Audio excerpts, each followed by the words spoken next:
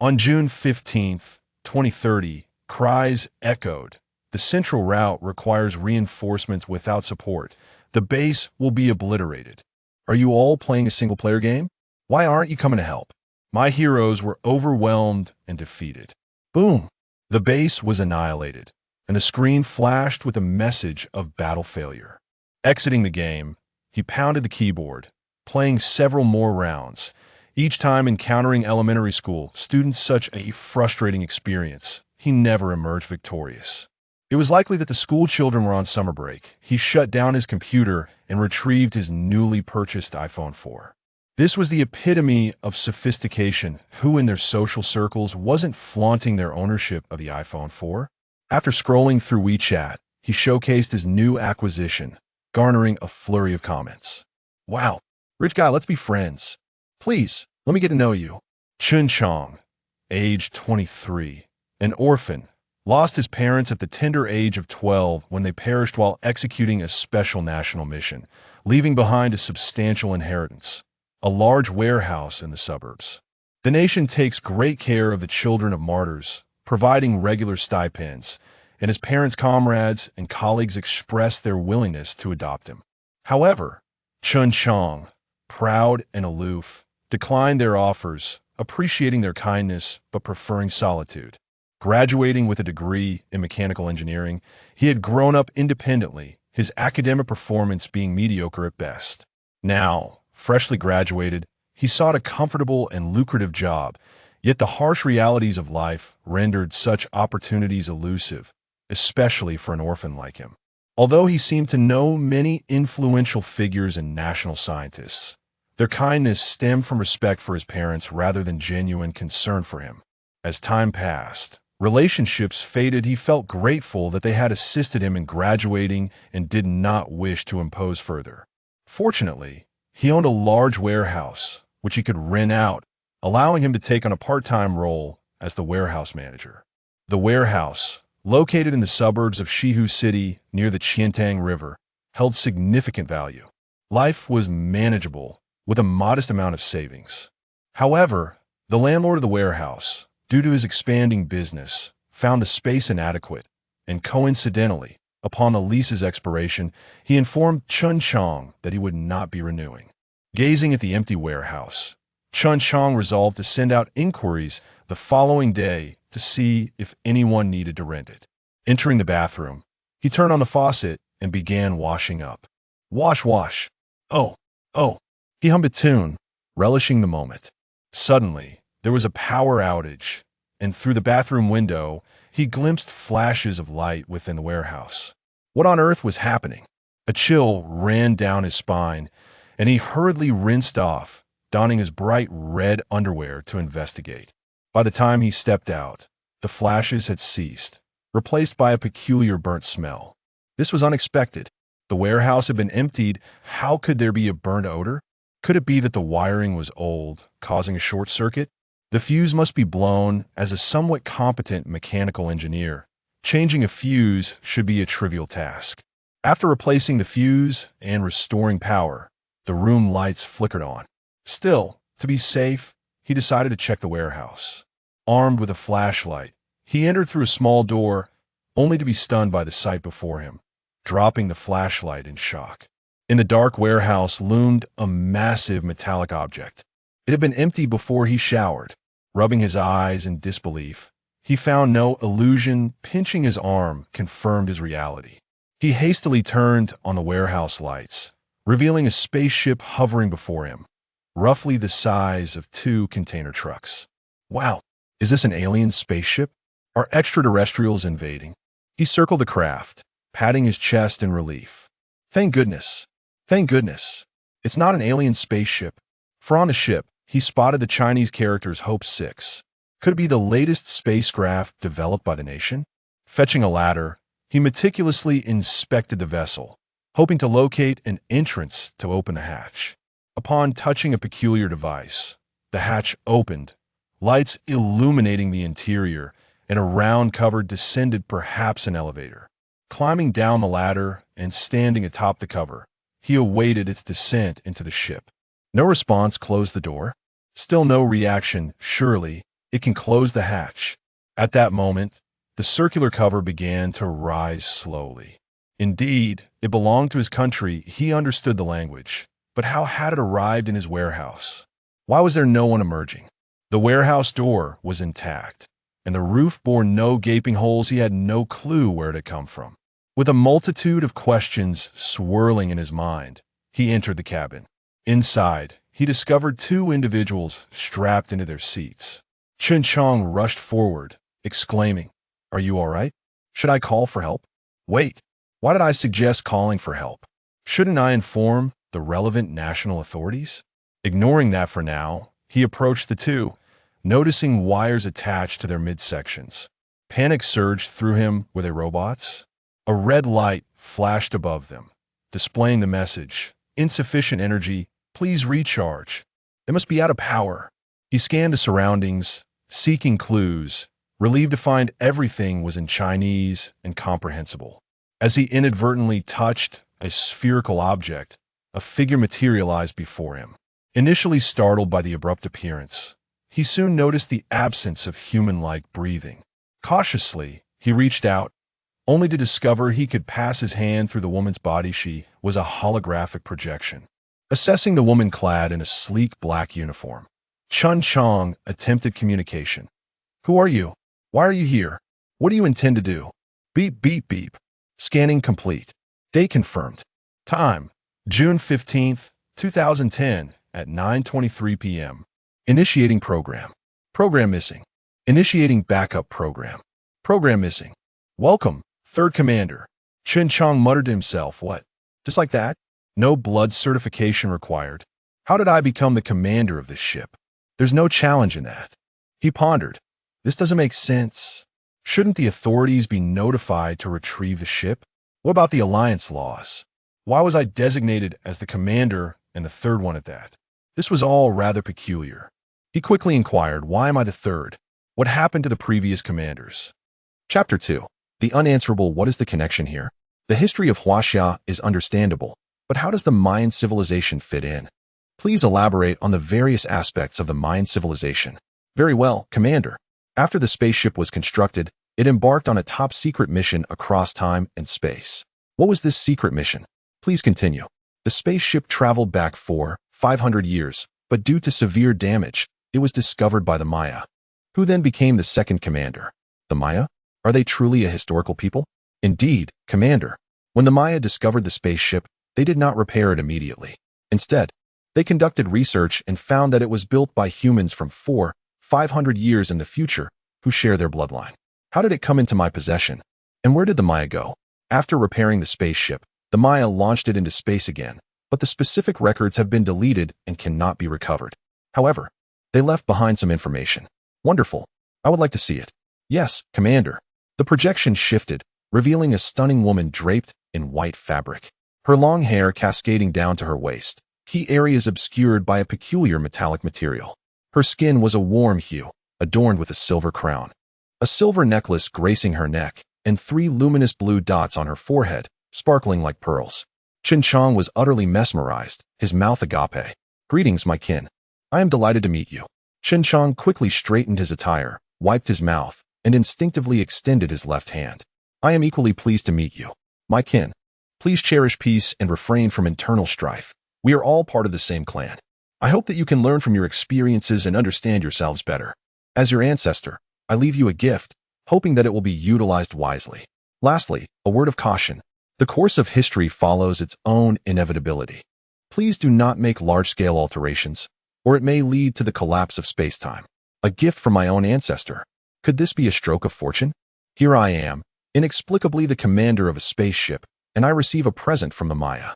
Unable to contain his excitement, Chen Jiang urged, "Where is the gift? Show me now." "At your command, Commander." A compartment on the left opened, revealing an ancient ring, simple yet adorned with intricate patterns. Beside it lay a blue crystal sphere, within which flowed a mesmerizing energy that beckoned to be touched. Chen Jiang reached out, and as he did, his consciousness was drawn into the sphere. Inside, he experienced a rebirth, living from infancy to old age, ultimately returning to the earth as dust. In this realm, he honored his parents, cared for them in their twilight years, married, and raised children, treating all with kindness. Upon encountering his long-lost parents, tears streamed down his face, and he savored every moment spent with them. After this experience, he felt as though he had no regrets. Checking his phone, he realized only 10 minutes had passed, yet he felt as if he had lived an entire lifetime. How peculiar. Where did the crystal sphere go? It was just before me. Why has it vanished? In truth, CHEN JIANG was unaware of the 3 blue dots on his forehead, identical to those of the Maya woman in the projection. Just before CHEN JIANG opened his eyes, the sphere transformed into a unique energy that entered his forehead, becoming 3 blue dots that gradually faded into his skin. He slipped the ring onto his right index finger, a sharp pain coursing through him, causing cold sweat to bead on his brow. After a moment, the pain subsided, replaced by a warm sensation flowing through his body. In his mind, he heard the image of the beautiful Maya woman. Congratulations, my child. You have become one of us. The crystal sphere signifies that you have inherited my legacy and are destined to lead humanity toward peace and development. The energy of Earth is dwindling. To preserve the natural balance, we have departed for the depths of the universe in search of resources. With those words, the image vanished, leaving him bewildered by the notion of becoming a leader of humanity. Would he be able to command anyone to obey him come tomorrow? Suddenly shaking his head, he thought, that would only lead to being captured and studied. No, better to remain low-key. Just then, the lights dimmed and an alarm blared. Oh no, not this again. I haven't even used the spaceship, merely watched a projection. He needed to leave the ship. The information was overwhelming, and fatigue weighed heavily on his mind. He decided to take a nap. As he lay in bed, he quickly fell asleep, reassuring himself that this was all just a dream. At that moment, a mysterious blue energy emerged from his forehead, enveloping his entire being, particularly thick around his brain. This blue energy was transforming CHEN JIANG's mind and body, and his fatigue was only natural. He slept soundly until awakening naturally, immediately checking his finger. The ring was still there. This meant that everything that occurred last night was indeed real. He rushed to the warehouse to find the spaceship still intact, the cover resting beneath it. Rubbing his eyes, he exclaimed, "Where are my glasses?"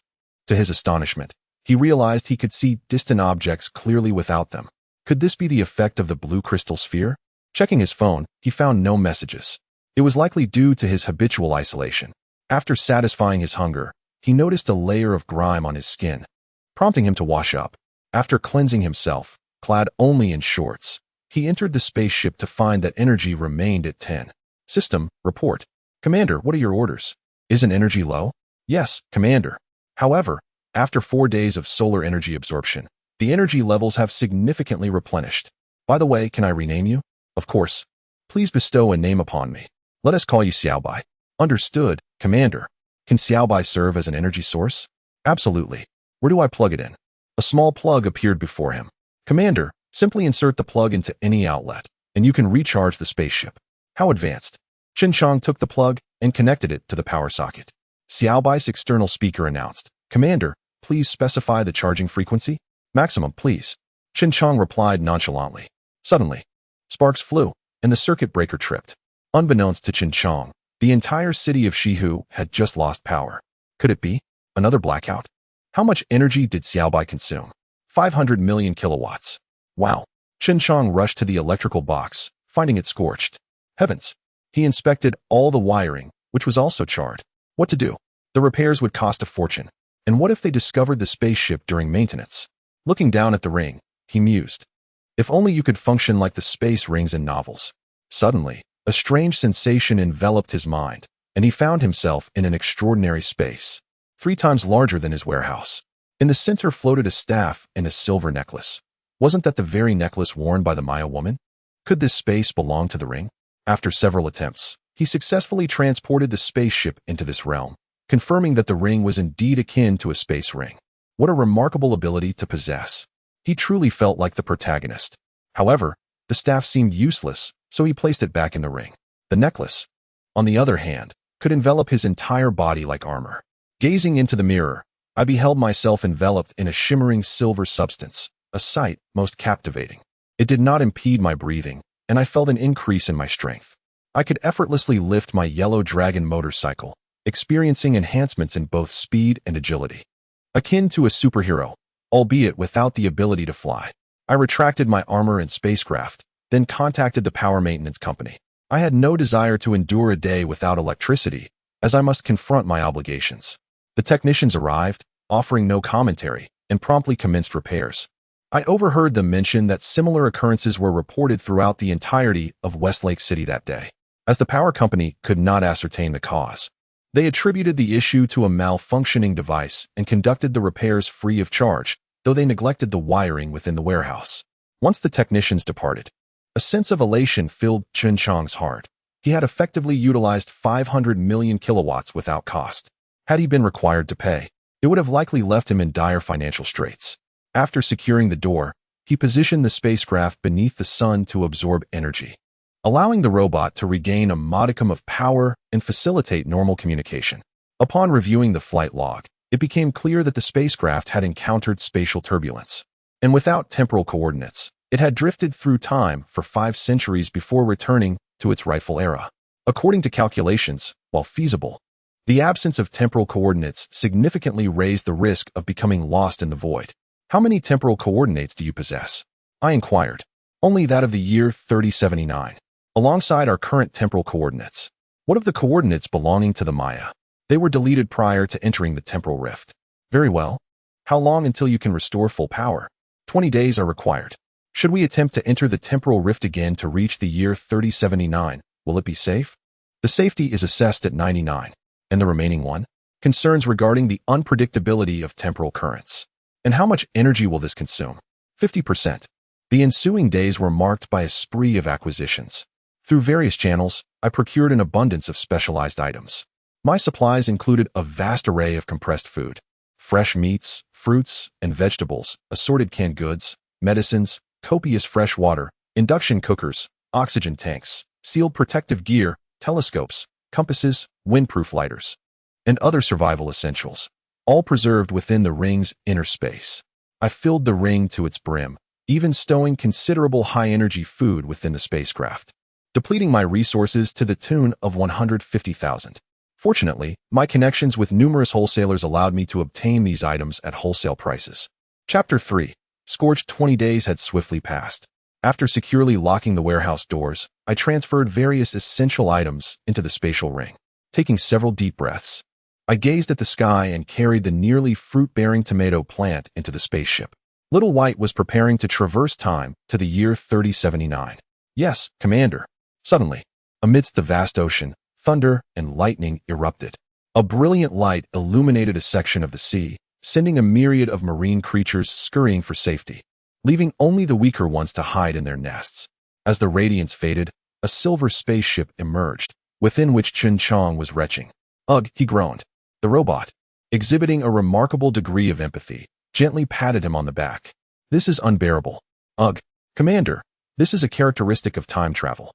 It is indeed quite difficult for humans to endure. If we do this again, I fear I might be sick to death. Have we arrived? Yes, we have arrived. What year is it? Commander, all communications are down, and there are no nearby vessels. The satellites are also unable to connect.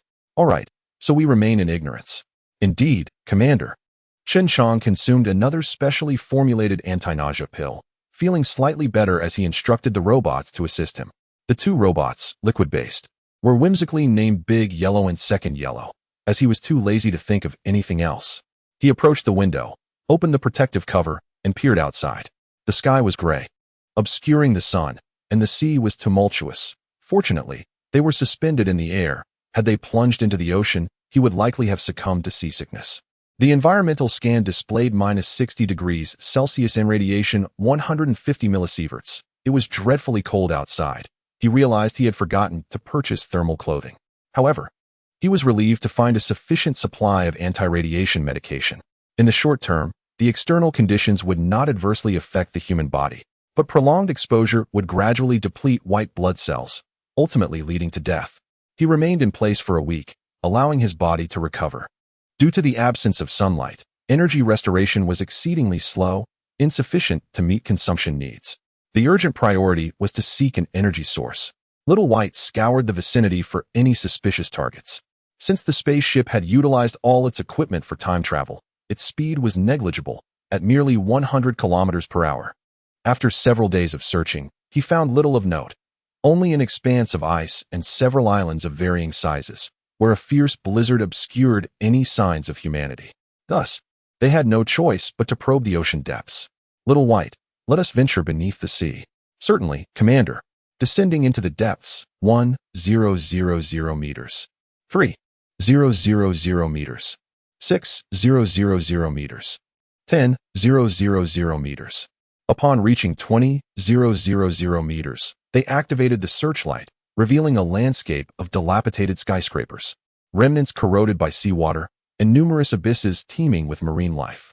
Navigating through a cluster of crumbling edifices, they soon encountered a multitude of craters, resembling the surface of the moon. Surrounding them were countless mechanical remains, indicating this was once a battlefield. A massive spacecraft lay nearby, its exterior riddled with gigantic bullet holes, testifying to the ferocity of the conflict that had transpired. A gaping hole in the waist of the ship split it in two, with the lower half still largely intact, a likely fatal blow. Little White ventured inside to investigate. CHEN JIANG spotted fish the size of automobiles, but they fled upon his approach.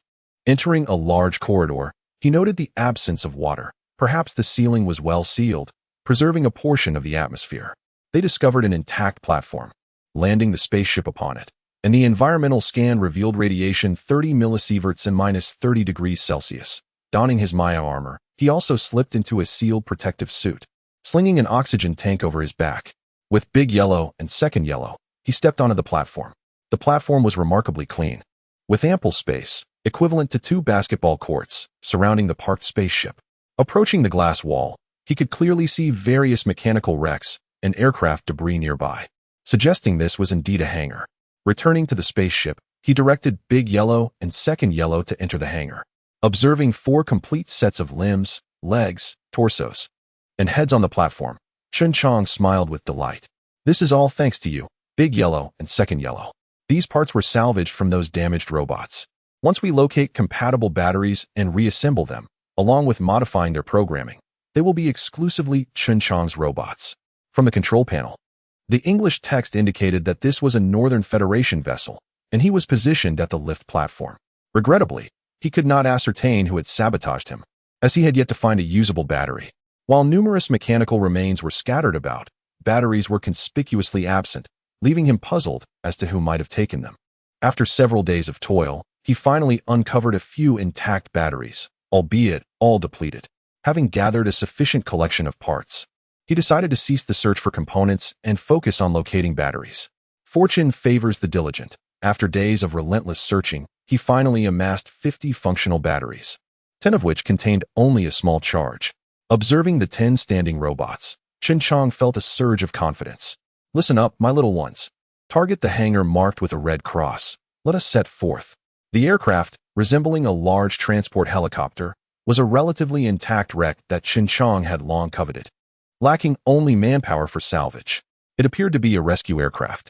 After hoisting it onto the platform, only Big Yellow and Second Yellow remained operational, as the others had succumbed to power depletion, standing like wooden figures at the side.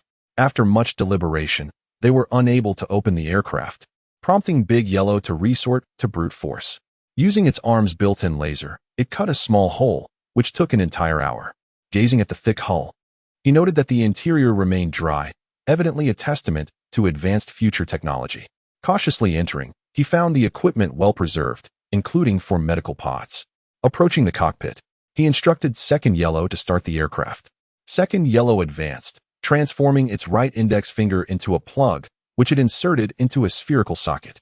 Moments later, the lights flickered on, projecting the visage of a standard European woman. "Hello, Commander." CHEN JIANG frowned, as his university English had barely passed, and he had largely forgotten it since graduation. "Can Second Yellow switch to Chinese?" The voice transformed. "Now that sounds more like it. How much power does the aircraft have remaining?" 70. Run a self-diagnostic to identify any malfunctions. "Understood, Commander." A series of beeping sounds ensued. "Yes, finally, a fruitful discovery. What is the current date?" "May 20th, 3090. That can't be right. It should be 3076.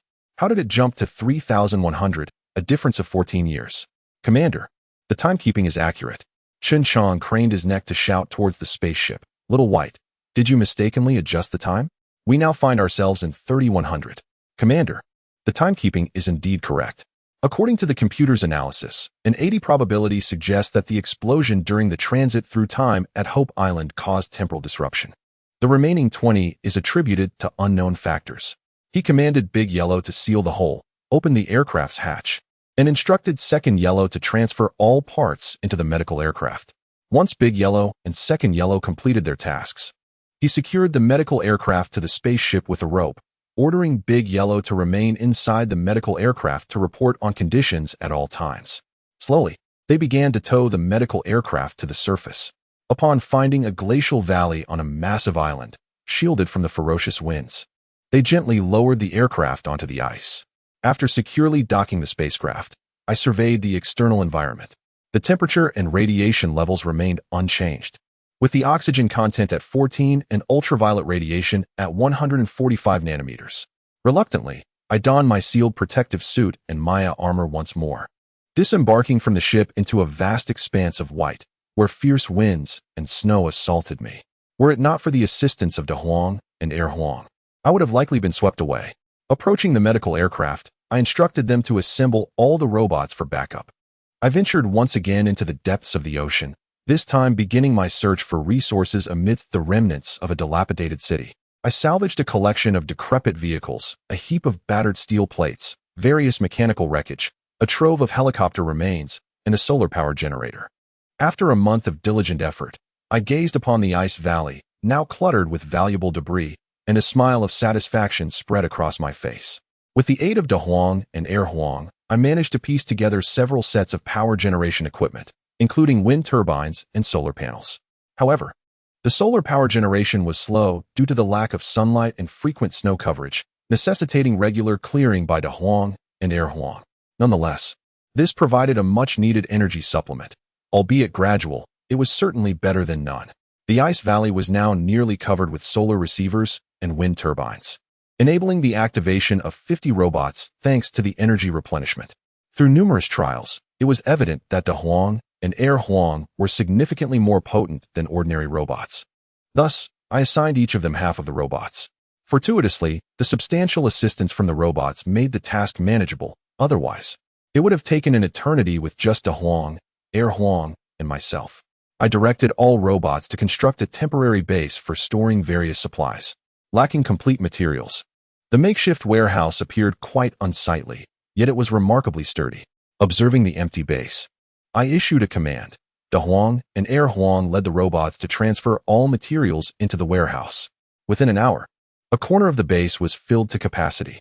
Considering its future utility, the temporary base was constructed to be quite spacious. At last, I had a refuge from the howling wind and snow. Inside the temporary base, I established 2 rooms, one designated for a medical compartment and the other for storing various supplies from within the ring, aside from the exposed food, such as fresh meats, vegetables, and fruits. I chose to reside within the medical aircraft, as its facilities were well equipped and, with slight modifications, could serve as an ideal home. As dawn broke, I rose and completed my morning routine. The water used for washing my face also served to brush my teeth, and the water from brushing nourished the ailing tomato tree. Unfortunately, the tree appeared to be wilting, possibly due to the unfamiliar environment, leaving it on the brink of death, which saddened me greatly. While provisions within the ring were sufficient to sustain me for several years, water remained a pressing concern. Chapter 4. Skyscrapers. After inspection by De Huang and Air Huang, it was determined that the ice within Iceland exhibited slight contamination, necessitating treatment before consumption, rendering even boiling ineffective. Judging from the city distribution map, it seemed that a water treatment plant lay approximately 2 days' journey away, though the functionality of its facilities remained a matter of chance. Given the need to avoid water, I could only attach myself to the Hope and secure myself with ropes. The performance of the Mayan armor was genuinely formidable. Remarkably, I encountered no issues underwater and could even breathe. I commanded Xiao to activate the spacecraft and proceed along the electronic city map discovered a few days prior. Due to significant alterations in the terrain, progress had to be made cautiously. As I navigated the city streets, I could ascertain my location from the map, instructing Xiao to refine the route. For reasons unknown, the once sparse and lifeless underwater fauna had burgeoned with an array of unfamiliar creatures frolicking amidst the wreckage. Upon passing the entrance of a dilapidated shopping mall, I paused to explore, hoping to uncover some treasures. I untied the ropes, summoned the robots, and activated the searchlight. Observing the panicked creatures, I couldn't help but laugh heartily. Outside the mall, I discovered a trove of gold and silver jewelry, alongside several intact watches. I was exceedingly pleased with this bounty, for the treasures represented a substantial fortune.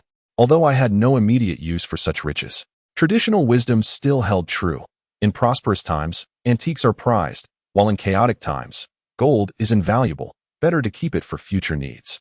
As I ventured deeper, Da Huang reported, "Commander, numerous heat sources detected ahead. Number 5, please investigate."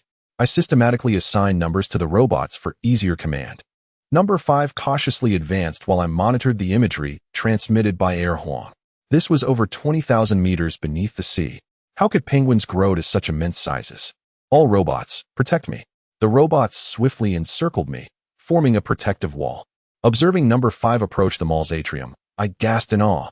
I had seemingly stumbled upon a penguin colony, with each penguin the size of an adult human, frolicking within the shopping center. Some were merely the size of 7 to 8-year-old children, presumably the younglings. When the light from number 5 unexpectedly illuminated the area, all the penguins panicked and scurried into the mall's rooms. A few, their eyes glimmering with green light, stealthily scrutinized the robots. I found joy in their antics. Whether past or future, penguins remained irresistibly charming. Stepping out from the protective circle of robots, I cautiously approached the penguins. A few bolder ones ventured forth, recognizing my silhouette. I extended my arms, fingers splayed, signaling no malice, and slowly approached the curious creatures.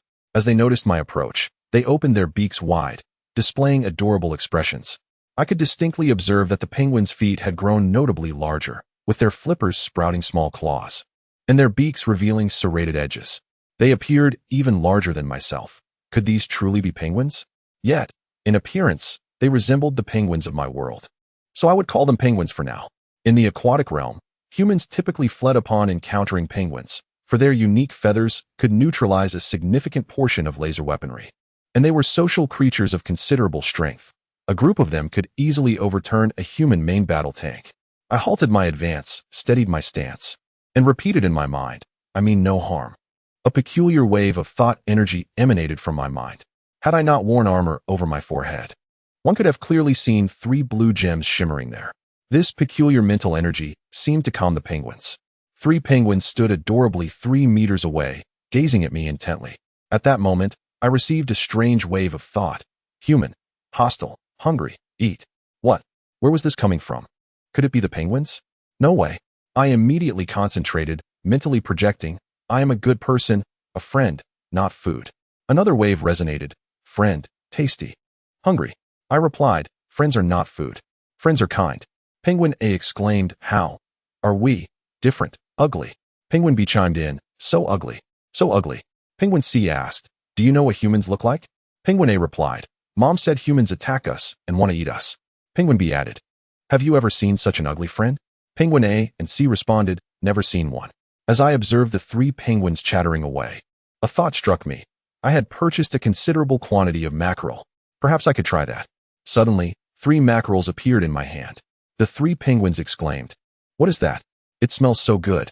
Penguin A said, "Look, it's coming from that ugly creature." Penguin B cried, "I can't take it any longer. I'm starving. I want to eat."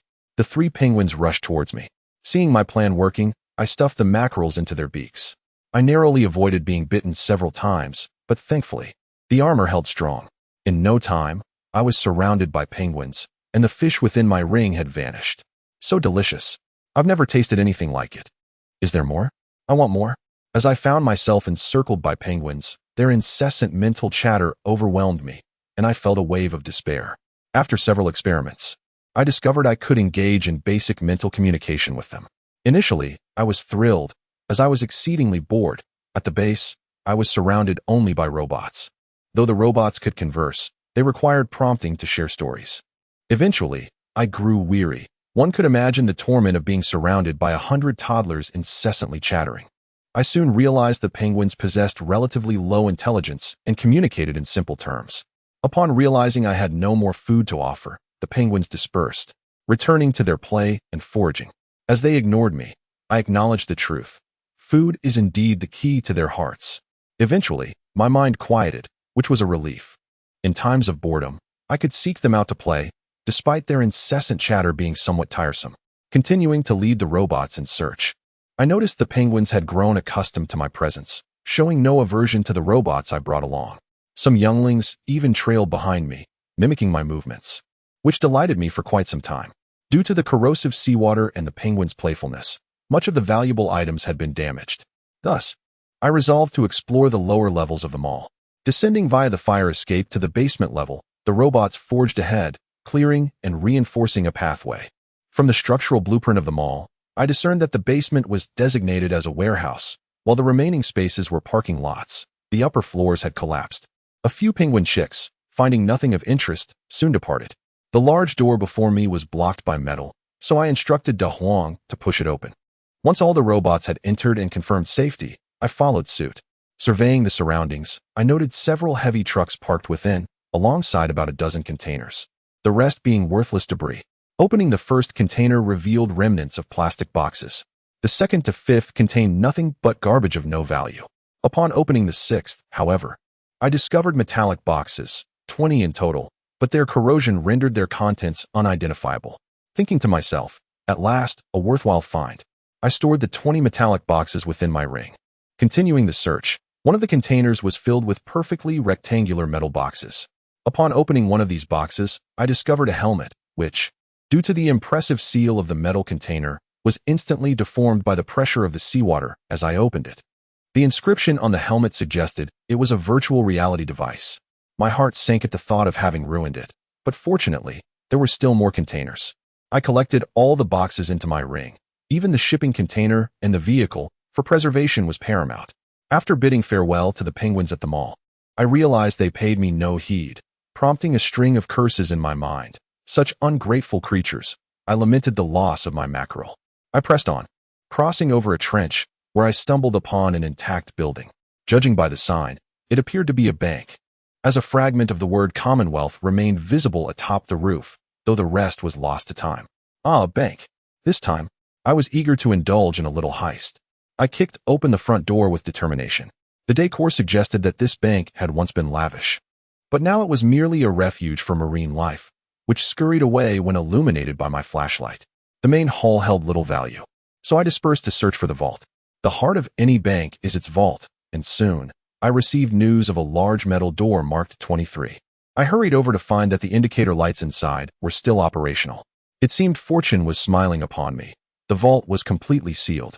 Earlier, I had discovered several mini safes in the mall, which, upon opening, revealed no water ingress, along with a considerable amount of gold and authentication certificates. Although the certificates were intact, they held no practical use. I instructed my companion, Da Huang, to scan the size of the vault, discovering it was roughly the size of a warehouse, comparable to my own storage facility in this realm. To ensure the integrity of its contents, I resolved to transport the entire vault. I pressed my hand against it, attempting to absorb it with my thoughts, but to no avail. Perhaps it was simply too large. Reluctantly, I resorted to a more laborious method, dismantling it. I commanded all the robots to remove the cement surrounding the vault. During this process, I utilized specially crafted metal boxes to store oxygen, allowing me to enter the vault for sustenance and personal hygiene. I took pride in my ingenuity. Approximately 28 hours later, I had yet to complete the task. The cement proved exceedingly durable, a testament to the advanced reinforced concrete of this future world, rivaling steel in strength and cost. Noticing several robots flickering with power below 50, I halted the operation, instructing Xiaobai to record the coordinates for future reference. My primary objective was to locate a freshwater supply, for I could not afford to waste energy. After another 6 hours of travel, I finally reached my destination. The surroundings were eerily silent, devoid of any life, which felt distinctly unnatural. Da Huang conducted a scan for potential threats, uncovering a massive heat source. It measured approximately 15 meters in length and 7 meters in width. My goodness, a colossal beast. This was perilous. Da Huang, proceed with caution and investigate. Transforming into a puddle of water, Da Huang advanced swiftly while I concealed myself, allowing the robots to guard my position. The feed revealed a gigantic walrus lying nearby, surrounded by a pool of crimson ichor, suggesting it had sustained injuries. Perhaps sensing the disturbance, it lifted its head warily, scanning the vicinity, but upon finding nothing amiss, it settled back down. Chapter 5. Initiation. Injured animals often exhibit heightened aggression, and the walrus beneath the sea is certainly not a foe one can easily contend with. Observing the scene, I noticed a deep gash on the walrus's back, with blood that had initially stopped flowing now seeping out once more. A thought struck me. I could assist in its healing. Within my ring lay a medical gun, a discovery made aboard a medical aircraft, which I had accidentally pricked my finger on previously in the room. I approached the walrus, medical gun in hand, and from a distance of 20 meters, it suddenly raised its head and opened its eyes to gaze at me. I halted my advance and attempted to communicate with it via telepathy. Does it hurt? I can help you. In response, a roar echoed in my mind. There's a connection. Proceed. I reassured it. I bear no ill will. I merely wish to alleviate your pain. The walrus responded dismissively. You're too small to matter. I gently pointed to the wound on its back. I wish to assist. Does it hurt? The walrus let out a frustrated roar. It aches terribly. And I am so weary. After conveying this, it lay back down, indifferent to my presence, perceiving me as no threat. I took a few cautious steps closer, and with boldness, I began to stroke its skin. The walrus opened its eyes, watching me, seemingly enjoying the touch. Gradually, I climbed onto its back and aimed the medical gun at the wound, applying the treatment. A sensation of relief washed over me as I felt it purr. How soothing. How delightful. I assured the creature, your wound will soon be healed. Really? This feels rather pleasant, it replied, closing its eyes and allowing me to continue my ministrations. After utilizing 2 medical guns, the injury had healed, leaving behind only a long scar. The walrus rolled over and fell asleep. To ensure its comfort, I stood atop it, providing a continuous massage. Occasionally, it would shift, prompting me to focus on its itchy spots. Eventually, realizing the futility of my efforts against its massive frame, I summoned a robot to assist with the massage. With the robot's help, after about half an hour, the walrus lay still, presumably in a deep slumber. I performed a triumphant gesture. At last, I had attended to this noble beast. As the walrus rested against a building, I entered the water facility through a window. The facility, potentially due to its contact with water, was largely intact, with most of the equipment remaining functional despite some external damage.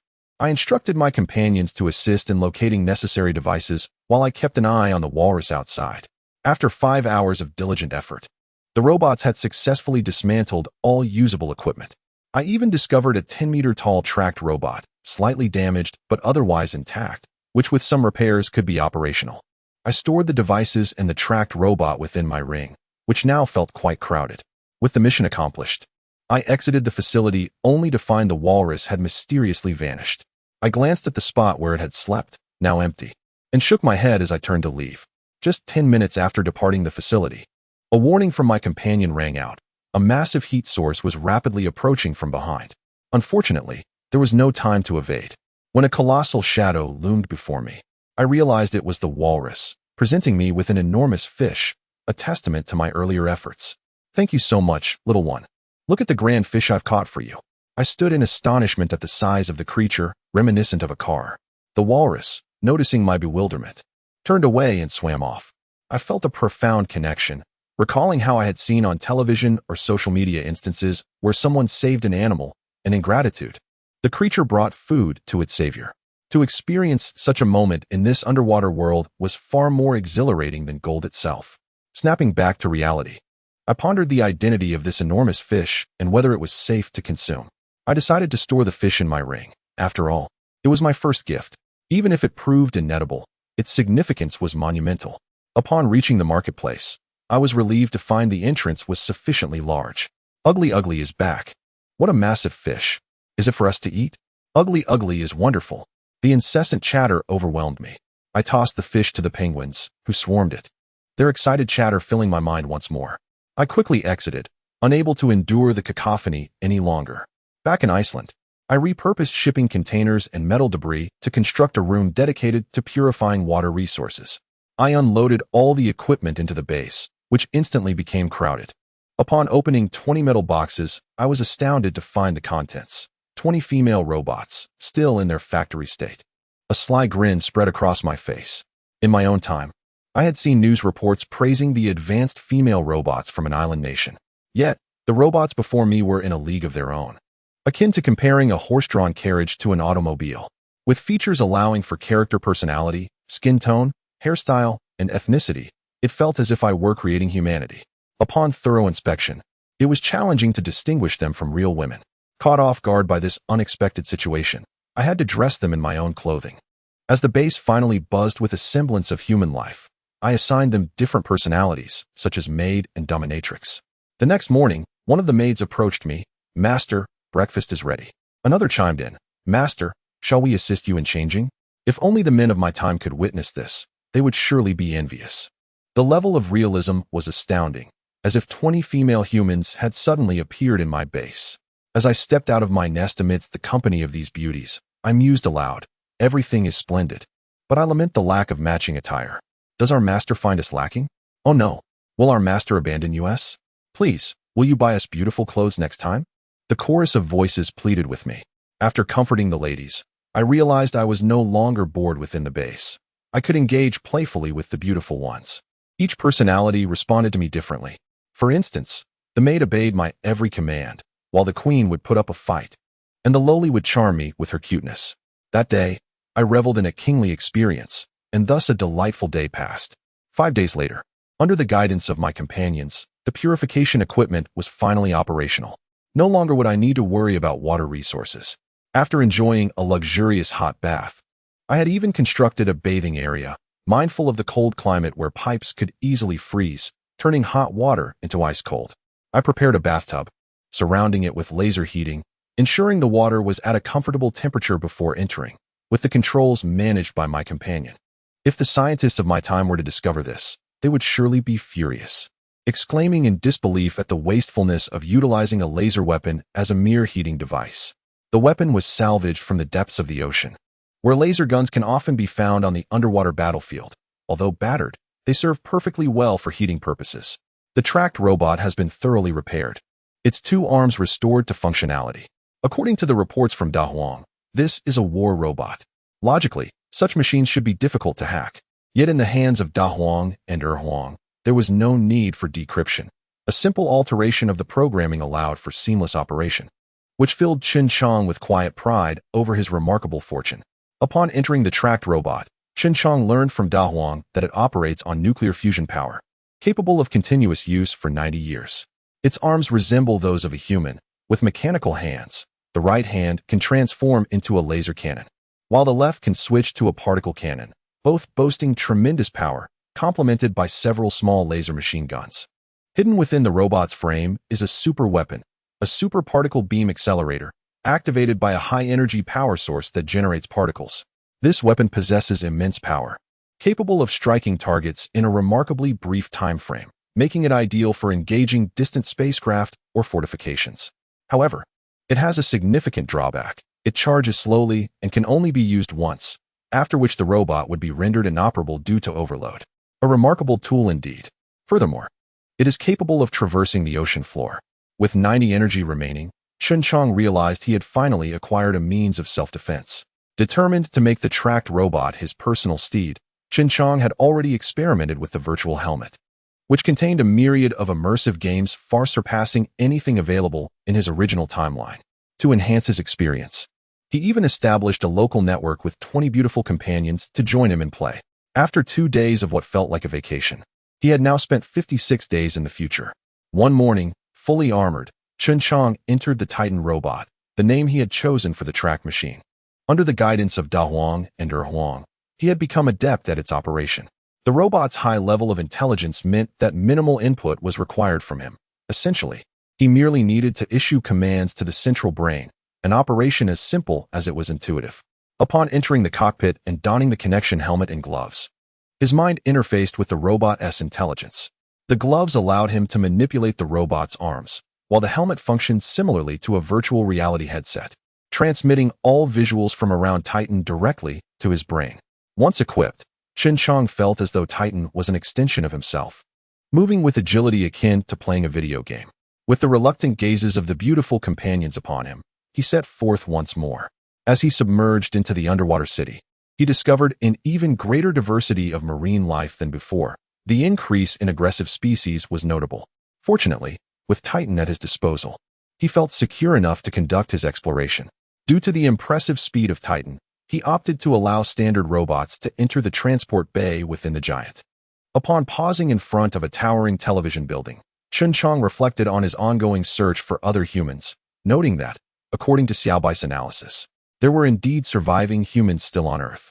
Chapter 6. Tears of Despair, Yet Why Can I Not Find It Myself? I attempted to connect with the outside world using the communicator aboard the medical aircraft, but only a cacophony of noise met my ears. As I gazed upon the towering spire atop the television building, a spark of inspiration ignited within me. I could use the communications tower to reach out to any surviving humans. I commanded the large yellow robot to dismantle the tower, while the second yellow robot entered the building to salvage useful equipment. I remained vigilant outside. Not far off, a transparent creature glided toward CHEN JIANG, unbeknownst to him as he watched the robot disassemble the communications tower. After all, the Titan was equipped with a radar warning system that would alert us to any danger. However, what CHEN JIANG did not anticipate was the complexity of the creatures in this future world. As the creature approached the Titan robot within a mere 50 meters, a warning blared from the large yellow robot. It turned out that the large yellow robot had detected a massive shadow rapidly closing in behind the Titan robot, appearing and disappearing like a ghost. Unidentified creature approaching. Prepare for battle immediately. CHEN JIANG checked the radar, but there was no indication of any presence. The Titan's radar displayed no heat signatures at all.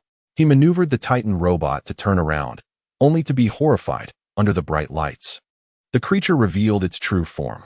A colossal squid, approximately 17 or 18 meters in length, emerged before him, its longest tentacles stretching at least 30 meters. It had opened its enormous maw, revealing rows of sharp teeth, and two long tentacles were now merely 10 meters away, covered with countless suction cups that sent chills down his spine. The Titan swiftly retreated, while the large yellow and second yellow robots hastily withdrew. The Titan immediately activated its engines, channeling immense power, retreating like an arrow shot from a bow, while simultaneously ordering the Titan to attack the squid in an attempt to drive it away. The ocean floor erupted with beams of light, illuminating the surroundings. The squid, feeling the pain from the attack or the blinding light, retracted its massive mouth and tentacles, its two enormous eyes curiously scrutinizing the Titan robot. Seeing the squid halt its advance, CHEN JIANG secured himself in his seat, fastening his safety belt, his eyes glued to the large screen, missing no detail. His hands clenched tightly, veins protruding. "Umitba, please, go away, I am not delicious," he thought to himself, fearing that should a battle ensue, he would not only face death, but also suffer grievous injuries. His mind echoed the word eat, as he attempted to communicate once more. Yet, each time, the same sounds returned. Each attack from the squid was narrowly evaded. Faced with the prospect of death, CHEN JIANG could not help but feel fear and anxiety. Fortunately, with the assistance of the large yellow and second yellow robots, he gradually regained his composure.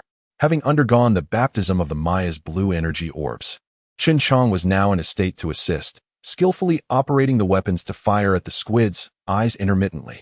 Although several attacks struck the squid, they yielded little effect. Only when he nearly hit its eyes did the squid raise its tentacles in defense. The tracks of the Titan stirred up the sediment on the ocean floor, clouding the water behind it. And due to the interference in visibility, combined with CHEN JIANG's persistent assaults on its eyes, the squid's speed was significantly hampered. However, it did not relent in its pursuit.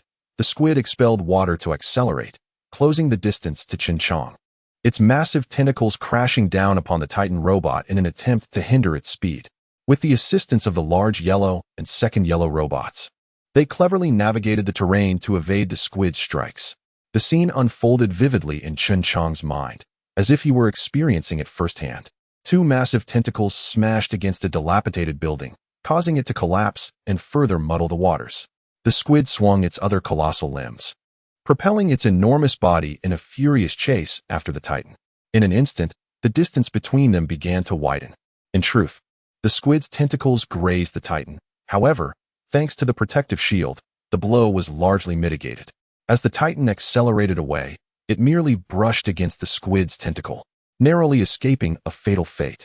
Infuriated, the squid swung several of its massive arms, striking nearby structures and stirring up even more sediment, clouding the waters further. Despite the murkiness of the sea, the fury in the squid's large eyes was unmistakable, as if it desired to consume flesh and bone. A sight that would surely terrify any other creatures in the water world into fleeing for their lives. What was meant to be a certain strike had been narrowly evaded by this peculiar creature. Although its tentacle had brushed against the being, it had no lasting effect. Moreover, the creature had managed to escape unscathed, and the gap between them widened. The myriad of sharp, strong teeth in the squid's mouth twisted and churned.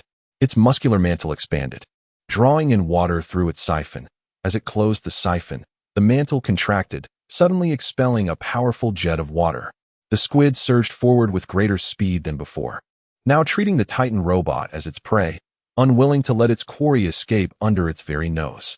Inside the Titan, alarms blared. Warning: unidentified creature rapidly approaching. Distance: 100 meters. Damn it, it has indeed caught up. After the harrowing experience of narrowly escaping death, CHEN JIANG was acutely aware of the disparity between himself and the squid.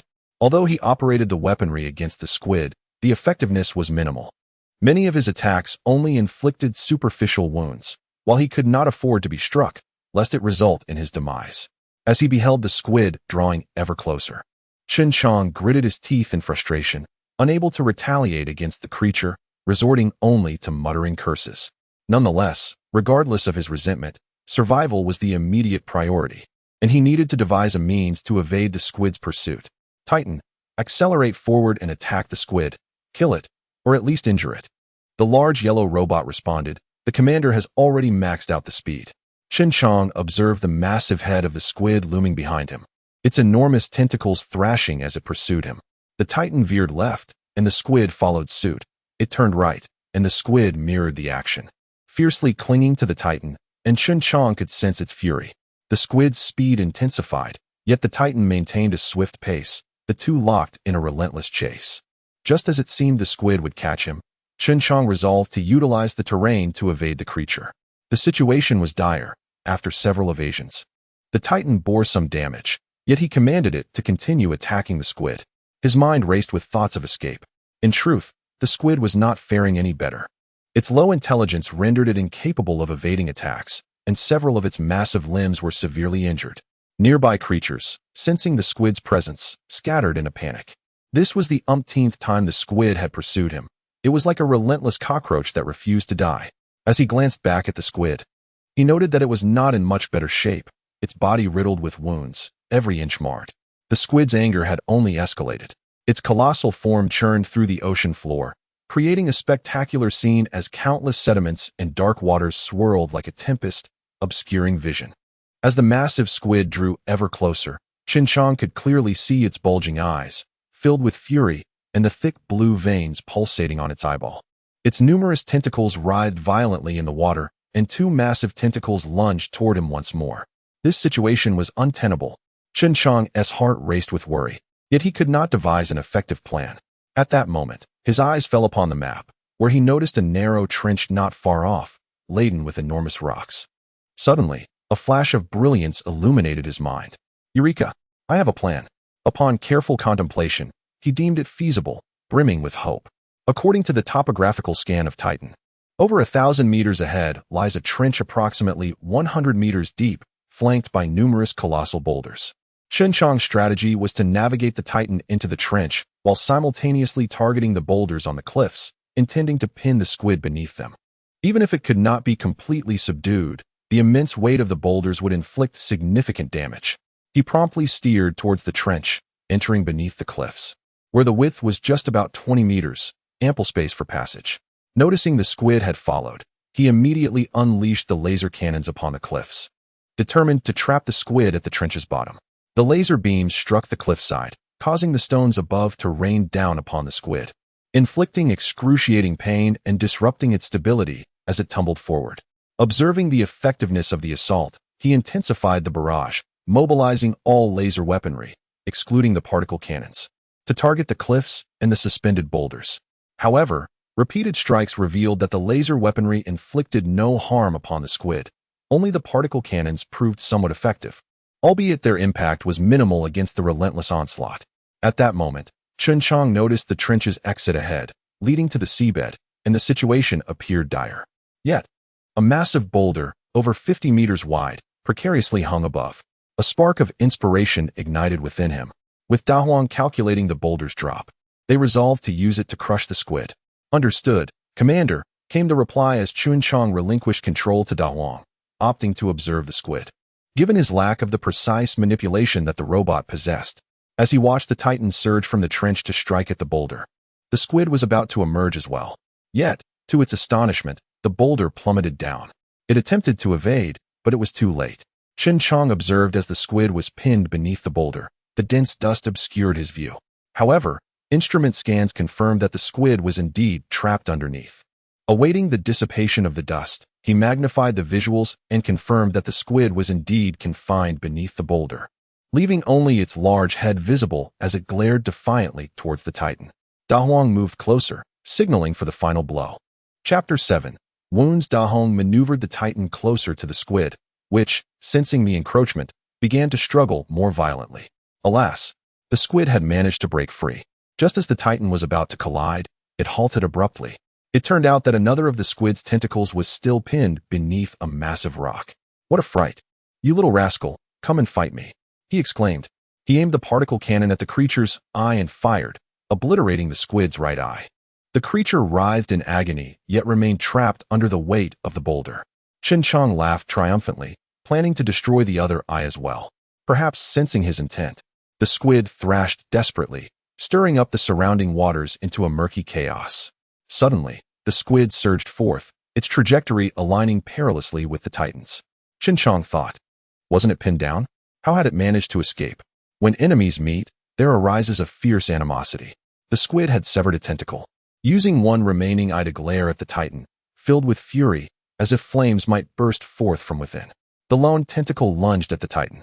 Chun Chang had no time to flee. The tentacle struck the Titan's midsection, shattering its protective shield.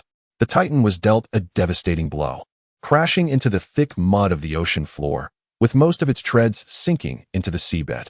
Da Huang struggled to free the Titan from the muck. But the squid had other plans, wrapping several tentacles around it, lifting the Titan into the air, and then hurling it towards a mountainside. The Titan plummeted like a meteor, colliding violently with the seabed, scattering debris. After the Titan collided with the mountain, it succumbed to the pull of gravity, rolling downwards. Perhaps fate was unkind. The point of impact happened to be where the treads were located, resulting in a catastrophic breakage that rendered the Titan immobile, effectively dashing Chun Chang's hopes of escape. The Titan endured relentless torment from the squid, while inside, Chun Chang was equally immobilized in his seat. The violent motions of the Titan left him dizzy, and remnants of his last meal threatened to surge back up his throat. Fortunately, the quality of the safety harness was commendable, despite the violent impacts. It held him securely in place, preventing him from being tossed around inside the Titan. Thus, aside from feeling lightheaded and on the verge of disassembly, he suffered no grave injuries. Da Huang and Huang, being liquid robots, were firmly anchored to the control cabin's pillars. Otherwise, even if Chun Chang survived, he would have been crushed by the robot, risking severe injury. The Titan continued its descent along the mountainside, only to be seized once more by the squid's tentacles, which lifted it overhead and hurled it into the abyss of the ocean floor. Chun Chang shook his head to regain clarity and caught sight of this unfolding drama. He attempted to control the mechanical arm, but his right hand was already incapacitated. Only his left hand barely responded, though he was fortunate that his weapon remained functional. At that moment, an alarm blared within the Titan. Warning! Warning! An unknown heat source is rapidly approaching from 1,000 meters away. Could it be? Am I that unfortunate? Not only am I being pursued by the squid, but now an unknown heat source approaches as well.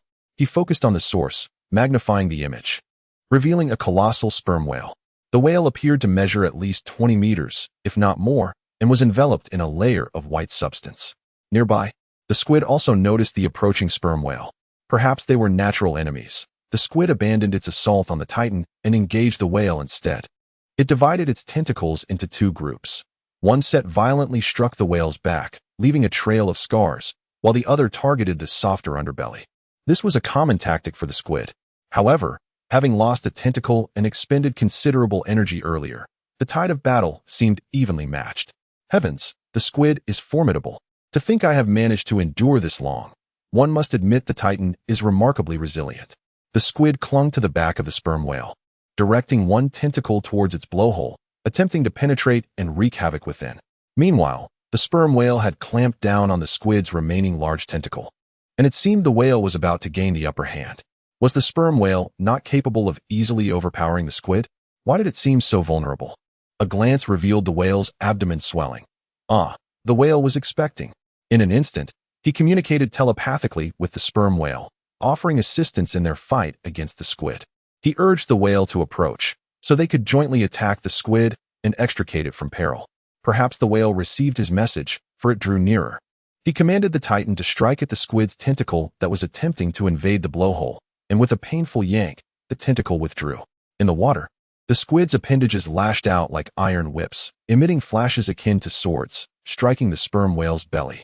The whale, compelled to protect its unborn young, thrashed violently at the seabed. Observing this, CHEN JIANG ordered an attack on the squid's sole remaining eye. Zing! A series of beams of light flashed, obliterating the squid's last eye. In agony, the squid relinquished its assault on the whale, spiraling wildly through the water.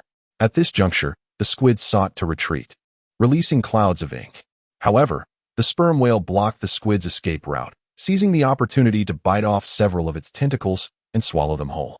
The squid could no longer flee, flailing its remaining tentacles in a furious assault against the whale's belly. The whale, in pain, emitted a series of roars that resonated through the water, startling numerous marine creatures within the vicinity. CHEN JIANG within the Titan heard the roar, involuntarily shivering. He immediately directed the particle cannon to fire upon the squid. With both eyes blinded, the squid's combat effectiveness severely diminished.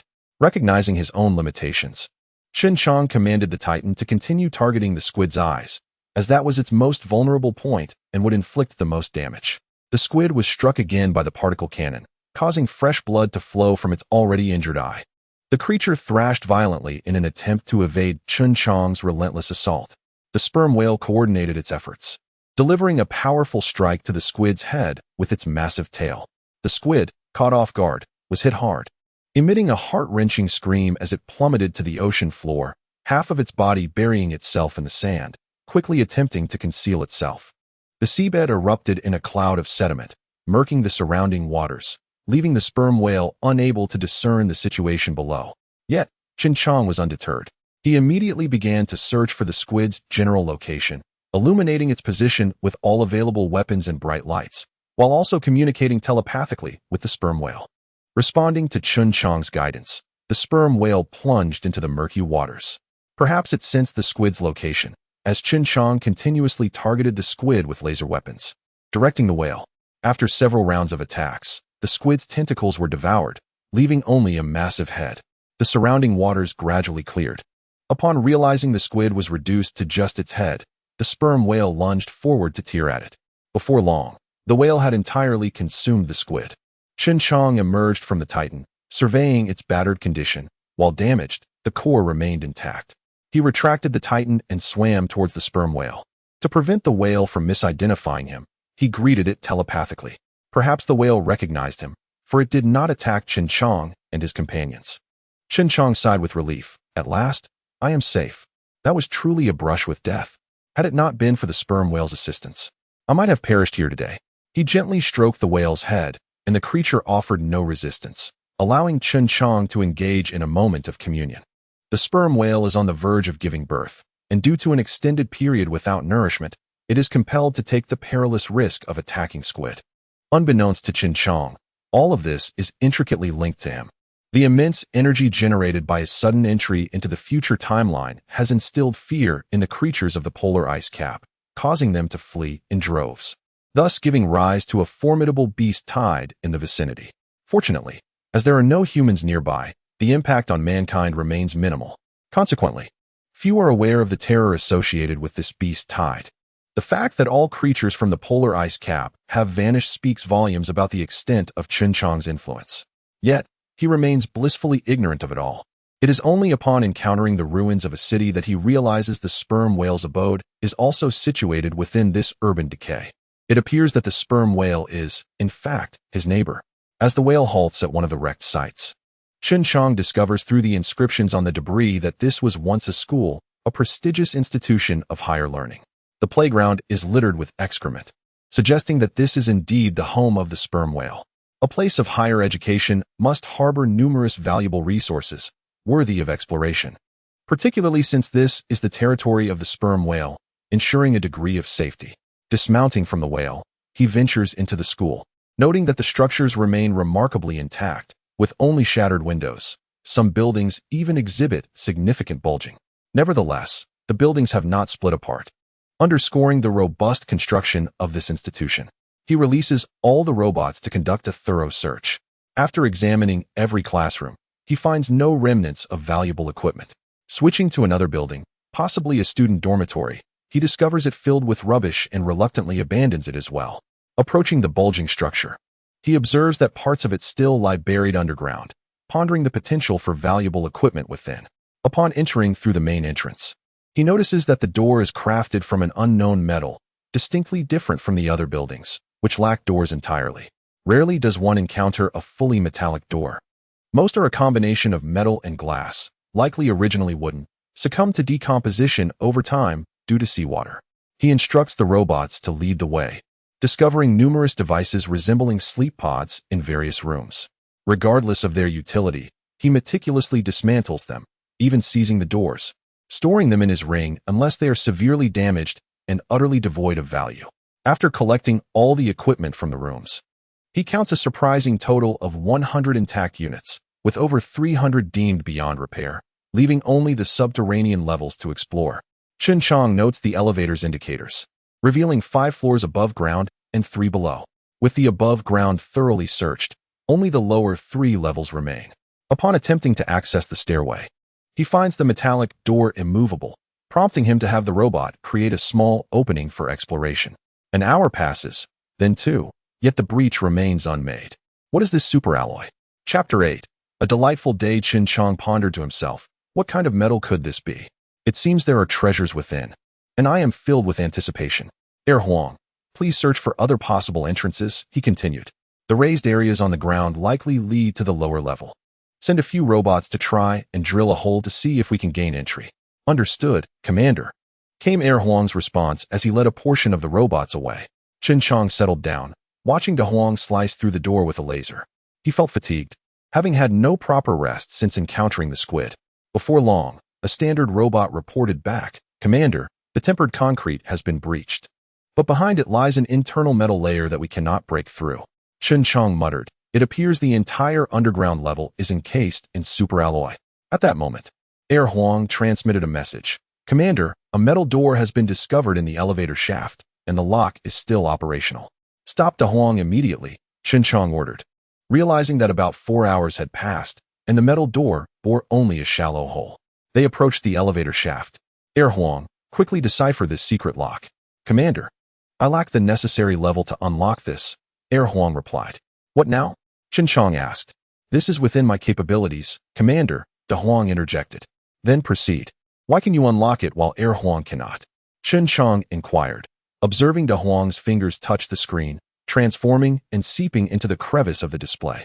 Commander, Huang was manufactured by the Northern Alliance and excels in their technology, while I was created by the Southern Alliance, adept in their innovations, Huang explained. You both have such distinctions? Why was I not aware of this? CHEN JIANG remarked. You never inquired, Commander, Huang retorted. Touch, CHEN JIANG conceded. Feeling the conversation had come to a halt, Huang announced, Commander, the internal space has been connected. There is no water intrusion, and the guard robots inside have been subdued. CHEN JIANG thought to himself, indeed, there are valuable assets here. Guard robots are operational, indicating the presence of significant treasures. However, if we open the door, won't water flood in? If the internal facilities are damaged, I will incur a loss. Suddenly inspired, he instructed Huang. Do not open the door just yet.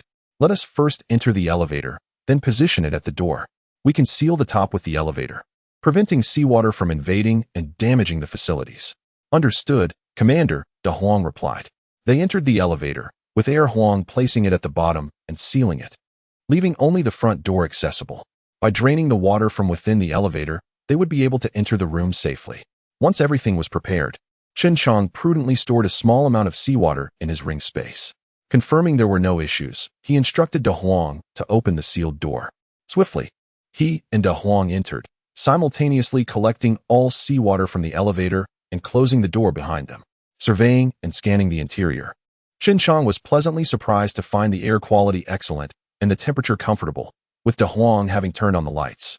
He removed his armor and settled onto a nearby sofa, instructing De Huang to contact Air Huang to maintain vigilance above and report any unusual occurrences.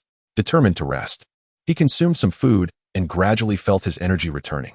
The sofa was unexpectedly comfortable and spacious, resembling a bed. Chen Jiang examined the guard robots under De Huang's control and noted their unfamiliar weapons, which bore similarities to his own robots. He decided to set aside those concerns for the moment, as the situation was under control. After a brief slumber, Chen Jiang awoke feeling refreshed and stretched deeply before beginning to explore the room. From the inscriptions around him, it was evident that this place served as a repository for documents. In the future, books had become rare, with data stored on disks that were impervious to loss. Education had transformed. No longer was reading necessary. Knowledge could be uploaded into a learning machine, and one could lie back in a specialized sleep pod, having their brain infused with the required information. Once assimilated, it simply needed to be practiced. Of course, there were drawbacks. Prolonged disuse of knowledge would lead to forgetfulness, necessitating reinfusion, though this was not entirely disadvantageous, as forgetting is a natural human trait.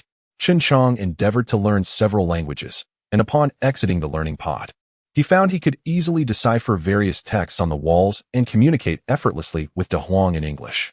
It became clear why there were so many sleep pods above. The lower levels were dedicated to information storage, with increasing knowledge levels as one descended. Each layer required different permissions for access. Additionally, there was a self-sufficient power system below, displaying a remaining capacity of 95. To acquire any knowledge, one merely needed to input their request at the front desk's control panel, and machines would deliver the required materials. Chen Jiang mused, if only we had such devices in my time. Everyone would be a scholar, no longer needing to lug around books to classrooms. A brief visit to the sleep pod could yield mastery of various subjects within hours, or even minutes. He gathered all the equipment and materials in the room into his ring, opting not to dismantle the life support systems and devices. Chen Jiang intended to relocate the entire basement to his own base, recognizing it as an exceptional facility. After exiting the basement, he re-entered the ocean floor, observing a sperm whale peacefully slumbering. Not wishing to disturb its rest, he made his way to the surface. Through this experience, Chen Jiang realized that without sufficient strength, he would be courting death. The ocean depths were perilous. Upon returning to his base, he was warmly welcomed by the ladies. Master, we missed you dearly. Master, please hug us. Chen Jiang gazed at the scene, feeling a whirlwind of emotions. Although he knew they were not human, their presence was preferable to solitude, filling the base with a lively atmosphere. He rested within the base for over 20 days, though those days were not entirely wasted. He continuously absorbed knowledge from the future world. Utilizing the sleep pod and various resources from the basement, Chen Jiang resembled a parched sponge, eagerly soaking up information. The breadth of knowledge was staggering, encompassing computer technology, biochemical techniques, medical advancements, and much more. The computer technology he encountered was leagues beyond what existed in his own time, rendering any comparison futile. It appeared the institution of learning he had discovered primarily focused on medical sciences, with a significant emphasis on biological and genetic technologies. The knowledge he acquired was vital, addressing treatments for diseases such as AIDS, leukemia, and hypertension, which had become extinct in the future. Moreover, the life expectancy of humans in this time was often 200 years, with the primary cause of death being brain degeneration. Chen Jiang recalled a report he had seen in his own time, revealing that human brains had an approximate lifespan of 180 years, proving that the body indeed burdens the brain. In this advanced future, human beings could achieve peak physical capabilities, with some retaining the vitality of an 18-year-old at the time of death. The primary research direction had shifted towards the study of the brain. However, Chen Jiang was different. He had received a mysterious energy transformation from the blue crystal of the Mayans, and for now, he felt merely fatigued. This is quite ordinary. One can recall the emperors of ancient times who, in their quest for immortality, spared no effort or resources, only to meet their demise without achieving their goal, leading to the downfall of their nations. Upon discovering the hope for longevity right before him, Chen Jiang realized that, although it was not everlasting, It could at least extend his life to 200 years. Who would not be tempted? If the affluent of his world were to learn of this, they would undoubtedly beseech him for the secret to longevity, showering him with vast sums of money. It might even incite a global conflict. While Chen Jiang diligently pursued knowledge, De Huang and the others had successfully completed the repairs on the Titan. The base gradually took shape, resembling a large warehouse, the main base for storing various debris and components, which Chen Jiang also referred to as a warehouse. Adjacent to it was a water purification facility connected to the warehouse. Inside the warehouse were 4 rooms. One was the aircraft wreckage where Chen Jiang resided, another stored medical equipment, a third was reserved for canned food, and the last housed a considerable collection of gold and jewels. Having gathered numerous treasures from the depths of the sea, Chen Jiang often found himself gazing at the half-filled room brimming with various gold and gems, taking delight in their presence, sometimes even chuckling in a rather mischievous manner. The value of these treasures eluded him, but he felt confident in his newfound wealth. He decided to store all his precious gold and jewels here, naming it Chen Jiang's treasury. This time, he intended to search for spacecraft wreckage. After the previous incident with the squid, Chen Jiang realized that his strength was still insufficient. However, he could not locate any other humans at the moment, so he opted to explore the depths of the ocean for various equipment to enhance his base. He piloted the Titan to the site of the spacecraft wreckage and, as a precaution, stationed the Titan outside as a lookout while he led the robots into the previous platform. Using the platform as a base, he searched the interior rooms of the spacecraft. The robots cleared the path, and upon discovering a room, they advanced to investigate, but found little of value. Standing before a sealed hatch, Chen Jiang furrowed his brow as he pressed the door switch, only to find it unresponsive. Over time, he realized that there was a certain energy supply within the spacecraft. Unless the circuits were severed, it was generally operational. Based on his experience from multiple treasure hunts, he concluded that any door that could not be opened must conceal something valuable within. He instructed De Huang to drill a small hole first, allowing it to enter and ascertain the worth of the items inside, as creating a large opening would waste energy. After about an hour, the hole was breached, and it was evident that there was no water inside, as bubbles surged forth. De Huang hurried inside to explore for any usable equipment or supplies. Transforming into a liquid, De Huang slipped through the opening, while Air Huang sealed the entrance and projected the internal visuals. Thanks to the knowledge imparted by the learning device, Chen Jiang had gained a general understanding of the equipment in the future world, no longer as naive as before. Chapter 9. Calm down. Observing the video projected by the second robot, the screen revealed an inky darkness, punctuated only by the flickering indicator lights of the devices. The first robot illuminated the room, revealing 5 dormant pod-like machines, 2 of which were clearly charred. One pod housed a skeleton, its indicator light extinguished. The innermost pod was penetrated by a cylindrical structure, within which lay another set of bones. Only the central pod remained intact, with 2 chambers of sufficient size, their indicator lights still aglow. The first robot attempted to disassemble the apparatus. As it unscrewed several bolts at the base, the pod loosened, revealing 3 wires, red, yellow, and blue. The red wire connected to the right bottom. The yellow wire from the center linked to a metal box, which branched into 4 directions. The blue wire entered from the left. Upon disconnecting the red wire, the indicator light of the pod dimmed and ultimately extinguished, indicating it was the power supply. The other 2 wires, yellow in color, likely connected to the other 4 pods. Given the size of this pod, it was likely the main unit. The purpose of the remaining wire remained uncertain. The commander instructed the first robot to seal the pod to prevent water ingress that could lead to its destruction. Once prepared, the first robot opened the pod door, and seawater surged in, flooding the space. The commander ordered the robot to lift the pod away. Once the pod was transported to the platform, he decided to first examine this pod before addressing his hunger. After a long day, mealtime was the only truly enjoyable moment. He opened 2 cans of beef and 1 of fruit. Commander, this device is a learning apparatus designed to familiarize one with the spaceship's various functions. The modifications have been completed and it is ready for use, the first robot reported.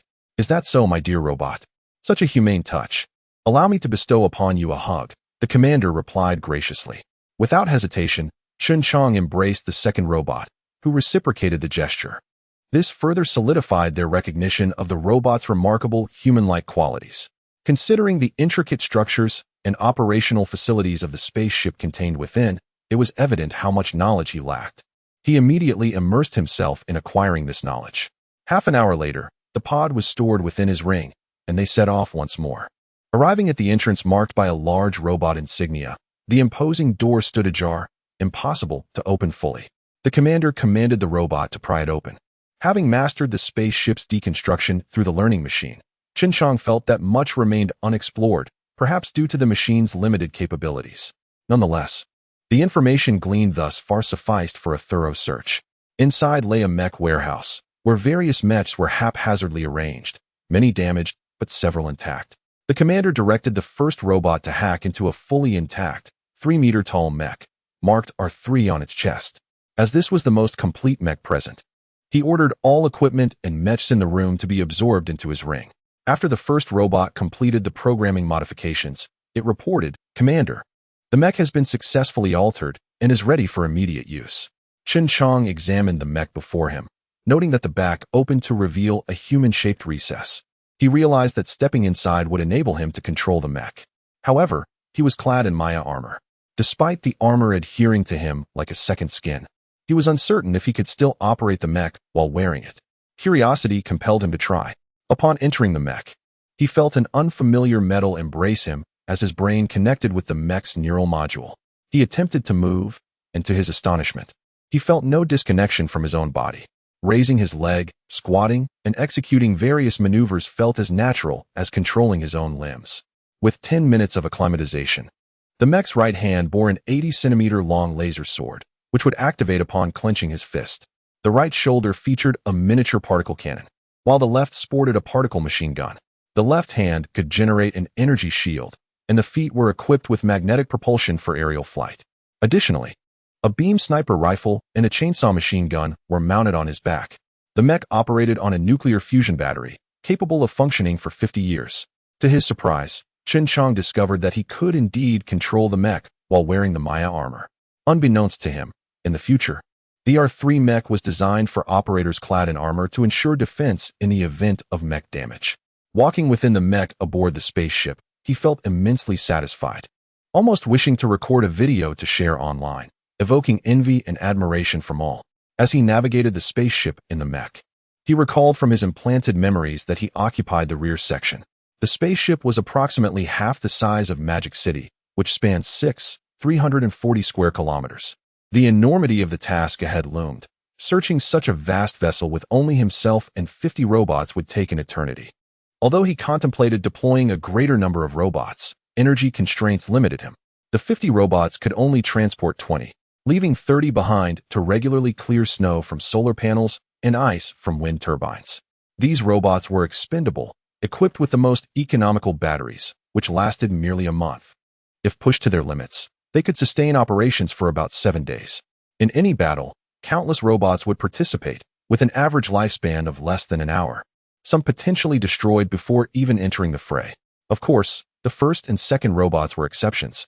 From his recollections, he learned of a robot energy supply station located 200 meters from the platform. To prepare for contingencies, he ordered his robots to don the remaining intact mechs, totaling 30. The 20 robots, along with the first and second robots, formed a formidable procession, evoking a sense of pride in CHEN JIANG, who yearned to showcase them in his timeline. As they approached the energy supply station, a warning blared from the mech communicator. "Halt! Identify yourselves and submit to inspection." Initially, CHEN JIANG felt a surge of excitement, assuming it was a human voice, but the tone suggested it was synthesized by a robot. "Cease advancement and remain vigilant," he commanded. "First robot, lead 5 mechs ahead to ascertain the source of the message." He instructed the mechs to position themselves externally, with the robots inside, while he remained at the center. As he observed the first robot advance to investigate, he monitored the shared video feed. Turning a corner, they entered a small hall filled with approximately 100 fully armed robots, startling CHEN JIANG. However, as the first robot continued forward, he realized these machines had exhausted their energy reserves. "Wow, so many fully armed robots. This could be a windfall," he thought. The external appearance of these machines suggested a significantly higher grade than his makeshift robots. Cloaked in black, marked G1 on their chests, they were larger than his own robots, with critical parts shielded and resembling mech launchers on their shoulders. Yet, where had the message originated? The footage continued as the first robot weaved through the ranks of dormant machines. Approaching a bar, it discovered one robot still operational, albeit with its indicator lights flickering ominously, signaling imminent power depletion. The first robot approached, and the flickering machine emitted a warning. As it attempted to attack the first robot, its sluggish movements revealed its energy deficiency. The first robot deftly explored the machine's head, causing its lights to extinguish and silencing the mech's alarm. As CHEN JIANG perceived that the danger had subsided, he promptly made his way to the Grand Hall, collecting all the robots into his ring along the way. Although the robots had not ceased functioning due to a lack of energy, their weapons remained operational. He left a portion of the weaponry for the robots' use. Allowing De Huang to open the door, he marveled once more at the sophistication of the future's waterproof facilities. Inside, all the batteries were neatly arranged. Possibly due to severed connections, the batteries had not received energy replenishment, resulting in the multitude of robots in the outer hall. Within the spacecraft, each robot had its designated area, particularly the Guardian robots, which would not stray beyond their assigned zones, with G1 serving as their identifier. After retrieving all the internal batteries, discarding the defunct ones, there were still over 1,000 remaining. What a bountiful harvest! These batteries were evidently much heavier than those currently in use. Considering the possibility that other Guardians within the spacecraft might still possess untapped energy, CHEN JIANG spent 2 days organizing the findings. The number of robots remained unchanged. However, due to the rapid energy consumption of the G1 robots, only 6 remained, while the rest were ordinary robots piloting mechas. The Guardian machines were intended for personal protection, with the remainder led by De Huang and Air Huang. This arrangement expedited the search process. De Huang and Air Huang acquired knowledge of the spacecraft structure, targeting the small antimatter power generation facility located in the living quarters. The spacecraft was immense, with many areas housing independent power facilities, designed as a contingency against the destruction of the main energy chamber, ensuring that the remaining crew would not be left defenseless. The central area housed various material reserves, and it was likely that the spacecraft had sustained damage to its armory, evidenced by a massive breach at the upper center, yet the keel remained intact, connecting the front and rear.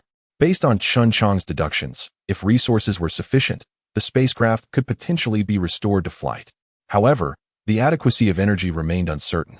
With renewed hope, CHEN JIANG set forth once more.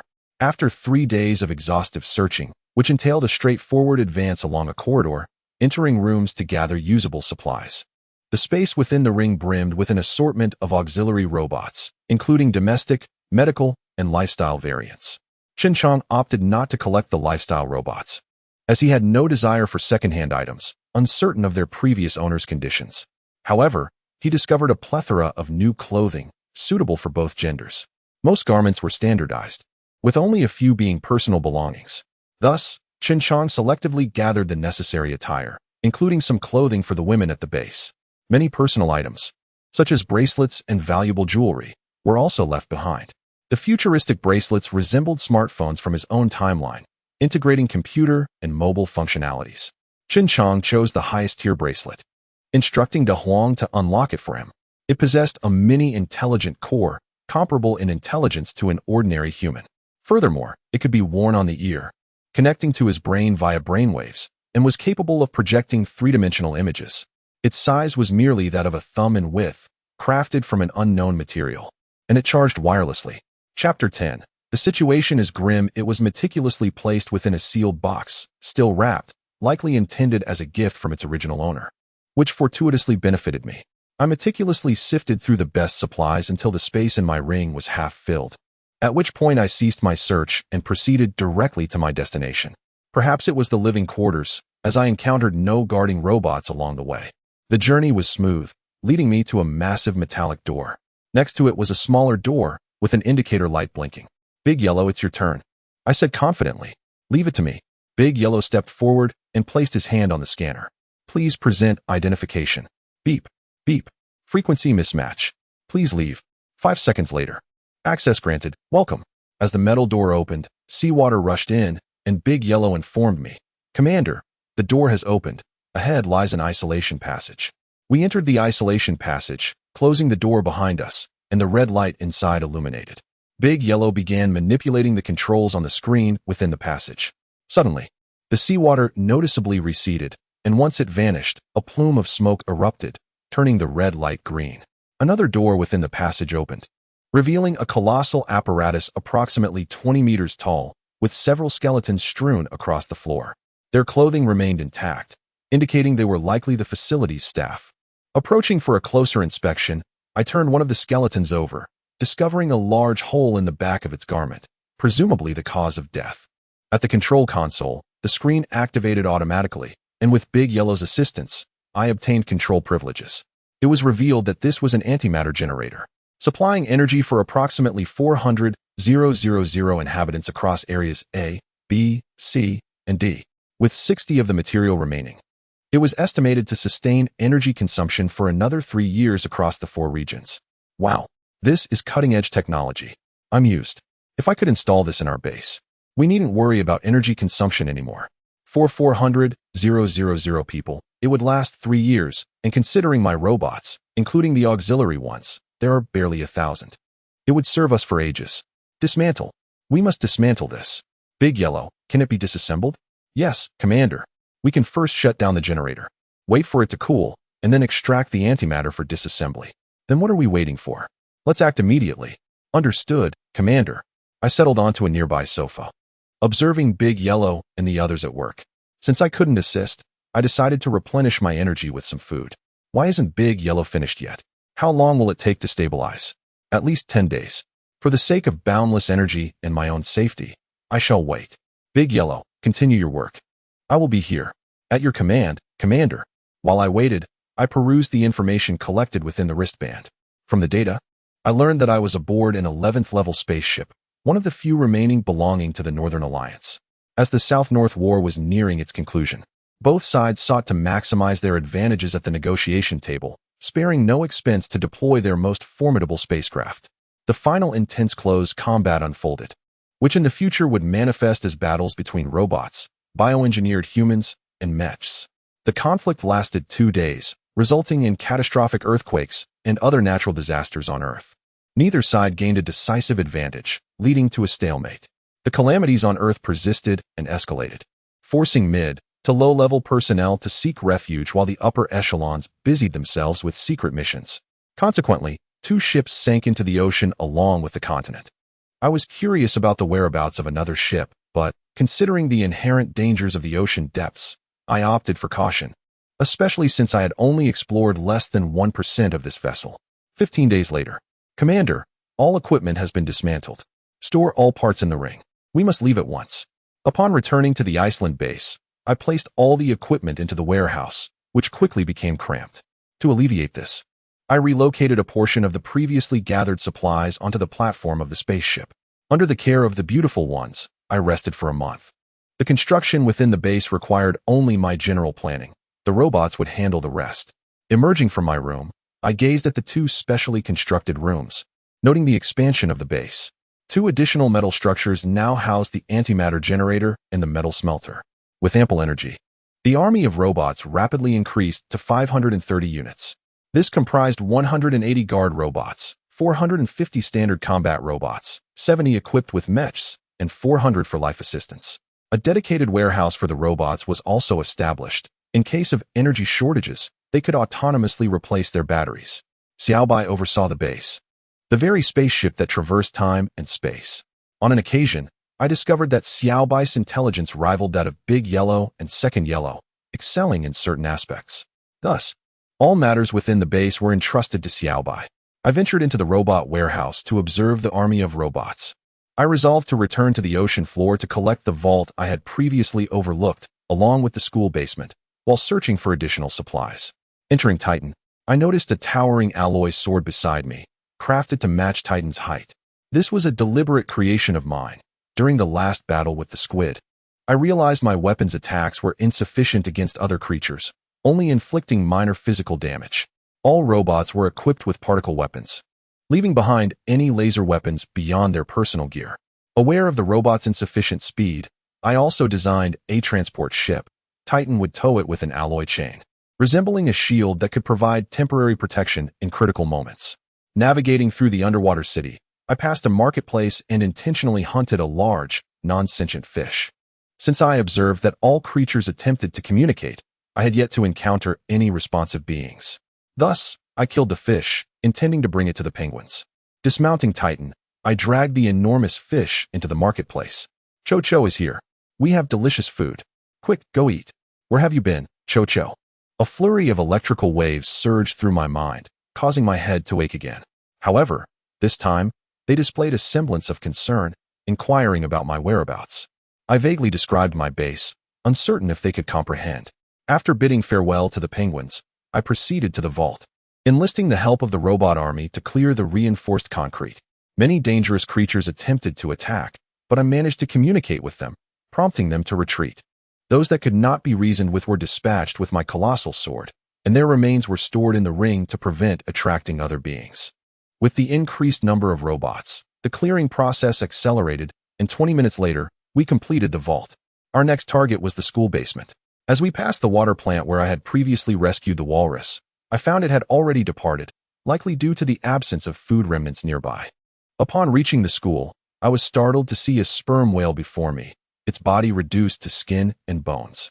I rushed forward to inquire, learning that during the prior battle with the squid, the whale had experienced gestational distress, causing its fetus to thrash violently within. Consequently, the whale had to remain as still as possible, but it had exhausted nearby food sources, leaving it in such a state. Without hesitation, I deposited the corpses from my ring at the whale's mouth, and it eagerly opened wide to consume the offerings, expressing gratitude in the process. Once the whale finished its meal, I planned to conduct a thorough examination of its condition. Operating the Titan, I scanned the sperm whale and confirmed that all was well. As for the source of its pain, that remained a mystery. In gratitude for the sperm whale's previous act of salvation, CHEN JIANG led the robots in the vicinity to hunt for food, which he then offered to the whale. With a sufficient supply of nourishment, the sperm whale gradually began to recover, and CHEN JIANG sensed that production was imminent within a few days. As was customary, he piloted the Titan to bid farewell to the whale. He surged forward at full speed, noting a significant reduction in nearby fauna, while numerous smaller creatures abounded. He found himself unable to capture them. Even if he could, how many would it take to satiate the whale's hunger? As CHEN JIANG navigated through an underwater basin, he was astounded by the sight before him. Two colossal robot wrecks, each approximately 6 to 7 times the size of a Titan. He instructed De Huang and Air Huang to investigate while he stood guard nearby. From the visuals, his Titan appeared as a mere child gazing upon a seasoned giant. The robots boasted 4 immense arms and a body measuring around 70 to 80 meters, supported by 8 enormous mechanical legs reminiscent of a spider's. CHEN JIANG dubbed them Titan spiders. Beside them lay 2 colossal swords, each about 50 meters long, along with several mechanical arms and thighs. Commander, the main bodies of the 2 Titan spiders are intact. However, some mechanical arms and legs have suffered severe damage and are immobile. Can they be repaired? Repair is not possible due to a lack of specialized equipment. Is there anything we can utilize? Yes. The electromagnetic pulse at the chest and the particle cannons on the shoulders remain operational. Are both units functional in this regard?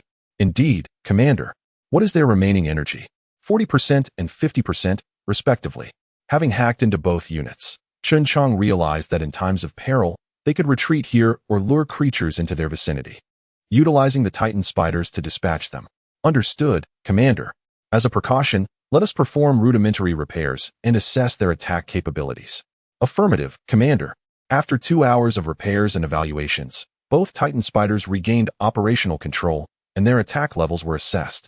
They were deemed superweapons. CHEN JIANG aimed the particle cannon at a distant mountain peak and fired, watching in awe as the mountain vanished, reduced to flat terrain.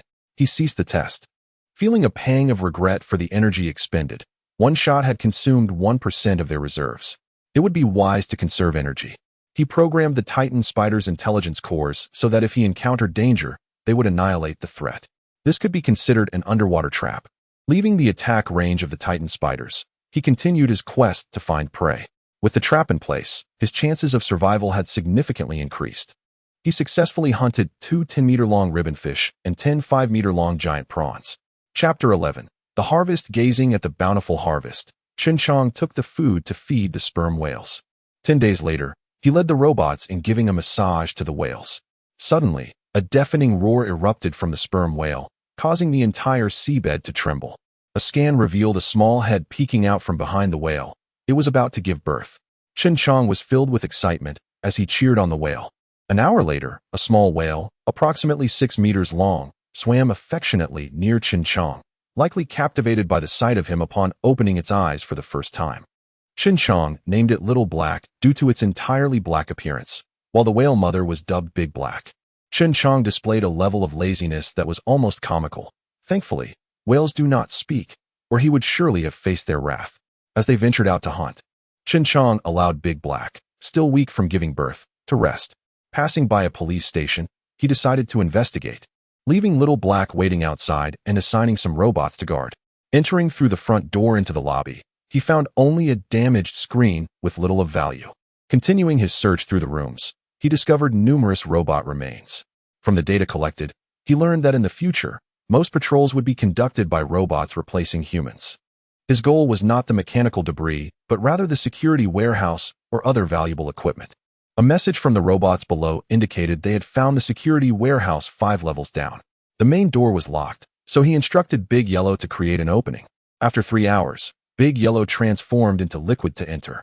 The footage revealed that the interior was dry, comprising a separate space divided into 2 levels, with a lobby of approximately 1,000 square meters. In the lobby sat a brand new folding helicopter, while the lower level housed a plethora of new firearms and armor. And the upper level contained several mechs along with around 30 unique robots, indicated by a T3 signal. The helicopter was parked on a movable helipad, with a shining metal door behind it, suggesting it was the exit for the helicopter. Numerous nuclear batteries were present, alongside several white metal boxes. Overall, the warehouse felt rather empty, with multiple vacant helipads. What lay within those metal boxes? Watching Big Yellow touch one, it instantly transformed into a puddle of water, revealing a wristband. "Commander, this is a nanobot designed for reconnaissance." Chen Jiang retrieved a metal box from his ring, employing an old method to prevent water from entering. He had crafted a metal box with only one open side. After sealing it, he proceeded to collect all the equipment. Leaving the police station, he continued his search for food. Observing Little Black obediently swimming nearby, Chen Jiang felt a sense of companionship. At times, he would miss his friends from his own time. Suddenly, he noticed Little Black becoming anxious, gazing towards the rear. Chen Jiang sensed something was amiss, as many fish had begun to hide. He immediately sped towards the vicinity of the Titan spider. Just as he accelerated, an alarm sounded, indicating unusual waves 500 meters away. Chen Jiang turned to investigate, but found nothing. An idea struck him. He operated the laser cannon and fired several rounds into the suspicious water, yet discovered nothing. To be cautious, Chen Jiang commanded all robots to launch a carpet attack in the rear. The robots complied, firing in all directions. Seeing an octopus unfurl its tentacles to attack, Chen Jiang's strategy revealed its true form. Scanning, he found this octopus was even larger than the last one he encountered. Realizing he could not contend with it, he swiftly ordered full firepower and accelerated toward the trap, illuminating the seabed in the process. Drawing from his previous experience, he attacked while retreating, thankful that the trap was not far away. If it had been, he would likely have met his end. The octopus struck the Titan with its massive tentacles, and Chen Jiang commanded all robots to target its eyes. Although there were many robots, their speed was slightly lacking, making the confrontation evenly matched. Approximately 10 minutes later, Chen Jiang piloted the damaged Titan to the trap, having lost his shield and some robots along the way. The giant sword was discarded long ago, but he had set it to gather at the Titan spider. Despite losing the prey, he was determined to eliminate the octopus to quell his resentment. Once fully within the Titan spider's attack range, Chen Jiang ordered Big Yellow and Second Yellow to control the Titan spider while he maneuvered the Titan to drag the octopus. "Commander, all preparations are complete. Please proceed immediately. I cannot leave. The octopus matches my speed, and I must protect Little Black." "Then, Commander, create conditions for our attack. A single strike will surely inflict heavy damage on the octopus." "All right, Big Yellow, you will take over remote command." Transferring command, Big Yellow timed the attack perfectly and fired at the octopus, delivering a devastating blow, particularly severing its 2 massive tentacles. The creature sank motionless to the seabed. To ensure it was truly incapacitated, Chen Jiang shot out its eyes. The octopus twitched slightly before falling still, confirming the octopus's demise. Big Black swam over and began to bite it. Little Black joyfully approached her mother, feeding as well. After returning to base for repairs, everything seemed to settle. Observing Big Black's demeanor, as if expecting Chen Jiang to lead, he set off at once. Upon returning to base, he encountered a large flock of penguins joyfully playing on the island. Ugly, do you have food? This place isn't so bad. Chen Jiang bellowed. I am not ugly. You are the ugly ones. Look at how you stand out. You are unlike us. You are the ugly one. At that moment, Chen Jiang's mind felt like it had exploded. Fine, I concede. I won't argue with you. He turned and entered the base. 2 months later, after the efforts of Chen Jiang and the robots, the base gradually took shape. The 3-story basement had been transformed into Chen Jiang's residence. With the vault still functioning as a vault connected to his small tower, it housed a vast collection of gold and jewels, creating a veritable treasury. The floor was laid with gold bricks, and there was a bed constructed from gold bricks, with jewels displayed on shelves made of the same. In his leisure time, Chen Jiang would roll around in this opulence. He even crafted a suit of plate armor popular in 14th century Europe, made entirely of pure gold. With a thickness of 5 centimeters, complemented by a 1.5-meter tall golden sword, the scabbard also of pure gold, adorned with various gemstones. Notably, the helmet was embedded with a ruby the size of an adult's fist, while the sword hilt featured a pink gem the size of an infant's fist.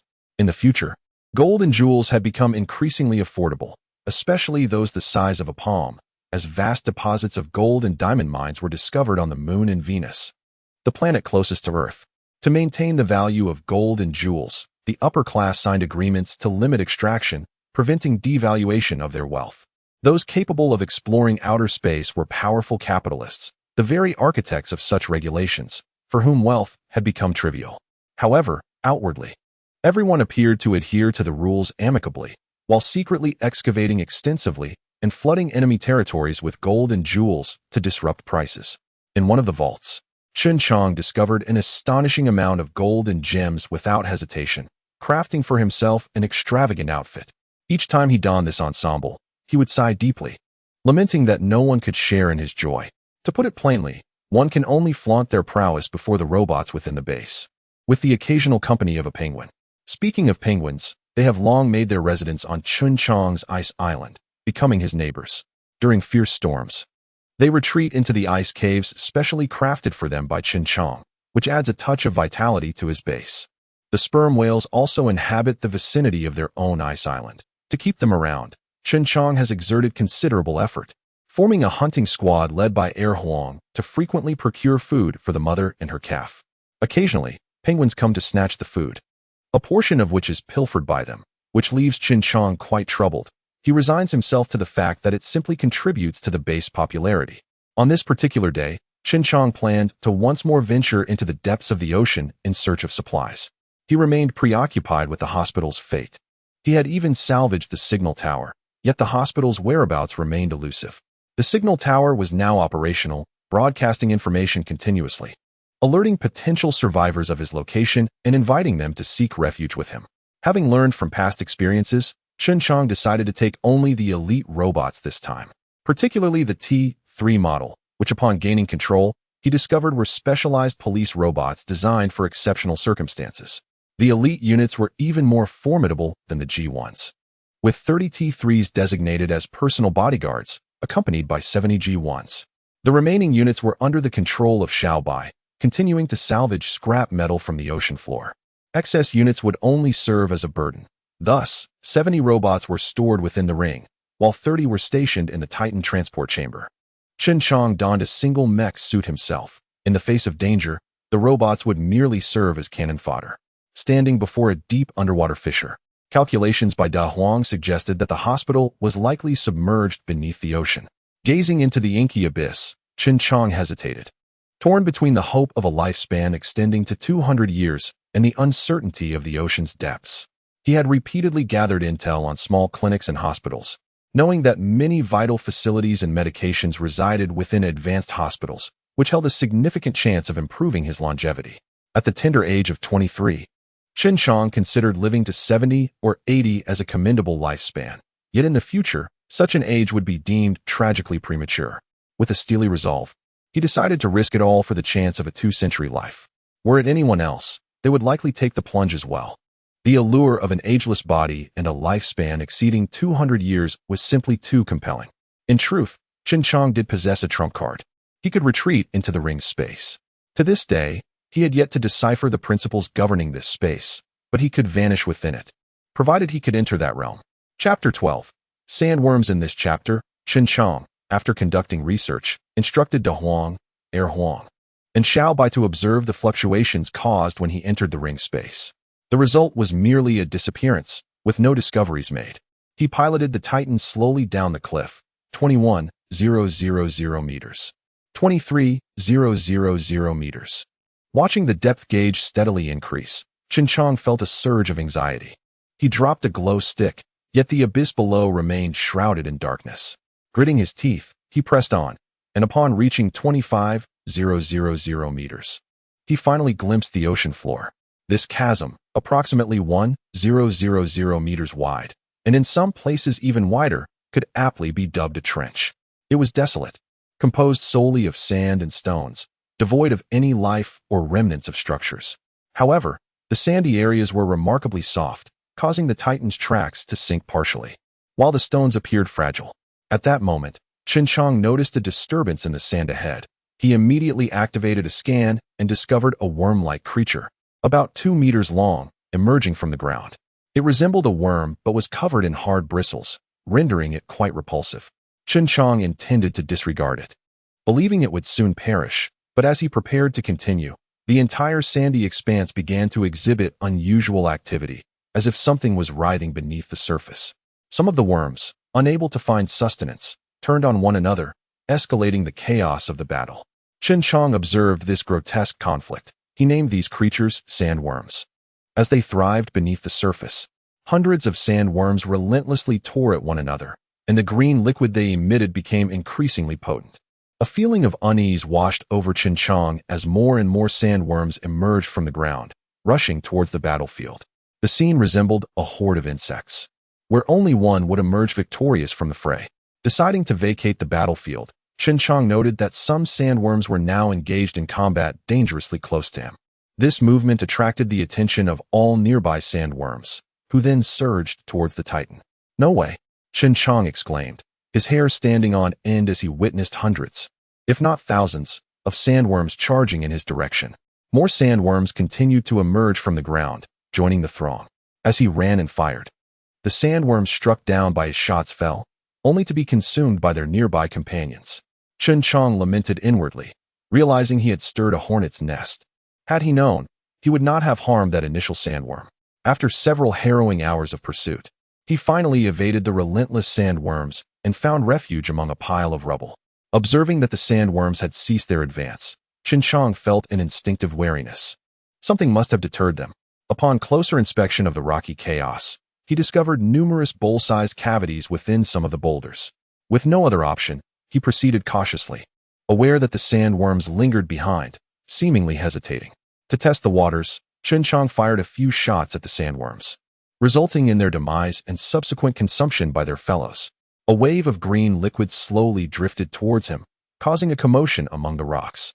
Drawing from his previous experience, CHEN JIANG remained still, wary of disturbing any unknown creatures within the stones.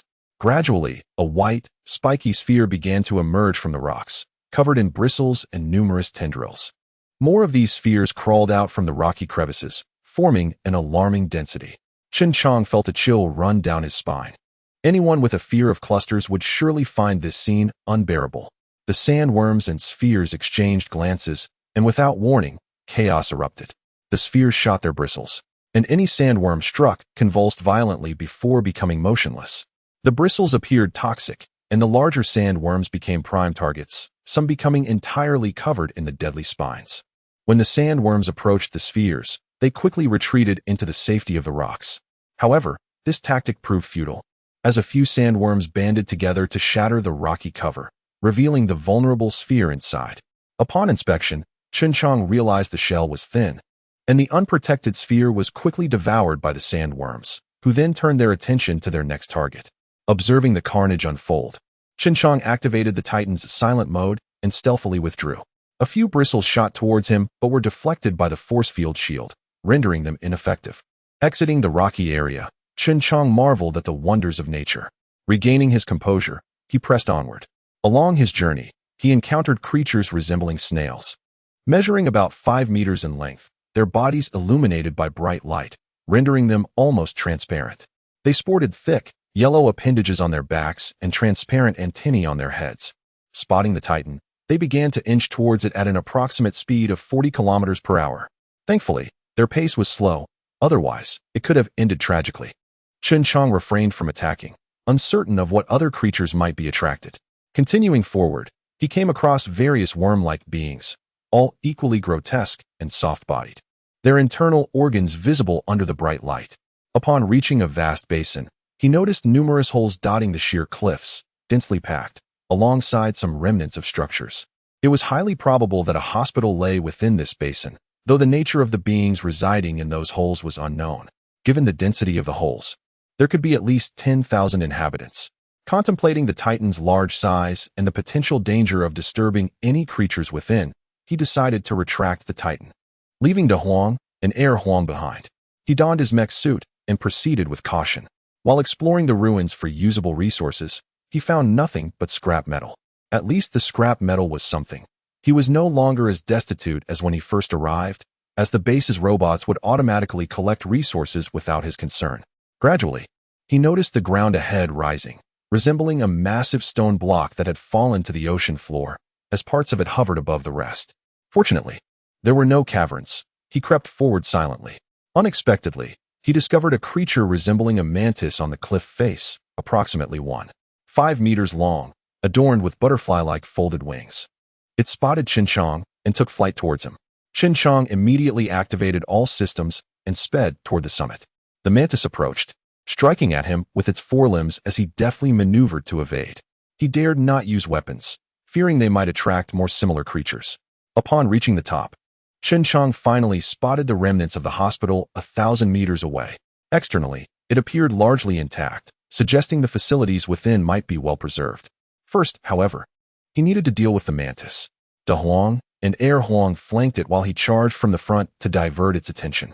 Engaging the mech's energy shield with his left hand and wielding a laser sword in his right, he charged at the mantis. Standing at 2.3 meters tall, the mech dwarfed the 1.5-meter mantis, instilling Chen Jiang with confidence, especially with his allies at his side. As the mantis observed Chen Jiang's advance, it unfurled its wings and leaped into the air, delivering a powerful kick. The two collided, sending the mantis flying backward. However, it quickly regained its balance and was soon met with an assault from De Huang and Air Huang. The mantis retaliated, targeting Air Huang with its right scythe-like limb. Air Huang swiftly raised its arm in defense, but the limb severed it cleanly. Thankfully, as a liquid robot, the severed arm instantly transformed into liquid metal, reintegrating into Air Huang's body. De Huang then struck, landing a powerful blow to the mantis's eye.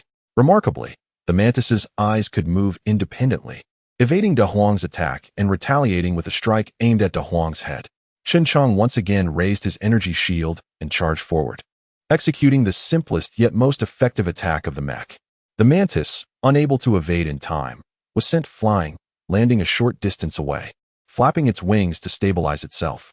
Seeing that the mantis had not sustained significant damage, Chen Jiang held his ground, raising his shield while De Huang and Air Huang blended into the surrounding environment, becoming invisible. The mantis, initially intending to flee, noticed only Chen Jiang remaining and swooped down, wings flapping toward him. Chen Jiang crouched, preparing to leverage this blow to create favorable conditions for De Huang and Air Huang. With a resounding impact, the mantis's dual blades struck the energy shield, causing it to waver unsteadily, ripples emanating from the point of contact. However, De Huang's silhouette emerged behind, transforming into a liquid that enveloped the mantis's slender neck, obscuring its vision and immobilizing its blades. Air Huang appeared similarly, wrapping the mantis's wings to prevent any movement. The energy sword plunged into its abdomen, slicing upward, while De Huang severed the mantis's head, resulting in its demise at the hands of the trio. They discarded the mantis's carcass into the basin and swiftly turned to enter the hospital. Upon reaching the hospital's entrance, they found the doors sealed from the outside. A thorough scan of the premises revealed that all doors and windows had been barricaded. An unsettling aura pervaded the hospital. and Chen Jiang's sixth sense warned him that something was amiss within. Yet, recalling his presence beneath the sea and the hope of encountering ageless bodies inside, he summoned all available robots, cutting through the main door and dividing into 4 teams to enter the hospital. Once inside, they discovered the interior shrouded in peculiar black materials.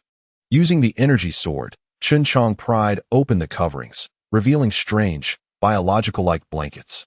He directed the robots to clear the path, while De Huang and Air Huang commanded them from either side.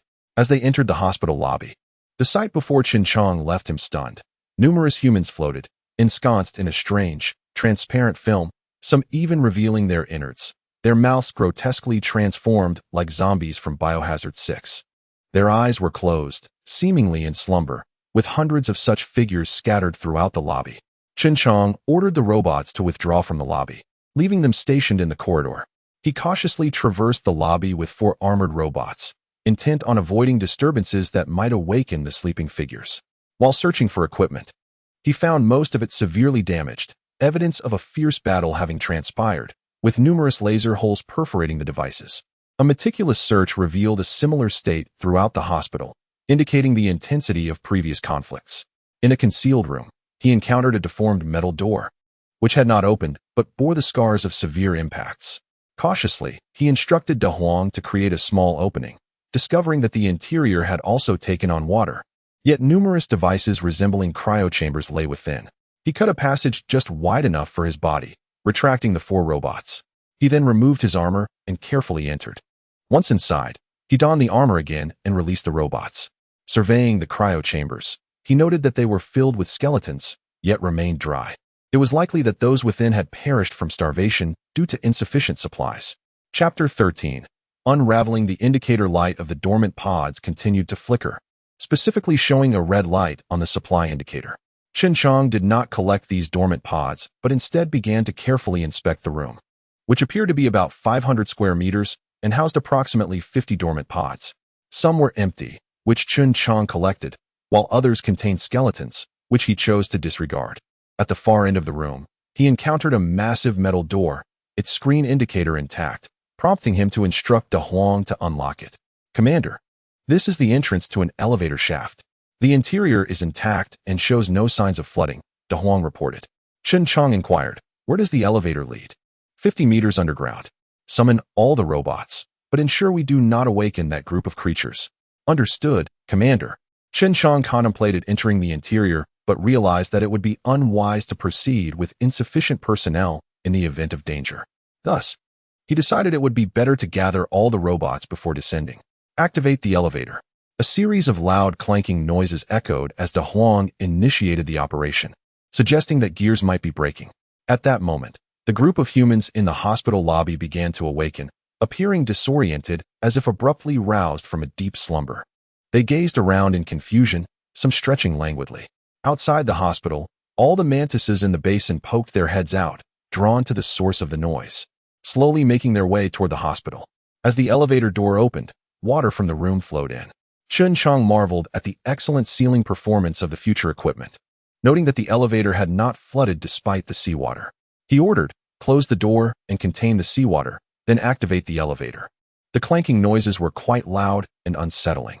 Chen Jiang mused that it was highly likely the humans in the lobby had been disturbed, but he decided to disregard what awaited below, trusting that they would face whatever challenges arose when the time came. Outside, the humans began to violently batter the door, and it was not long before it gave way. They continued their assault on the elevator door. As Chen Jiang reached the bottom, the elevator ceased operations, and the clanking sound subsided. The humans, realizing they could not breach the door and sensing the stillness, grew confused once more. At that moment, several swift mantises entered the hospital through the door Chen Jiang had opened, instigating a fierce battle in the lobby. The commotion attracted all the humans in the room, who, likely famished from a long period without food, overpowered the mantises with sheer numbers. They began to devour them, some even fighting over the remains. While the number of mantises entering the hospital gradually increased, unbeknownst to Chen Jiang, who stood before the elevator door, the scene inside was utterly shocking, leaving him speechless. It turned out that the hospital's basement concealed a secret cloning facility. Observing the incubators, he found undeveloped humans within and curiously wandered about. leading the robots in a thorough inspection. Most of the humans appeared deceased. The internal power and oxygen supplies were well maintained, but a lack of certain nutrients left the humans emaciated. After examining various incubators, he arrived at a large metal door which opened automatically, revealing several cold chambers, all vacant, except for 4 sealed metal canisters connected by many black tubes. CHEN JIANG approached the screen, which required a password or fingerprint for operation. He turned to De Huang and said, "De Huang, it's up to you. Discover what lies within." "Understood, Commander." De Huang placed his hand on the screen and began to decode it. The canisters opened to reveal only a chair and some unidentifiable wiring, empty. "Next one." "Understood, Commander." After all 4 canisters were opened, 2 humans were discovered, and with De Huang's assistance, their loyalty directives were altered to pledge allegiance to CHEN JIANG. De Huang informed CHEN JIANG that these 2 individuals were clones, remarkably similar to him, but exceptionally robust, their bodies filled with explosive muscle. CHEN JIANG named them Chen Shou and Chen Wei, symbolizing their role as his guardians. Perhaps due to their recent activation, they had yet to awaken. "When will they regain consciousness?" CHEN JIANG inquired. "They can be awakened rapidly using a stimulant, though it may affect their lifespan," De Huang replied. "Then we shall refrain from that for now. There's no rush. Let us leave one robot here to keep watch while we explore further." Upon entering another large door, they discovered a room filled with various research equipment. From the diaries, it became evident that this facility belonged to the Northern Alliance, specifically designed for the study of mutated humans. The evacuation during the disaster had been chaotic, leaving behind many valuable devices and instruments. CHEN JIANG, unperturbed, directed De Huang to dismantle the equipment while he perused the research diaries, which were recorded in video format. In the footage, a man donned in a white lab coat and mask spoke earnestly. "Today, we finally captured 10 mutated humans of research value. Excellent. Our studies can continue." The video displayed 10 individuals bound to mobile beds, guarded by robots. The man pointed to one individual, instructing the robots, "Keep this one. Confine the others and document all their living conditions." The robots escorted the remaining mutants away, while the man transferred the chosen subject to an operating table and injected an unknown substance. Moments later, the mutant regained consciousness, struggling violently against the restraints. Desperate to escape the table, but to no avail. The mutant, upon noticing the man, demanded, "Who are you? What do you want?" The man replied, "Now that you are here, cooperate with my research, and perhaps you will become even more powerful." The mutant, filled with terror, retorted, You wretched butcher. The Mutant Alliance will not spare you." The man laughed heartily. "I didn't expect my reputation to precede me. Since you know who I am, you should take pride in being part of my research process. It's a form of resource utilization. Don't look at me like that. You should feel honored." The mutant attempted to bite his tongue to commit suicide, but a surge of electricity thwarted his efforts. Mechanical arms extended from the operating table, prying his mouth open. "Ugh," he uttered, his speech slurred. "I will never let you go. The Mutant Alliance will reward us." The man manipulated the equipment, beginning a gruesome dissection, exclaiming, "Incredible! It can be done this way." The mutant's screams echoed in horror. The scene was ghastly. CHEN JIANG regurgitated the contents of his stomach and abruptly turned off the video. He dry-heaved again, overwhelmed by the grotesqueness of it all. Such monstrosity. How can one be so cruel? He sank into a corner, watching as the robots dismantled various instruments. After a while, feeling slightly better but aware of his hunger, 2 clones were ushered in. They appeared dazed from their recent awakening, stumbling unsteadily. "Commander, the clones have arrived," announced De Huang. "Good. You assist them in dismantling the equipment." CHEN JIANG commanded, and the robots retreated. He gestured toward a nearby sofa. "Please, take a seat." The 2 clones complied, sitting in silence. CHEN JIANG, feeling like a robot himself, produced some food and addressed them. "Are you hungry? If so, please eat." "Hungry? Do you not feel anything?" one of them queried. "Feel anything?" At that moment, De Huang interjected, "Commander, the clones possess no special memories, only the combat skills that have been instilled in them. If they are hungry, they will consume specialized high-energy food." CHEN JIANG pondered, "What if we were to instill memories in them?" De Huang clarified, "It would be of little value. Their lifespan is merely 20 years unless they undergo mutation." CHEN JIANG concluded, "So, they are akin to another form of robot, not truly human at all." De Huang, "Indeed. Commander, they can accomplish tasks that robots cannot, and their production costs are remarkably low." Many harsh environments are explored by them, serving as a substitute for humanity. CHEN JIANG. I see. How pitiful they must be. De Huang. Commander, every creature has its own mission and intrinsic value. The term pitiful is not appropriate when referring to them. CHEN JIANG. Quite the philosophical perspective you have there. However, you are not human. You lack emotions and cannot empathize. De Huang. Empathy? De Huang. Yes, Commander. As the mecha was transmitted for them to don, they displayed remarkable proficiency in their attire and operations. CHEN JIANG remained silent for a long while, realizing that clones were merely expendable in warfare. After approximately 10 hours, all equipment had been dismantled, leaving no energy source untouched. The power was derived from helium-3, capable of sustaining the base for a century. Having acquired additional energy resources was advantageous, especially considering the extensive energy consumption of his operations.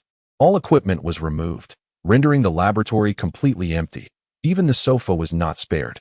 Strangely, CHEN JIANG found no food upon his arrival. The kitchen was barren, and no auxiliary robots were present within the laboratory. Approaching the elevator, he discovered it non-functional due to the power outage.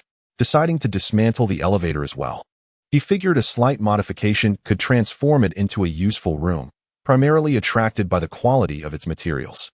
Had the basement not been so vast, he would have considered taking it all. Utilizing the flying capabilities of the mecha, he arrived at the elevator exit, observing De Huang slowly operating the large door. With the internal mechanical lock disengaged, it merely required a gentle push to open. A narrow gap emerged, and seawater promptly rushed in, causing CHEN JIANG to ponder why the outside was not sealed. De Huang, please investigate outside. Wasn't it supposed to be sealed? He watched as De Huang morphed into liquid form, slipping through the crack. Controlling the mecha, he secured the door. Commander, the outer door has been breached. I will seal it now. Please hold on. Very well. Exercise caution and ensure your safety. 10 minutes later, De Huang's voice echoed. Commander, you may now open the door. As CHEN JIANG opened the door, a torrent of water surged in, but fortunately, he had anticipated this and crouched behind the door, avoiding being swept away. Upon entering the room and closing the door, CHEN JIANG's sixth sense began to register an increasing sense of unease, a looming danger. The thought of the humans outside made him feel nauseous. It was utterly repulsive. To be prudent, he recalled all robots into his ring, instructing De Huang to create an opening to scout the surroundings. Observing the imagery transmitted by De Huang, he noted the hall was in utter disarray. CHEN JIANG reflected. It wasn't this chaotic earlier. And where have those humans vanished to? De Huang scanned the vicinity for any potential threats. Chapter 14. Seizing the opportunity, De Huang approached the entrance, only to discover that it was besieged by a multitude of secretive mantises, aimlessly wandering outside the hospital. Not far away, he spotted fresh human remains alongside a plethora of mantis limbs, some of which were even consuming their own kind. What to do? The hospital was surrounded. An escape seemed impossible. Disturbing the mantises would surely lead to dire consequences. Could De Huang create a diversion to lure them away? An explosion was set to occur in 10 minutes. He instructed De Huang, Huang, and two clones to prepare for action and bide their time patiently. Suddenly, a tremendous noise erupted from the distance, captivating the nearby mantises. Only a few remained stationary. Seizing the moment, CHEN JIANG quickly set forth, with De Huang and Huang leading the way while he positioned himself centrally, and the clones guarded the rear. The five of them embarked swiftly, encountering a few mantises along the way. However, CHEN JIANG ignored them, pressing forward to prevent being encircled should the mantises return. Upon reaching the edge of a cliff, CHEN JIANG swiftly swam upwards, aiming to break the surface. Yet, contrary to his intentions, he discovered that the mantises had spotted him due to the bright light emitted by the jetpack beneath him, which was distinctly visible underwater. And biological entities were exceedingly sensitive to light. Since he had already been detected, he summoned the Titan and, upon entering, sped towards the ocean's surface. This delay allowed several mantises to rush toward him. He immediately commanded the Titan to engage them. However, the mantises were overwhelming, creating a tide of them that crashed against the force field shield, nearly breaching it multiple times. If this continued, the shield would be overloaded and cease to function. The detector indicated the presence of an opening ahead, covered by rocks. Uncertain of the dangers within, CHEN JIANG decided to take refuge from the mantis tide. This basin felt like a mantis nest. He relentlessly attacked the rocky ceiling with lasers, attempting to block the entrance with debris as he entered. Da Huang calculated perfectly. As they moved inside, the stones sealed the entrance, allowing only a few mantises to follow, which were swiftly eradicated. Yet, the sounds of the mantises outside, digging away at the boulders, were unmistakable. The cave twisted and turned, with numerous forks in the path. Thankfully, they were drawing closer to the surface, and the journey was relatively safe, encountering only small creatures that posed no threat. CHEN JIANG piloted the Titan into an underwater cavern, approximately 2,000 square feet in size, where he found a plethora of white eggs, each the size of an adult. Contemplating this, he realized he might have stumbled upon a certain creature's nest. He stowed the Titan, leaving Da Huang and Huang behind to quietly observe for any signs of movement. Given the size of the crabs, CHEN JIANG knew he had to proceed with caution, for his life could very well be at stake here. He cautiously moved along the cave's ceiling, storing Da Huang and Huang within the ring for a swift escape if necessary. CHEN JIANG thought to himself, the ocean floor was far too perilous. He needed to exercise more caution in the future and avoid such treacherous places unless absolutely necessary. He hoped this time he had brought equipment that would ensure his longevity. As he climbed atop a crab's head, he accidentally dislodged a loose rock that tumbled downward. CHEN JIANG instinctively reached out, but it was too late. The rock struck the crab's back, causing it to turn and look at CHEN JIANG. He immediately activated his cloaking disguise and remained motionless. Seeing no immediate reaction, he continued to climb. At that moment, numerous shadows appeared behind him, revealing a multitude of smaller crabs, each about 20 meters in size. Curiously observing why CHEN JIANG had vanished, they followed closely, while CHEN JIANG's mech detector failed to alert him. As time passed, an unsettling feeling crept over him, prompting him to activate the rear-view system, which sent chills down his spine.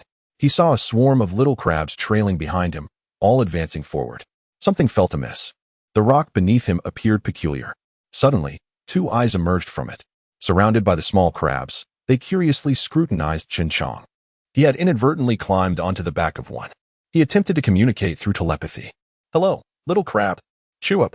CHEN JIANG sighed with relief, thinking, as long as we can communicate, that is a good sign. I just hope we don't end up in a conflict. Here in the crab's lair, he doubted he could contend with them, especially with a colossal giant lurking below. "Why are you following me? Cheer up." More crabs transmitted their signals, raising their formidable pincers, clicking menacingly. It seemed the large crab above had sensed the commotion and was swimming toward the surface. A gigantic eye, mere 20 meters away, blinked at him. CHEN JIANG decided to greet the large crab. "Hello, crab brother." CHEN JIANG felt uneasy.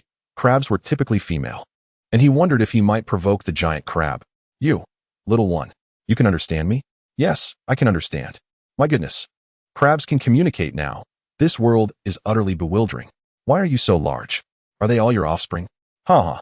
Yes, they are all my children." "Are you human?" "Yes, I am human." "Do you know of humans?" "Yes, humans are all evil. But you are different. You seem very friendly." "Really? Why are humans considered evil?" "I have met others who resemble you, and they only seek to destroy. I do not know why I grew so large." "Did you eat something extraordinary?"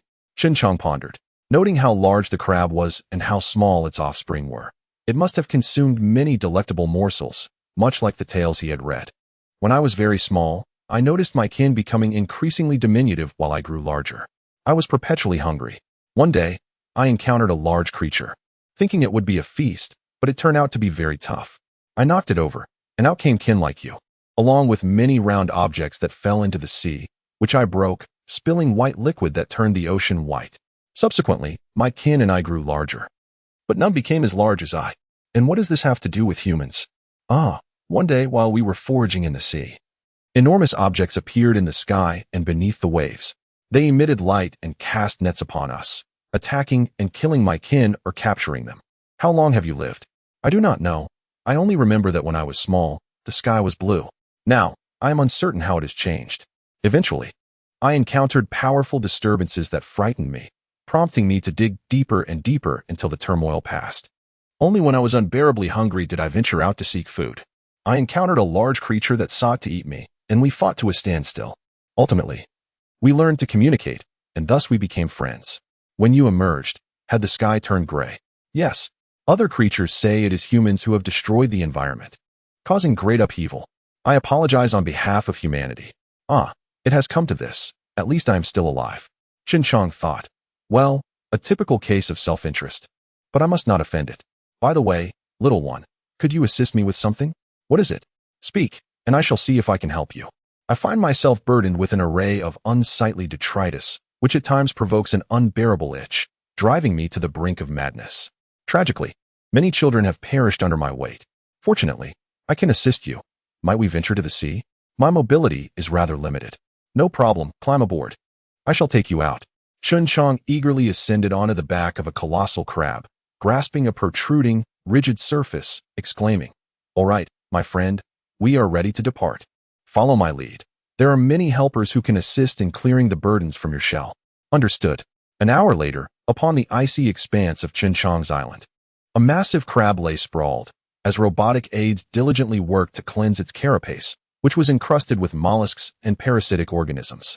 Meanwhile, our grand crab remained in slumber, possibly due to the frigid temperatures. Upon its immense back, a congregation of penguins scoured for sustenance, feasting upon the abundant mollusks and parasites, some penguins becoming quite rotund from their indulgence. After 8 hours of relentless assistance from the machines, the cleansing was finally complete. CHEN JIANG addressed the great crab. "All done here." Yet, there was no response. He was content to let the majestic creature remain on the island. Its presence elevated the safety level of the area, as many of the mollusks proved resistant to elimination, necessitating the use of the Titan's particle cannon for eradication. Some required several blasts to be dislodged, while our great crab remained undisturbed, continuing its deep slumber. The shells were reduced to dust, yet the crab's exoskeleton remained unscathed. Paying it no mind, CHEN JIANG transformed a 3-story building into a laboratory, choosing to reside within the vault, making do with less for the sake of his longevity. A year later, CHEN JIANG's schedule was filled to the brim with daily lessons. Chapter 15. The cave. In the morning, I practiced various combat techniques and mechanical control with the clones. In the afternoon, I delved into the realms of biology and genetics. Thanks to the knowledge infusion, there was no need for deliberate studying. Continuous familiarization sufficed. The evenings were dedicated to further knowledge absorption. Occasionally, I would assist the creatures in cleansing their bodies of remnants. I discovered that mammals and those mutated under special circumstances could communicate, and they also exchanged interactions amongst themselves. Strangely, these creatures seemed to harbor a fondness for me, often bringing various beings to me as offerings. However, I dared not partake, leaving the spoils to the penguins and other creatures. The island now hosted not only penguins but also walruses, seals, sea dogs, and a plethora of aquatic beings, including various whales. Notably, there was a colossal crab and several supersized great white sharks, each twice the size of the crab. The larger marine beings experienced similar troubles, plagued by various parasitic organisms. Each time I aided them in cleansing these nuisances, within days, massive corpses would wash ashore, benefiting the other animals. My island had become increasingly secure, with a giant sea turtle, approximately 1,000 meters in size, now my neighbor. Consequently, I expanded the robotic workforce to 1,000 units. When no creatures required assistance, I turned to salvage the underwater city. When there were creatures in need, I led the robots to offer aid. The island transformed into a gathering place for various mutated beasts. "Commander, our food supplies are dwindling. We can sustain ourselves for a maximum of 2 months, CHEN JIANG reported. With the addition of 2 clones, both of whom consumed significant rations. My own needs had escalated due to my daily workouts and injections of the primitive body optimization gene serum, enhancing my bodily functions. The initial body optimization gene was a result of my efforts 6 months prior, and I was not the first to receive it. CHEN JIANG was the first, followed by Chun Wei. My intentions were not selfish. Clones only had a lifespan of 20 years, but thanks to the serum I developed, they could now expect to live around 50 years. Building upon their foundation, I began researching my own genetics. With no other humans available as substitutes, I steeled myself and decided to experiment, unable to resist the allure of longevity. Fortunately, successful cases existed, otherwise, I would not have dared to proceed. After the injection, I immediately felt my body expelling various dark substances, oily and similar to the clone's results, confirming my success. Alas, I had exhausted my materials and had to halt my research, focusing solely on theoretical knowledge thereafter. After a year of living together, the 2 clones increasingly resembled humans. Initially, it was exhausting to teach them, but gradually it became less laborious. Their learning capabilities were on par with ordinary humans. I marveled at how swiftly time passed. Before I knew it, I had spent nearly 2 years in this future world, during which I had undergone significant transformations. Chinsho, prepare the aircraft. We are setting off to explore for signs of humanity, I instructed. Understood, Commander. The aircraft was the one I had found in the police station's warehouse, and I had become quite adept at piloting it in my spare time. It was equipped with 2 laser machine guns, a defensive shield, and could accommodate up to 30 passengers. When donned with mechs, it could hold 20, alongside 3 pilot seats. Commander, the aircraft is ready for immediate departure. Chinsho's voice crackled through the communicator. I instructed the AI to take over base control. Should any creatures require assistance, the robots would be dispatched to help. Otherwise, they would remain at the base. I surmised that the underwater creatures had likely obliterated any threats, and there was no need for me to venture into the water. Piloting the aircraft myself, I considered that a lighter load would yield greater speed. Therefore, I brought only De Huang, Air Huang, and the 2 clones, alongside 30T, 3 robots clad in mechs, as well as Titan. The aircraft utilized a specially designed high-energy battery, capable of sustaining an impressive speed of 800 kilometers per hour for up to 48 hours. However, in the polar regions, where snowstorms prevailed, achieving 100 kilometers per hour was commendable, as we had to continuously land to clear snow from the aircraft. The further we ascended, the more intense the blizzards became. After 3 hours of flying over the icy plains, we had stopped multiple times to clear the accumulating snow. The landscape was a desolate expanse of white, devoid of any signs of life. Commander, the snow has been cleared, De Huang announced. Let us continue. As we pressed on, the storm intensified. Suddenly, the aircraft's engines faltered. Warning. Immediate landing required due to engine failure. Please find a suitable landing site. Quickly, everyone, look for a nearby landing spot. Commander, there is a cave 600 meters to the right front where we can take refuge from the storm, De Huang reported. I cannot see it. You take control, I replied. We maneuvered the aircraft into the cave, disembarking to inspect the engines. Thick layers of ice had encased the propellers, causing excessive strain on the engines and resulting in the malfunction. Removing the ice would rectify the issue. As I surveyed the cave, which spanned over 1,000 square meters and was littered with numerous biological remains, I realized we had stumbled into a nesting ground of some creature. De Huang, we must leave at once. Look at the remains inside. I am working as quickly as I can, Commander. A distant roar of a bear echoed through the cave. Following the sound, I noted the visibility was severely compromised by the storm. How? Oh no, is that the sound of wolves? Could it be a bear-wolf conflict? We must evacuate immediately. Without waiting for the aircraft to be repaired, I stowed both the aircraft and De Huang into my dimensional ring. I activated my mech and swiftly exited the cave, yet it was too late. A massive polar bear, over 50 meters long, accompanied by a smaller one of around 30 meters, charged into the cave, pursued by a pack of 30 giant wolves, each measuring over 10 meters. The battle raged on, with several wolf carcasses strewn across the ground. The 2 polar bears, bloodied and battered, had been forced into a corner, the larger one shielding the smaller, who lay moaning on the ground. From my vantage point behind a boulder, I attempted to communicate with the polar bears using my neural waves. Leave. This is no place for humans. The polar bear growled. Next, I attempted to reach out to the largest of the wolves. Roar. Meat. Hungry, where are you? Come out. I am behind the boulder.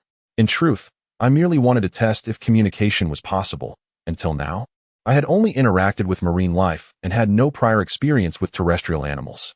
To my surprise, both sides seemed capable of dialogue, and several wolves circled behind the boulder to inspect me, baring their fangs. However, I felt diminutive at over 2 meters in height, dwarfed by the 10-meter wolves, barely significant enough to be considered a morsel. Suddenly, one of the wolves lunged at me. I quickly retreated into my ring. Thud. The wolf collided with the rock, momentarily losing its footing and howling in confusion, puzzled as to why its prey had vanished. I chose to remain hidden within the ring, recognizing the natural order of survival. I was no match for them. I found the marine beings to be far more gentle. 2 hours later, I cautiously emerged. The sounds of battle had subsided, replaced by lamenting cries. Peering out, I found the cave devoid of the wolf pack, leaving behind 7 or 8 wolf carcasses. The polar bears had gained one more member, now around 60 meters in length, surrounding the smaller bear and tossing the wolf bodies to it. Regrettably, the little bear lay on the ground, weak and moaning. surrounded by pools of crimson blood. CHEN JIANG scanned the inner thigh and discovered a wound adorned with fractured wolf teeth. A slight probing of the injury would cause blood to flow profusely, indicating a potential injury to a major artery. The largest of the polar bears sensed something amiss behind it, turning to see CHEN JIANG. "Why are you still here? Depart at once. This place is not welcoming to humans. Had I not sensed your uniqueness, I would have devoured you long ago. I can assist that little bear. It may have injured its artery. If this continues, it will perish." The two bears exchanged glances, seemingly deliberating. "Is what you say true?" "Indeed, please trust me. I reside on a small island at the end of this path, where many creatures like you live, all of whom I have aided." After a moment, the two bears parted to clear a path, beckoning CHEN JIANG forward. He summoned De Huang and Air Huang to assist him. Suddenly, two humanoid figures startled the polar bear, which instinctively prepared to attack, but CHEN JIANG quickly intervened. After half an hour of tending to the wound, CHEN JIANG gently stroked the little bear's fur and turned to the polar bear, saying, "It has been taken care of, but it lost quite a bit of blood and requires ample rest. Thank you. You may take any food you desire from here." "No, thank you. May I ask you a few questions?" "Go ahead. How long have you lived nearby? Have you encountered any humans like me?" "I cannot say how long I have lived. I grew up here, and this territory is solely mine. It is improbable that any humans would venture here. Have you seen my kind elsewhere?" "Never. Here. You humans are insignificant. A mere sneeze from me could annihilate you." "Very well. We shall comply with your request." Exiting the cave, CHEN JIANG followed the blood trail in the snow, determined to locate the pack of wolves to glean any information he could. In a valley, he discovered signs of a struggle, likely indicating that the wolves had been battling another creature. Upon entering the valley, he found a pack of wolves surrounding an unidentified carcass, feasting. The alpha wolf, appearing satiated, observed its subordinates. "Greetings, leader. May I inquire about a few matters? You humans are the most cunning. What benefit is there for me?" CHEN JIANG pointed to a wound on the alpha wolf's hind leg. "I can assist in treating your injury. First, treat it. If effective, I will consider your inquiries." CHEN JIANG thought to himself, "No wonder the alpha wolf is so shrewd." "Very well, but can we relocate to a sheltered area free from the snow? It would facilitate the treatment of your wound, and I can also assist your companions." Chapter 16. A startling encounter. The alpha wolf, after a moment of contemplation, suddenly howled. "A woo!" The other wolves echoed its call. The alpha commanded, "Follow me." CHEN JIANG complied, trailing behind as the rest of the pack hurriedly dragged the remnants of their meal. They arrived at the wolves' den, where all the massive wolves had their injuries tended to. "Leader, I have completed their treatment," CHEN JIANG declared. "You are indeed unlike any human I have encountered. Have you ever seen my kind?" "Yes," CHEN JIANG replied. "When and where? Can you take me to them?" "It has been a long time. You would not find them now. They have been consumed by us." CHEN JIANG's heart raced. Finally, there was news of humanity, albeit grim. "Where did you encounter them? Why did you eat them?" "At the end of this direction, we consumed them when we were hungry. Had I not felt a kinship with you, I might have been tempted to devour you as well." CHEN JIANG pondered the harsh reality of survival of the fittest and wondered why all creatures seemed to develop an affinity for their own kind. Was it his origins from the past, or perhaps the influence of the Mayan crystal ball? Pointing towards the direction of his island, he asked, "Next time we meet, could you bring them to my island?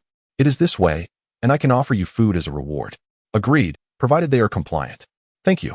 Should you require assistance, feel free to seek me out on the island." Bidding farewell to the pack, CHEN JIANG ventured forth in the direction indicated by the alpha, determined to explore the possibilities for any clues. For days later, "This is intolerable. Why have we not yet reached the end? De Huang, how much longer until we arrive? Our supplies are dwindling. Commander, interference renders predictions impossible." Upon returning to the base, CHEN JIANG surveyed the meager food supply that would last only another month. He hesitated to consume the remains of the creatures. The thought of mutating into something unrecognizable was daunting, especially since the fauna here differed greatly from that of his original timeline. "Commander, calculations indicate a 99% success rate." "Enough. I would rather gamble than starve. While we still have provisions, the odds may be in our favor." After 20 days of labor, he fashioned a specialized cryogenic pod, which he installed in the Hope spacecraft, capable of accommodating 3 individuals. The ring contained all his gold and jewels, 20 robotic companions, a set of biological research equipment, a learning apparatus with various educational materials, and 2 hydrogen, 3 energy devices. The jewels could be sold in his original timeline, The robotic companions bore combat capabilities akin to those in Terminator. The research equipment was invaluable for future endeavors, and the hydrogen-3 devices would prove useful should energy supplies run low during their journey. Knowledge, after all, is invaluable. He programmed the base's systems, allowing the AI to assist any incoming life forms. Prepare the Hope. Yes, Commander. All systems are primed. CHEN JIANG and the clones entered the cryogenic chamber, entrusting the ship's operation to De Huang, Air Huang, and Xiaobai. Xiaobai, we can depart once I enter stasis. I wish to avoid discomfort. Understood, Commander. Beep. The three individuals fell into a state of suspended animation within the pod, designed to last 70 years. This was the culmination of all the resources CHEN JIANG could gather, and during stasis, he could still acquire knowledge. Engaging the time-space traversal system. Within the hall, the Hope was enveloped in a white energy, gradually vanishing from this timeline without disturbing the surrounding life forms. Inside the time-space tunnel, Xiaobai reported, encountering spatial turbulence. Activating Mayan navigation system. Estimated passage time, 10 years. On July 10, 2010, CHEN JIANG entered the future's expanse. The warehouse space was highly unstable. Flashes of lightning illuminating the scene. The entire city of Shihu experienced communication disruptions, with those on calls resorting to curses. After a brilliant flash, the Hope spacecraft materialized within the warehouse, and the spatial stability began to return. 5 minutes later, communications across Shihu resumed, with media outlets eagerly reporting the incident. However, the repercussions were minimal, ultimately fading into obscurity. Meanwhile, CHEN JIANG was in the process of awakening, having spent a decade in stasis, requiring time to readjust. The clones were the first to awaken, exiting the pod to await CHEN JIANG's return to consciousness. 1 hour later, he opened his eyes to find De Huang, Air Huang, and the clones observing him. Is it so soon? It feels as if I merely took a nap. Did we encounter any dangers during our temporal journey? Slowly rising, he was supported by De Huang and Air Huang, aiding him as he regained his footing. What good fortune! It appears Lady Luck still favors me. Seated within the spacecraft, CHEN JIANG retrieved his iPhone 4 to connect to the internet and check the date, which displayed July 11, 2010. What? Have I not lived in the future for over 2 years? Why has time barely changed? How splendid! It implies I have not truly departed. If I were to venture into the future again, would it not be as though I had just left? That is theoretically accurate. Theory? Yes. Given that the future's timeline is not entirely stable, variations may occur. Gradually regaining full sensory perception and mobility, CHEN JIANG exited the ship and stepped onto the open ground. Gazing at the starry sky and savoring the fresh air as evening settled around 7 p.m. How delightful it is to be in my own timeline. The future is truly daunting. Suddenly, he felt an inexplicable pull, as if a certain object was summoning him, though it remained indistinct. Could it be an illusion? A remnant of the temporal journey? Shaking his head to dismiss the thought, he stored De Huang, Air Huang, and the spacecraft within the ring to avoid detection. Observing the clones clad in futuristic armor, he realized they lacked suitable clothing. Stay here for now. I will procure some attire for you. Understood, Commander. In this timeline, you may call me Changgu instead of Commander. I would prefer not to appear foolish to outsiders. Very well, Changgu. Mounting his little yellow dragon, he felt astonishingly light, despite its weight of 310 pounds. He attempted to lift the motorcycle and succeeded, though it required some effort. Due to the remote location, there were no surveillance cameras. CHEN JIANG accelerated to 170 miles per hour without a second thought. He recalled that previously, reaching 100 miles per hour had filled him with trepidation. Gradually entering the city, he reduced his speed, mindful of the high density of pedestrians and vehicles in Shihu. He arrived at Garbage Street, a locale renowned for its proximity to prestigious universities, where students sold their unwanted items at bargain prices. Over time, it had come to be known as Garbage Street. The area offered a plethora of affordable snacks, clothing, and various household goods, an essential destination for someone of modest means like CHEN JIANG. He had acquired nearly all his essentials from this very street. Entering a Jiangxi stir-fry restaurant, he ordered 1 Kung Pao chicken, 1 spicy hot pot, stir-fried beef.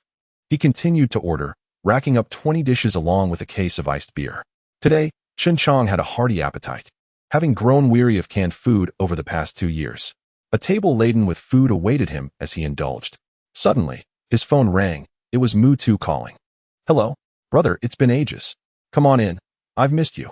Tomorrow, I'll treat you to a meal, just the two of us. What do you mean? It's been ages. It's only been about 10 days. Let us skip the meal. You know my physical condition. Come to my house tomorrow evening. I'll host. In a few days, I'll be heading abroad. Mu Tu, originally named Yinghao, shared a dormitory with Chen Jiang during their university days, and the two became inseparable friends. Mu Tu's father was a real estate developer with modest wealth. However, he suffered from muscular dystrophy and was rather introverted, resulting in a lack of friends. Conversely, Chen Jiang was an orphan, proud and somewhat aloof, also devoid of companions at school. As they shared a bunk bed for an extended period, their camaraderie blossomed. Why venture abroad? Do you wish to experience the romance of foreign maidens? Mu Tu jested. Indeed, that's precisely my intention. Are you coming along? Chen Jiang replied. I cannot afford to visit developed countries. A single meal there could consume my entire day's budget. Come now. I'm well aware of your family's wealth. With a grand warehouse at your disposal, you have no worries about sustenance or shelter. My father has arranged for a doctor abroad who specializes in my condition, particularly Mr. Was attending physician. Is there hope? Uncertain. The doctor mentioned that a comprehensive examination is necessary for a proper assessment. Very well. I shall come by tomorrow for a more detailed discussion. Agreed. See you tomorrow evening. Chen Jiang swiftly devoured the food on the table. The owner approached for the bill. That will be 420 yuan. Cash or card? Let's use the card. Click. Please enter your password. Insufficient balance. Suddenly, he recalled that his card was depleted. What a predicament. I only possess gold and jewelry. Surely I cannot pay with gold. Hang on. He pulled out his phone and called Mu Tu. Brother, I find myself in a bind. Could you lend me 5,000 yuan? Sure, the card number remains unchanged, right? When did you fall on such hard times? I forgot that my card was empty while dining out. You might as well dine and dash. Am I that sort of person? Tomorrow, I shall feast at your place without paying. Do remember to prepare ample food, lest you end up without any for yourself. Ding dong. The 5,000 yuan arrived. After settling the bill, Mu Tu realized he needed to handle some gold. He had no cash on hand. He first purchased several sets of clothing and shoes tailored to his clone-like physique, along with a black bag to hold the gold. Finding a secluded spot, he concealed the ring within. He then hopped on his motorcycle and headed towards a gold and jewelry store, intending to exchange some gold. From a distance, he spotted a gleaming storefront, the establishment sign reading Gold Pavilion. Chen Jiang recognized this store as an esteemed local establishment in Shihu City. As he approached the entrance, a staff member opened the door. Welcome. How may I assist you today, sir? Chapter 17. Incoherence. The waiter surveyed the man before him, feeling an inexplicable sense of familiarity. It struck him as odd that he could feel so at ease with a stranger. Instantly, he adopted his finest demeanor to attend to this gentleman. I wish to sell some gold, the man stated.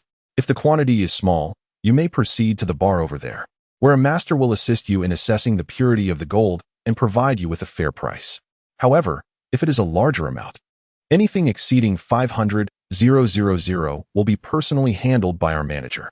The waiter observed Chen Jiang, who was carrying a black package, and inquired, May I ask how much gold you possess? More than 500,000. The waiter felt a surge of excitement. After all, whether buying or selling, she would earn a considerable commission.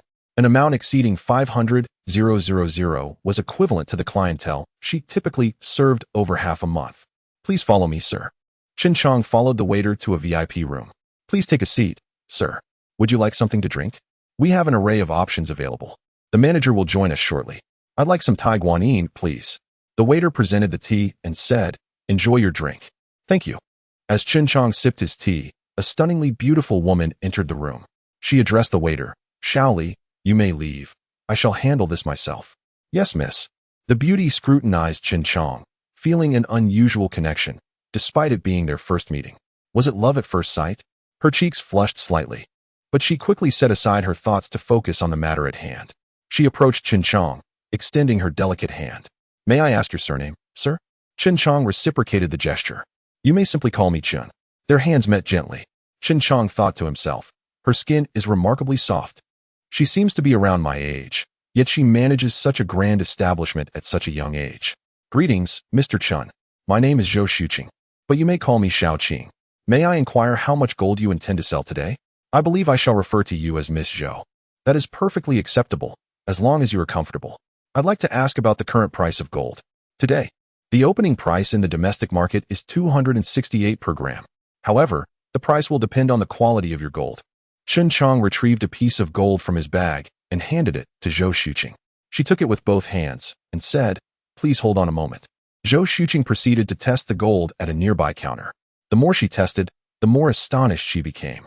She conducted 3 tests, and each time the result was a consistent 100. Examining the gold closely, she noticed the emblem of a scorpion. Her mind raced with wonder. The highest purity of gold available today is merely 99.999. The ancient saying goes, gold cannot be entirely flawless, nor can a person be perfect. In truth, 100 pure gold does not exist due to refining techniques and the alterations that occurred during the processing of gold jewelry or bars. The gold in her possession could not be measured by conventional standards.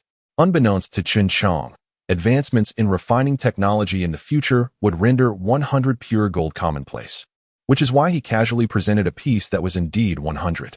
Zhou Xuqing approached CHEN JIANG and asked, "Where did you acquire this gold? Do you have any certification?" "Certification?"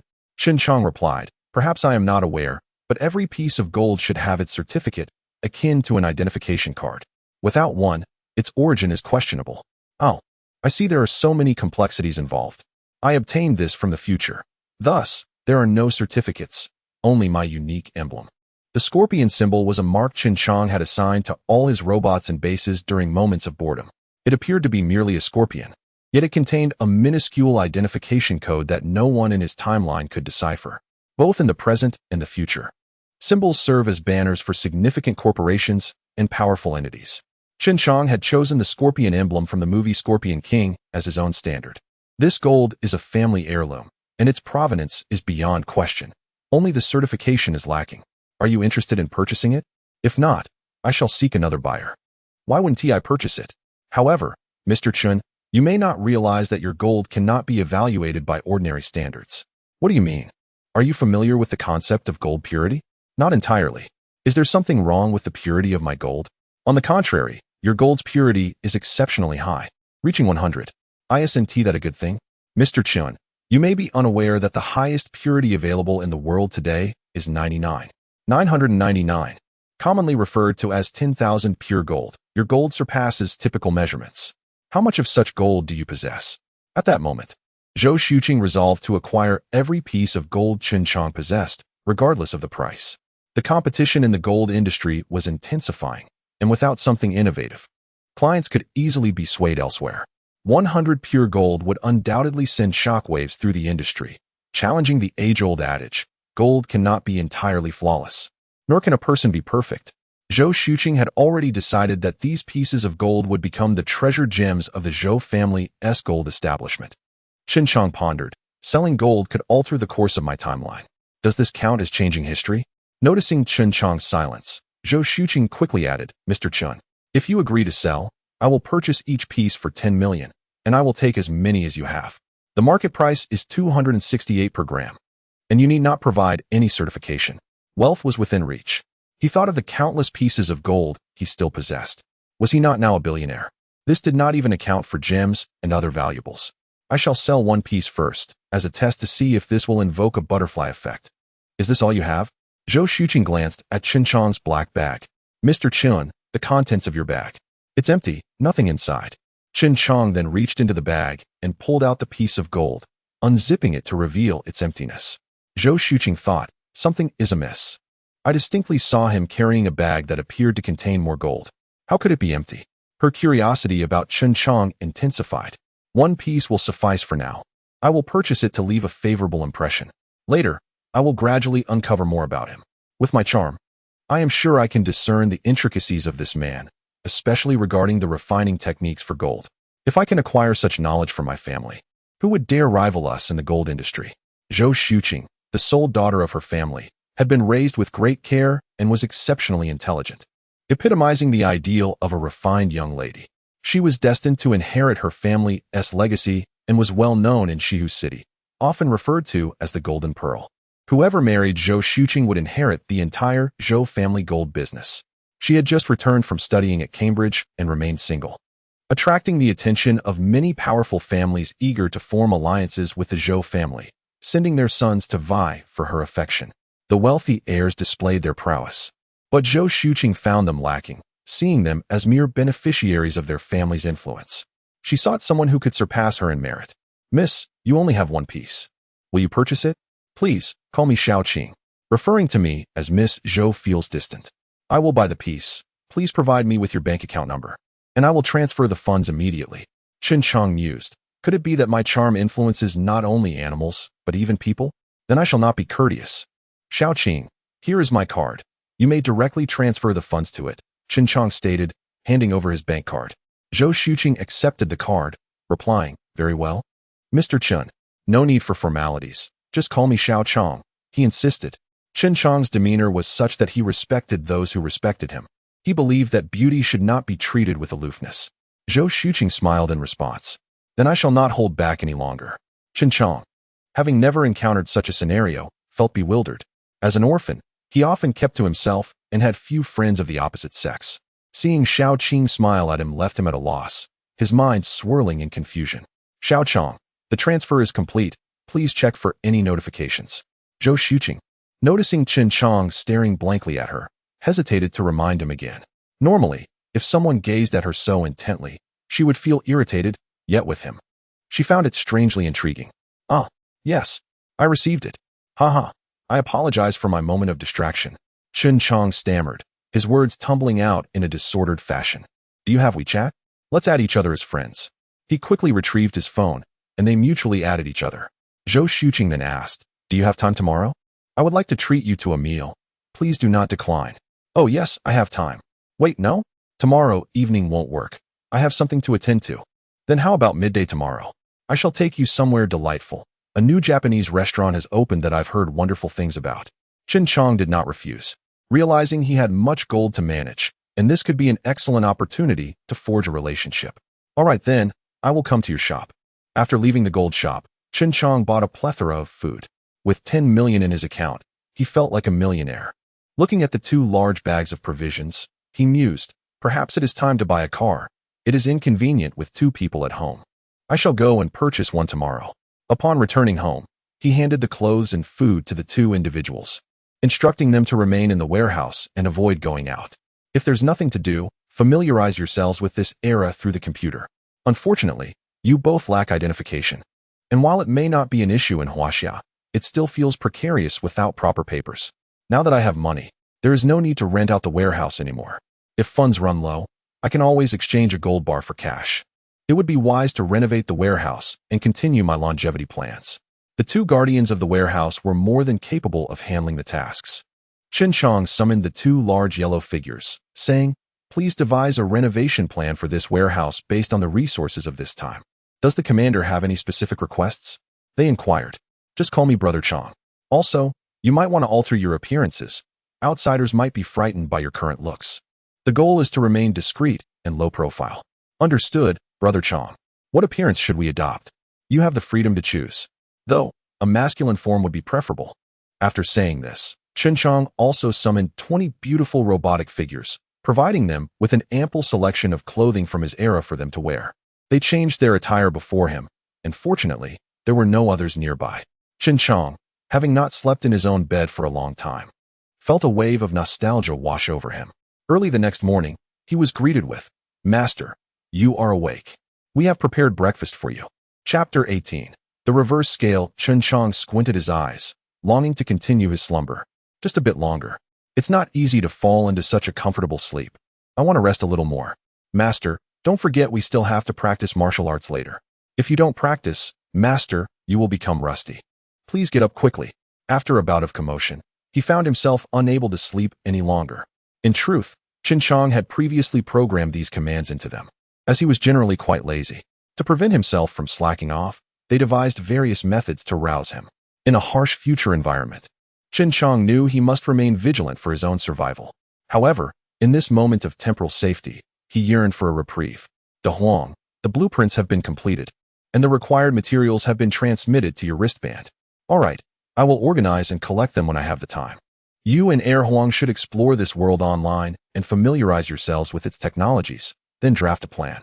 Understood, Changgu. De Huang and Air Huang immediately connected their hands to the network and stood still. With the assistance of the ladies, Chen Chang rose to train as usual. Changgu, you have a schedule to attend to. Oh, very well, let us call it a day for now. You all can prepare your own meals.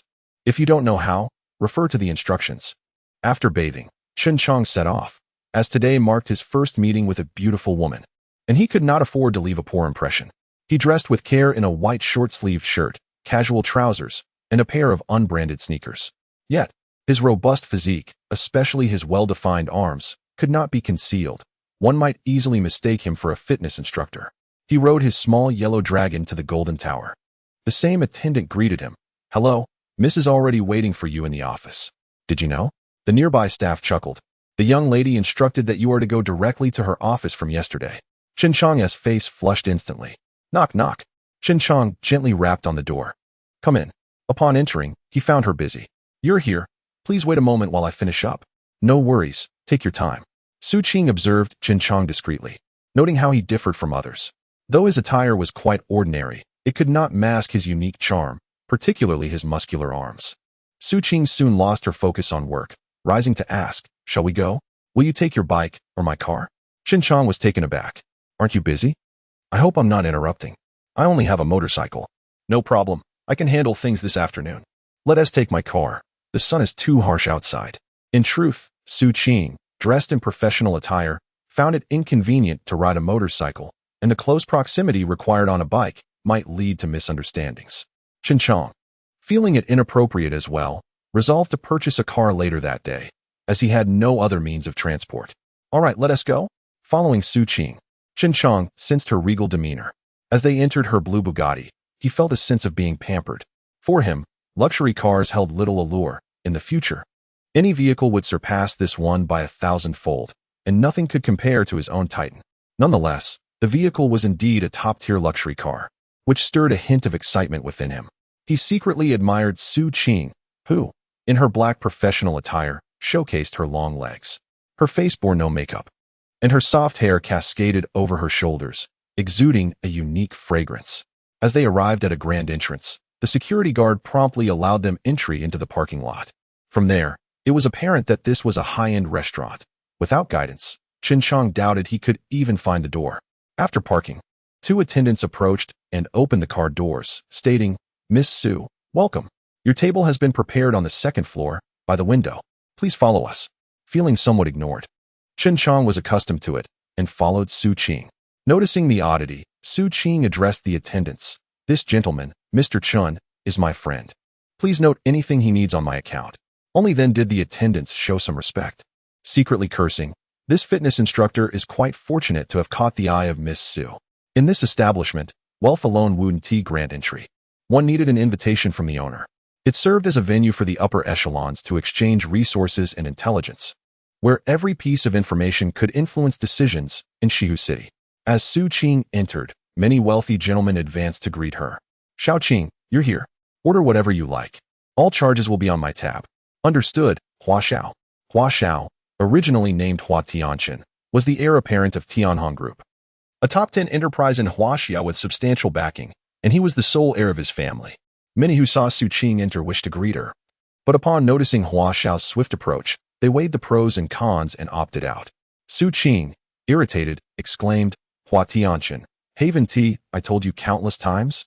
Do not call me Xiao Qing. We have no such relationship. I have my own money and don't need you to foot the bill. Hua Xiao chuckled awkwardly. No worries. As long as you wish, you will be the next matriarch of the Hua family. Humph. Who would desire that? Move aside, if you don't. I'll simply choose another restaurant. Hua Xiao quickly stepped aside. Please, you are the most important here. Su Qing ascended to the second floor, turning to Chen Chang. Xiao Chang, let us go? Ignore them. They're all a bunch of nuisances. Hua Xiao assessed Chen Chang's appearance and thought, what fitness instructor is this? Not bad in physique. Perhaps I should start working out too. He dismissed Chen Chang entirely, believing that any wealthy family would seek a match of equal standing. Chen Chang and Hua Xiao followed Su Qing to their table. Su Qing asked, Xiao Chang, what would you like to eat? I'm not sure what they serve here. I'm fine with anything, but I do have a hearty appetite, haha. Su Qing disregarded Hua Xiao, knowing she had no leverage over him, and proceeded to order.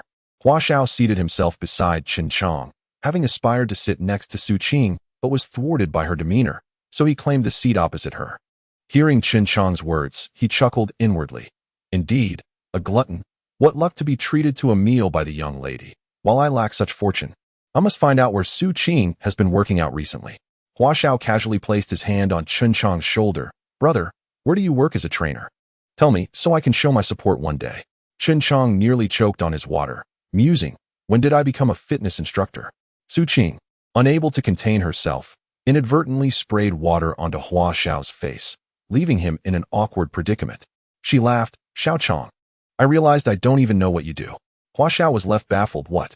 Doesn't he even have a defined role and is invited to dine? This is so unfair. Why don't I have such treatment? Chen Chang awkwardly replied, I'm just staying at home. Hua Xiao was speechless. Su Qing probed, what do your parents do? Chen Chang replied, they passed away long ago. Su Qing, I'm sorry. I didn't mean to pry. Chen Chang, it's all right.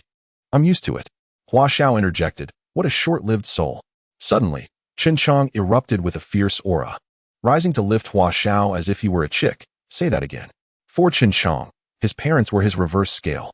While he could endure insults directed at himself, any disparagement towards his parents would incite his wrath.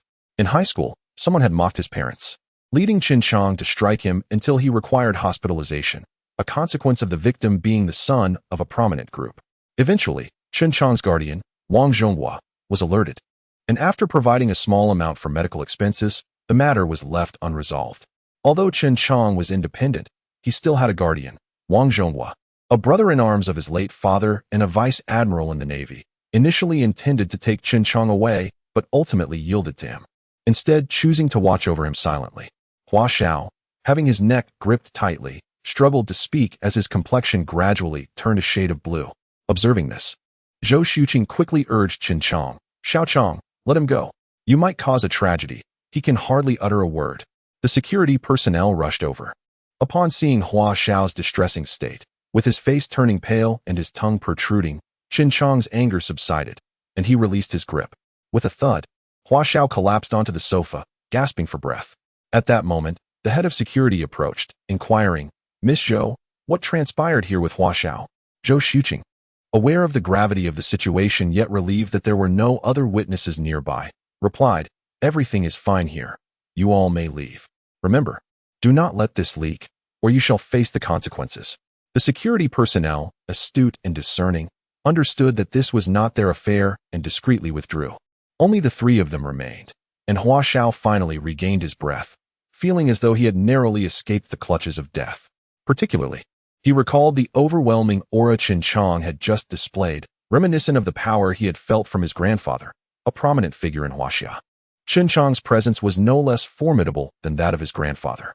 Acknowledging his own fault and with few witnesses, Hua Xiao, who felt an inexplicable affinity towards Chen Chang, apologized. I'm sorry, Xiao Chang, it was unintentional. Chen Chang, not one to hold grudges, was rather amicable and replied, let us just forget about it. Zhou Xuqing, witnessing Hua Xiao's apology to Chen Chang, regarded him with newfound respect, recognizing that had it been someone else, the altercation could have escalated severely. As a prominent figure and the next heir of the Zhou family, she was privy to many matters unknown to the ordinary person. Let us all pretend this incident never occurred. Today, I shall treat you. Order whatever you desire. Hua Xiao, feel free to indulge as well. Zhou Xuqing aimed to mediate, her curiosity about Chen Chang deepening after witnessing his earlier display of strength, which was extraordinary for an ordinary individual. Hua Xiao, taken aback, felt elated as Zhou Xuqing had never spoken to him in such a manner before. At that moment, the server arrived, pushing a cart laden with an array of delicacies. Japanese cuisine, though plentiful, still felt insufficient. As they began to dine, Zhou Xuqing raised her glass of sake for a toast, with Chen Chang and Hua Xiao reciprocating, as if nothing had transpired moments before. Chen Chang's appetite was astonishing. Within mere moments, he cleared the table of its offerings, leaving Zhou Xuqing and Hua Xiao speechless in astonishment. Zhou Xuqing, quick to respond, instructed the server, please bring another round, just as before. Chen Chang, feeling a bit embarrassed, chuckled, hee. I have quite an appetite, don't mind me. This Japanese food hardly satisfies. Our Huaxia cuisine is far superior. Hua Xiao inquired, Xiao Chang, do you eat this much at every meal? Indeed. What's wrong with that? Chen Chang replied. Hua Xiao shook his head. Oh, nothing much. Have you trained before? Zhou Xuqing, intrigued, listened intently. It's just casual fun, nothing too serious, Chen Chang modestly responded. Brother Chang, we have a gym here, and the trainers are former special forces. Would you be willing to take me along after we finish eating? Chapter 19. Striving with all one's might, Chen Chang suddenly realized that he had only sparred with clones up to this point, and had yet to test his abilities against others. Why not give it a try? He thought to himself. During the third serving of food, Chen Chang finally felt somewhat satiated. Hua Xiao and Zhou Xuqing had already finished their meals and were watching Chen Chang eat with great interest. Feeling a tad embarrassed, Chen Chang decided to stop eating and stood up, saying to Hua Xiao, "Let us go to the place you mentioned." Zhou Xuqing inquired, "Xiao Chang, are you full? If not, we can ask for more." "That's enough. Let us go. I also want to test my skills," Chen Chang replied. Hua Xiao thought to himself, after eating so much, how can he still feel unsatisfied? If he were truly full, he could easily consume double that amount. Is he even human? Zhou Xuqing remarked. "Next time, I'll take you to savor Hua Xiao's delicacies. I can hardly tell if you've eaten enough." Hua Xiao said, "I know a restaurant that is absolutely fantastic. Next time, I'll treat you. How about it, Xiao Chang? Are you in?" Chen Chang responded, "I'm all in." Hua Xiao then turned to Zhou Xuqing. "I wonder if Miss Jinju will agree?" Chen Chang interjected, "Xiao Qing, why do you have a nickname Jinju?" Zhou Xuqing replied, "Don't pay attention to his nonsense. Hua Xiao, if you can change your address, this lady might consider gracing you with her presence, as a favor to Chen Chang." Hua Xiao excitedly responded, "Xiao Qing. That could work." Zhou Xuqing insisted, "You might as well just call me Lady Zhou. We're not related." Hua Xiao felt a secret delight. "Lady Zhou, please do me the honor." Progress had finally been made. Previously, he had tried every possible means to win Zhou Xuqing's favor, but she had remained impervious. In his social circle, no one had ever managed to invite Zhou Xuqing. Could he not feel exhilarated today? Hua Xiao was well aware that Zhou Xuqing was not just any rich second-generation individual. His family had sought many suitable matches, ultimately choosing her.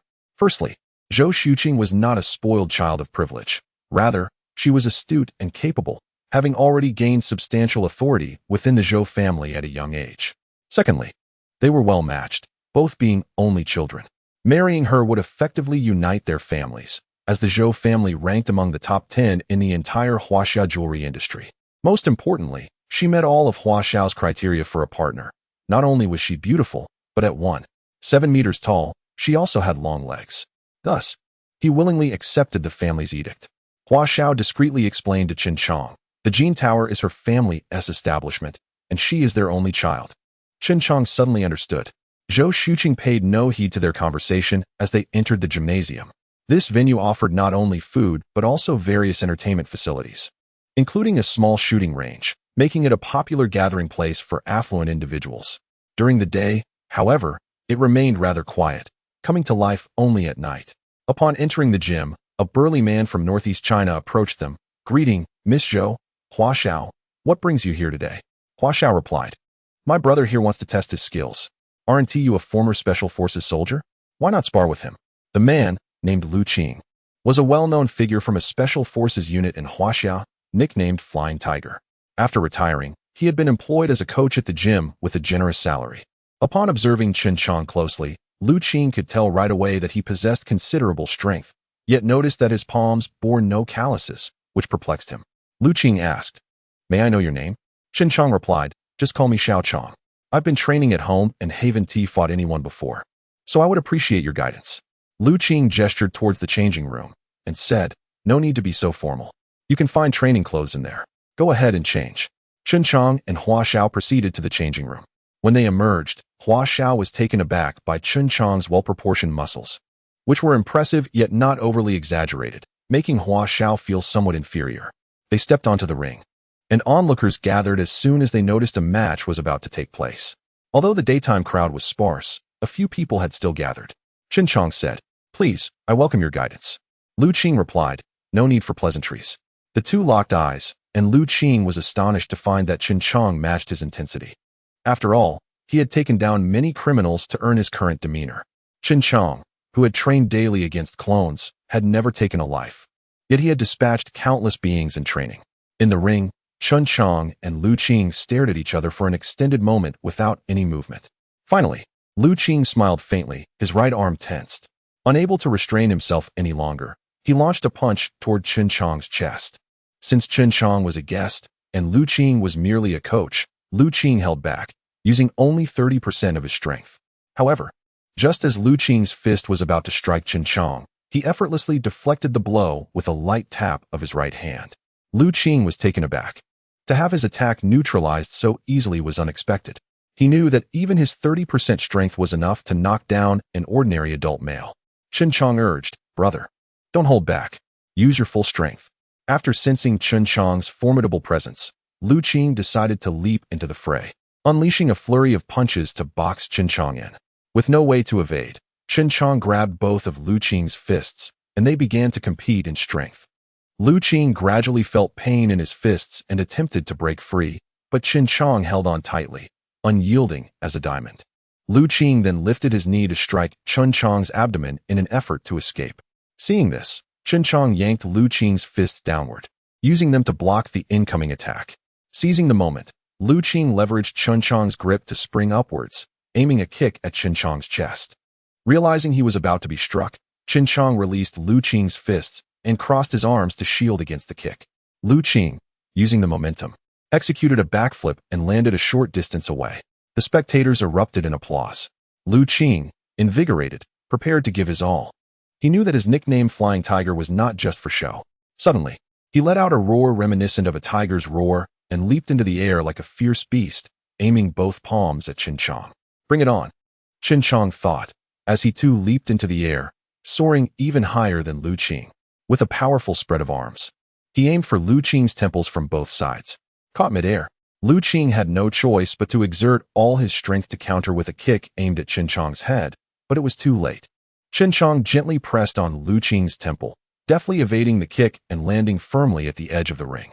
Lu Qing landed heavily on his back, but quickly flipped to his feet, conceding, "I've lost." The crowd felt as though they were watching an action film. It was all too real and exhilarating, despite lasting only about 3 minutes. Lu Qing understood that the disparity between him and Chen Jiang was vast. In a real fight, he would have already been a corpse. "Thank you for your guidance," Chen Jiang said graciously as they both descended from the ring. Zhou Xuqing gazed at Chen Jiang with increasing admiration, finding him all the more enigmatic. Hua Xiao hurriedly approached Chen Jiang, exclaiming, "I never imagined you had such skills. Xiao Chang, where did you learn this? Teach me." Curious, Zhou Xuqing and Lu Qing listened intently, eager to uncover Chen Jiang's background. Chen Jiang concocted an excuse, saying, "It's a family tradition." Upon hearing this, Zhou Xuqing and Hua Xiao fell silent. The atmosphere grew slightly tense, prompting Hua Xiao to divert the topic. "Xiao Chang, there's a shooting range here. Would you like to give it a try?" Lu Qing added, "Let us go. I'll show you. We recently received a new batch of firearms." Lu Qing thought to himself that while he could not match Chen Jiang in combat, he was confident in his superior skills with firearms. The group made their way to the shooting range, where an impressive array of weapons awaited. Chen Jiang eagerly approached to try his hand at the handguns and rifles available. There were no heavy weapons, only light arms. In light of the stringent firearm regulations in Huaxia, every weapon present is meticulously documented and registered locally, with daily reports on the wear and tear of arms and ammunition. Although Chen Jiang in the future primarily utilizes energy weapons, having rendered gunpowder arms obsolete, this does not diminish his passion for firearms. Observing Chen Jiang's awkward handling of the P226 pistol, Lu Qing approached him and said, "Brother, may I call you Xiao Chang like the others?" "Of course. Come, show me how to use this," Chen Jiang replied. Beside them, Hua Xiao chimed in, "Xiao Chang, allow me to instruct you. The weapon you hold is the German P226, a classic handgun. Watch how I operate it." With that, Hua Xiao loaded the magazine and aimed at the target across from him. Bang, bang, bang. 3 shots rang out, with 1 hitting the 6 ring and 2 hitting the 2 ring. Meanwhile, Zhou Xuqing was using a rifle, aiming at a distant target through his scope. Bang, bang, bang. He fired 3 shots, achieving scores of 8, 7, and 6 rings. The two glanced at Chen Jiang, indicating that it was now his turn. Lu Qing was eager to see how well Chen Jiang could perform. For someone new to handguns, simply hitting the target would be impressive. Chen Jiang aimed at the target and pulled the trigger. Click. Realizing he had forgotten to disengage the safety, laughter erupted from Hua Xiao and Zhou Xuqing. But their mirth quickly turned to astonishment. Bang! Chen Jiang fired 15 rounds in rapid succession, emptying the magazine. The The range reported a score of 150 rings. Goodness. Every shot hit the target, and each one struck the same spot. Hua Xiao exclaimed incredulously, Brother Chong, have you been practicing with handguns daily? His tone had shifted to one of admiration. Lu Qing was equally stunned. While he could also achieve a score of 150, he could not consistently hit the same point. He felt fortunate not to have competed against Qin Chong, already sensing the latter's extraordinary talent. From the outset, Lu Qing could tell that Qin Chong was a novice with firearms. The only explanation for his remarkable accuracy was sheer talent. Qin Chong continued to experiment with all the firearms, consistently hitting the same mark. He mused, this is not much different from energy weapons. But energy arms are far more stable and superior in power and range compared to gunpowder weapons, which explains their obsolescence. In the future, Qin Chong engaged in shooting games daily with a virtual helmet, where the experience mirrored reality one-to-one, complemented by combat training and guidance from clones. On Iceland, there existed a shooting range, the only distinction being one utilized gunpowder while the other employed energy weapons. Both, however, aimed at the same objective.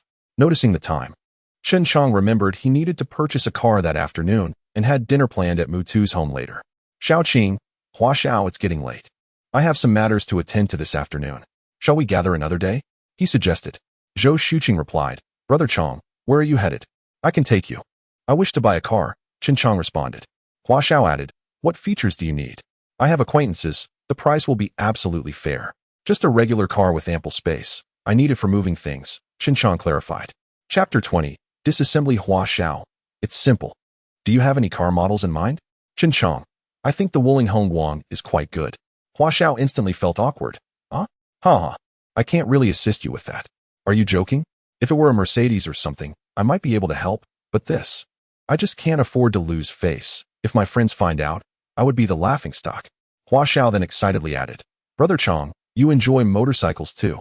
We should hang out sometime. Qin Chong, sure. Any time works for me. The two exchanged WeChat and phone numbers. Every family possesses its own intelligence network. And as the next head of the family, Zhou Shuqing had already taken over most of the family business, including the intelligence system. Qin Chong's displayed abilities today piqued his intense interest. After leaving, Qin Chong promptly purchased a Wuling Hongguang, costing just over 40,000. The license plates were readily available. After paying, the sales representative arranged everything. An hour later, Chen Chang drove off in a silver-white van, with his motorcycle tucked inside. He stopped by a supermarket to buy a large quantity of food, tossing it all into the van, and even bought some fruit, as he certainly couldn't go empty-handed to Mutu's house. Upon returning home, he unloaded the motorcycle and groceries. It was getting late, so he set off. The Taizuan Villa area is a high-end district in Shihu City. The security guard stopped him at the entrance. The guard respectfully inquired, Sir, where are you headed? To Area A, Building 11 of He Yinghao's residence. All right, sir, please wait a moment. In a short while, the barrier lifted. Mutu opened the door, exclaiming, Brother, I'm here to see you. Coming. Just a second. Oh, is that our little Chong? How did you get those muscles? After not seeing you for over 10 days. You seem to have changed a lot. Come in quickly. I bought your favorite seedless grapes. Are you trying to cook me in this heat? Seeing Mutu in a wheelchair, looking increasingly frail, Qin Chong silently resolved to prepare a potion to heal him. Such ailments would soon be trivial in the future. Xiangzi, you've arrived. Come, sit down. Andy prepared a feast for you. Mutu's parents were well aware of Qin Chong's background and felt great sympathy for him. It's just 2 bunches of grapes. I've been exercising at home every day lately. Have you not found a suitable job yet? Why not consider your father's company? With your abilities, you could easily reach a managerial position. Thank you, Andy, but I'm not worried about finding work. I heard from Mutu that a good doctor abroad might be able to treat his condition. Zhou Fong frowned. We need to conduct an examination first to find out. Mutu, pushing his wheelchair with grapes on his lap, munched on them and turned to Qin Chong. Little Chong, are you busy lately? If not, come with me abroad. All expenses covered. Zhou Fong chimed in. Did you wash those grapes? Why are you acting like a child? Go wash them before eating. Stepping forward, he took the grapes to the kitchen to wash them, chatting with Qin Chong. Yes. If you're free, join us. This time, his father took on a job that requires me and Xiao to go. Seeing Mutu's condition, Qin Chong also wanted to see if there was a possibility of treating him abroad. All right. When are we leaving? I'll make arrangements at home. You still need to arrange that shabby place of yours? I'm leaving the day after tomorrow. After dinner, go get the documents for me. I'll have someone help you with the procedures. I'll get them after dinner. Thank you, Auntie. You know I love big cuts of meat. Where are my grapes? You little rascal, wait until after dinner to eat. Chen Jiang teased. Did you hear that, you little rascal? Eat your meal first. Zhou Fang was used to their banter and didn't he mind. Mu Tu protested. Go on. Just eat your meat. The three gathered at the table, feasting on 5 dishes. Soup and rice. Xiangzi, would you like something to drink? Auntie can bring you some beer. That's fine. At Auntie's, there's no need to be polite. Just treat it like your own home. Saying this, she placed a piece of meat in Chen Chang's bowl. Chen Chang, yes, I understand. 10 minutes later. As Chen Chang was almost done with the rice in the rice cooker, Mu Tu joked. Xiangzi, when did you become such a glutton? Leave some rice for me. Zhou Fang reassured. It's fine. Once everyone finishes, I'll cook more. Chen Chang insisted. Auntie, that's enough. Look, I've finished all the meat. Mu Tu laughed. Little Chang, have you not eaten for days? Why are you eating so much today? Chen Chang joked back. Well, knowing I'd be coming to your place for dinner, I intentionally starved myself until now, just to come in leaning against the wall and leave the same way. I'll just eat my grapes now. After dinner, Chen Chang helped with the cleanup. It's fine. Andy will take care of it. You go keep Xiao Hao company. It's nothing, just a few bowls. After putting the dishes in the kitchen, Zhou Fang asked, Xiangzi, you're 23 this year, right? Yes. What is up, Andy? Do you have a girlfriend? If not, I can introduce you to a suitable one. Her family is well off, and she is quite attractive. Come on. I'm only 23. No rush. All right, wait for me. I'll be right back. Handing her his documents, he went off to play games with Mu Tu. After spending years immersed in high technology, it was quite a shift to use a computer again. Mu Tu, I'll take you to play with some really good stuff next time, something millions of times better than this, but you must keep it a secret. Get lost. Taking advantage of me and then acting coy. The two played until midnight, considering Mu Tu's health. All right, let us keep in touch via our phones. The next morning, Chen Chang was practicing with a clone. The beautiful robot remarked, Brother Chang, you have a call. Chen Chang paused his training, wiped the sweat from his brow, and extended his hand. The maid robot handed him the phone. Seeing it was his uncle, Chen Chang's guardian, Wang Zhonghua, calling. Little Chang, how have you been? Found a job yet? Uncle, life has been all right. Are you busy today? I'm okay, just about to start a meeting. By the way, what is this about you going abroad? Uncle, how did you find out? I'm your guardian. Even though you're grown, your father entrusted me with your care. Is there an issue? Not at all.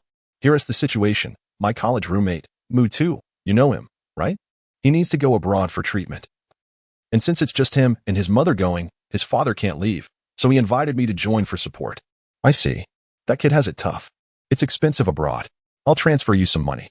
Uncle, no need. They arranged everything for food and lodging. It's rare to go out. Make sure to broaden your horizons. By the way, you're 23 now. It's time to find a proper partner to keep you in check. Before Chen Chang could respond, the call ended. Ding dong. A new message arrived. Upon checking, he saw an additional 50,000 yuan in his bank account.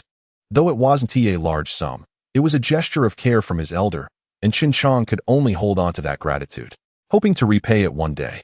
In the afternoon, Chen Chang tidied up his belongings and, with some free time, began to examine the van he had just purchased.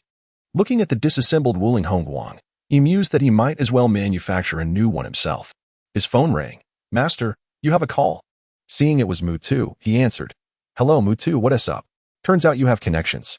I thought I'd be waiting several days, but it seems the staff contacted your guardian and got everything sorted out.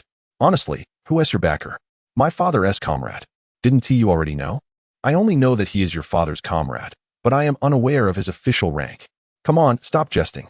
So, when shall we depart? The flight is in the evening. Just prepare yourself and come over. All right, I shall be there shortly. I will take a taxi directly. Chang, hurry and get in the car. We are waiting for you. Chen Chang saw Mu's father and greeted him busily, saying, Hello, uncle and aunt. Mu's father, Hijingda, operates a small yet reputable real estate development company in Shihu City. Hijingda replied, Xiaoqiang, hurry up and get in. I may have to trouble you a lot later. It's my pleasure. Mu has taken good care of me in the past. Hijingda waved goodbye as he sent the three onto the plane. The flight was in first class, fully occupied with passengers. Mu and his mother sat together, while Chen Chang, having joined at the last moment. was seated 5 seats away by the window on the opposite side. Next to Chen Jiang sat an elderly gentleman, and they exchanged nods. The old man inquired, "Are you traveling abroad?" "I am accompanying my brother for medical treatment abroad." "Oh, what ailment does your brother have?" "ALS. Amyotrophic lateral sclerosis." "So, are you headed to Harry Hospital?" "Indeed." "Are you also going there, sir?" Chapter 21. Academic discussion indeed. I attended a seminar. The journey was leisurely, and the two engaged in a casual conversation that gradually astonished the elder. The elder, named Yan Jingxin, was 72 years old and a leading professor of neurology in the country, with considerable renown abroad. He had been invited by Harry Hospital to participate in an academic discussion. Initially, their conversation was trivial, as the elderly professor had dedicated his life to research, leading to academic topics that were somewhat superficial, given that few could grasp such discussions. Nowadays, young people's conversations revolved around gossip or games. However, as the dialogue progressed, the elder was increasingly amazed to discover that many theoretical aspects of his research were seamlessly enhanced by the young man before him. In pursuit of longevity, Chen Jiang had invested significant effort into studying the human body, dedicating much of his future time to biology and genetics. Therefore, when Yan Jingxin posed certain questions, Chen Jiang found them remarkably simple. Yet the elderly professor was different. He had devoted his life to neurology and suddenly found answers to his lifelong inquiries in this young man's insights.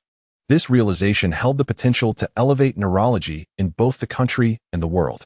He hastily took out his notebook to record and ponder over the concepts. Noticing the professor engrossed in his notes, Chen Jiang chose not to disturb him and instead drifted off to sleep. The professor, captivated by the principles and processes Chen Jiang had elucidated, muttered to himself in disbelief, "How could I not have thought of this? It is utterly astonishing." However, upon realizing there were still some crucial aspects lacking answers, he turned to ask Chen Jiang, only to find him fast asleep. Feeling hesitant to intrude, he resumed his contemplation. Unable to restrain himself, he gently nudged, "Young man, wake up. I have a question to ask." If this scene were to reach the ears of acquaintances, they would surely be taken aback, for it was unprecedented for a venerable professor to humbly seek guidance from someone so young, especially in the realm of academia. Chen Jiang, caught in a dream, opened his eyes and inquired, "What is it?" "Young man, take a look at this question." "I am utterly stumped," the professor said. Chen Jiang squinted, yawning as he responded, "Such a straightforward question, and you're asking me?" The professor felt a wave of embarrassment at Chen Jiang's assertion of simplicity. Could it be that today's youth are so remarkable? It seems that isolating myself has proven ineffective. I must engage more with the younger generation, he pondered. Observing Chen Jiang's drowsiness, he jotted down notes. "Here, for such a simple question, you could just search it on Baidu. Please, do not disturb my sleep." "What? Baidu can provide the answer?" "Isn't there a saying? When in doubt, consult Dunyang," Chen Jiang remarked, closing his eyes again without regard for the professor's thoughts.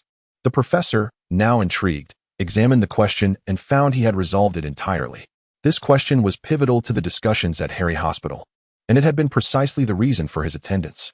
He glanced at the paper, then at Chen Jiang, disbelief etched upon his face. "I should verify the accuracy of this answer. Ding dong. This flight will arrive at its destination in 20 minutes. Please prepare and do not forget your personal belongings." The cabin buzzed with activity, awakening Chen Jiang from his slumber. Noticing everyone organizing their belongings and hearing the announcement, he began to prepare as well. It was merely a backpack. Seeing the elderly professor so earnestly engaged in learning, Chen Jiang couldn't help but ask, "Elder, do you have WeChat?" The professor looked perplexed. "What is WeChat?" "It's a social app for chatting," Chen Jiang explained. Just then, the airplane jolted as it descended onto the runway. "Musi, come help me down." A voice called out. "I'm coming. Just a moment." Chen Jiang responded, disregarding the professor as he rushed to assist. The professor shook his head, muttering, "Today's youth are so clumsy and reckless." Chen Jiang helped Musi descend, while Zhou Feng dragged a suitcase and carried a backpack as they exited the aircraft. The crowd surged, engulfing them in the airport. While Professor Yan Jingxin slowly organized his belongings on the plane, two young individuals approached, saying, "Professor, may we assist you?" The crowd was too overwhelming earlier. "No worries." "Oh dear, I just realized I forgot something important," he exclaimed, rushing off the plane without a second thought. Oblivious to his earlier admonition of youth's recklessness, it dawned on him that he had neglected to obtain Chen Jiang's contact details. even forgetting to ask for his name. Standing in the bustling hall, he scanned the crowd, hoping to catch a glimpse of Chen Jiang, lamenting his absent-mindedness. An assistant rushed over, puzzled, and asked, "Professor, what's the matter?" The professor recounted his predicament. The two assistants, a man named Song Heezy and a woman named Chu Dantong, were dispatched by the Research Institute to attend to Yan Jingxin. Both were also experts in neurology and students of his, brought along to experience the international high-level seminar, laying the groundwork for future connections. At that moment, nothing mattered more than locating Chen Jiang. Chu Dantong stepped forward to support the professor, saying, "Professor, since they are also here at Harry Hospital for treatment, particularly for ALS, we can observe this type of patient together." This suggestion jolted the professor, who exclaimed, "Indeed, how could I have overlooked that?" Song Heezy, the only male among them, took charge of the physical tasks, shouldering the large bag and pulling 2 suitcases toward them, asking, "Professor, what happened? Is everything all right? Let us head directly to Harry Hospital." The professor replied. Chen Jiang and his companions took a taxi to the residence arranged by Muzi's father, conveniently located near the hospital. Arriving at an apartment building, Zhou Fong dialed, "Hello? Is Mr. Ma there?" "This is Zhou Fong. My husband said to find you directly, and we are at the entrance." "Ah, yes. I'll be right down." Shortly after, an Asian young man appeared, introducing himself. "Are you Mrs. He?" "I'm Ma Xian."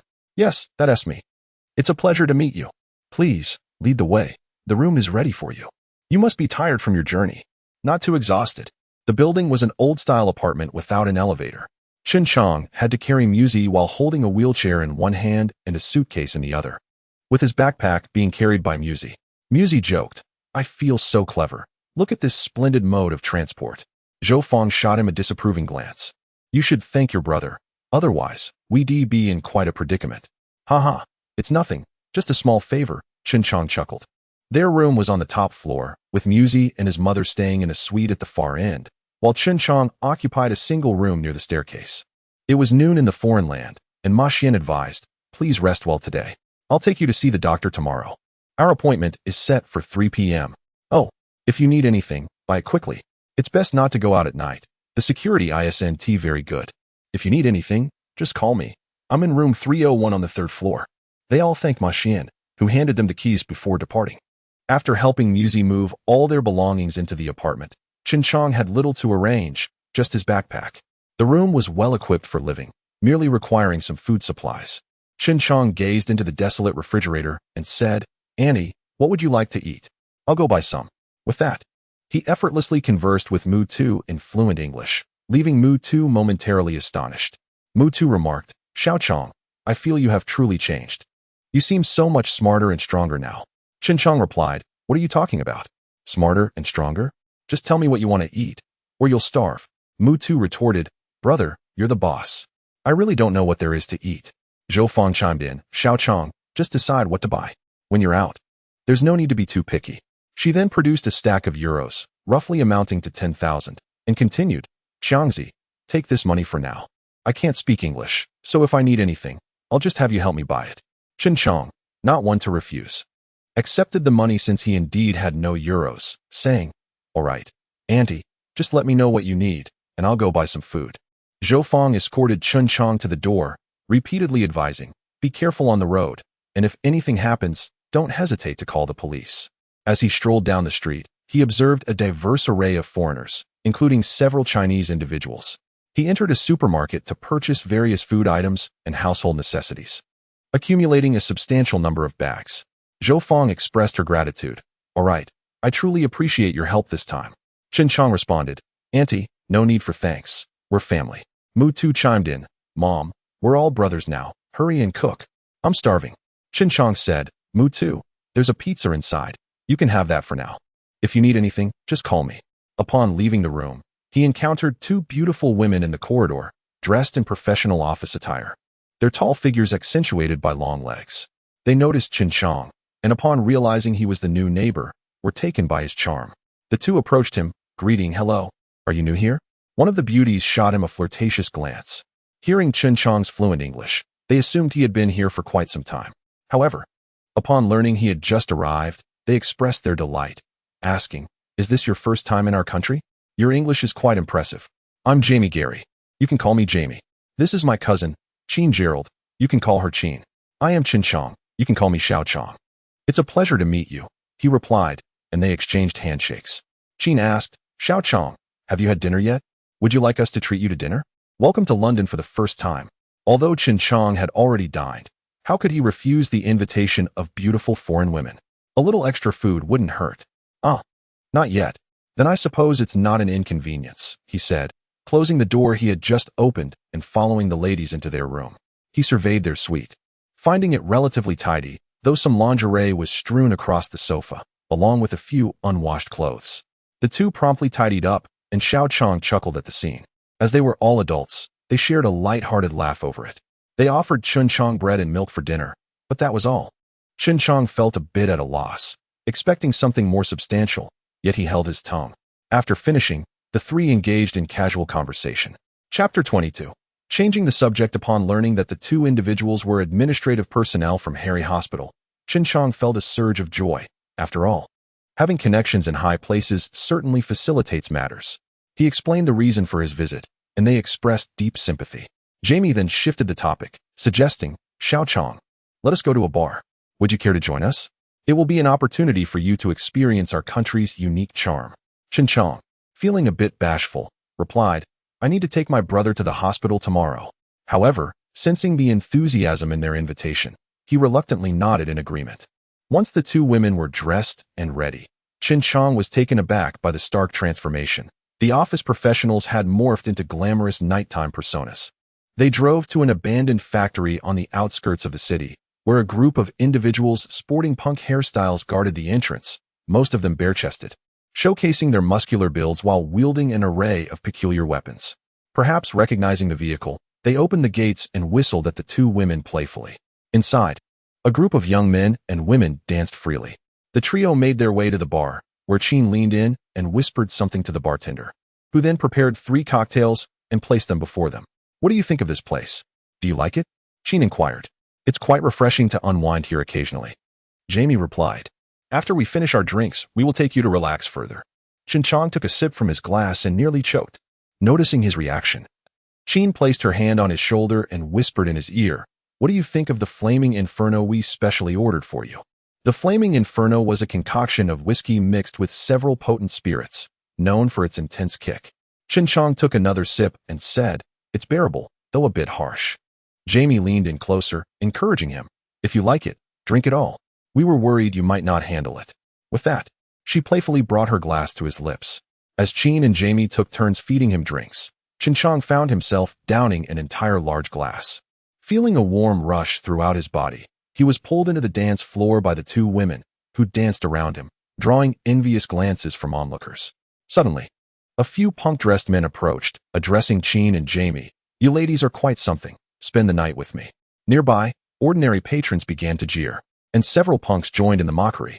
The two women turned to the leader of the group. Reed, step aside. We are not in the mood to argue with you today. Reed Gary was a regular at this venue, a street thug with a few loyal followers. Well known in the area. Seeing himself surrounded by punks and fueled by alcohol, Chen Chong slurred to Reed, My friends say you should leave us alone. Stop bothering us while we dance. Recognizing that Chen Chong had indulged too much, Qin interjected, He's had a bit too much to drink. We need to leave. So please make way. They attempted to escort Chen Chong away, but Reed was not about to let them off that easily. He exchanged glances with his friends, and they encircled the trio. The crowd was roused by the spectacle, and the atmosphere shifted. Had Chen Chong been a European, the situation might not have escalated. But seeing two beautiful women with an Asian man stirred their discontent, and the jeering intensified. Feeling emboldened by his numbers, Reed proposed a challenge. Let us have a contest. Whoever wins takes home the two lovely ladies. The chant of arena erupted from the crowd, and the band on stage ceased playing, turning their attention to Chen Chong, urging him to step up. In this establishment, fighting was prohibited, but challenges could be held in the center arena, where spectators could gamble on the outcomes. Adding to the excitement, Chen Chong, oblivious to the rules, looked around at the eager onlookers, seeking guidance from Qin and Jamie. Jamie quickly explained, Xiao Chong, let us just go, don't pay him any mind. He can't harm you. Qin added, there are rules here. As long as you don't step into the arena, you're safe. Reed scoffed at Chen Chong. Are you a coward? Hiding behind women? Anger surged within Chen Chong. and the alcohol clouding his judgment, he retorted, "Who's afraid? I can't even be bothered to look at you." The crowd responded with enthusiastic cheers, rallying behind CHEN JIANG. "Quickly, let us see the Asian lad take on Reed. Hurry and place your bets." With that, people surged forth to gamble, and the band began to prepare for the impending contest. CHEN JIANG, now slightly more sober but still caught up in the moment, decided to embrace the challenge. Stripping off his shirt to reveal his robust physique, he boldly proclaimed to Reed, "You're no match for me. I'll even give you the chance to call 5 more friends, lest you feel unsatisfied." Jamie and Chen, concerned by CHEN JIANG's bravado, pressed him, "Xiao Chong, are you sure you can handle 6? CHEN JIANG handed his shirt to Jamie, reassuring her, "Don't worry, I know my capabilities." He then produced a stack of euros from his pocket, having used only a fraction earlier, and handed it to them. "Bet it all on me. If you trust me, place your bets." With that, he strode confidently onto the arena. The arena was quickly cleared and surrounded by barriers, indicating that such contests were frequent here. Reed, unable to ignore CHEN JIANG's taunts, felt uncertain about his chances against him. Nevertheless, he rallied a few companions to join him on the stage. Initially intended for a 2-person contest, 7 individuals crowded onto the platform, creating a chaotic scene. As CHEN JIANG found himself encircled by Reed and his friends, he sensed the thrill of the moment. The crowd's shouts encouraged him, "Oriental handsome, we've placed all our bets on you. You must do your best. Victory will bring surprises." The majority of the audience supported Reed, given his numerical advantage. A punk, brandishing a microphone, approached the arena. "Are you all ready?" The participants signaled their readiness.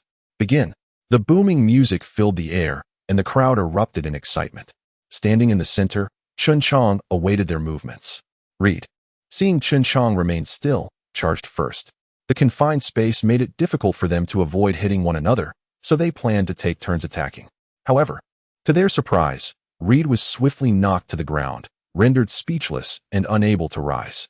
This was merely CHEN JIANG showing restraint, as the others, witnessing Reed's downfall, began to attack him in small groups. In mere moments, they were all easily dispatched by CHEN JIANG. These thugs had no real combat prowess, merely bullying the unassuming. The crowd erupted in boos, cursing Reed and his companions for their ineptitude, lamenting their losses. While a select few rejoiced at CHEN JIANG's victory, his odds had been 5-1, and their joy was palpable. After stepping down from the arena, CHEN JIANG muttered to himself, "That was anticlimactic." As he dismounted, numerous women approached him, but Chen and Jamie would not allow them to encroach. They each wrapped an arm around CHEN JIANG, beaming, "Darling, we won. We made a fortune. We bet all our savings on you. You were incredible. Tonight, we'll treat you like royalty." As the trio prepared to leave, they were intercepted at the doorway by a group of punks. Just as Chen and Jamie were about to speak, the leader of the punks interjected, "Hey handsome, our boss wishes to meet you and have a word. You need not fear, no harm will come to you." CHEN JIANG, donning the jacket that Chen had been holding, retorted, "I do not know your boss. What business does she have with me? You'll find out once you come with us. Rest assured, it will only benefit you, and if things do not go well, we will see you to the door," the punk replied. The two women exchanged anxious glances, having never encountered such a situation before. CHEN JIANG pondered that it might be worthwhile to experience this, and thus he agreed to accompany them. The 3 entered a small building, and CHEN JIANG surveyed the surroundings. A group of punks and those styled in the shamate fashion lounged on the sofas, while a disarray of firearms and various drugs cluttered the table. The leading thug instructed, "Follow me." They ascended to the 2nd floor and entered a room that was evidently more opulent than the one below. Seated on the sofa was an exceptionally eccentric man. His body adorned with tattoos, including his face, and he was flanked by 2 blonde women lounging against him. Several punks were also present. "The boss is here," the man announced to CHEN JIANG. "Please, take a seat, my friend." He then gestured to his subordinate. "Fetch something nice to treat our guest. Allow me to introduce myself. I am Macri Green, the boss here. You may call me Macri." No sooner had he finished speaking than a woman clad in a bikini entered, carrying a drink which she placed before CHEN JIANG, pouring it generously before departing. Chen and Jamie, unsettled by the scene, fidgeted in their seats, observing their unease. CHEN JIANG reassured them with a gentle pat on their thighs, signaling that he was fine. "Macri, what is it you wish to discuss with me?" CHEN JIANG inquired. "No need to be anxious. Have a drink." "The reason I've summoned you is to discuss a matter of interest," Macri replied. CHEN JIANG refrained from drinking, wary of the potential for trouble once intoxicated. "What is it? Please, Get to the point, he urged. Straightforward, I appreciate that. I've noticed your impressive skills. Would you be interested in becoming my boxer? Macri considered for a moment before continuing. This can be arranged. I will contact you in advance to discuss a suitable time, and only upon your agreement will I proceed with the arrangements. What do you think? Just as CHEN JIANG was about to decline, Macri interrupted. Friend, I have heard that you have a sick brother residing at the top floor of the Bowl apartment. CHEN JIANG narrowed his eyes at Macri, questioning the intent behind his words. If Macri posed a threat to his brother, he contemplated unleashing his fierce companions to eliminate everyone present. Macri burst into laughter. Brother, do not be alarmed. In this corner of London, I, Macri, possess a certain influence. Did you not bring your brother here for treatment? I can arrange for the finest doctor, with no need for appointments or waiting. Chapter 23. The Scorpion King in His Heart. CHEN JIANG pondered. So that is how it is. However, since my brothers have already made arrangements, I don't mind waiting an extra half day. Yet, a strong dragon cannot overpower a local snake. Having their assistance is indeed beneficial. Weighing the pros and cons, he remarked, my brother's doctor has already been arranged, so there is no need for your help. However, I can agree to your terms, but what is in it for me? Macri replied, winning one match earns you 500,000, in addition to a 10% commission on the betting. CHEN JIANG responded directly, 2 million, with a 20% betting commission. I am not a third-rate individual. Furthermore, I will dictate the timeline. Haha, my friend, are you not afraid of being too greedy? One must possess self-awareness. A poor bite may lead to broken teeth. Haha, am I unaware of my own dental state? No need for your concern. If my demands are not met, I see no reason to engage with you. The two women beside him watched CHEN JIANG with increasing tension. Never expecting him to speak so boldly in the enemy's den, they gazed at him in fascination. Macri asked earnestly, are you certain, or is this merely a jest? CHEN JIANG replied, of course. I wish to test your capabilities. Can you accept this challenge? Time is of the essence now, but starting tomorrow, that may change. Agreed. Macri instructed one of his subordinates. Did you hear our friend? Quickly make the arrangements. We cannot keep our friend waiting. Remember to be discreet. The subordinate promptly departed. Macri preferred to keep this matter under wraps. If CHEN JIANG truly possessed skill, he could unexpectedly secure a substantial profit. As for the 20% commission, as long as he did not disclose the total amount, who would know the truth? Seeing CHEN JIANG's confidence, Macri, still unaware of his reputation, inquired, my friend, what name do you go by? We cannot continue to address you merely as friend. CHEN JIANG casually replied, call me Xiao Chong. No name? Do you not have a more unique moniker? After a moment's contemplation, CHEN JIANG disclosed, the Scorpion King. In the future, I shall command an army of robots. Being called the Scorpion King is of no concern. Very well. Henceforth, I shall refer to you as the Scorpion King. The door swung open. The boss has made the arrangements. Let us go, Xiao Chong. They arrived at an open field illuminated by several fire pits. A few burly men, bare-chested and styled in a punk fashion, stood on the lawn, and CHEN JIANG's group approached. Macri pointed to a few imposing British men. These gentlemen are my fighters. You may choose any one of them to test your skills. CHEN JIANG casually tossed his shirt to Chen and pointed at one. You, come here. The burly man did not hesitate. Upon seeing CHEN JIANG's upper body, he arrogantly dismissed him, rushing forward with a punch aimed at his chest. CHEN JIANG was caught off guard and struck. Unexpectedly, the match began.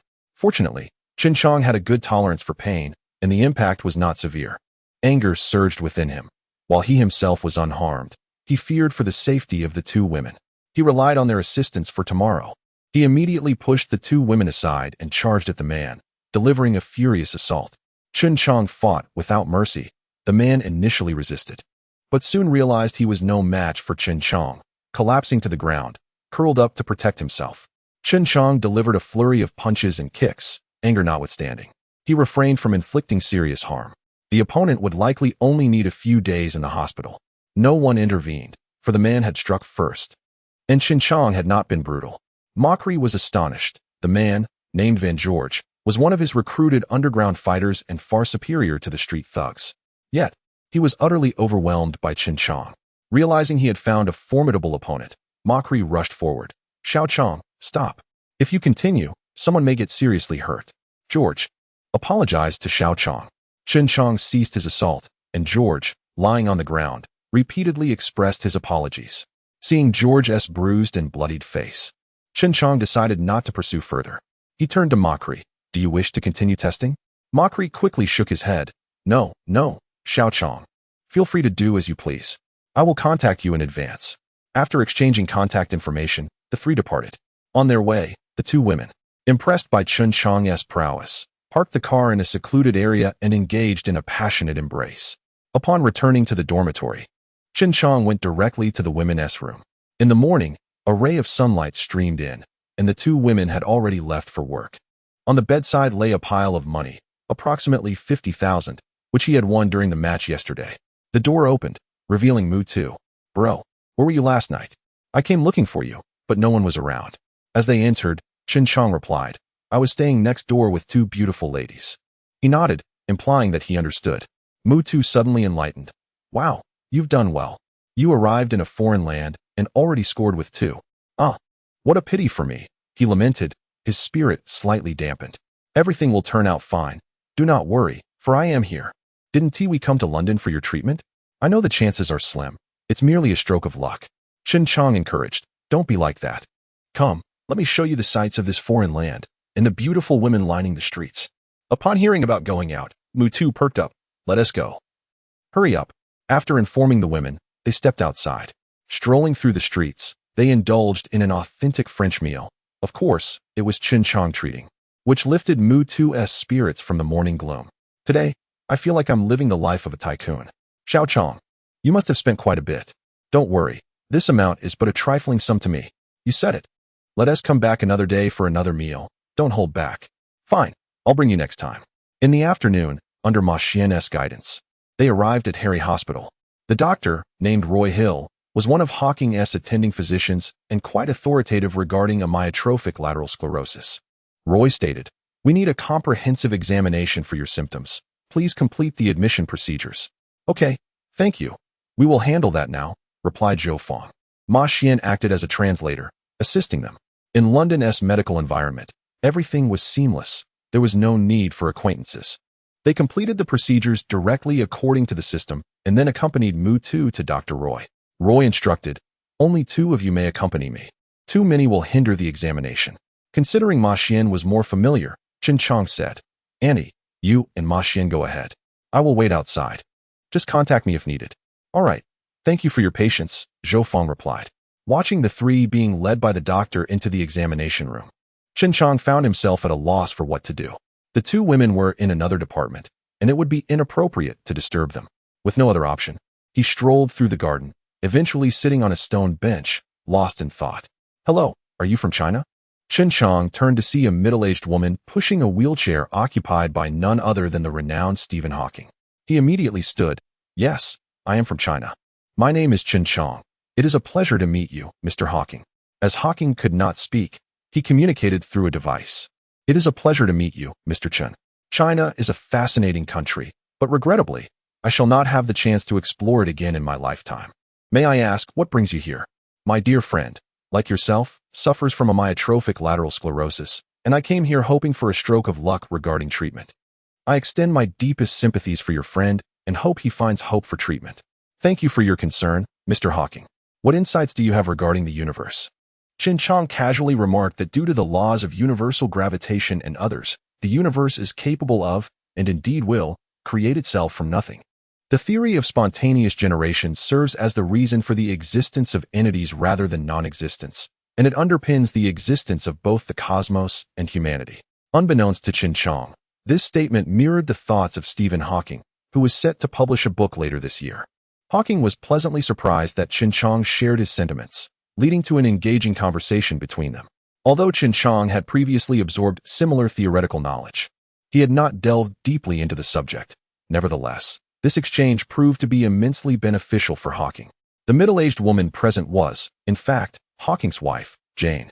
With a look of helplessness, she turned to Chen Chang, hoping he might persuade her husband. Chen Chang suggested, Mr. Hawking, you should take some rest. My friend should be arriving shortly as well. I will personally visit you tomorrow. Hawking replied, Very well, you must come. I will be waiting for you in my room. After exchanging contact details, they parted ways. Chen Chang arrived at the entrance of Roy's office, where he fortuitously encountered the sisters Qin and Jamie, who were finishing their workday. They decided to wait together at Roy's door for any news. Before long, Roy and Zhou Feng appeared, but Ma Xian and Mu Tu were absent. Chen Chang inquired, "Auntie, where's Mu Tu? What is the outcome?" "Xiao Hao has gone to the ward. We are now awaiting the doctor's assessment," came the reply. As they entered, Zhou Feng seemed too preoccupied to pay attention to the two sisters trailing behind Chen Chang. After leaving the room, Chen Chang noticed Zhou Feng's slight disappointment and reassured her. "Auntie, let us look again tomorrow. There may still be a glimmer of hope." Zhou Feng nodded resignedly, and Chen Chang accompanied her into Mu Tu's hospital room, which resembled a well-equipped suite with two separate rooms. Mu Tu, upon seeing the two sisters following Chen Chang, exchanged a knowing glance with him as if to say, "You've got this." After chatting briefly, Chen Chang's phone rang. "Hello, who is this?" "It's me, Xiao Chang. Ma Kuli." "Oh, what is up? Are you free tonight?" Chen Chang thought to himself that he had no pressing matters. "What time tonight?" "I'm available." "Great. Come over by 7 p.m. I'll take you to the venue." "All right. I'll head over shortly." "Mu Tu, make sure to rest well. I have something to attend to." "Auntie, call me if you need anything." Zhou Feng replied, "Okay. Please drive safely." After leaving the ward, he got into the sisters' car. Chen Chang asked, "Are you both free at 7 p.m.? The sisters replied in unison, "Yes." "What's the matter?" "Ma Kuli invited me to his place at 7. Would you like to join?"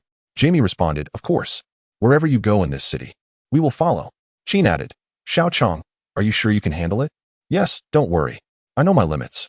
After returning to the apartment and having dinner, the sisters changed their clothes, and they set off, demonstrating a sense of practicality. Even with money, they refrained from frivolous spending. They headed directly to Ma Kuli's territory. The thugs at the entrance, having received specific instructions from their boss, opened the door wide as they approached. Chapter 24. A Hidden Realm. Without further ado, Mokri instructed, "Take Chen Chang for a makeover." Chen Chang, perplexed, replied, "A makeover? Our style is our banner." No, I certainly don't want to look like you all," he added. A group of punks entered, stripping Chen Chang of his upper garments and adorning his chest and back with tattoos. His hair was tied up as well.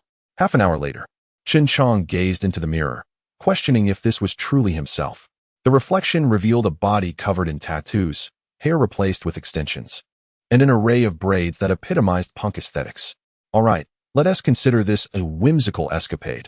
I can always revert to my original self later." He boarded Mokri's SUV, flanked by the two sisters. They arrived at an underground parking facility in the city, which appeared inconspicuous from the outside, concealing its extraordinary interior.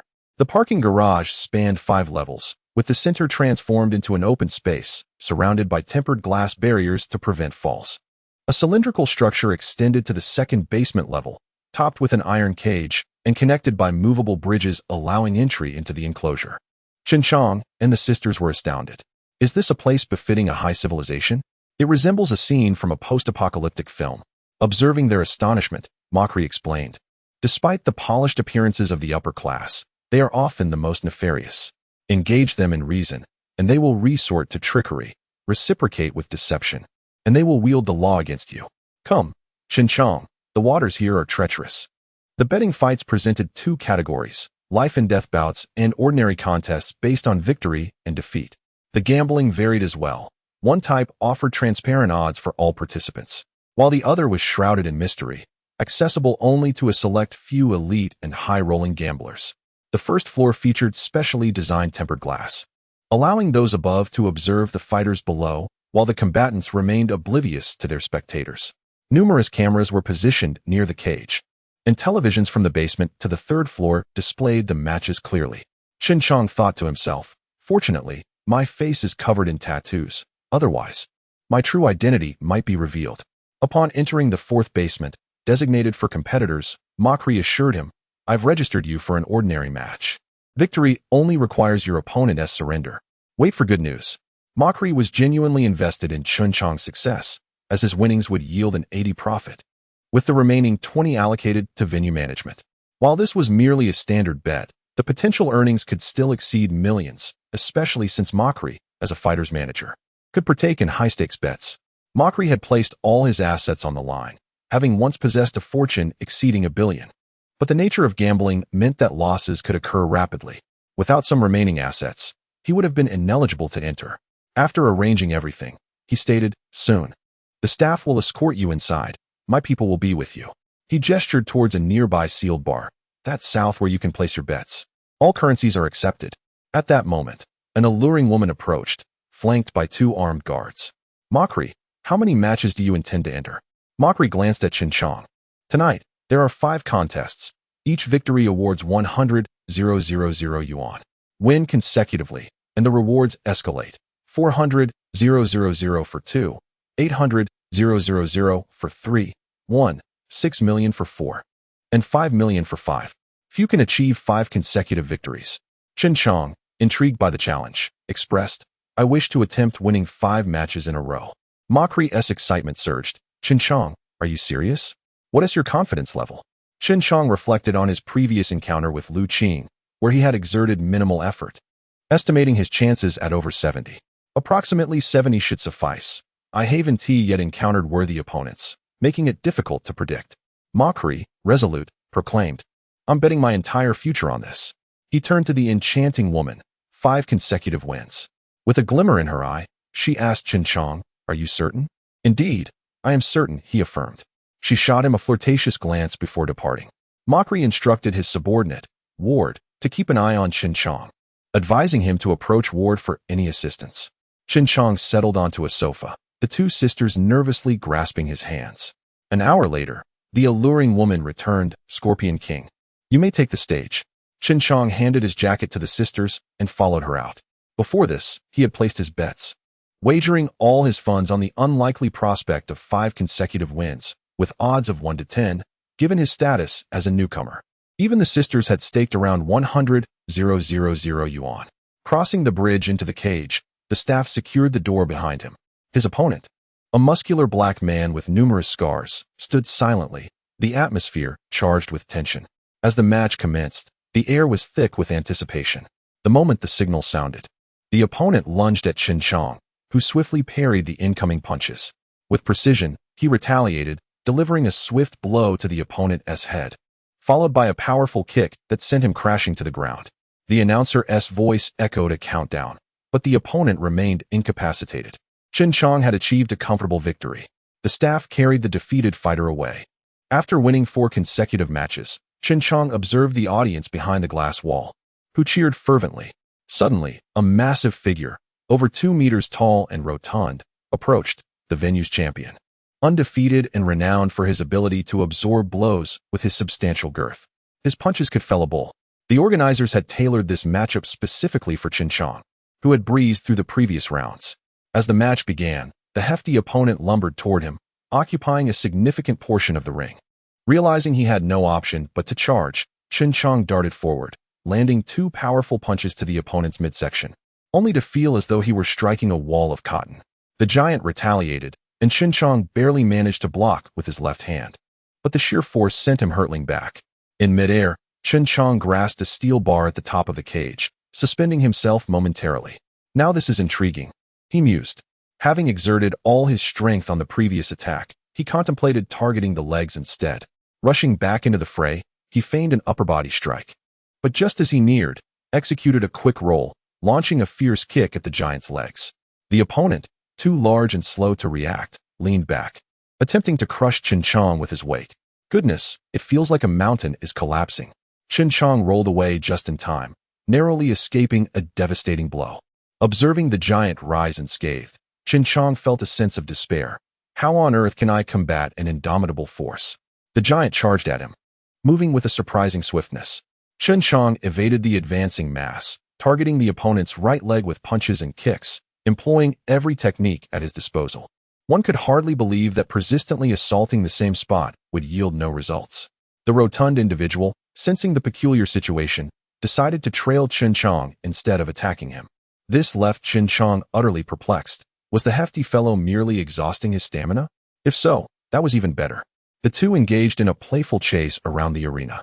Eventually, the hefty man halted, panting heavily and ceasing his pursuit of CHEN JIANG. With his goal achieved, CHEN JIANG seized the moment to launch a sudden attack on the man's right leg. However, to his astonishment, his fist merely slid off the man's leg. It became apparent that the rotund individual had intentionally chased CHEN JIANG to work up a sweat. Once he began to perspire, he became exceedingly slippery. a fact that had led him to remain undefeated thus far. Is this really possible? Has he applied lubricant?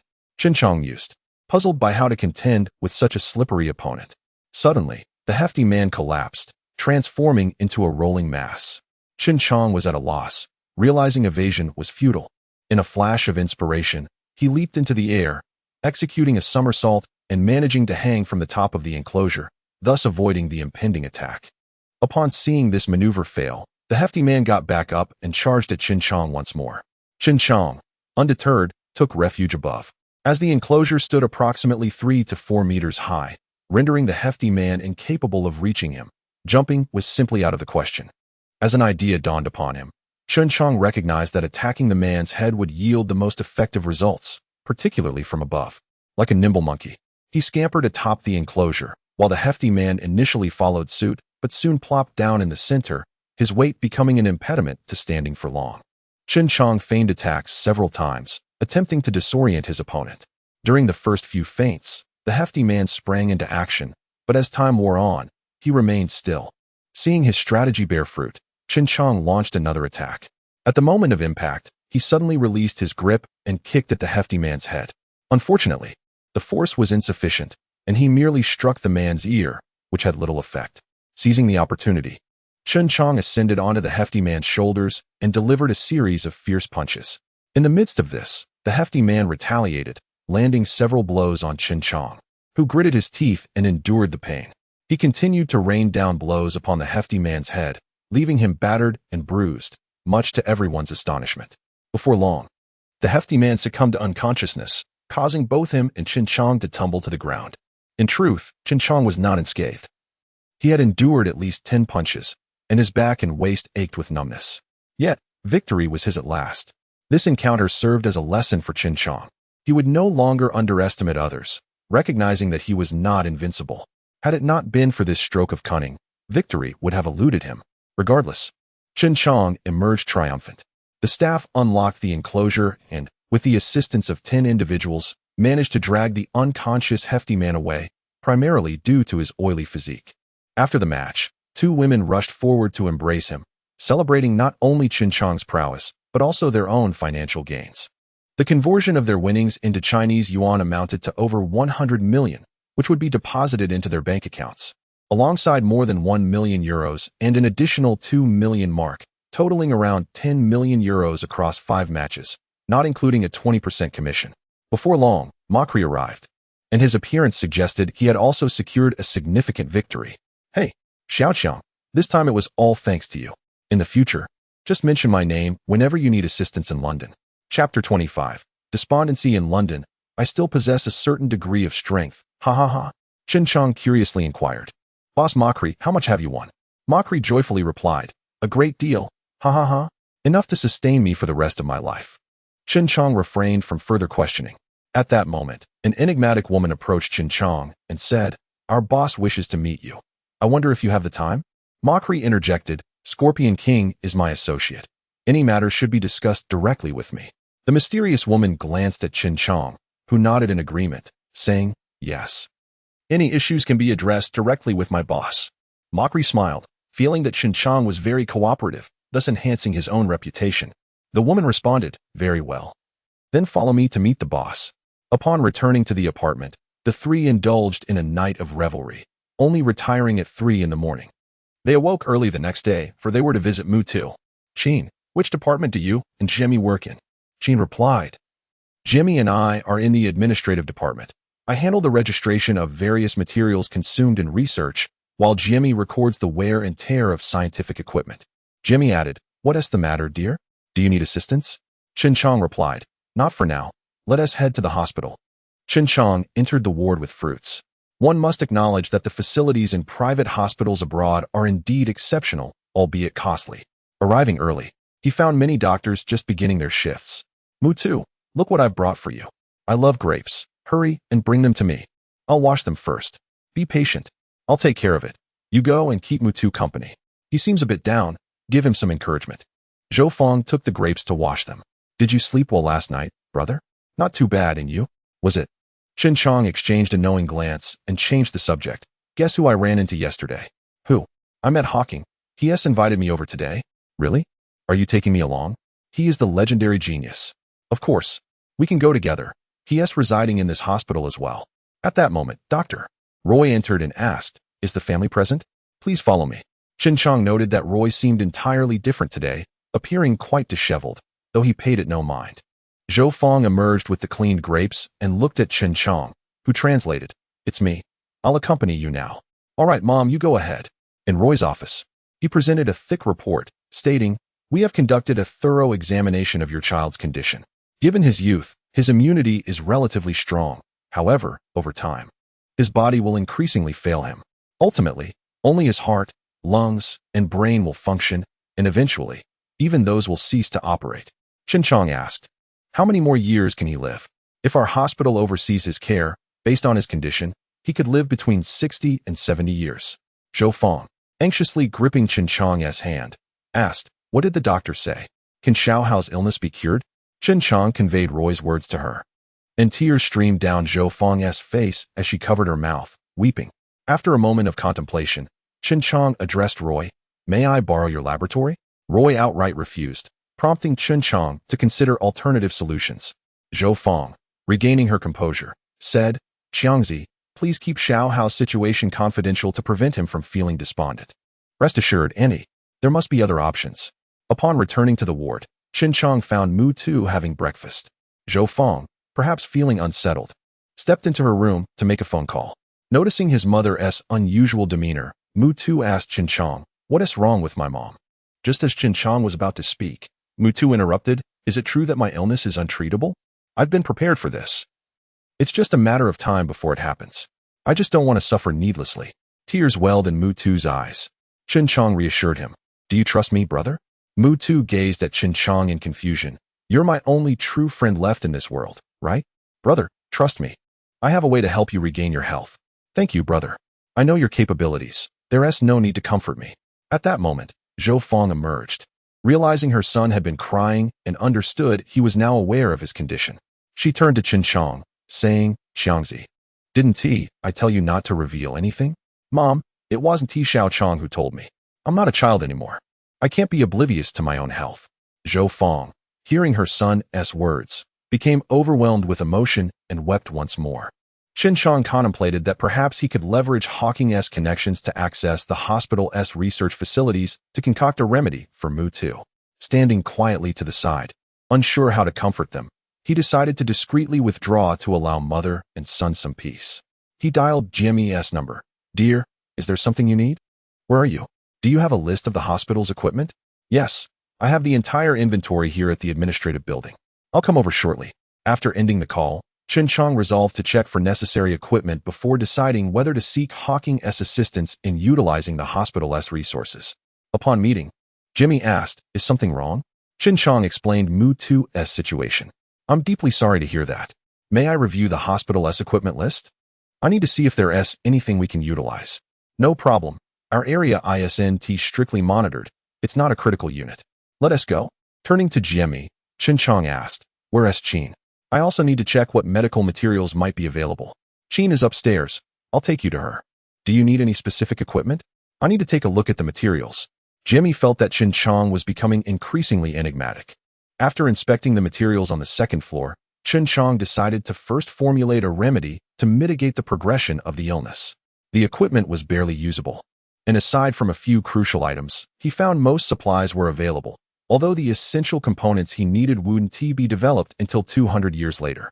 Thus, the next step was to secure access to the laboratory.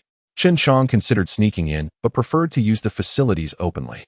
He turned to the two sisters and asked, "What would it take to borrow the laboratory?" "That's quite difficult. The lab is a core area of the hospital, and we don't have access. Only principal doctors and research personnel can enter, and there are security guards at the door."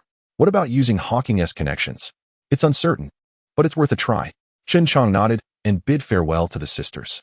Arriving at the ward, he found the two had composed themselves and were ready to visit Hawking to see if he had any solutions.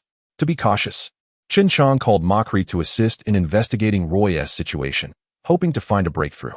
"Mu Tu, let us go visit Hawking." Upon hearing this, Mu Tu's spirits lifted, and he sat up excitedly. "Mom, I'm stepping out for a bit." Zhou Fong, noticing her son's improved mood, refrained from stopping him, saying, "Be safe and don't act recklessly." "Got it, Mom." CHEN JIANG promptly helped Mu-Tu into a wheelchair, and together they set off to find Hawking's residence. After being thoroughly checked by the guard outside Hawking's door, they were granted entry. Coincidentally, Dr. Roy was also present, conducting an examination for Hawking. Hawking was immensely pleased to see CHEN JIANG, as it was rare to find someone with whom he could engage in such delightful conversation. The key was that Chun had a considerable understanding of various physical concepts. As they conversed, Roy discreetly monitored Hawking's condition. Upon learning that Mu-Tu shared a similar ailment, he assisted CHEN JIANG in encouraging and uplifting Mu-Tu's spirits. Mu-Tu's demeanor improved significantly. His previously lifeless eyes now sparkled with vitality, which left CHEN JIANG profoundly grateful to Hawking. CHEN JIANG candidly expressed his desire to utilize the hospital's laboratory to conduct research on a particular potion. Hawking turned to Roy, who clarified, "Mr. Hawking, it's not that I am unwilling to assist you. You must understand that the hospital's medical equipment is among the finest in the world, and there are strict regulations prohibiting outsiders, especially foreign personnel, from accessing the laboratory." CHEN JIANG thought to himself, "I couldn't care less about your outdated equipment. If it weren't for the hope of prolonging my brother's life, I wouldn't bother asking for your help." Hawking gazed at CHEN JIANG with a sense of helplessness. At that moment, CHEN JIANG's phone rang. It was a call from Makri. "We've located him. He is a doctor at Harry Hospital, fond of gambling. And he owes me over 2 million yuan. If it weren't for his potential utility, I would have dealt with him long ago." "What has he done to you?" "Just mention my name, and he wouldn't dare retaliate." "All right, I understand. Thank you, boss." CHEN JIANG replied, chuckling. "Are you free tonight? I have something to discuss with you." "Sure. See you tonight," he concluded. Turning to Roy, CHEN JIANG stated, "I only need to use the equipment to treat a few potions. It won't damage anything. You can supervise, and it will be done swiftly." He then leaned in to whisper something into Roy's ear. Roy frowned in resignation and said, "If you can delay for 3 months, I can agree to your request. But I must be present." CHEN JIANG nodded and called Makri to request a 3-month extension, which Makri granted. Roy sighed with relief. "What equipment and materials will you need?" "I will prepare everything today, and I'll take you tomorrow morning at 5. CHEN JIANG wrote down a list on a piece of paper and handed it to Roy, who took it and departed. Unbeknownst to CHEN JIANG, this list would plunge all of London into a significant crisis, an outcome he had not anticipated.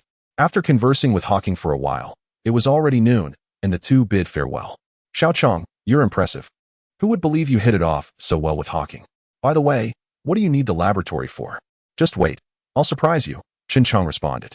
"I'll be looking forward to your surprise." In the afternoon, he had no other engagements and chose to stay in the hospital room with Mu-Tu. "Auntie, please arrange our departure as you see fit." "Mom, I'm fine with whatever you decide." That evening, after bidding farewell to Mu-Tu and the two women, CHEN JIANG treated them to a lavish dinner, reveling in his recent success. During the meal, he also shared his plans for the future. Chapter 26. Compounding the potion. Upon learning the truth, the two women acknowledged that everyone was merely seeking joy, and that this day was inevitable. They ceased their discussions and, after finishing their meal, proceeded to Makri's territory. "Xiao Chong, you're here. Do you remember the last time the gambling den owner sought you out?" "Yes, I do." "What did he say?"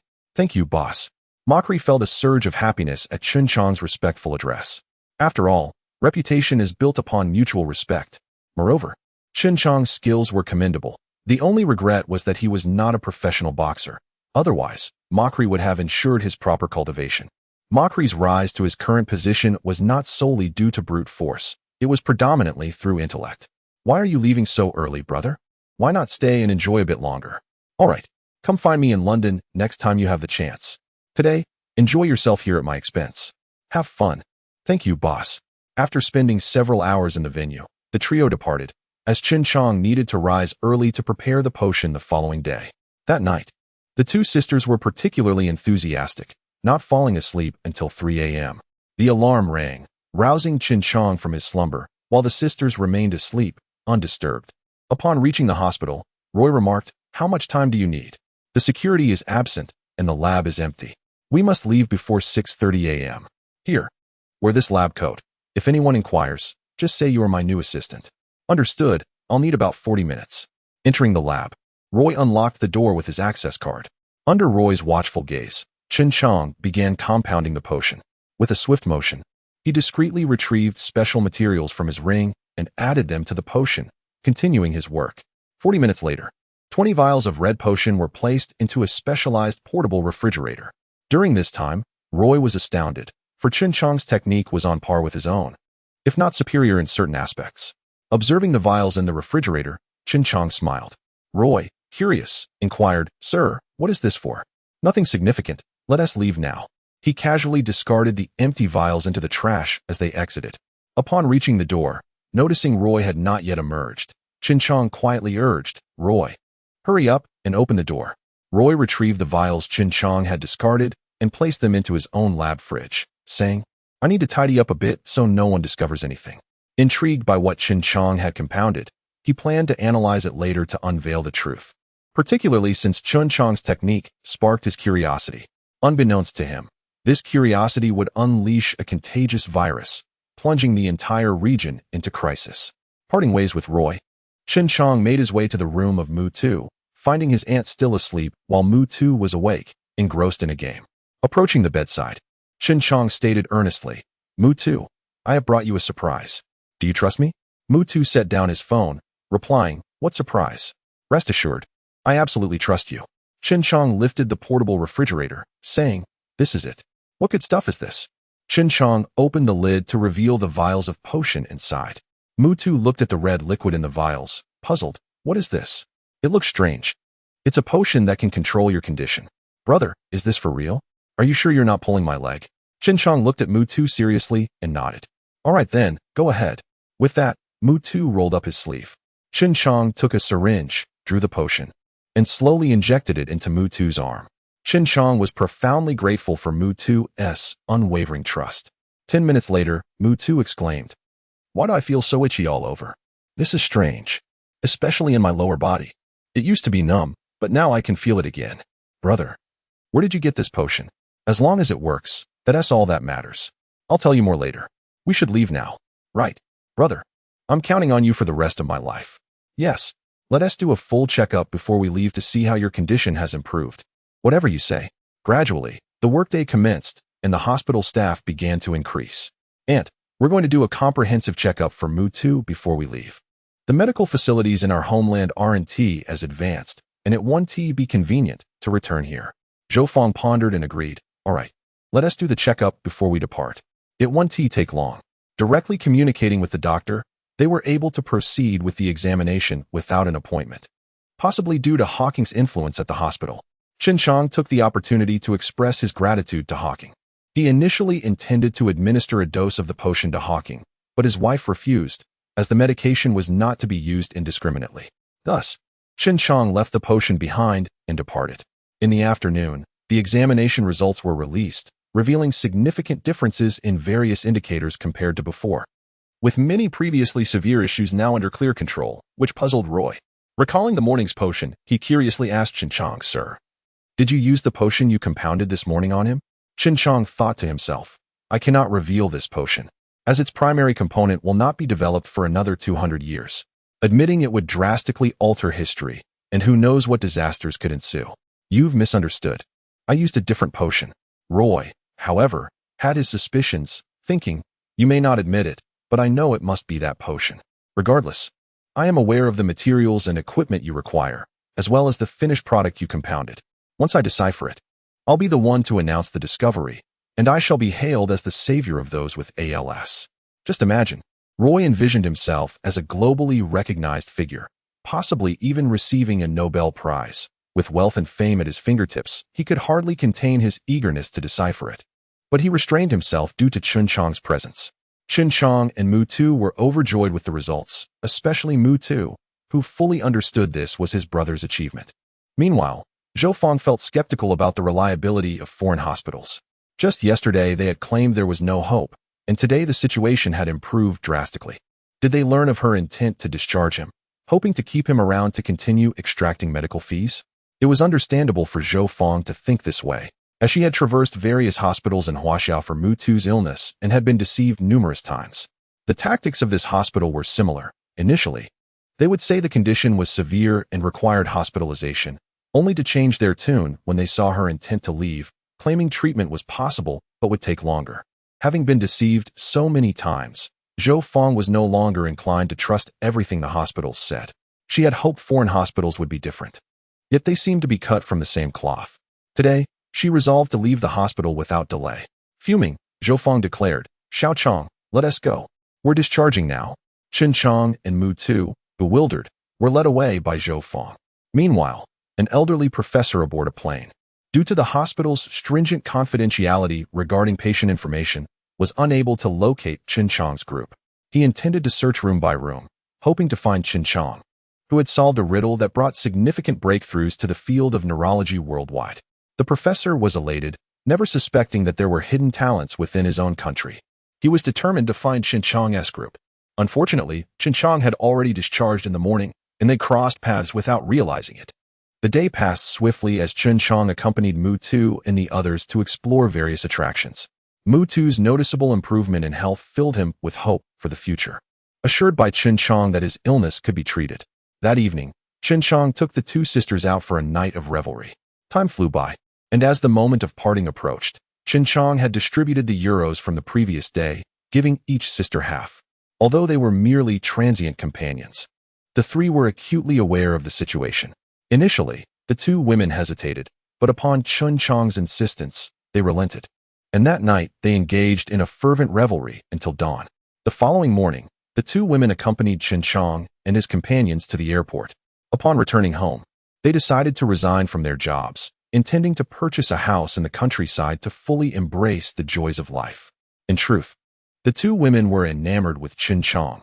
The moment they met him, they found an undeniable warmth in his presence, leading them to share their affections for him.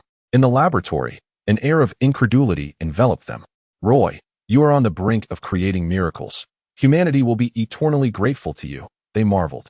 The staff at Harry Hospital, witnessing Roy's relentless pursuit of knowledge, were filled with curiosity, incessantly inquiring about his endeavors. Yet, Roy remained indifferent to their queries. He was determined to unveil his findings before Chen Chong could make any announcements, unaware that Chen Chong had no intention of publicizing the information at all.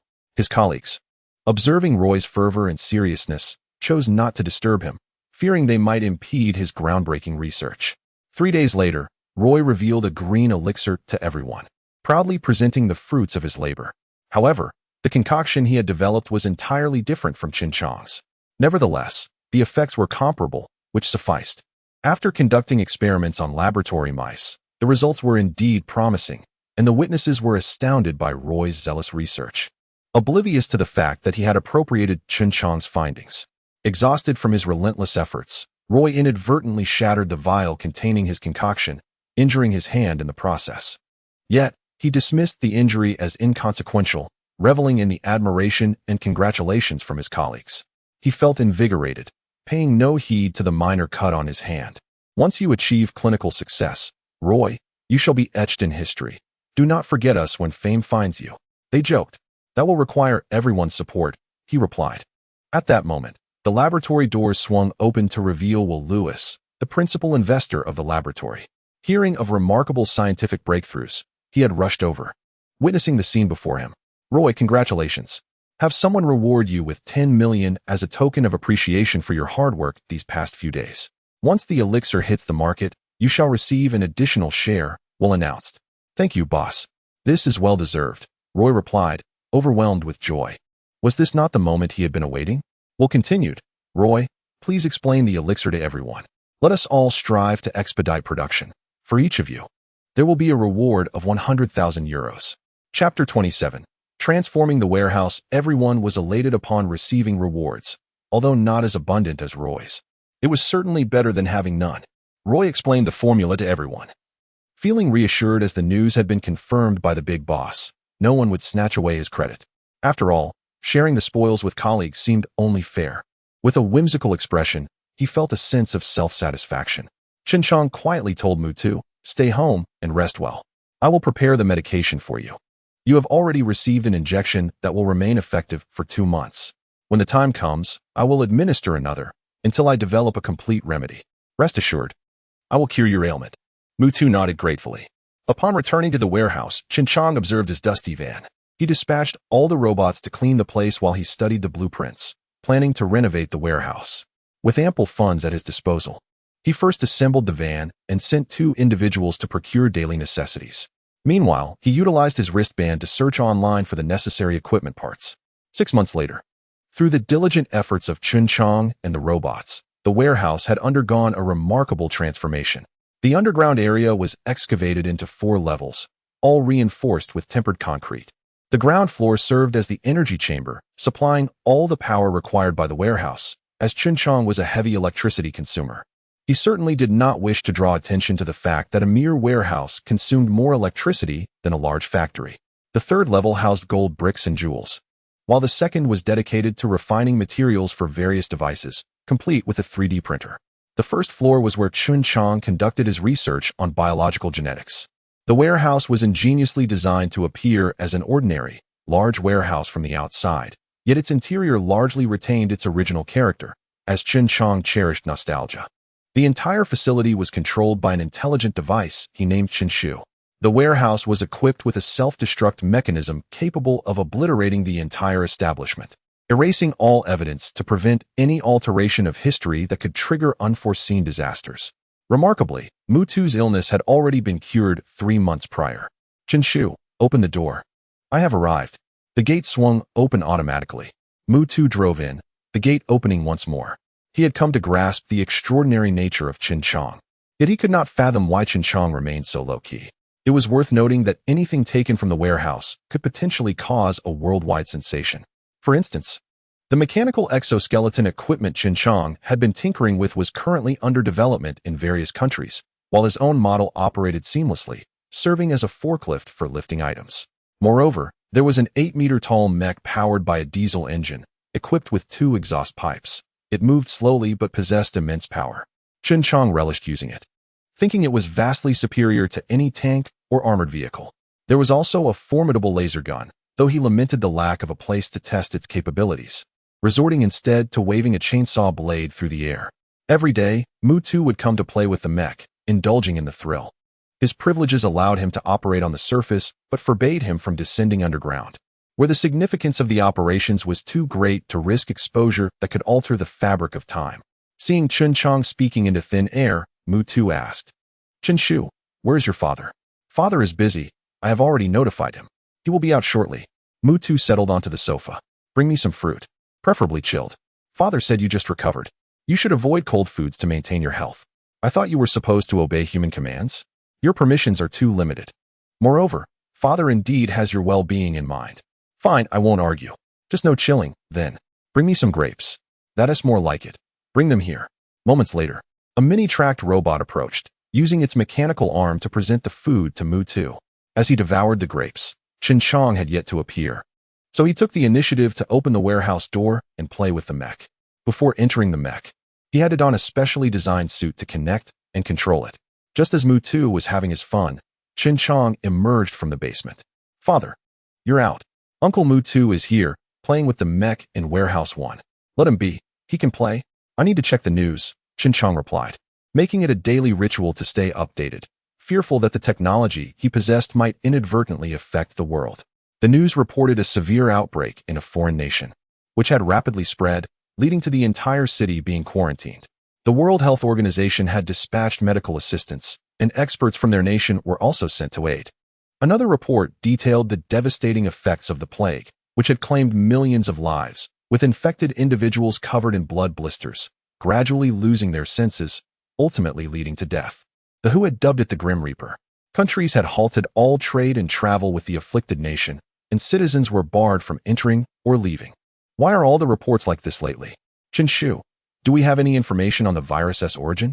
Father, there is none. Even if there were, it wouldn't be disclosed. Chen Jiang pondered, recalling that no significant traces had been left behind last time. The materials and devices were rather mundane, posing little risk of major repercussions. He had instructed Qinshu to deduce based on the traces he had left, yet no conclusions had emerged. Let it be. If disaster strikes, someone will bear the brunt. I just wonder how the 2 sisters are faring. Mutu maneuvered the mech outside. Come on, let us have a duel. My great sword is itching for action. He struck a flamboyant pose. Chen Jiang feigned fear. Oh, brave hero, I tremble. Please spare me. Mutu laughed heartily as he controlled the mech.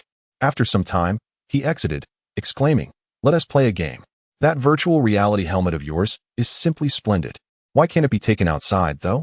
You must have acquired alien relics. How else could you be so impressive? Chen Chang feigned profundity. Indeed, I have been possessed by aliens and aim to conquer Earth, exterminating all humanity. Stop that.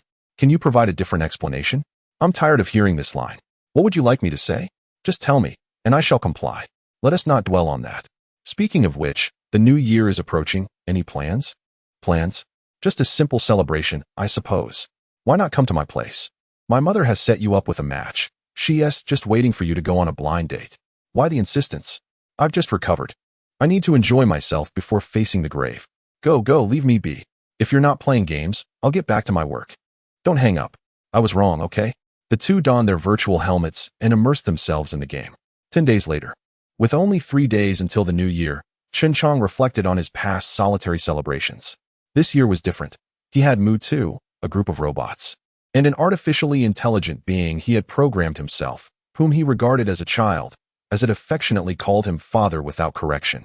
Chen Chang distinctly felt a growing disconnect from the world, burdened by constraints that kept him from inadvertently altering history and provoking temporal upheavals. He found himself missing the future world.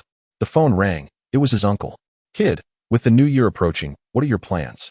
His uncle had been accustomed to celebrating alone for years, and Chen Chang preemptively wished him a happy new year. Ah, your temper. Just like your father's. Never mind. You have grown up now. One of these days, I shall introduce you to a suitable partner, and you must attend. Otherwise, I shall come and give you a thorough scolding. Yes, I understand. I will definitely be there. Beep, beep, beep. The call ended. Chen Chang shook his head. On New Year's Eve, Chen Chang deliberately purchased an abundance of delectable food, arranging for all the robots to sit around a large round table. The beauties were capable of consuming food, as they possessed a biological processing system, but De Huang and Air Huang could not partake and simply served tea and dishes instead. Chen Shou and Chun Wei were seated beside Chen Chang, while Xiaobai was positioned next to the table. Chen Shu was projected into her seat through a full-spectrum projection by Chen Chang. This New Year's celebration was livelier than usual. As the clock struck midnight, everyone exchanged greetings. Among them were Hua Xiao and Zhou Xuqing.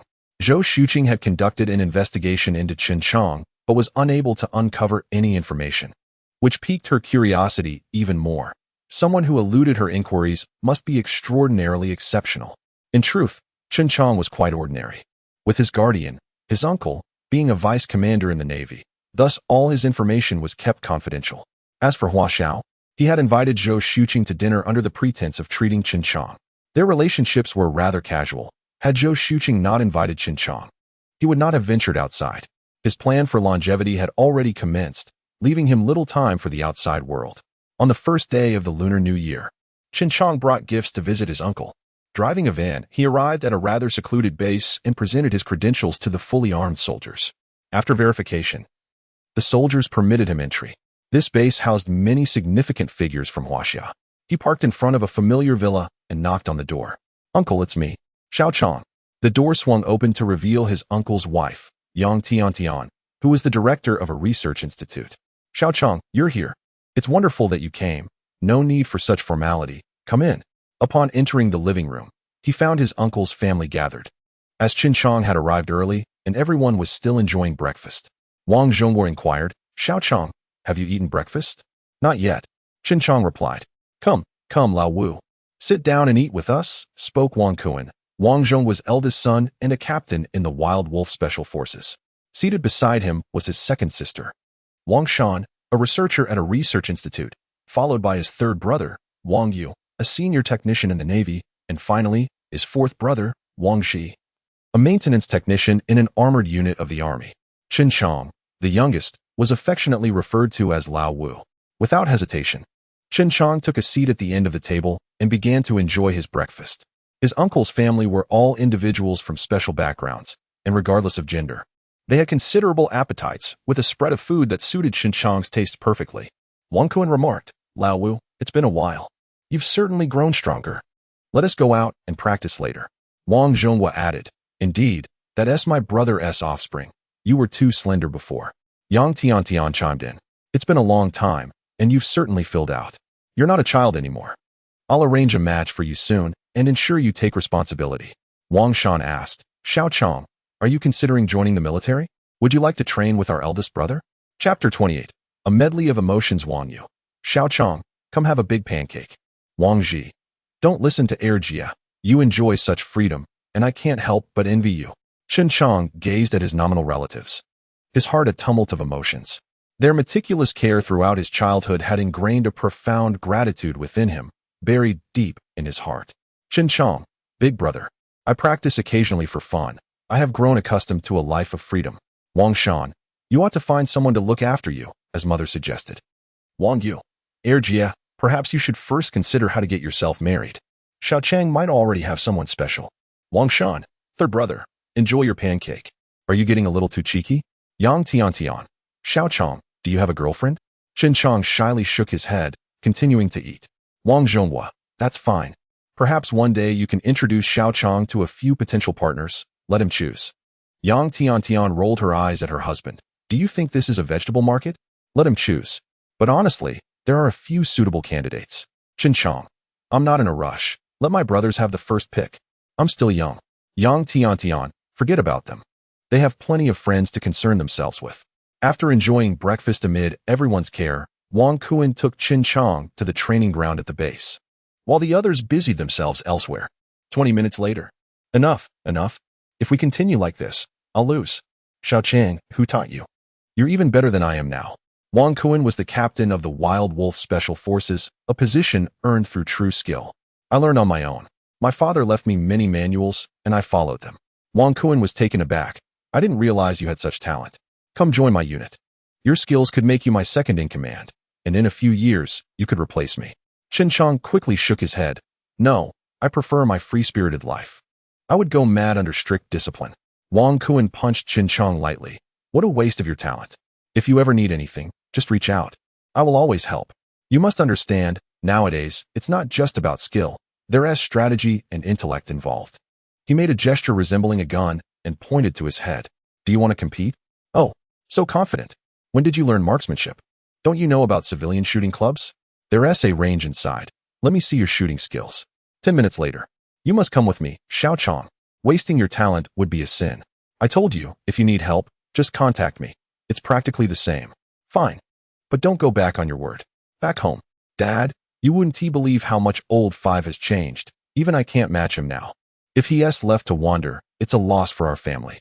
Chen Chong thought. If I had known, I wouldn't have competed. Wang Zhong's eyes gleamed. Really? If the eldest can't beat Xiao Chong, it seems you haven't been training hard enough. I need to whip you into shape. Xiao Chong, stay with us a few days and train together. You lot should take advantage of the new year to show me your progress. If you slack off, humph. Wang Kuan hadn't anticipated such a turn of events.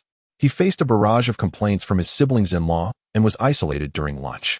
Later, Wang Yu and Wang Ji began arguing over the structural issues of the HL amphibious armored vehicle. Their quarrel escalated to Wang Zhonghua, who wasted no time in calling. Hello, this is Wang Zhonghua. You two need to gather an HL amphibious armored vehicle to Base 04 immediately. Enough with the bickering. When the vehicle arrives, you can dismantle it and debate. Practical testing reveals the truth. The loser must run 20 laps around the base. Wang Zhonghua understood that while his two technicians were not top tier, they were nonetheless exceptional. This issue had long been on the table. The research on armored vehicles required a formidable amphibious model. 2 hours later, an HL amphibious armored vehicle arrived, accompanied by several drivers. Despite it being the new year, many senior researchers, including esteemed armored engineers, were present in the base. As the HL amphibious armored vehicle rolled in, everyone gathered around, transforming the scene into a research symposium centered on the vehicle. Wang Yu and Wang Ji promptly began to dismantle it, and Chen Chong curiously watched. To him, their technical knowledge seemed rather rudimentary, akin to a doctoral student observing kindergartners debate trivial matters. He shook his head, muttering, childish, pointless. Just as he was about to leave, he found himself confronted by his uncle. Do you find this childish? What would you consider mature? Wang Zhong's loud voice drew the attention of Wang Yu and Wang Ji, who approached Chen Chong. You're being unreasonable, Xiao Chong. If you don't explain yourself today, we won't let this go. Wang Zhong would kick Chen Chong. Show us what you've got. I know you graduated from the mechanical engineering department. Share your insights. If you're wrong, it's just a festive jest. Chen Jiang understood they were playfully challenging him, thinking, a slight improvement should be harmless. It won't alter the course of history. He stepped forward to demonstrate on the HL amphibious armored vehicle. Initially, everyone watched, but soon they were astounded by his skill. Wang Ji and Wang Yu became Chen Jiang's assistants. Even some senior engineers joined in to help, but they all found themselves in a subordinate role to Chen Jiang, as his theoretical arguments outmatched theirs. Chen Jiang pointed at the propeller. This won't work, its lifespan will diminish, rendering it ineffective in high-intensity combat. The metal's strength must be enhanced. Everything else is just mediocre. The crowd gazed at the transformed HL armored vehicle. An elder engineer couldn't help but conduct a practical test, driving it across a pond within the base, disregarding everything else. Upon returning, he praised Chen Jiang exuberantly. Talent emerges in waves. The younger generation surpasses the older. How about we name this the Type 05 armored vehicle? I have no objections as long as you all are satisfied. Young man, where do you work? Join my department. I'll make you deputy director. Old Wu, how can your small department accommodate such a genius? That would be a waste. Young man, come to my group. I'll give you your own research institute. Wang Zhong swiftly interrupted their chatter. You all can step aside. I have my own plans for my child. Why meddle? Hearing Wang Zhonghua's words, everyone fell silent. Acknowledging his authority as the nominal guardian, the elder engineer remarked, we have already adopted the most advanced domestic technology for the propeller. Alas, foreign restrictions are too severe. Earlier, you mentioned the Type 05 armored vehicle was mediocre. What would you consider satisfactory? Chen Jiang, did I say that? You must have misheard. I think it's quite excellent. Returning to the hall, Wang Zhonghua remarked, Xiao Chang, I never realized you were such a versatile individual. Here's the deal. Report to my unit. And based on your abilities, I shall grant you the rank of major. Chen Jiang immediately stood up and replied, Uncle, I have grown accustomed to a life of freedom. Sudden constraints would hinder my performance. Wang Zhonghua retorted, what nonsense is this? My intention in bringing you here is to prevent you from squandering your life outside. I was unaware of your capabilities before, which is why you have been allowed to roam freely for so long. I will not let that happen again. How could I face your parents otherwise? Chen Jiang quickly explained, Uncle, I am used to an unrestrained lifestyle, and I have my own plans for the future. Your interference would stifle my youthful spirit. Wang Zhonghua, now infuriated, exclaimed, what do you know, you little brat? In the army, everything you need is at your disposal. Resources that the outside world cannot access. It is 1,000 times better than your current situation. People would fight tooth and nail for such an opportunity. Yet here you are, throwing it away. Chen Jiang understood that his uncle meant well, but when it came to resources, he believed his own laboratory was unparalleled globally. Thus, he fell silent, and the two remained locked in a stalemate. Seeing the tension in the atmosphere, Yang Tiantian, aware of Chen Jiang's stubbornness, stepped forward to mediate. Xiao Chang, your uncle is only looking out for your best interests. In the military, there are numerous top-tier researchers, some of whom are among the world's finest. We simply have not made that information public. Gaining their guidance could significantly benefit your future. Chen Jiang responded, Annie, I prefer to conduct my research independently. A sudden change in environment would leave me disoriented. Inspiration is a fleeting muse, as you, being a researcher, surely understand. Wang Zhonghua countered, what do you have to research? Without the necessary equipment, what can you possibly accomplish? Chen Jiang retorted, are not the world-renowned scientists known for their independent research? Wang Zhonghua shot back, can you compare yourself to them? If you can match their caliber, I will concede to your wishes. Chen Jiang replied, that's what you said. Don't go back on your word. Wang Zhonghua demanded, how will you prove it? Chen Jiang asked, what do you want me to do to prove myself? Yang Tiantian, noticing the escalating confrontation akin to two children bickering, interjected, all right, Zhonghua, perhaps you should temper your words. You are not a child anymore. Xiao Chang, please consider your uncle's perspective. He is thinking about your future. Many seek his assistance, yet he rarely helps others. Wang Zhonghua grumbled, you're just like your father. Obstinate as ever. Here's what we'll do. I will give you a problem. If you can solve it, you win. If not, you must comply with my wishes. Chen Jiang replied, fine, go ahead. Wang Zhonghua then entered a room to retrieve a document concerning rocket-related issues. Chapter 29. Brazen Words returning to the living room. I tossed a challenge to Chen Jiang. If you can accomplish this, from now on, I shall defer to you in all matters. Chen Jiang glanced through the documents and noted they pertained to rocket-related issues. This seemed trivial, yet the knowledge I possessed was far too advanced. Rockets had been rendered obsolete by the year 2500. Producing a technological proposal that would not significantly alter history was an arduous task. Wang Zhonghua observed Chen Jiang with a furrowed brow and remarked, "What's the matter, young man? Realizing the futility of your endeavor, are you? It's not too late to concede. Join me for a briefing tomorrow. Don't think I'm unaware of your intentions.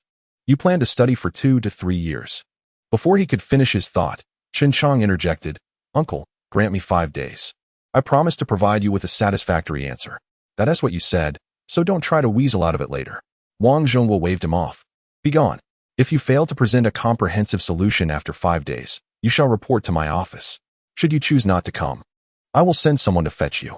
Chen Jiang departed without hesitation. Yang Tian watched Chen Jiang's retreating figure and sighed. This boy has inherited his father's temperament. It's truly a challenge for Zhonghua. He acts like a wild stallion. With enough discipline, he will thrive. I admire his spirit. What task have you set for him? If he happens to solve it, how will you manage the aftermath?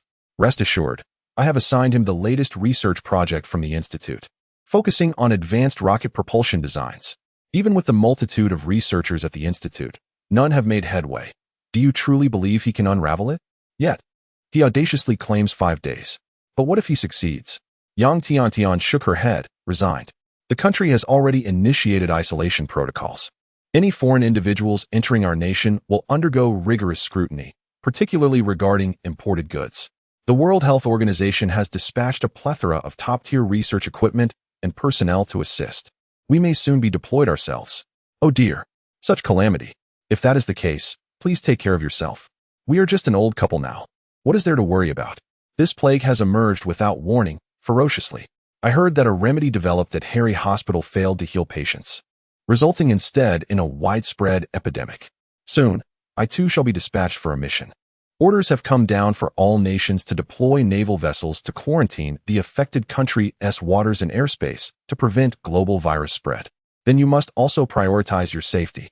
De Huang, utilize these materials to draft several design blueprints. Let me know when you are ready for me to review them. They need not be overly advanced, just suitable for this time and space. Understood, Father. Xiao Bai tuned into news from a certain country to observe any developments concerning the Grim Reaper. Chen Jiang had also perused historical data from the future, but due to the catastrophic circumstances, much history was incomplete, leaving him unable to locate relevant information about the Grim Reaper. He resigned himself to gleaning whatever clues he could from the news. From the reports, it was evident that the populace had lost their reason, driven by human nature to seek even the slightest comfort or to rationalize the disaster that had befallen them, in an attempt to quell their terror, but to no avail. The Grim Reaper did not discriminate by time or place, it struck regardless of status, offering equality in death to all who succumbed to infection. This virus, dubbed the Grim Reaper, spread rapidly within the country, akin to the common cold, unstoppable, untreatable, and devoid of a vaccine. It had already claimed millions of lives, reminiscent of an apocalyptic scenario. Countries rallied to provide aid. Daily, personnel were dispatched with food and health checks, offering a modicum of relief. Yet the specter of death and fear loomed over the entire nation. After absorbing the news, Chen Jiang had gained a clearer understanding of the virus. It seemed imperative that he concoct a potion to bolster immunity. Early the next morning, Chen Jiang announced, "Father, the rocket design has been completed. Send it to my workstation. I will review it shortly." Upon entering the laboratory, Chen Jiang began to formulate vaccines intended to enhance the body's immune system. He worried not for himself, but for the potential exposure of his friends and family to the virus. By evening, Chen Jiang surveyed 20 vials of serum stored in a freezer. He retrieved his phone. "Hello, Mu2. Hurry over. What's the matter? Have you concocted something remarkable again? Stop stalling. You are aware of the Grim Reaper virus, yes? I have developed a vaccine to enhance bodily resistance. You must come quickly." "On my way." In former times, Mu2 would have dismissed Chen Jiang as jesting. But since Chen Jiang had cured his own amyotrophic lateral sclerosis, Mu2 had come to believe wholeheartedly in Chen Jiang's words. After administering the vaccine to Mu2, he asked, "Brother, does this vaccine truly work?" "Of course it does. Although whether it can withstand the Grim Reaper remains uncertain, I have yet to encounter the virus myself. Nonetheless, it will bolster your immune system, and it poses no harm to your health." "Brother, I still have my parents." Mu2 chuckled sheepishly. Chen Jiang pointed to the table. "There are 8 vials in total. Administer one every other day. After 3 doses, it will enhance your immune functions for 3 years. You saw the procedure. It's quite simple. Just be cautious during injection. Avoid exposure to air or it will spoil. A true brother, indeed. Have you ever considered starting a company to sell your potions? Let us not get ahead of ourselves. I am aware of my limitations. Just keep this under wraps, and should the opportunity arise, I will certainly bring you along. That is a promise. Don't forget our agreement when the time comes. Time flew by, and today marked the last day of the pact with his uncle. CHEN JIANG packed a dossier and a mobile medical kit before driving to fulfill his wager. The documentation had been finalized the previous night, requiring only minor modifications that would not significantly impact history. The vaccines were prepared for Wang's family, and CHEN JIANG had his own motives, as he cared deeply for his loved ones. Uncle, I have arrived. The documents are in this folder. Watching the Wang siblings running on the training field like exhausted hounds, CHEN JIANG secretly reveled in their plight, having originally intended to participate himself, but had cleverly evaded the commitment through this wager. Are you genuinely not just sketching something to appease me? Uncle, if you doubt me, feel free to consult others. What mission is this that appears so grave? Is it related to the virus from a certain country? Mind your inquiries. This is a matter of national security. You are not part of the military. And I've come to realize that it may be best for you to lead a normal life for now. Who knows what you might face in the military? You are your father's only son. I don't wish to let him down. CHEN JIANG felt a swell of gratitude. But what of my siblings? They could serve in the rear. Wang Zhonghua retorted with fervor. As soldiers, protecting our homeland is our highest honor. If everyone retreats to safety, who will defend our nation? Who will safeguard our people? CHEN JIANG was profoundly moved by this spirit, one that seemed to flourish in the older generation but was increasingly scarce among the youth. He regarded Wang Zhonghua with newfound respect. Producing the medical kit, CHEN JIANG declared, Uncle, these vaccines are specially prepared for you. They will enhance your immune system, with effects lasting 3 years after 3 doses. Are you not concerned that your concoctions may be flawed? Do you think I'm oblivious to your tricks? I am aware of your methods in curing your brother's ailment.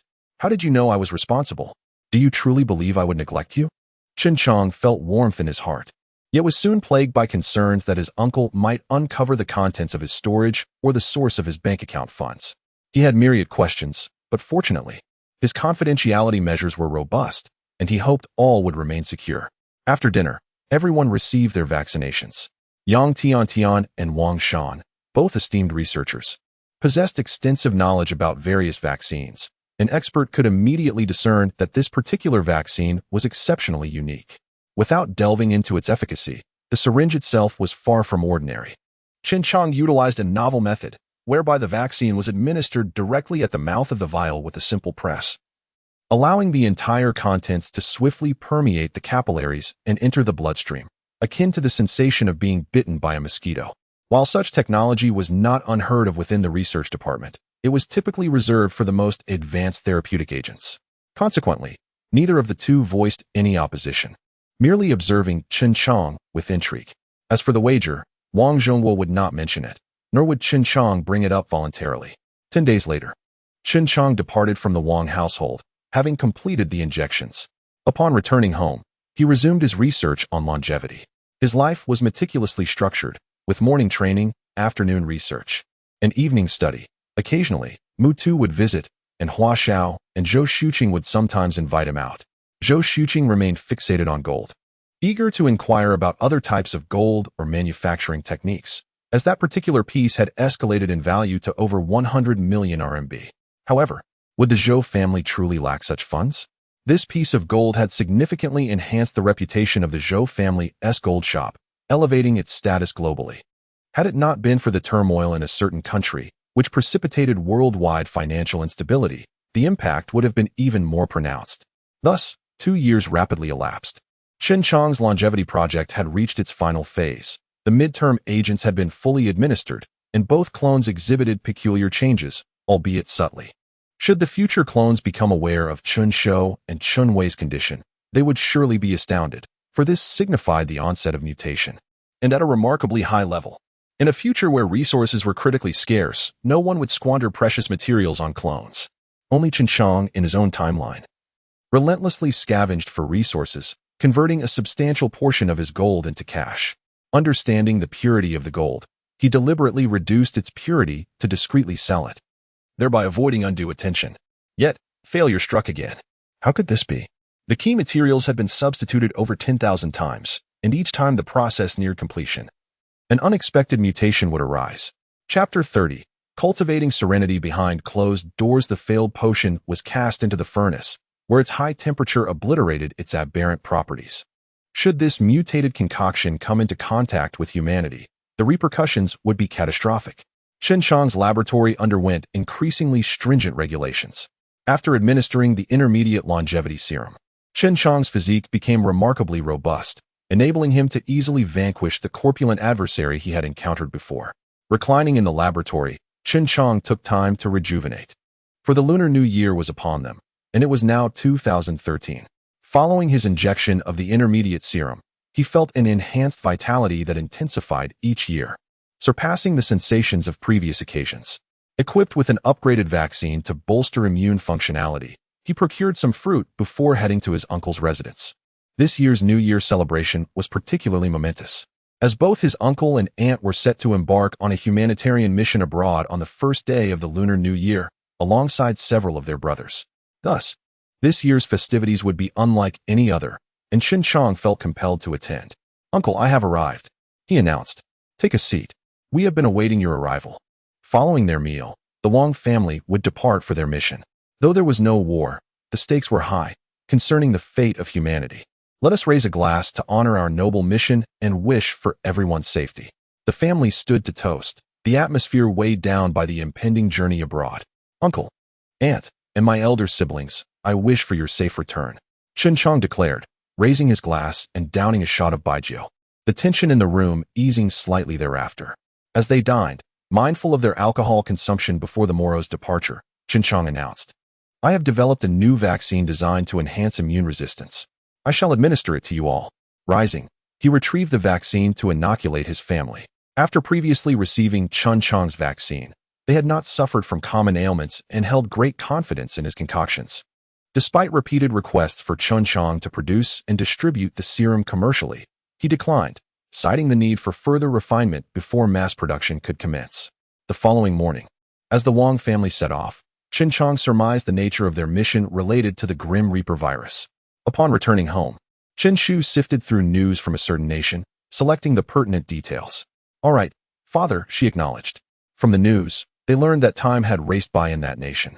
And after more than 2 years of development to control the outbreak, various prohibitions had been enacted, roadblocks established, and curfews imposed. The military had taken control of many areas, with airports, ports, and borders sealed off, effectively isolating the entire country. Particularly in the outbreak zones, regions were enclosed by 30-foot-high walls of steel, extending for 20 miles along the ancient Roman frontier, splitting the nation in two. Coastal waters were laced with mines and patrolled, while the airspace became a no-fly zone. Any aircraft breaching the isolation would be shot down, the mandate being simple: no one could exit, and thus there was little concern for intrusions. Within the isolation zones, the populace awaited daily airdrops of supplies, facing the specter of death while praying for the swift development of a vaccine. Social order within the quarantined areas deteriorated, as people fought for survival amidst a backdrop of bloodshed, rampant looting, and murder.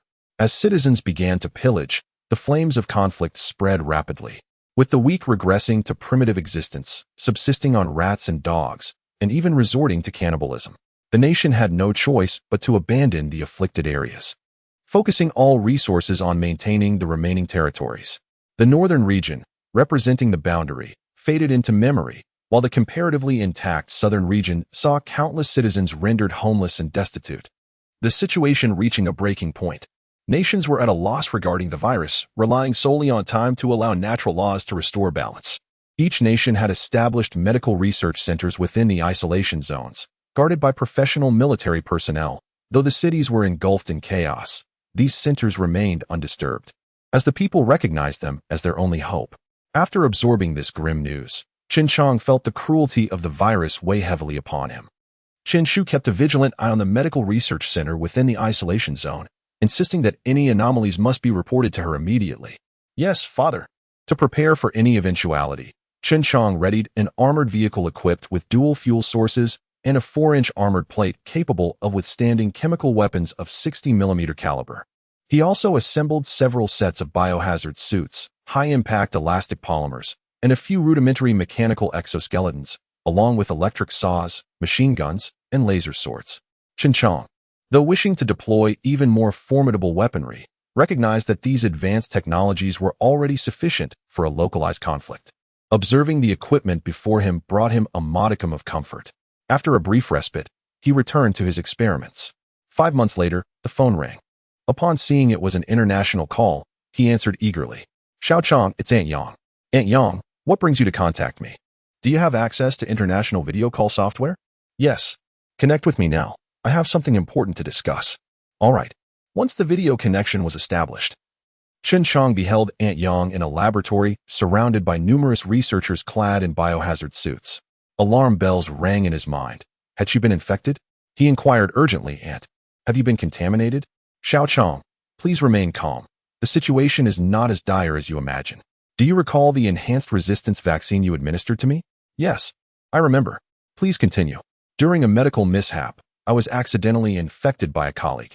However, curiously, while others succumbed to severe illness, I remain alive. Tests reveal that my immune cells exhibit resistance far beyond that of the average person. CHEN JIANG pressed on. Aunt, I must see your test results. Xiao Chang, listen to me.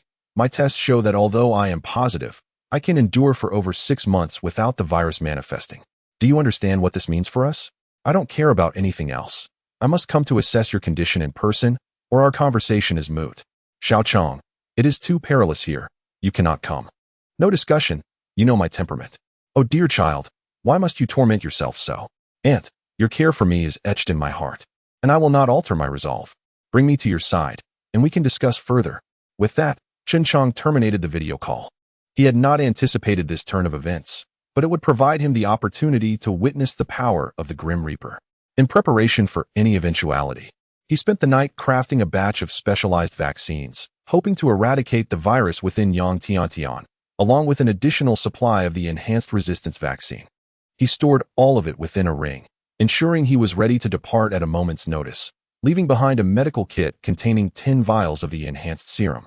The following morning, a helicopter descended at his warehouse, and CHEN JIANG, accompanied by Chen Shou and Chen Wei, boarded the aircraft. After an 8-hour flight, they arrived in the afflicted nation. Upon entering the Chinese embassy, CHEN JIANG sensed an eerie atmosphere. Everyone was frantically organizing their belongings, and no one acknowledged his presence. Anxiously, he approached a fellow Chinese national and asked, Friend, what is happening? Why is everyone packing? Feeling an urgency within, CHEN JIANG released his grip, anxious about Aunt Yang's current condition. After departing, he discreetly unleashed De Huang and Air Huang, instructing them to disguise themselves as Chinese nationals. The 5 of them proceeded directly to the entrance near the isolation barrier, where they encountered an unguarded gate, save for a detail of soldiers stationed at the entrance. Observing the situation, CHEN JIANG stealthily produced a gold piece the size of his thumb, slipping it into the officer's hand. In these times, money held little value. Gold remained a steadfast currency. The officer felt the weight in his hand and, upon glancing down, recognized the gold's worth and heft. Turning to the person behind him, he exclaimed, It's nothing, just a friend of mine who has some personal matters to discuss. I couldn't see clearly from such a distance. Please continue your patrol. He then inquired, What is it that you wish to convey? I spoke with Dr. Yang from the Dragon Nation yesterday. He sent me here, but I am currently unaware of the situation. Can you enlighten me? Are you referring to the doctor who has been infected for a month without showing symptoms? Chen Chang pondered, uncertain of how long his aunt had been ill, but he nodded in acknowledgement. Oh, it is truly astonishing how advanced your medical technology is. Regrettably, after the attack, we did not witness her evacuation. Could you escort me to the scene of the incident? The officer retrieved the gold and returned it to CHEN JIANG, stating, I am grateful for your willingness to assist us, but I cannot accept your gold. If you wish to observe, I can take you to the monitoring room, though the main entrance has been sealed, and no one may enter or exit. Thank you immensely. You are most welcome. We are profoundly appreciative of the Dragon Nation's considerable support. It is the least we can do. Upon entering the steel fortress adjacent to the walls, a senior officer remarked, Owen, why have you brought a group of Dragon Nation individuals here? Is there not enough chaos already? Go back to your patrol. You know that if we do not stay alert, we may be left behind the walls. Owen promptly stood at attention and departed, casting a glance back at CHEN JIANG. conveying that he could assist no further and that the rest was up to him. CHEN JIANG offered a grateful nod. Please, take a seat, Dragon Nation individual. What is your purpose in seeking me? I wish to enter and search for my family. How may I gain access? You may communicate with the higher authorities. If they consent, a helicopter will be dispatched to escort you inside. I advise you to reconsider. Is your family unwell? CHEN JIANG nodded, stating, I do not have the luxury of time to negotiate with the higher-ups. I must enter immediately. Please assist me. Chapter 31. Greed. I urge you to abandon this endeavor. Those who enter do not survive for long. CHEN JIANG rose and declared, No, my aunt just called yesterday, and the virus in her body has yet to manifest. The officer, unable to remain composed, stood up and asked, Are you CHEN JIANG? How do you know me? Is your aunt Dr. Yang? Yes, how do you know? Yes. I am aware of your aunt's condition. She instructed me to take you to see her immediately upon your arrival, but alas. CHEN JIANG retrieved a medical kit from his backpack and extracted a vaccine. The officer gazed at the vaccine in confusion. CHEN JIANG inquired, Do you know why my aunt has not shown symptoms a month after falling ill? The officer, unable to deduce the reason, approached CHEN JIANG eagerly. His eyes fixed greedily on the vaccine. Could it be that it is effective? You must understand, once infected, one does not survive beyond 15 days. Succumbing to festering sores and decay. How about a trade? While it may not cure her, the vaccine my aunt mentioned could sustain her for over 6 months. By then, a proper vaccine might be developed. The officer paced the office, clearly demonstrating human selfishness, particularly in the face of the desire for life. Deal. However, the vaccine must be administered within 6 hours of being removed from its specialized cold storage, or it becomes ineffective. Very well, you may administer it first. Once I have arranged everything, I will hand over the remainder to you. But I must inform you beforehand, I can only assist you in entering. As for your exit, that will depend on your own capabilities. Agreed.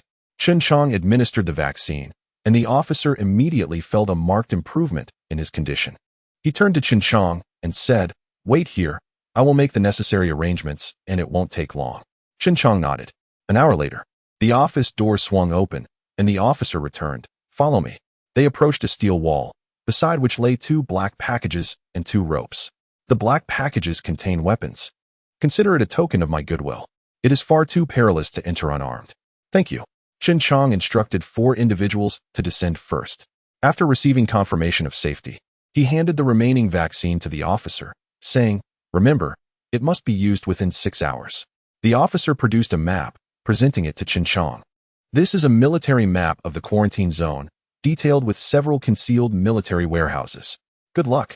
CHEN JIANG grasped the rope and slid down, swiftly making his way to the research base. After a thorough search that yielded no results, he departed, gradually following the map. Upon entering a dense forest, CHEN JIANG summoned an armored vehicle, donned all his gear, and temporarily utilized the firearms provided by the officer to avoid suspicion. As rain began to pour from the sky, the desolate surroundings revealed numerous abandoned vehicles overgrown with weeds, and the streets were littered with skeletons. Some corpses had only recently begun to decompose. The armored vehicle pressed forward, crushing all in its path. Observing the roadside from the window, CHEN JIANG identified his location on the map. Radar detected numerous heat sources ahead, prompting him to stop and operate the launcher, firing a flare into the sky. It turned out to be a herd of cows obstructing his path. He honked the horn to drive the cows away and continued onward. The roadsides were lined with graves as he entered a small town, illuminating it with searchlights. The town was in ruins, most buildings charred to ashes, and no signs of human life were apparent. He parked the vehicle in front of a church, the only structure in relatively good condition. Opening the door, he exited from the rear, allowing the large dog to scout ahead. Brother Chong, it's safe inside, no traps. Equipping his helmet, he left the armored vehicle, which automatically closed behind him. Upon entering the church, he sought any trace of living beings, but the pews were filled with skeletons. The walls were adorned with various photographs of people. After a thorough search, he found nothing of value. Returning to the vehicle, the late hour and downpour compelled him to rest inside, planning to continue his search the next day. Big Yellow, please use the radio to see if there are any useful messages. Understood, Brother Chong. CHEN JIANG allowed the other 2 to rest, confident that with Big Yellow and Second Yellow on guard, they would be safe from ambush. As dawn broke, CHEN JIANG stepped out of the vehicle, washed up, and breathed in the fresh air, though the numerous graves and skeletons nearby marred the scenery. He resolved to have breakfast in the vehicle, driving at high speed. He noticed that as they ventured deeper, the graves and skeletons on either side diminished. Upon stopping, they found their path blocked by a wall of cars in front of a small town. Radar detected several heat sources behind them, leading Chen Jiang to deduce that it was likely a gathering place for humans. Opening the door, Chen Jiang and his 4 companions, clad in mechanized exoskeletons and fully armed, presented themselves at the town's entrance. Andrew Beck was the leader of this town, a man of ordinary demeanor who had not committed any egregious acts, as they believed that order would eventually prevail. Even in the act of taking lives, it was merely in self-defense. The town's inhabitants were mainly locals, with a few outsiders, totaling around 300, forming a considerable force in the vicinity. Upon seeing the 5 well-equipped individuals descend, Andrew was taken aback, wondering if they were sent by higher authorities. He boldly called out, "Are you officials sent from above?" Chen Jiang replied, "I apologize, but I am not. I am from the Dragon Kingdom, here to find someone. Can we talk?" Andrew turned to his companions, asking, "What do you think?" "I trust the boss. We all listen to the boss. I want to let him in to inquire about the situation outside. You all stay hidden and be ready to retaliate if things go awry." "Understood, boss." "Which direction?" Andrew shouted. "Vehicles cannot enter. Only personnel may do so. You may carry your weapon, but it must be slung, not drawn." Andrew had considered the potential dangers posed by Chen Jiang and his group, but Chen Jiang's assertion of being from the Dragon Kingdom indicated they were not marauders. Given their equipment, they were likely official personnel who generally refrained from unnecessary violence. Having been isolated for too long, the town had no knowledge of the outside world, and they hoped to glean information from Chen Jiang. Entering through a concealed gate, the residents, armed and vigilant, eyed Chen Jiang warily, which was understandable given his advanced equipment. Chen Jiang approached a man who appeared to be the leader and said, "Hello, I am Chen Jiang. I am here to search for my companion, Dr. Yang. Here is her photograph." Andrew took the photo, examined it, and shook his head, saying, "Hello, you can call me Andrew. I am the person in charge here. Unfortunately, we do not have that individual." Chen Jiang detailed the situation in the quarantine zone's laboratory to Andrew. "Those fools will bring about our demise. How could they attack the World Health Organization? This will deter any country from offering us assistance." Listening to Andrew's curses without interruption, Chen Jiang recognized the truth in Andrew's suspicions. Indeed, nations were in the process of evacuation. Andrew ceased his cursing, asking, "Can you inform me about the situation outside?" Chen Jiang, without reservation, shared everything he knew, responding to Andrew's inquiries. As the people learned of the evacuations, many fell into despair, while others cursed those who had attacked the World Health Organization. Andrew pondered, which factions within the quarantine zone possessed such capabilities? Andrew pondered for a moment and remarked, "The isolation zone is currently dominated by 3 major factions: the Church, the Punk Party, and the Horde Alliance, along with our loose coalition. Could you enlighten me about the distribution of these powers?" The Church is composed of a group of priests who occupy a mountainous plain fortified with castles, reminiscent of ancient armored knights. Their influence is considerable, comparable to ours, though they refrain from harming the innocent in their self-preservation efforts. The Punk Party has taken control of the former major cities, where they operate freely, rarely venturing beyond urban confines. They are known for their brutality. However, they possess a sense of reason, agreeing to protect you in exchange for a certain amount of food. As for the Horde Alliance, they consist of a ferocious and ruthless populace, committing heinous acts of pillage and murder, and in times of scarcity, they may resort to cannibalism. It is highly likely that those who attack humanitarian organizations belong to this group. And where can the Horde Alliance be found? I cannot say. They lack a fixed location and often remain hidden, yet they share a common insignia. They adorn themselves with human teeth around their necks. If you encounter such individuals, it is best to shoot them on sight. Thank you for the information." Sighing, Andrew dismissed the matter and departed with his companions. Chen Jiang called out to Andrew, "What are your plans moving forward?" "We intend to deliberate this evening. You are free to do as you please." Chen Jiang observed the pitiful state of those around him. Feeling helpless, a few attractive young women approached him, grabbing his hand and offering to become slaves if he would take them away. Even during the night, some women propositioned him for intimacy, asking only for a meager amount of food in return. Feeling sympathetic, Chen Jiang gave them a little food and sent them away.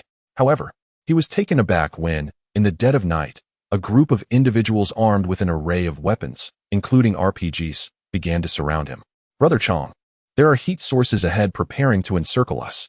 We should fire a signal flare into the sky to warn them not to approach. We need to leave immediately. Bang! A flash illuminated the dark sky as the signal flare lit up the vicinity. Chen Jiang shouted, "What do you intend to do?" His heart trembled, and with a heavy sigh, he added, "Please, go. I do not wish to harm you." Boom! An RPG was fired at Chen Jiang, impacting the armored vehicle without causing any damage. Should we retaliate? Chen Zhou looked to him for orders. Enough. They are merely a group of unfortunate souls. Let us depart. The armored vehicle roared to life and swiftly exited the town, leaving the townsfolk in a state of disbelief. They pulled over to rest in a thicket, deciding it best not to disclose any news from the outside world, lest it bring despair. As dawn broke, Chen Jiang continued onward, with a small town not far ahead, hoping to try his luck there. Chapter 32. Helplessness. Some individuals are afflicted with festering sores, while others exhibit severe decay. It is akin to hell itself. Chen Jiang even regurgitated his breakfast. The inhabitants merely gazed as the armored vehicle passed, refraining from approaching, for the camera captured the profound desolation in their eyes. Though they were alive, they had already succumbed to death. Chen Jiang disembarked and approached several patients to collect corresponding serum samples based on their varying conditions. As he hastily departed, an unexpected sight met his eyes. Everyone knelt before him, uttering mournful sounds, their intentions unclear, yet it was evident they yearned for salvation. Chen Jiang's heart brimmed with helplessness. Lacking equipment and needing to search for loved ones, he could only bear the anguish of leaving. Upon exiting the town, Chen Jiang resolved to venture towards the church's domain, hoping for a stroke of fortune. He placed the viral samples into a specially designed refrigeration box and drove at high speed. Along the way, he gradually spotted young crops sprouting. Ahead, a barricade obstructed his path. Lifting the hood, he peered through binoculars and confirmed the presence of a checkpoint surrounded by dilapidated vehicles, guarded by a contingent of medieval knights clad in armor, some wielding rifles or bows. They noticed Chen Jiang. As he halted before them, the leader inquired, "Halt your vehicle. Please state your purpose and identity." Leaning through the opening atop his vehicle, Chen Jiang replied, "I am from Longhua, here in search of companions. I wish to meet your bishop. Please wait while we consult," responded a soldier, who promptly mounted his steed and galloped away. Chen Jiang awaited patiently. Soon, a horse approached, and the soldier announced, "The bishop wishes to see you. Please follow us." Chen Jiang thought to himself how advantageous his identity as a Longhua citizen was, filling him with pride for his nation's strength. Upon reaching the castle, the drawbridge lowered, and he proceeded under the guidance of the knights. Observing his surroundings, he noted the common folk appeared slightly better off here. Despite their frailty and pallor, smiles could be glimpsed among them. He halted the vehicle at the main gate, allowing his companions, De Huang and Air Huang, to accompany him while leaving the clones inside. The opposing faction had many members, but wore no mechanical exoskeletons. They carried only handguns and laser swords, the latter of which appeared to be mere flashlights to the uninitiated. A group of priests emerged, exchanging greetings. The bishop, named Stella Owen, welcomed him. After settling in the parlor, Chen Jiang introduced his purpose. "Greetings, Bishop. I have come in search of our missing scientist, Dr. Yang. Here is his photograph. I hope you can provide any related information." A knightly soldier handed the photograph to the bishop, who scrutinized it carefully. "I regret to inform you that we do not have any information about this individual. May I inquire why you seek him? How did he go missing?" Chen Jiang recounted the details regarding the research institute, but withheld the fact of the international retreat. Stella cursed vehemently, "Damn those scoundrels, God will punish them." He then rose, bowed to Chen Jiang, and returned the photograph, saying, "I apologize for the harm inflicted upon your people. I extend my personal sympathy and hope for your understanding." Chen Jiang took the photograph and probed, "Could you enlighten me on which factions might engage in such irrational actions?"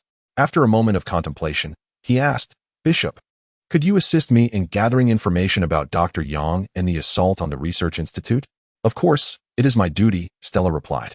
"What is your opinion on the Reaper virus, Mr. Chen?" Chen Jiang shared his experiences in the small towns he had encountered. "Mr. Chen, you are also studying the virus?" "Indeed. I have collected several samples, but unfortunately, I lack the appropriate laboratory." "Mr. Chen, we possess a laboratory here, and I have some expertise in this field. May I borrow it?" "Certainly," Chen Jiang assented. Upon entering the laboratory on the third floor of the castle, he found it to be quite rudimentary. Stella explained, "I hope you do not mind the simplicity. We have been without power for quite some time. Not at all. May I peruse your research materials? Stella approached a desk by the window, retrieving a notebook and handing it to Chen Jiang. After examining the research diary in detail, he gleaned a considerable understanding.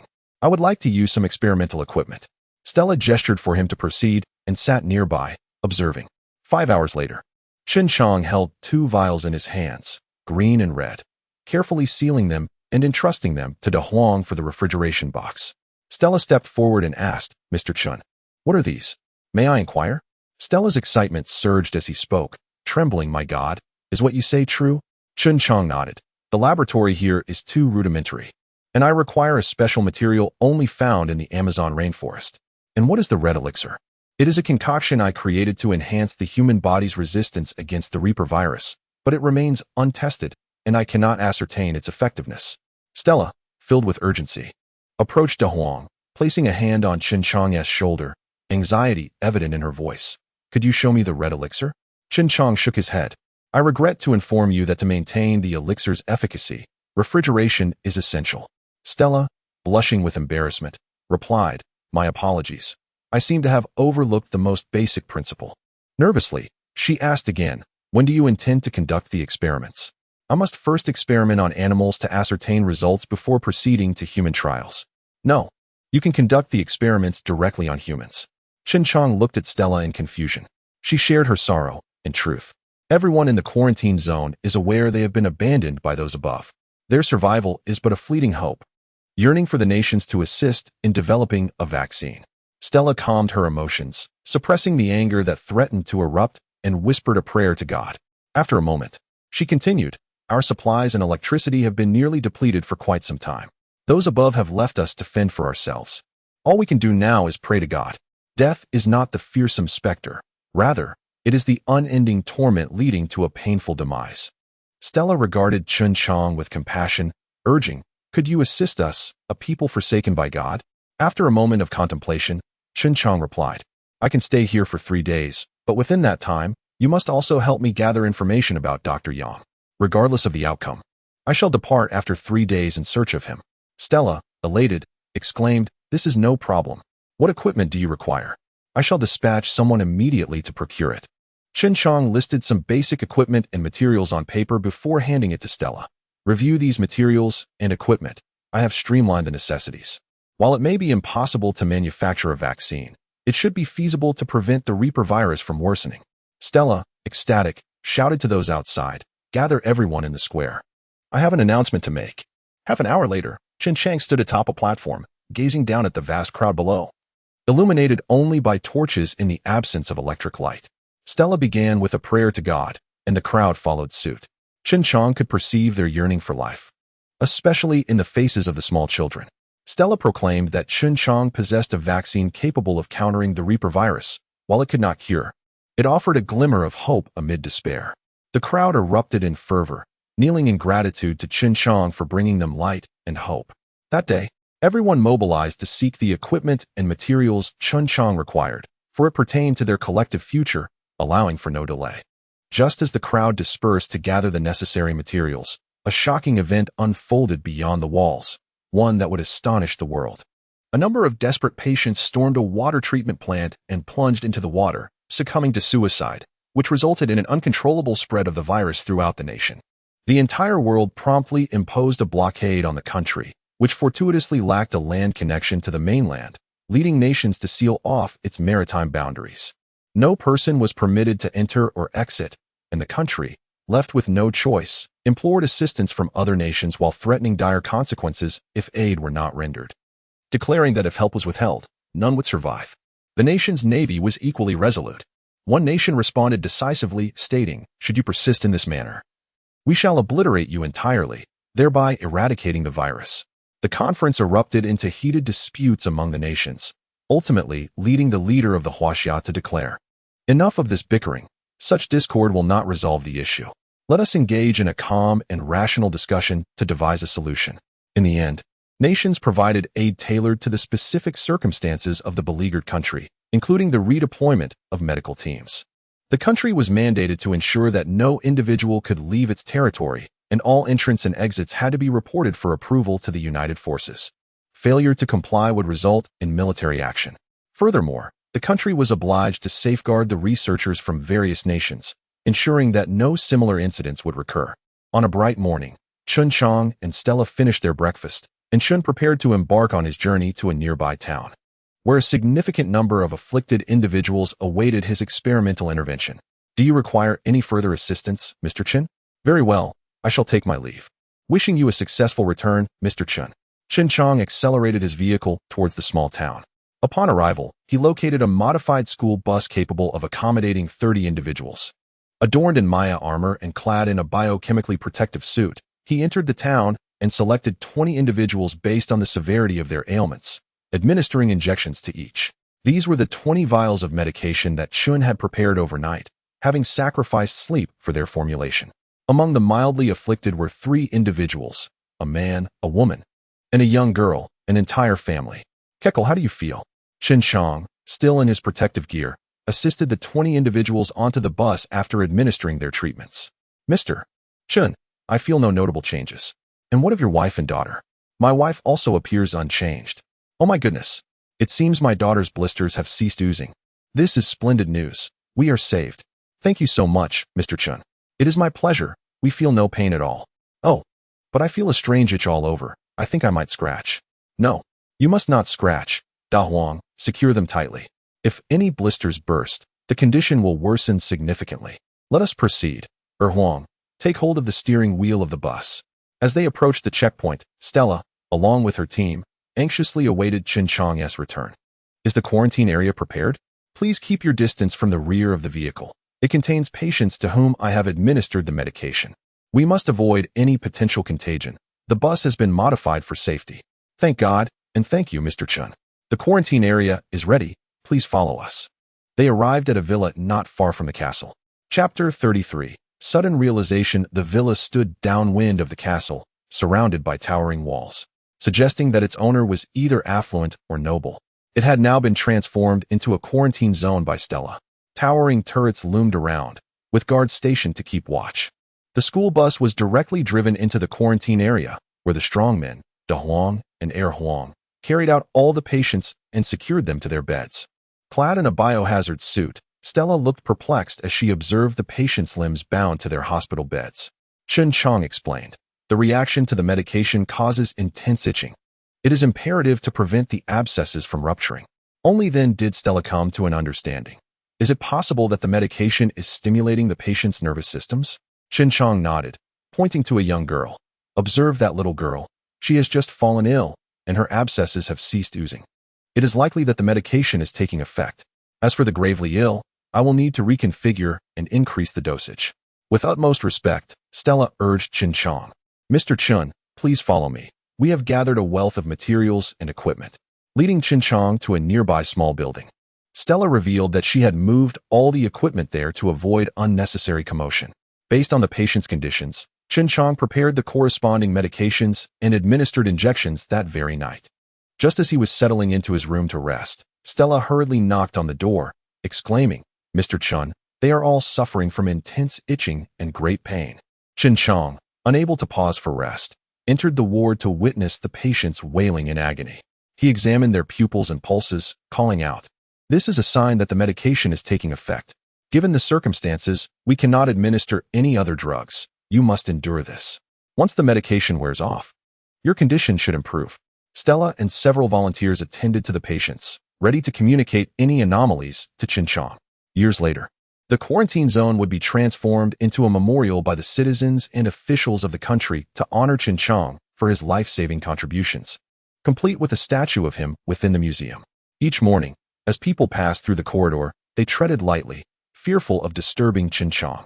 Upon waking, he entered the ward, where Stella respectfully greeted him. Mr. CHEN, you are awake. How are they faring? Oh, quite well. Look, the Kikier family is showing signs of improvement. CHEN JIANG meticulously examined each patient and drew the necessary blood samples. Returning to the laboratory, he commenced his research. Concerned individuals gathered at the laboratory door, and upon learning the news from outside the quarantine zone, the church community spontaneously began to pray. An hour later, CHEN JIANG opened the door and informed Stella. The situation is temporarily under control, but there is still a risk of contagion. The patients should survive for at least 6 months. Stella bowed deeply, expressing her profound gratitude. Thank you so much. Words cannot convey my appreciation. CHEN JIANG replied, It is nothing. Have you received any news from the people you were looking for? Yes, I have news, Stella replied, producing a stack of documents and handing them to CHEN JIANG. These are from my subordinates. They have compiled a detailed report based on all the intelligence. CHEN JIANG accepted the documents and began to review them. After finishing, he stowed the materials and remarked to Stella, The condition is currently under control, but the equipment here is exceedingly rudimentary. This outlines the method for vaccine production. You may have someone create a batch to observe the effects. He passed the written instructions to Stella, who trembled as she received them, as if the fates of countless lives hinged upon those fragile sheets of paper. Stella and the nearby volunteers expressed their gratitude once more. CHEN JIANG departed once again in an armored vehicle, guided by intelligence indicating that the assailants on the research institute were members of the Rebel Alliance. Though the reasons remained unclear, he intended to visit the territory of the punk party, led by an old acquaintance, Mockery. Entering the dilapidated main city, various shops lay in ruins, valuable supplies having been looted long ago, with some office buildings even reduced to ashes. He drove towards a derelict factory that was once Mockery's stronghold. Upon reaching the vicinity of Harry Hospital, CHEN JIANG disembarked, surveying the devastation and fire damage. Had he not remembered that Harry Hospital was located there, he would not have recognized it as a world-renowned medical center. De Huang, there are heat sources nearby, he noted. How many heat sources are there? Are they human? Yes, approximately 400, De Huang replied. CHEN JIANG, you control the armored vehicle. Do not fire unless I command it. The rest prepare for battle and await my orders. The armored vehicle revealed its ominous black gun barrels as they donned mechanical exoskeletons, armed with chainsaw guns, readying themselves for any potential dangers. As darkness fell, hampering visibility, CHEN JIANG instructed, Chen Shou, fire a flare.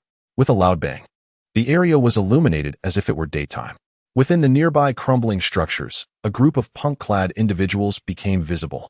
The punks, upon recognizing CHEN JIANG's attire, were instantly filled with trepidation, leading to a tense standoff. Hearing CHEN JIANG's voice, a leader stepped forward, demanding, Who are you?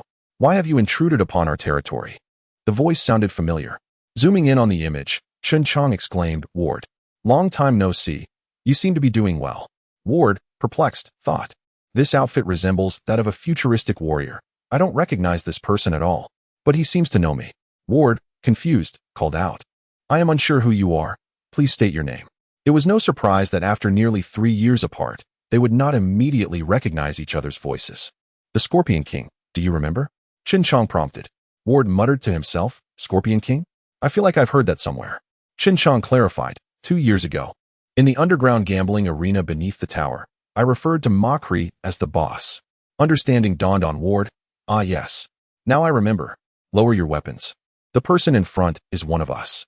He approached CHEN JIANG, clapping him on the shoulder. Brother, your outfit is impressive. Come, let us go meet the boss. He has mentioned you multiple times, but unfortunately, I haven't been able to contact you. CHEN JIANG started the vehicle, with a few individuals perching on the roof, shouting in excitement. Before long, a convoy of modified vehicles followed closely behind CHEN JIANG, making their way down the road to the underground gambling arena. Ward, you've taken over the gambling arena? CHEN JIANG inquired. Yes. When the upper echelons evacuated, we took control here, Ward replied. Upon arriving at the parking lot, he instructed De Huang and Air Huang to accompany him while the clones remained with the vehicles. Ascending to the 3rd floor, Mockery spotted CHEN JIANG and opened his arms to embrace him, exclaiming, Haha, little Chang. Long time no see. What brings you here? It seems you're doing well. Have you also started reaping the benefits? CHEN JIANG did not resist the embrace. Boss, long time no see. Your power has only grown. Haha. It is thanks to your assistance last time that I won quite a bit. I never expected a plague to break out. Fortunately, I stockpiled a large amount of food. Otherwise, how could I sustain so many people? As they took their seats, a striking woman approached with drinks, pouring them for both men. CHEN JIANG recognized her as the woman who used to manage registrations and messages in the underground gambling arena. He exchanged a knowing glance with Mockery when suddenly, a child's cries echoed through the room. Little Chang, come see my little one. Congratulations. After all these years, you've become a father. Haha, thank you, Mockery said, holding the child while gesturing to the enchanting woman. Come, let me introduce you. This is my wife, Daibi Shelley. You can just call her Daibi. Chen Jiang, noting that Mockery had not introduced the child's name, inquired, "What is your child's name?" Mockery helplessly remarked, "Given the current circumstances, it is questionable whether we can survive, let alone him, without even a name." Chen Jiang instructed De Huang to retrieve the backpack and open the freezer, addressing Mockery. "This is my latest vaccine, designed to enhance the human immune system. I have no gifts for this child on our first meeting." Excitement surged among Mockery and those nearby as they fixated on the vaccine in Chen Jiang's hands. Had Chen Jiang not been a guest of Mockery, this group would likely have resorted to violence to seize it. Unable to contain his excitement, Mockery exclaimed, "Xiao Chong, is it possible that a vaccine for the virus has been developed outside?" Chen Jiang shook his head and administered an injection to the infant, then urged, "Everyone who comes here should receive an injection, though supplies are limited. After this, you will have to wait for me to produce more." Mockery, astonished, responded, "Xiao Chong, I didn't realize you had this capability." Upon hearing that the vaccine was in short supply, the crowd clamored around Chen Jiang. "What is the fuss? Form a line. Didn't you hear that more can be made afterward? My brothers are here. There's no need for worry." Under Mockery's imposing presence, everyone lined up, and precisely enough individuals received the vaccine. Prior to arriving in this country, Chen Jiang had already refined the vaccine, with each box containing 40 doses. "Xiao Chong, have you just returned from outside? Share with me the current situation," Mockery inquired. Chen Jiang recounted the circumstances, particularly regarding the church. This revelation struck the gathered crowd like a bolt from the blue. Though the people appeared to regard life and death with indifference and acted impulsively, it was merely a release of pent-up frustration. In truth, they yearned for safety and survival. Some wept openly, others struck the walls, and some expressed their inner turmoil in various ways. Chen Jiang observed this all, deeply moved. Mockery refrained from intervening, allowing emotions to gradually settle before addressing them. "Please keep this news confidential. Anyone who divulges it will face consequences." A shiver ran through the crowd at the mention of the gang, and they unanimously pledged to maintain silence. Chen Jiang looked at Mockery with curiosity. The realization dawned on everyone, as the leader of the punk party, Mockery's thoughts diverged from the ordinary. They understood that since Chen Jiang could develop a vaccine, it indicated that chaos would not last much longer and that order would soon be restored. At that point, wealth and resources would dictate their futures and destinies. As core members of the punk party, they had all stockpiled certain supplies. Chapter 34. Gathering. As for the source of supplies, it was, of course, obtained through plunder. And they were even less inclined to disclose this fact, for they sought to profit from the situation. After all, a single loaf of bread could be exchanged for a considerable amount of gold. "I can assure you that I won't reveal anything, but I can't guarantee that the church won't spread the word," Markley said, rising and shouting at those nearby. "What are you all doing here? Get out. We need to gather all valuable items." Upon hearing their leader's orders, even those who were not inclined to act did so for their own benefit. Eager to make a quick profit before the news spread, they hurriedly exited. Chen Jiang cautioned, "Boss, don't go too far. We don't want to incite public outrage, or we might face repercussions later."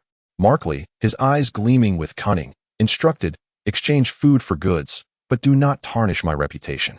Seeing that Markley accepted his advice, Chen Jiang pressed on, "Do you really believe it's still possible to change things now? Don't call me boss. I'm a few years older than you. Just call me brother." "What do you mean by that?" "Brother, why don't you clear your name or assume a different identity?" Markley, clever and shrewd enough to have survived until now, found conversing with astute individuals quite simple. "Indeed, my future children will undoubtedly refer to you as uncle. But please, do not hold it against me when that time comes." Markley convened a meeting with his trusted associates, while Chen Jiang was momentarily attended to by Daibi. An hour later, everyone departed the hall. "Brother, we must leave this place. Come with me to the secret base," Chen Jiang asserted. "Understood," Markley replied, and without tidying up, he took his wife and son, boarding Chen Jiang's armored vehicle, accompanied only by his trusted aides, slipping away stealthily, leaving Chen Shou to lead the convoy to the secret base. On the road, Chen Jiang revealed his intentions, hoping Markley would assist him. "Brother, it's not that I don't want to help you. I know the location of the Thug Alliance's lair. They may be few in number, only a few hundred. Yet somehow they have amassed a formidable arsenal. On several occasions, I nearly fell victim to their aggression. Their stronghold is situated in a clandestine base, which was formerly an arms depot, difficult to defend and easy to attack. CHEN JIANG contemplated, and as the armored vehicle halted, he surveyed the surroundings. Isn't this your former territory? They entered an abandoned factory that once served as a bar and disco. Clearing away the central ring, a dark opening was revealed. Markley called out into the void, "I have arrived. All is secure outside." As the lights flickered on within the cavern, they concealed their vehicles and all entered the interior. Inside was a veritable treasure trove, with space exceeding even CHEN JIANG's warehouse, stocked with food, arms, diesel, and more. Around 20 fully armed personnel were present, some of whom CHEN JIANG recognized as former boxers of Markley. The area was partitioned into numerous rooms, one of which featured a massive steel door, the contents of which remained a mystery. "Indeed, he is cunning," CHEN JIANG mused. "Can you disclose the Thug Alliance's location?" "Certainly." Markley indicated the position on a map, prompting CHEN JIANG to compare it with a map provided by an officer. There were 2 concealed arms depots marked, with the Thug Alliance occupying one. Markley observed, "Where did you acquire this map?" "From an officer," CHEN JIANG replied. "As you can see, their location is one of the arms depots." Markley pondered. "Then there is another arms depot." CHEN JIANG nodded. "What are we waiting for? Let us seize the arms and confront them, utilizing our new identities." "What identities?" CHEN JIANG inquired. Markley laughed heartily. "The Mutual Aid Society, signifying mutual support and unity among us, comprised mainly of my original trusted aides." CHEN JIANG raised his thumb in approval. That night, they devised their strategies, and by dawn, everyone retired to rest. Upon waking, CHEN JIANG noticed several impeccably dressed individuals before him, their faces oddly familiar. "Brother, how do I look in this attire? I wouldn't have recognized you had you not said anything. An act requires a complete ensemble. Are you prepared? Ready to depart at any moment? What of sister-in-law and the others? I sent them to the church. No one knows their identities. What do you think of my plan, brother? The church members are quite amiable. It's an appropriate location. Indeed, you should know that my eyes are far from ordinary."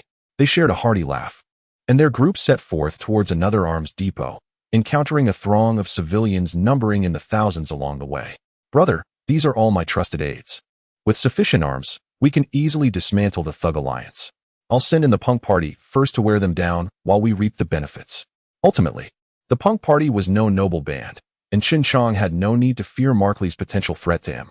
He required the development of a vaccine and had the formidable duo of liquid machines, the Huang and Air Huang, at his disposal, capable of neutralizing any threat before it could manifest. Ward informed Markley and CHEN JIANG, "The entrance is locked tight. Without power, it cannot be opened." "Show me," CHEN JIANG instructed. They arrived at a concealed cave. Without the multitude of people and the map's guidance, it would have been nearly impossible to locate. Observing the sealed entrance, CHEN JIANG requested De Huang to employ the mechanical exoskeleton to slowly pry open the door. Cautiously entering, they were met with exuberance as they beheld armed helicopters, tanks, and armored vehicles, alongside a plethora of munitions. It was akin to an armory of a fortified battalion, though not entirely unnoticed. The arms depot had remained hidden due to the door being impervious to human strength.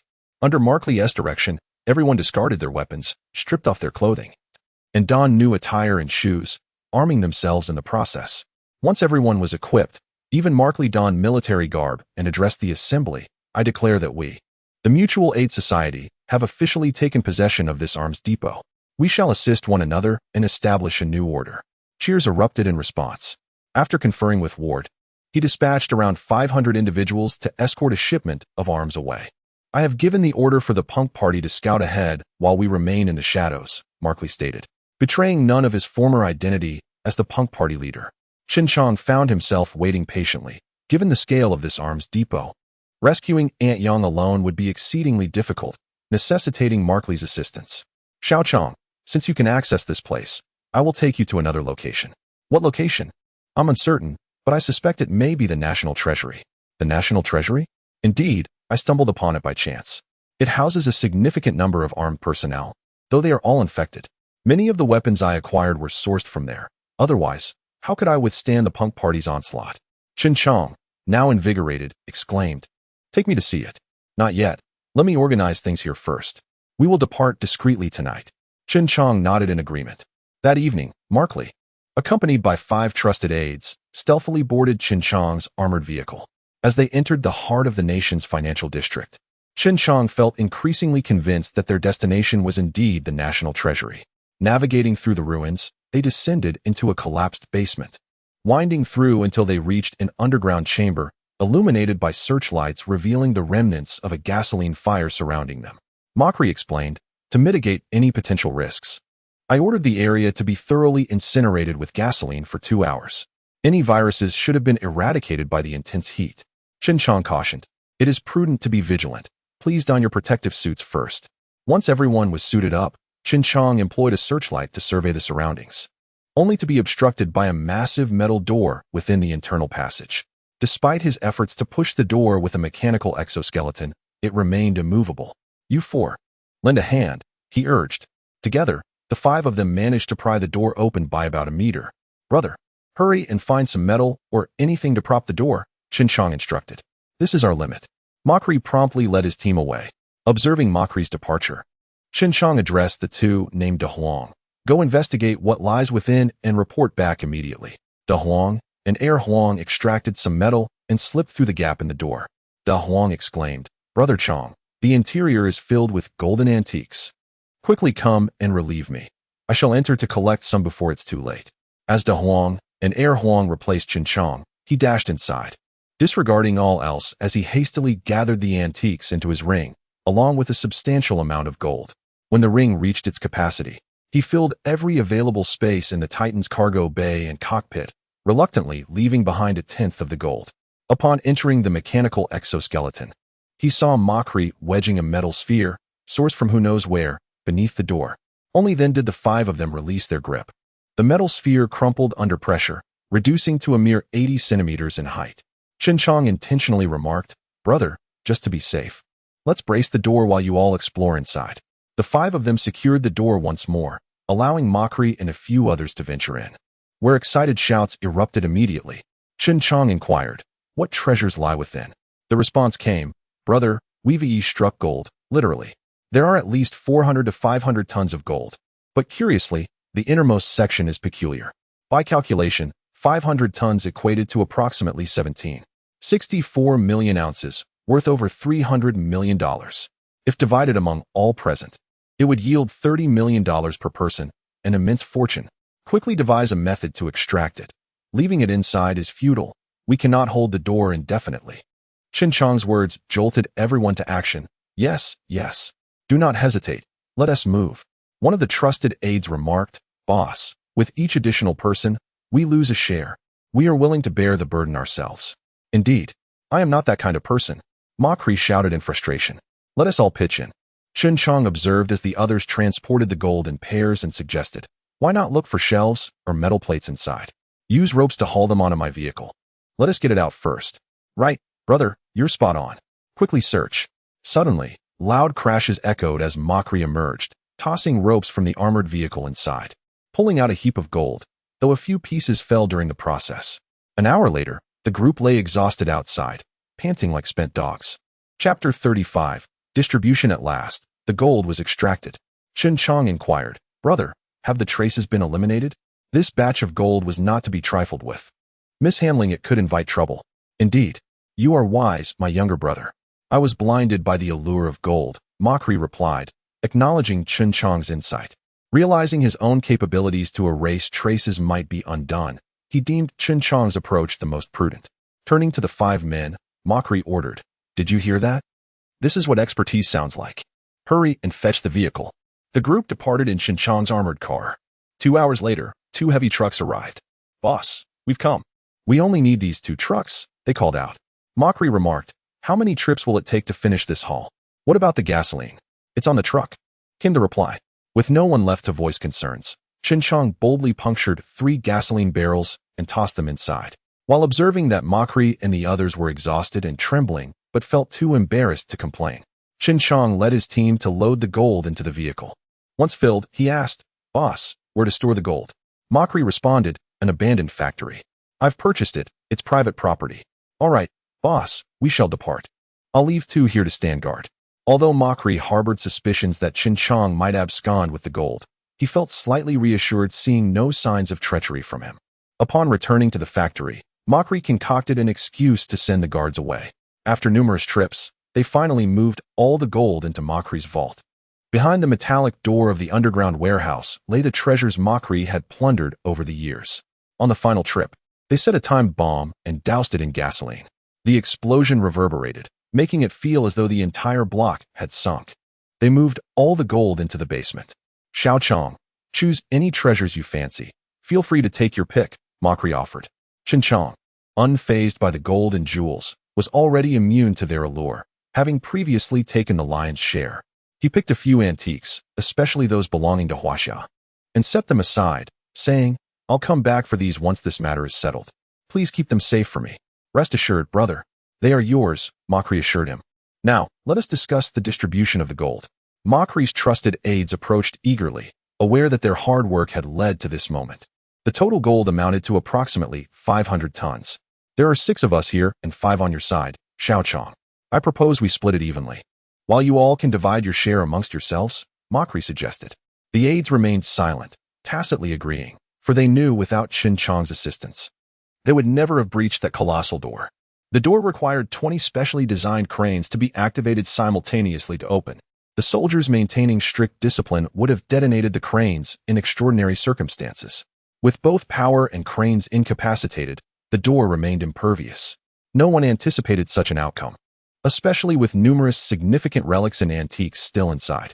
In an instant, the nation plunged into an economic crisis, regressing over a century due to the dual blows of reconstruction and financial scarcity.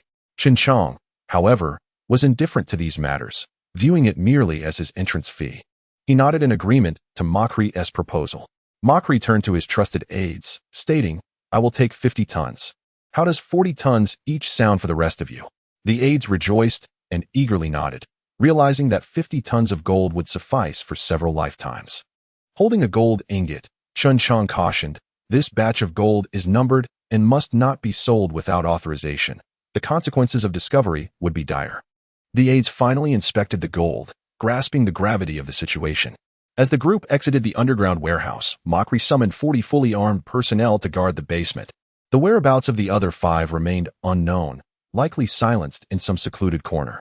With the punk party now fortified with a vast arsenal, Makri did not renege on his promise to launch an offensive against the Thug Alliance, igniting a fierce conflict. Makri transformed into the leader of the mutual aid group, aiding ordinary citizens by day and orchestrating raids by night under a different guise. Chen Chong, having located Aunt Yang, found them sequestered in a laboratory, treated to ample food and drink. Satisfied that they were temporarily safe, he felt a sense of relief. A new force emerged in the quarantine zone, the mutual aid group, which wielded influence rivaling that of the church. With principles of mutual support and solidarity, its membership swelled to over 10,000.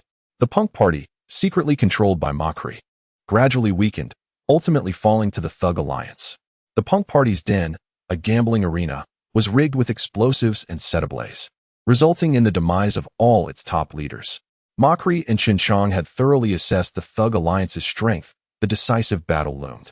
As the vanguard, Chen Chong stealthily infiltrated, while Makri provided cover from outside, leading to a stalemate. There are people ahead, Da Huang and Air Huang. Deal with them discreetly, ordered Chen Chong. And be cautious not to expose our presence. Da Huang and Air Huang melded into the environment, their forms becoming liquid as they approached, swiftly delivering lethal strikes to their targets, who succumbed instantly. Makri attracted most of the enemy's fire, which meant the guards at the laboratory holding Aunt Yang were few. After neutralizing the guards, Chen Chong called out, Aunt Yang. Inside the isolated lab, Yang Tiantian was surrounded by a group of foreign scientists studying the Grim Reaper virus. Upon hearing Chen Chong's voice, they paused their work and turned to him. Xiao Chong, what are you doing here? You must leave. It's too dangerous. Aunt Yang, come with me. We are here to rescue you. Upon learning of their intent to rescue her, the foreign scientists hastily gathered their recent research findings. Forget those. They will hinder our escape, Chen Chong urged. But Xiao Chong, we have developed crucial results based on my serum to combat the virus. We must take them, Yang Tiantian insisted. Let us streamline it. Discard anything unimportant, Chen Chong replied. After donning protective suits, 20 scientists followed Chen Chong, with Da Huang and Air Huang clearing the path while Chen Zhou and Chun Wei provided flank support.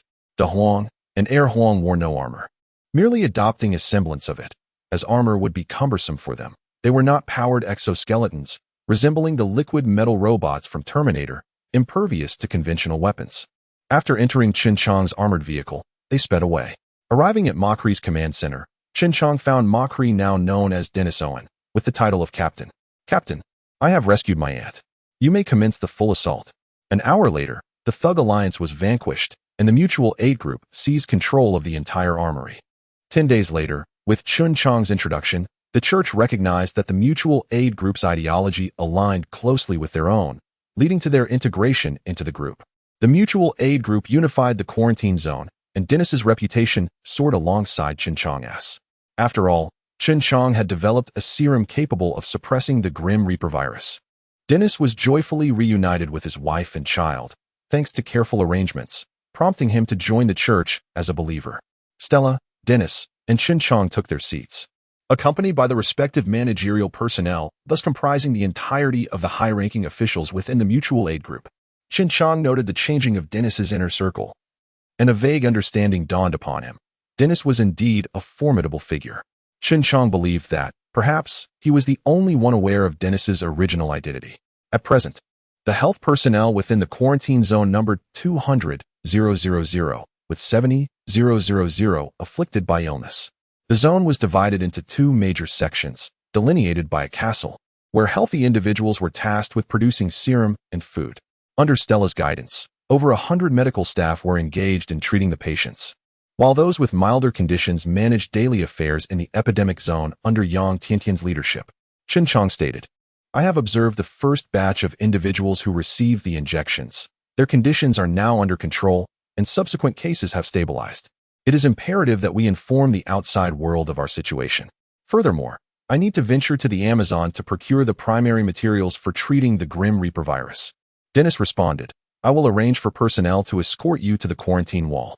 Stella interjected, Xiao Chong, I have already sent someone to make contact previously, but unfortunately, we cannot approach the quarantine wall, as the automated artillery will attack any moving object that draws near. A heavy silence ensued, making it abundantly clear that the quarantine zone had been sealed off. Chen Jiang inquired, what about the radio or wireless communication? Stella shook her head, all have been jammed. It is impossible to establish contact with the outside world. Dennis exclaimed, damn it, have they forgotten us? We have managed to control the outbreak here. Suddenly, Dennis's eyes gleamed with a thought, Xiao Chong, do you remember our armory? There are 2 tanks and an armed helicopter there. Stella cautioned, there are surface-to-air missiles in that vicinity. Anything approaching the wall would be destroyed. Dennis exclaimed in frustration, is there truly no one in control? Stella replied, I wish there were, but alas, everything is on automatic mode. Chen Jiang suggested, let us find a few tank operators. If they refuse to open the gates, we shall breach them. We will set forth tomorrow. He then turned to Stella, do not cease the production of serum. Increase manpower to manufacture it overnight. I have a foreboding sense that the outside world may be even worse than our situation. Dennis, lead a team to swiftly secure the border wall once we breach the gates. Dennis affirmed, no problem. If that is the case, they too shall experience the taste of abandonment. That very night, everyone prepared tirelessly. By morning, the Mutual Aid Group, fully armed and comprising 30,000 members, set out in full force. As Chen Jiang passed the small town that had been attacked previously, he discovered it had been breached and all inhabitants had vanished. Continuing onward, he approached within 800 meters of the castle gates, where proximity would trigger the automated artillery. After shouting through a loudspeaker for an extended period with no response, Chen Jiang declared, brothers, I intend to drive my armored vehicle ahead to scout the path. Chapter 36, A Grim Outlook. Dennis, we must devise a strategy to divert the attention of the automated artillery and deplete its ammunition. I refuse to believe it can sustain its fire indefinitely. Before long, everyone disembarked, each employing their unique talents. Some hurled stones, while others placed rocks on the accelerator of vehicles to charge towards the city walls. In the dead of night, it was astonishing that the artillery had yet to exhaust its ammunition. Let's take a breather. We shall continue tomorrow, as I cannot fathom how it could persist without depleting its resources. Chen Jiang, observing the encroaching darkness, addressed De Huang and Air Huang. You can safely access the control console, right? Absolutely, Brother Chong. Go ahead, but remain inconspicuous.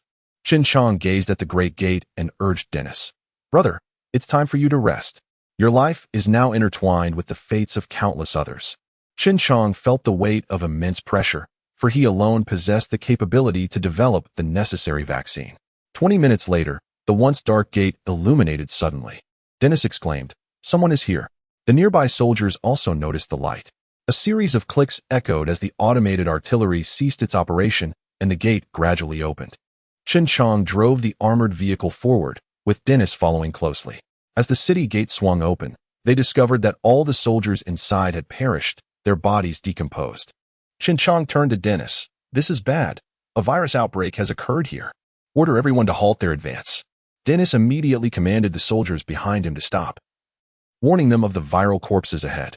At that moment, Da Huang and Air Huang emerged from the control room, declaring, "Brother Chang, everyone on the city walls has succumbed to the virus. Dennis, how did your men manage to get inside?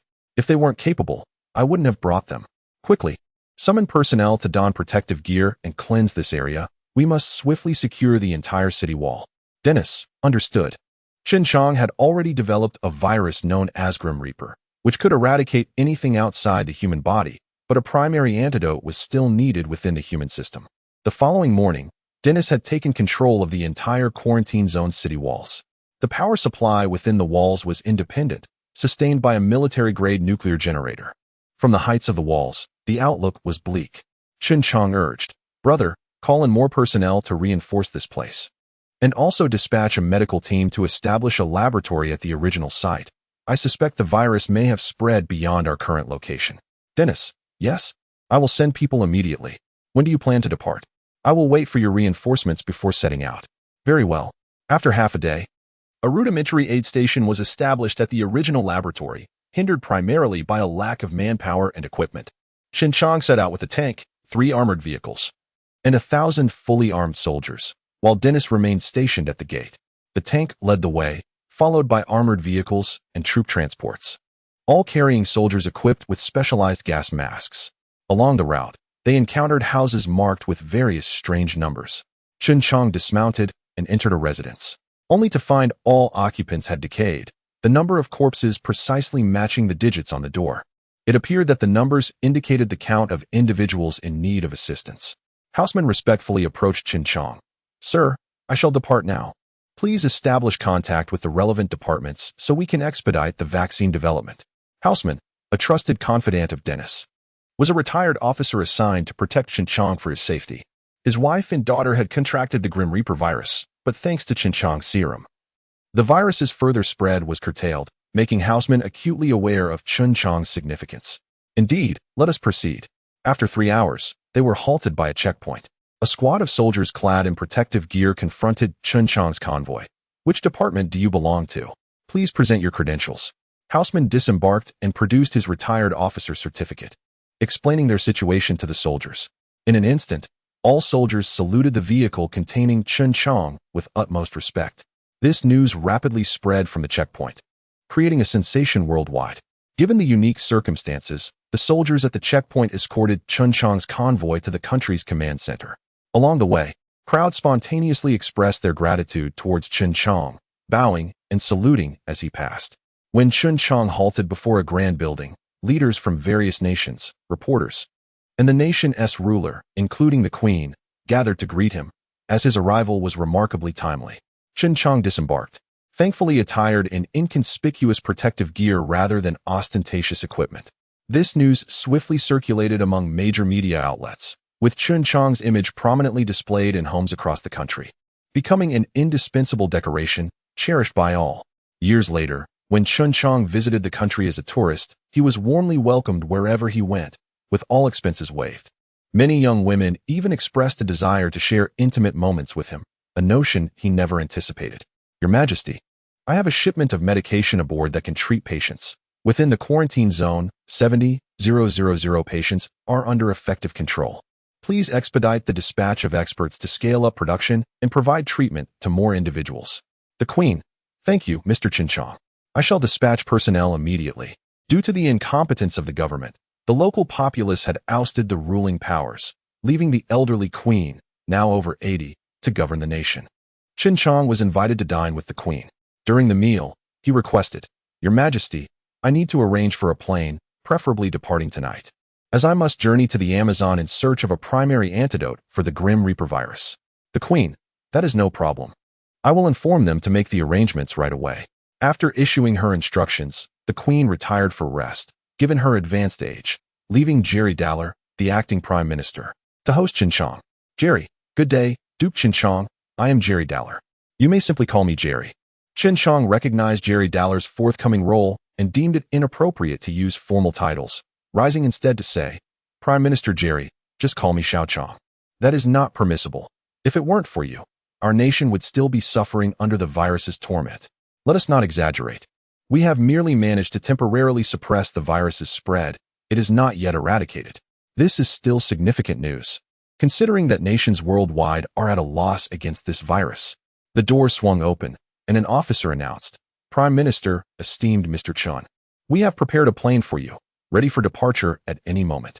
Chen Chang, please bring my armored vehicle along, as well as my 4 accompanying members. Officer, at once. They boarded a military transport helicopter bound for the nation's aircraft carrier. Upon entering the platform, all personnel saluted Chen Chang, expressing their gratitude. My uncle and aunt are alive. They are within the quarantine zone. I spoke with her this morning, and she asked me to reassure you not to worry. She is doing well. What? Really? That is splendid news. I was worried. I must inform my little rascals. They have been quite resentful that I did not come to their aid. Jerry addressed Amy, saying, This is Mr. Chen Chang. He needs to venture into the Amazon in search of a rare medicine to combat the Reaper virus. You now understand his significance. Amy approached Chen Chang and bowed respectfully. The two shook hands.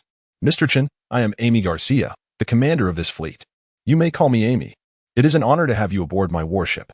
And on behalf of all the officers and soldiers, I extend my gratitude to you. No need for thanks. It is my duty. When can we set sail? We can depart immediately. Just then, Wang Zhongguo intended to call in and relay to Chen Chang. I have reported your actions to the higher-ups. They will reward you based on your merits, so do not let me down. Uncle, rest assured. Chen Chang replied. This time, 3 special forces teams will escort you, 1 from our country and 2 from theirs, comprised of the finest soldiers. Who is leading our team? You will find out when you arrive. Just be cautious on the way. Chen Chang shared a knowing glance and handed over the controller. Upon entering the hall, Chen Chang spotted Wang Kuan. Brother, what brings you here?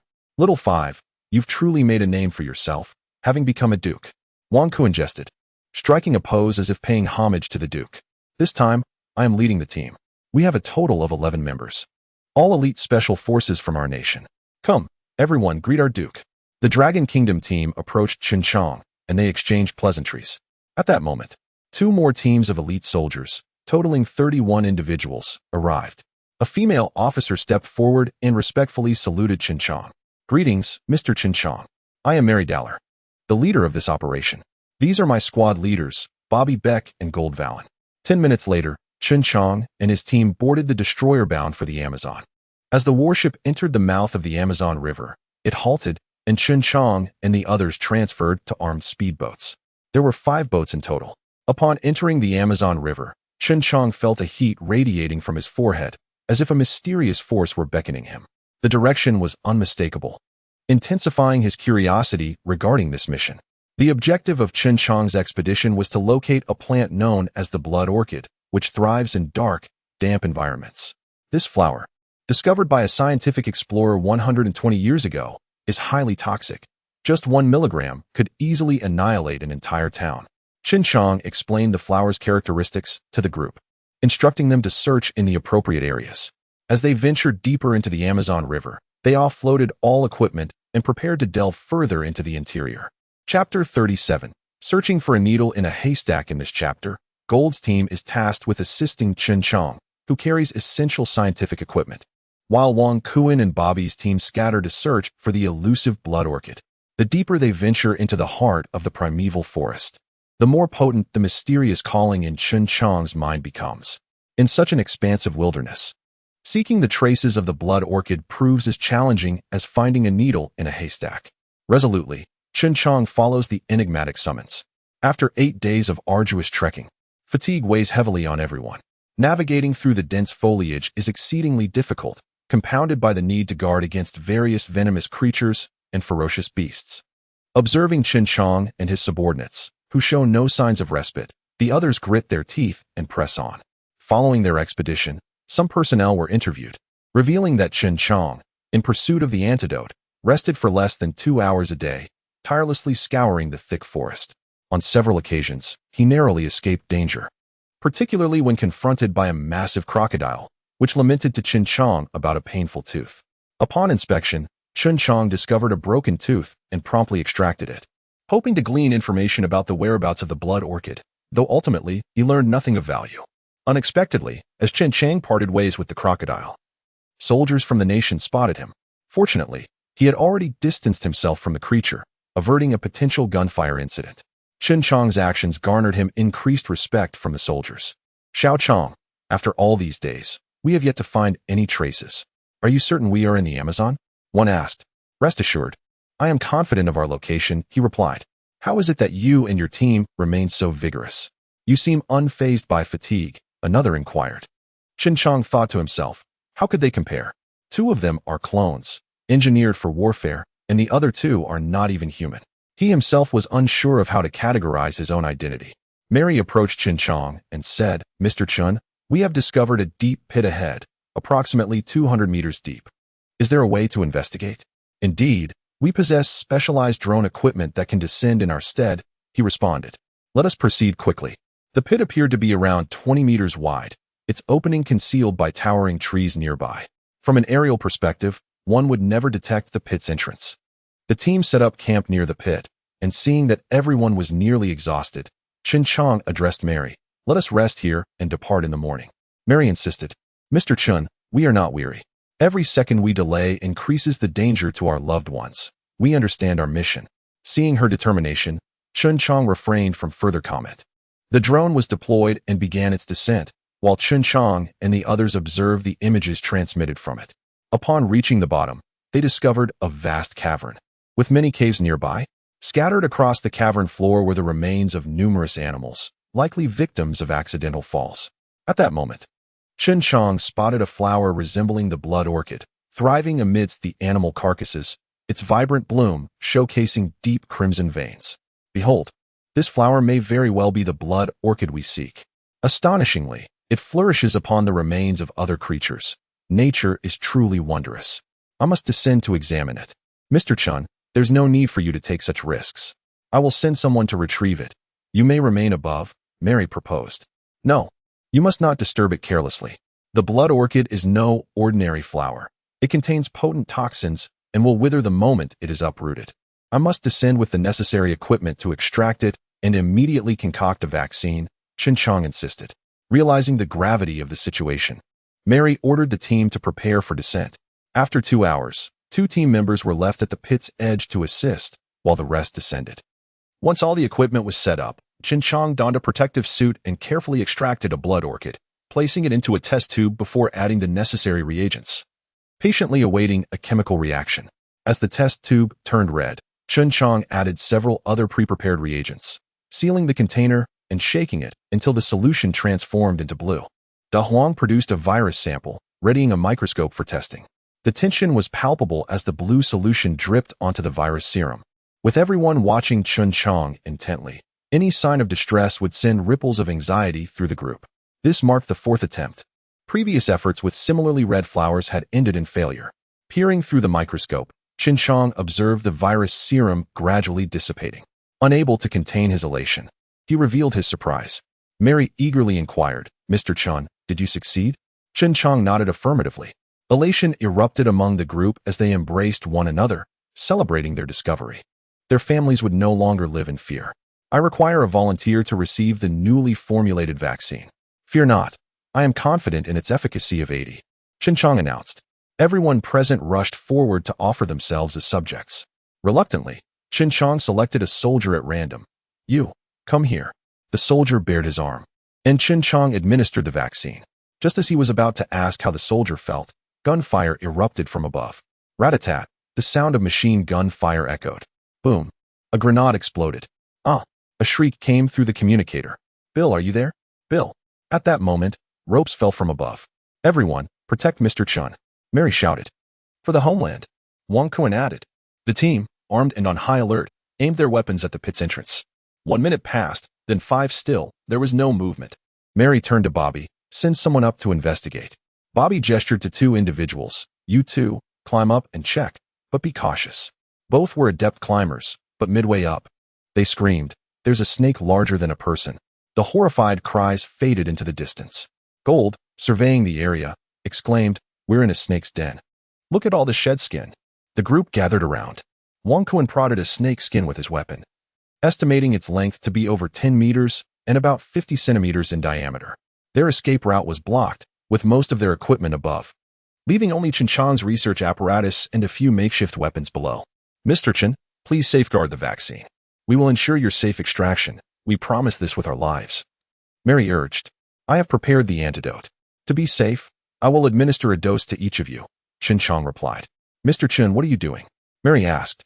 No one can guarantee our survival here. Before she could finish, Chen Jiang interjected. You all saw the flower. It is the key ingredient.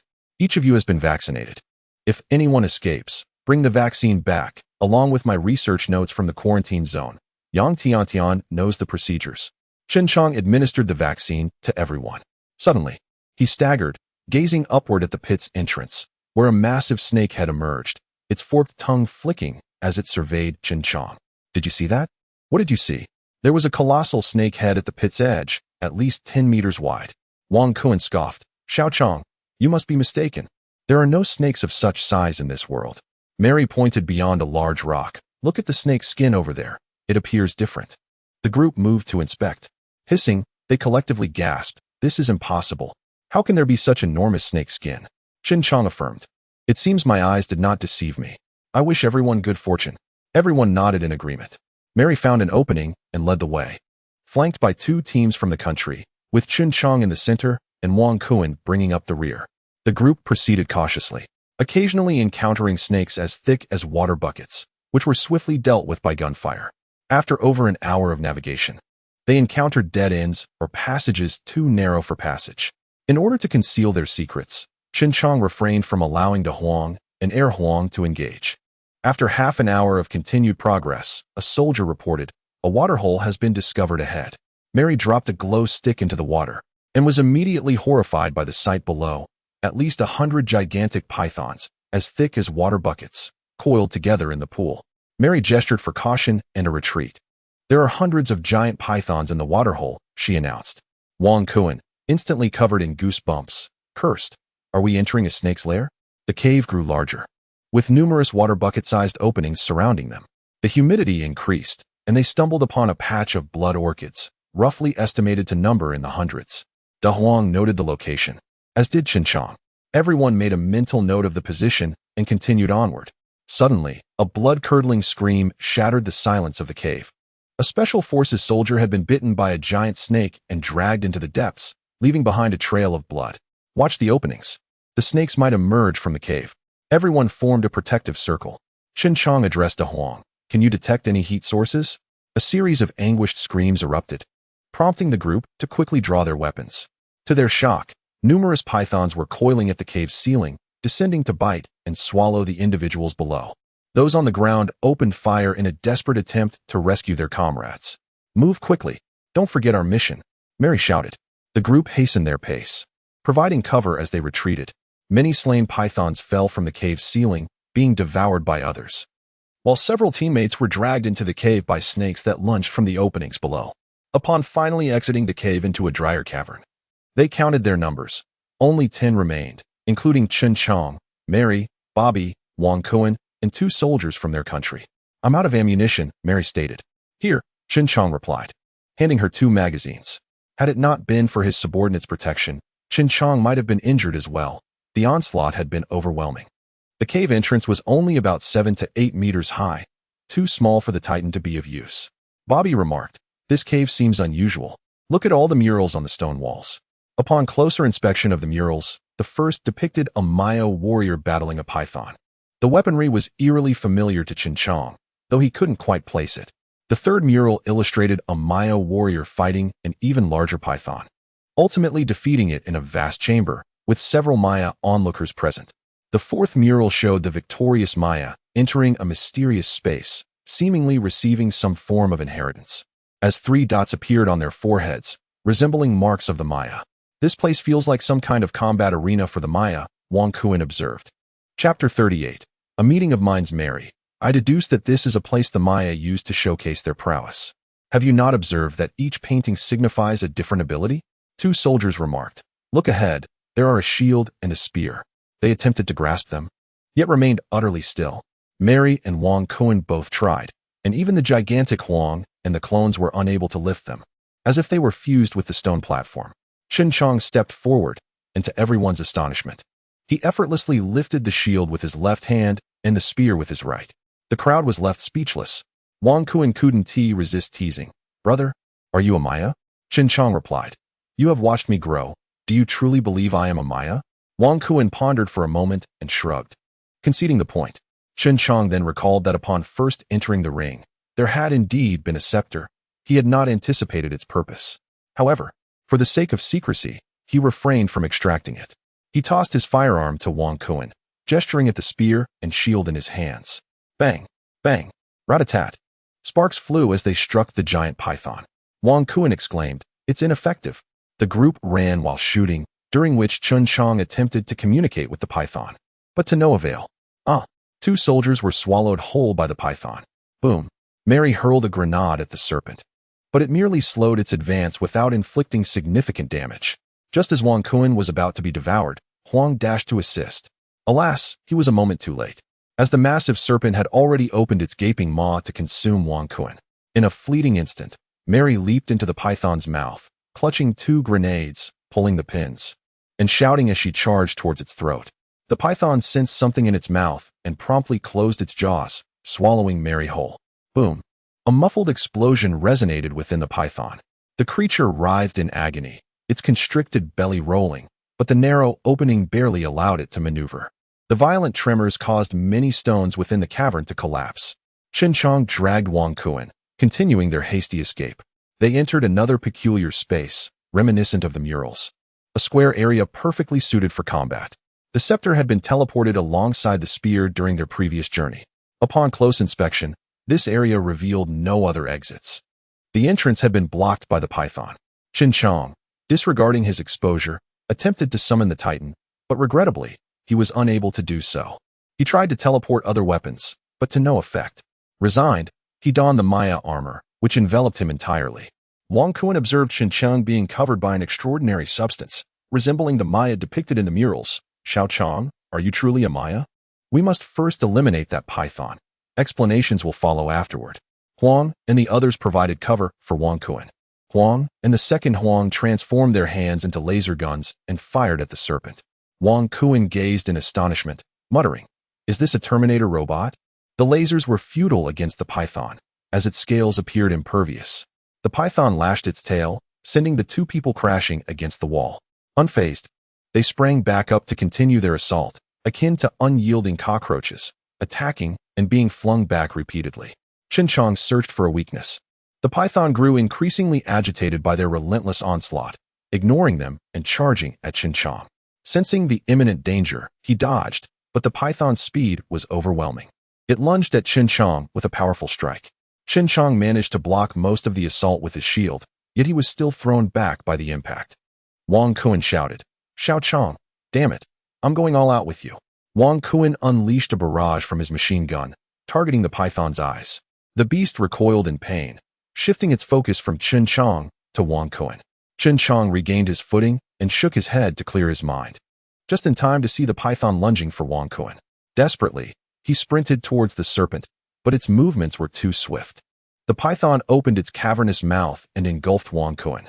As it prepared to swallow him whole, it could not close its jaws. Two clones had wedged themselves inside, pulling Wang Kuan free with all their might. The python reared back, crashing its jaw against the ceiling, while it snapped its jaws a few times, finally devouring the mutated being. No, you cannot do this. CHEN JIANG seethed as he witnessed Chen Shou and Chun Wei being consumed, his heart ablaze with fury. As an orphan, he had grown accustomed to solitude, but since meeting Chen Shou and Chun Wei, he had regarded them as brothers, teaching them to savor life and laughter. Memories flooded his mind. The two clones continued their assault, but were still repelled by the python's massive body. CHEN JIANG summoned all his strength and hurled the spear at the python's eye, striking it with precision. The serpent writhed in agony, thrashing about as it lashed its tail against the ground. Chen Jiang was also struck and sent flying once more. However, Wang Kuan was less fortunate. As an ordinary person, he could not evade the attack. Half his body was crushed beneath the python's weight, leaving his ribs shattered below his waist. Blood oozed from his mouth as he struggled to cling to life. Chen Jiang rushed over without hesitation, cradling Wang Kuan and gazing at his mangled lower half, repeatedly urging, "Brother, hang on, I will heal you." Tears streamed down his face. Wang Kuan grasped Chen Jiang's hand, attempting to speak. "Brother, what do you want to say?" "I am listening," but blood continued to surge forth from his mouth, splattering Chen Jiang in the process. Chen Jiang had never felt so powerless. Fury ignited within him, generating an astonishing aura. He charged towards the python, leaping with every ounce of strength he had. Scaling the serpent's head, he withdrew the spear, causing the python to writhe in pain and toss him aside. Huang, and the second Huang targeted its eyes. Received. The python steadied itself, using one eye to survey its surroundings while the other bled profusely. The laser guns failed to hit their mark as the python evaded their shots. Transform into liquid and aim for the python's eyes. Find a way to blind its remaining eye. I will distract it from the outside. Chen Jiang leaped, attacking the python with the spear, but the creature's tail swatted it away.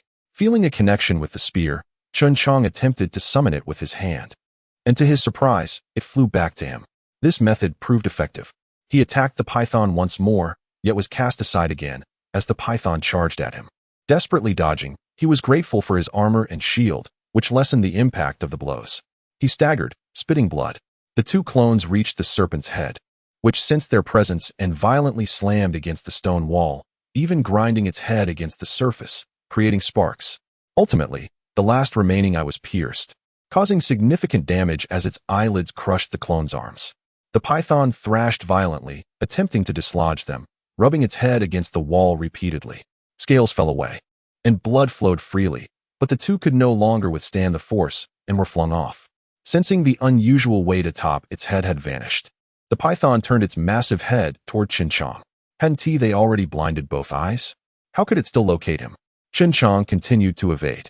"Huang, how are you? Are you all right?" "Brother Chang, we have sustained severe damage and need time to self-repair. An estimated 2 hours is required." Resigned, Chen Jiang was left to face the serpent alone. Suddenly, he slapped his forehead. What difference did it make if the serpent had eyes or not? It was essentially a blind creature, and all his efforts to blind it had been in vain, leading to the loss of 2 vital allies. The python relies on thermal sensing to detect its prey, while its own Maya armor completely obscures its heat signature. Regretting this oversight, the python launched another attack. With a powerful leap, it soared through the air, while Chen Jiang, fully encased in armor, lay in a nearby depression, which he discovered was coated in grease. He sent a message to De Huang to ignite the grease in the depression. A beam of laser light flashed, illuminating the entire hall with flames. It turned out that the depression encircled the hall in 3 concentric rings, leaving the python in a state of confusion, darting about aimlessly. Hiding within the recess, Chen Jiang quietly approached the massive serpent, relieved that it had not detected him. Upon drawing closer, he realized that striking the python at its most vulnerable point was no longer feasible due to the immense disparity in size. However, he could target its unprotected head. Aiming for the python's most vulnerable area, he exerted all his strength to hurl his spear, striking true. The python writhed in pain, rolling on the ground, causing the grease to ignite on its scales. After a brief moment, the python regained its composure, continuously flicking its tongue in an attempt to locate Chen Jiang by scent. Summoning his spear, it became lodged firmly in the python's skull as it thrashed violently. The python suddenly turned towards Chen Jiang's hiding spot, prompting him to swiftly retreat into the depression. The python swatted at the flames with its tail, finding nothing amiss, and began searching for Chen Jiang elsewhere. With his weapon lost, he was left with only his shield. "De Huang, how is the repair coming along?" Chen Jiang inquired. "Brother Chang, the mechanisms are functioning well, but some of the attack systems are still under repair," came the response. "Take me to the top of the cave. We will land on the giant serpent's head and strike at its brain with the spear." "Understood, Brother Chang." The python, continually flicking its tongue, stood about 5 meters away from Chen Jiang. Remaining motionless, he waited as the serpent scrutinized him from above. Seizing the opportunity, he instructed his 2 companions to help stabilize him on the python's head. With a leap, He landed atop the serpent, his feet firmly secured by the two. Using his shield, he struck the spear forcefully, attempting to pierce its skull. Da Huang shielded Chen Jiang, providing protection and stability. The giant python thrashed violently, trying to dislodge Chen Jiang, but with the help of his companions, he remained steadfast, relentlessly striking the spear. In desperation, the python resorted to slamming its head against the stone wall, which played into Chen Jiang's strategy. The skull was too hard, and despite exerting all his strength, he could only drive the spear in by approximately 2 centimeters. Grasping the spear, Chen Jiang prepared to increase the force of the impact as it neared the wall. With a resounding thud, the spear struck twice. Several times, he nearly collided with the wall. Wondering about the material of the stone that showed no signs of cracking despite the python's repeated impacts, the spear penetrated deeper into the skull, nearing the point of breach. Yet the python ceased its headbutts and instead lashed out with its tail. With no choice, Chen Jiang dodged, and according to Da Huang's calculations, one more strike should suffice to breach the skull and damage the brain. However, the python's tail struck him directly, making it impossible to maintain his footing. He could only take advantage of an opening after the python's strike to escape. Chapter 39. A calculated strategy. The colossal serpent swayed unsteadily, reminiscent of a drunken state. As it repeatedly struck its own head, a spear was now embedded in the creature's skull, and the challenge lay in delivering a decisive blow. Unfortunately, the serpent's tail was remarkably accurate in its strikes, failing to hit the spear despite several attempts to leverage its power. Observing the situation, Chen Jiang devised a plan. He dashed to a corner and shouted at the serpent, "Come here, beast. Watch how I deal with you." The serpent swiftly turned and glided towards Chen Jiang, coiling its massive body 20 meters away, raising its enormous head and flicking its tongue in vigilance, enclosing Chen Jiang within its striking range. Noticing the serpent's heightened alertness, Chen Jiang realized that mere curses would be futile. An idea sparked within him. He raised his palm and summoned the spear with all his might. The spear trembled violently, causing the serpent to writhe in pain, abandoning caution as it lunged towards Chen Jiang. As the creature charged, Chen Jiang leapt into the corner just in time, and the serpent's head collided heavily against the wall. Seizing the opportunity, Chen Jiang scrambled atop the beast's head, furiously striking the spear with his shield. The cramped space worked to his advantage as the serpent attempted to smash its head to the left, but the spear remained on the right. With a loud thud, the impact nearly dislodged Chen Jiang, yet he clung to the spear tightly, retaliating by launching the shield towards the serpent's right eye. The shield pierced the eye with the force of a superhero's blow.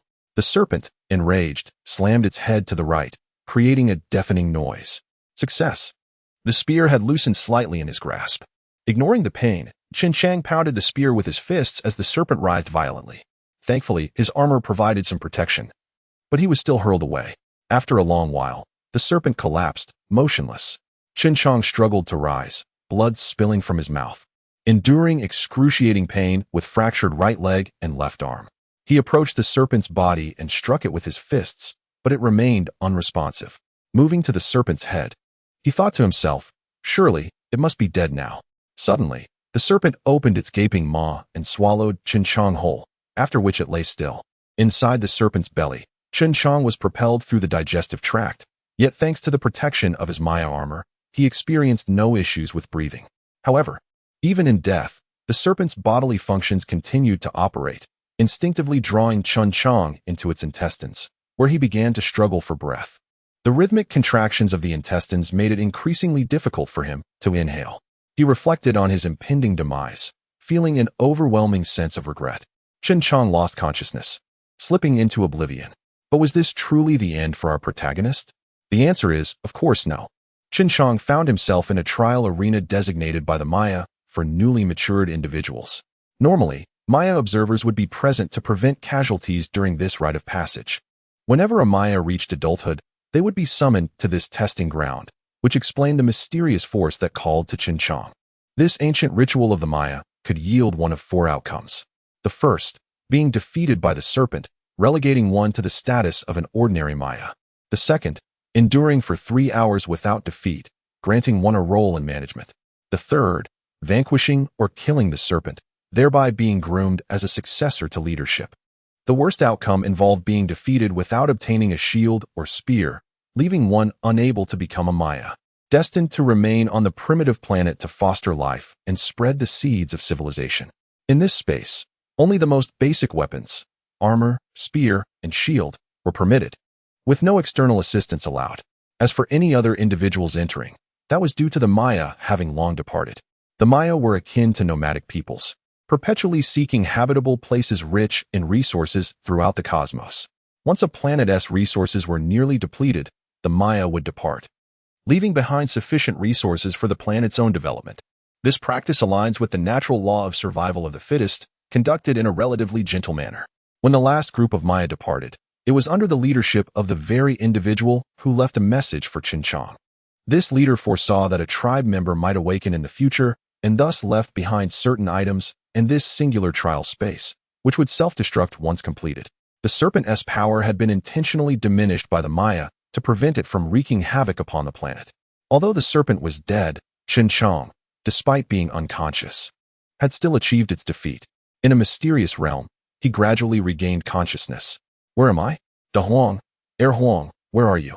CHEN JIANG discovered himself enveloped in a strange liquid that did not impede his breathing, akin to a fish in water. His belongings, ring and necklace, had vanished, and he felt as though he had just awakened from a long dream, filled with extensive learning akin to knowledge infusion. He swam upwards, breaking the surface of the liquid, realizing he had been in a circular pool. Surveying the room, he noted the refreshing walls adorned with various patterns. Suddenly, a beautiful woman appeared. She was the Maya leader whom CHEN JIANG had seen aboard the Hope. "Do not be shy, my kin," she said, pointing at him, causing a necklace to materialize around his neck, along with a ring, shield, and spear. Quickly donning his armor, he noticed it had changed significantly, though he could not articulate how. Even the spear and shield had transformed. The spear could now retract into a staff, while the shield shrank to resemble a watch on his wrist. As CHEN JIANG held the shield, it expanded to a size comparable to that of a superhero's shield. After toying with it briefly, he stowed it away and examined the ring. Oh my, it's empty. The only change is its size. I could easily fit 10 nuclear submarines in it. Curiosity piqued, CHEN JIANG inquired, "Who are you? Did you not leave this place? Where are my belongings?" "We have departed to seek another planet rich enough in resources for our sustenance. Your possessions are in the hall. Relax and follow me," she replied. The environment shifted, and they arrived in a grand hall with windows. CHEN JIANG approached one and gazed outside. "Good heavens," he exclaimed, realizing he was aboard a spaceship in the depths of space. The size of the vessel was beyond his comprehension. Beside them was a peculiar ship, reminiscent of a nuclear submarine but 3 times its size, flat rather than round, with no visible propellers. The woman, noticing CHEN JIANG's curiosity, remarked, "This is a primitive vessel. A reward for you.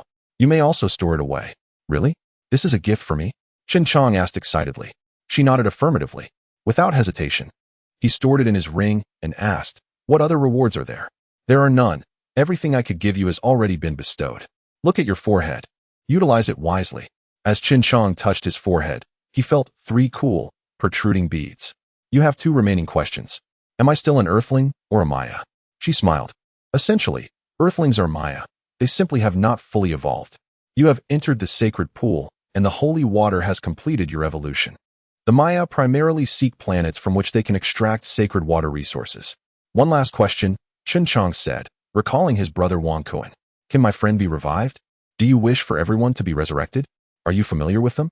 "Yes. I awakened when you entered the Amazon. I have recorded every one of your movements." "Can they be revived?" "I understand now. I wish you good fortune. May you make the most of the knowledge you possess. I look forward to our next encounter. Oh, by the way, I have made some modifications to your 2 robots and the intelligent entity aboard the small spacecraft. They are on the verge of evolving into mechanical life forms, so please treat them with kindness." A flash of white light illuminated the surroundings, as if time itself were reversing. Suddenly, time froze. Mary and the others released drones that slowly descended, while CHEN JIANG observed the images relayed by the drones. The drones captured the scene at the bottom of the pit. The armor had been replaced with the original attire, save for a shield now adorning the wrist. CHEN JIANG pinched his own skin, feeling a sharp pain. Wang Kuan exclaimed, "Are you foolish? Why are you pinching yourself?" "Wonderful. You have been revived."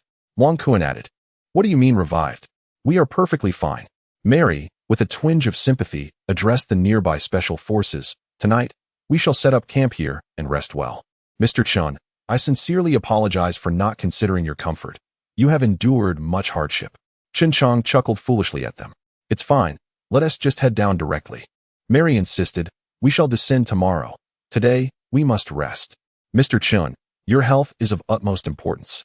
The consequences of your becoming ill are simply unfathomable. Everyone urged Chen Chang. Mr. Chen, please take a moment to rest.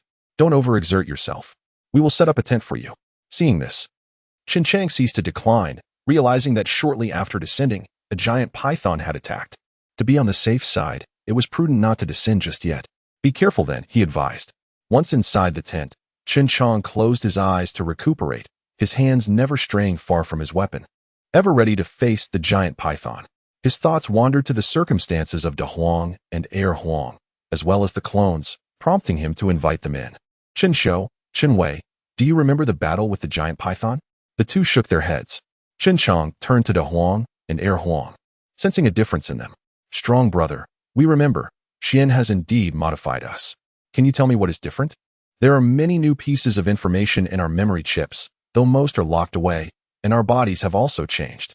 Let us see what has changed. With a flick, the two transformed into densely packed, minuscule creatures. Chen Chang scooped up a handful, examining them closely. They somewhat resembled mechanical insects from a novel. Didn't Ti Xian say they would soon evolve into mechanical life forms? He mused. And what about Xiaobai? And that spacecraft in the ring? The thought of the spacecraft filled Chen Chang with excitement. Perhaps he could visit the moon.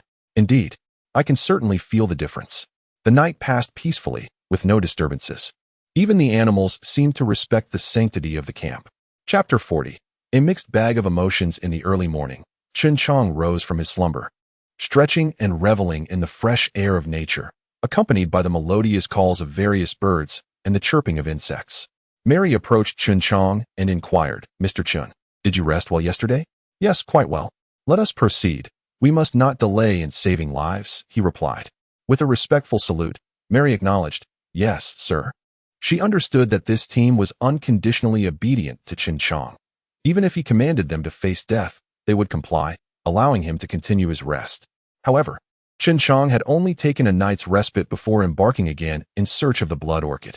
Such intense labor earned Chen Chang immense respect from all the special forces of the nation. As they descended into the deep pit once more to conduct inspections, they found no traces of snakeskin. The blood orchid continued to thrive upon the remains of animals. Mr. Chen, do you see that? Is that not the blood orchid? Mary asked, her voice tinged with hope. Chen Chang nodded confidently. His unwavering assurance was a first for Mary and her companions, who watched anxiously as he collected the blood orchid and prepared it into a vaccine. Come closer, everyone. The vaccine has been successfully developed. I will administer it to you all first, he announced. After vaccinating everyone, Chen Chang led the group back to the thicket where the blood orchid had been previously discovered. After gathering all the blood orchids and specimens, they pressed on, arriving at the pond, only to find no sign of the giant python. Yet, they discovered an even greater abundance of blood orchids by the water's edge. Determined, Chen Chang continued to lead the team in search of the Grand Hall, hoping to ascertain its status and whether any pythons remained. Upon reaching a dead end, he recalled that this passage should lead to the hall adorned with patterns. As he tapped against the rocks, Wang Kuan approached him. Did you find something? Nothing significant, just a casual inspection. Let us keep searching, Chen Chang replied. They scoured several more ponds, all flourishing with blood orchids. These findings were sufficient for vaccine production. Gradually, more support personnel arrived, and under Chen Chang's guidance, batches of vaccines were rapidly produced and delivered to those in need. During an unexpected exchange with scientists from the nation, Chen Chang learned that the origin of the virus was linked to a special medication developed by Professor Roy at Harry Hospital. Curious, Chen Chang inquired about the medication's formula. Being a renowned genetic pharmacologist himself, having independently formulated a vaccine against the death virus, he was intrigued. The original virus created by Roy had inflicted immeasurable losses on the nation, rendering the formula classified. However, due to Chen Chang's unique position, the following day, a contingent of soldiers delivered the formula to his desk. Upon reviewing the formula, Chen Chang felt a sense of unease. It bore connections to him. He surmised that in the effort to treat Wood, the residual medication had likely fallen into Roy's hands. Lacking a primary ingredient, Roy had substituted it, resulting in a peculiar virus. It remained a mystery how he contracted the virus since the original strain was non-contagious. However, Roy's desperate attempts at research had led to the mutation of the virus into the death virus, which spread uncontrollably. CHEN JIANG found the situation both amusing and troubling. The virus was indeed a consequence of his actions. Fortunately, the cycle of cause and effect was evident. It arose from CHEN JIANG and was also understood through him. Although it was regrettable that the nation had regressed by at least a century, at least it did not occur in his homeland. For he believed that the misfortunes of others did not concern him, as long as he remained silent, especially since those involved had perished. Having imparted all he could to the scientists in this land, CHEN JIANG intended to revisit the nation to ensure no traces remained that could link him to the virus's origins. This predicament left him unprepared and unable to act, compelling him to instruct De Huang and Heir Huang to proceed discreetly. After confirming the elimination of all potential threats, particularly the vial of medication intended for hawking, CHEN JIANG stealthily concealed it. It must be said that Dennis was a formidable figure, his reputation rivaling that of Her Majesty the Queen. He also planned to campaign for the next Prime Minister of the nation, seamlessly transitioning into the upper echelons of society.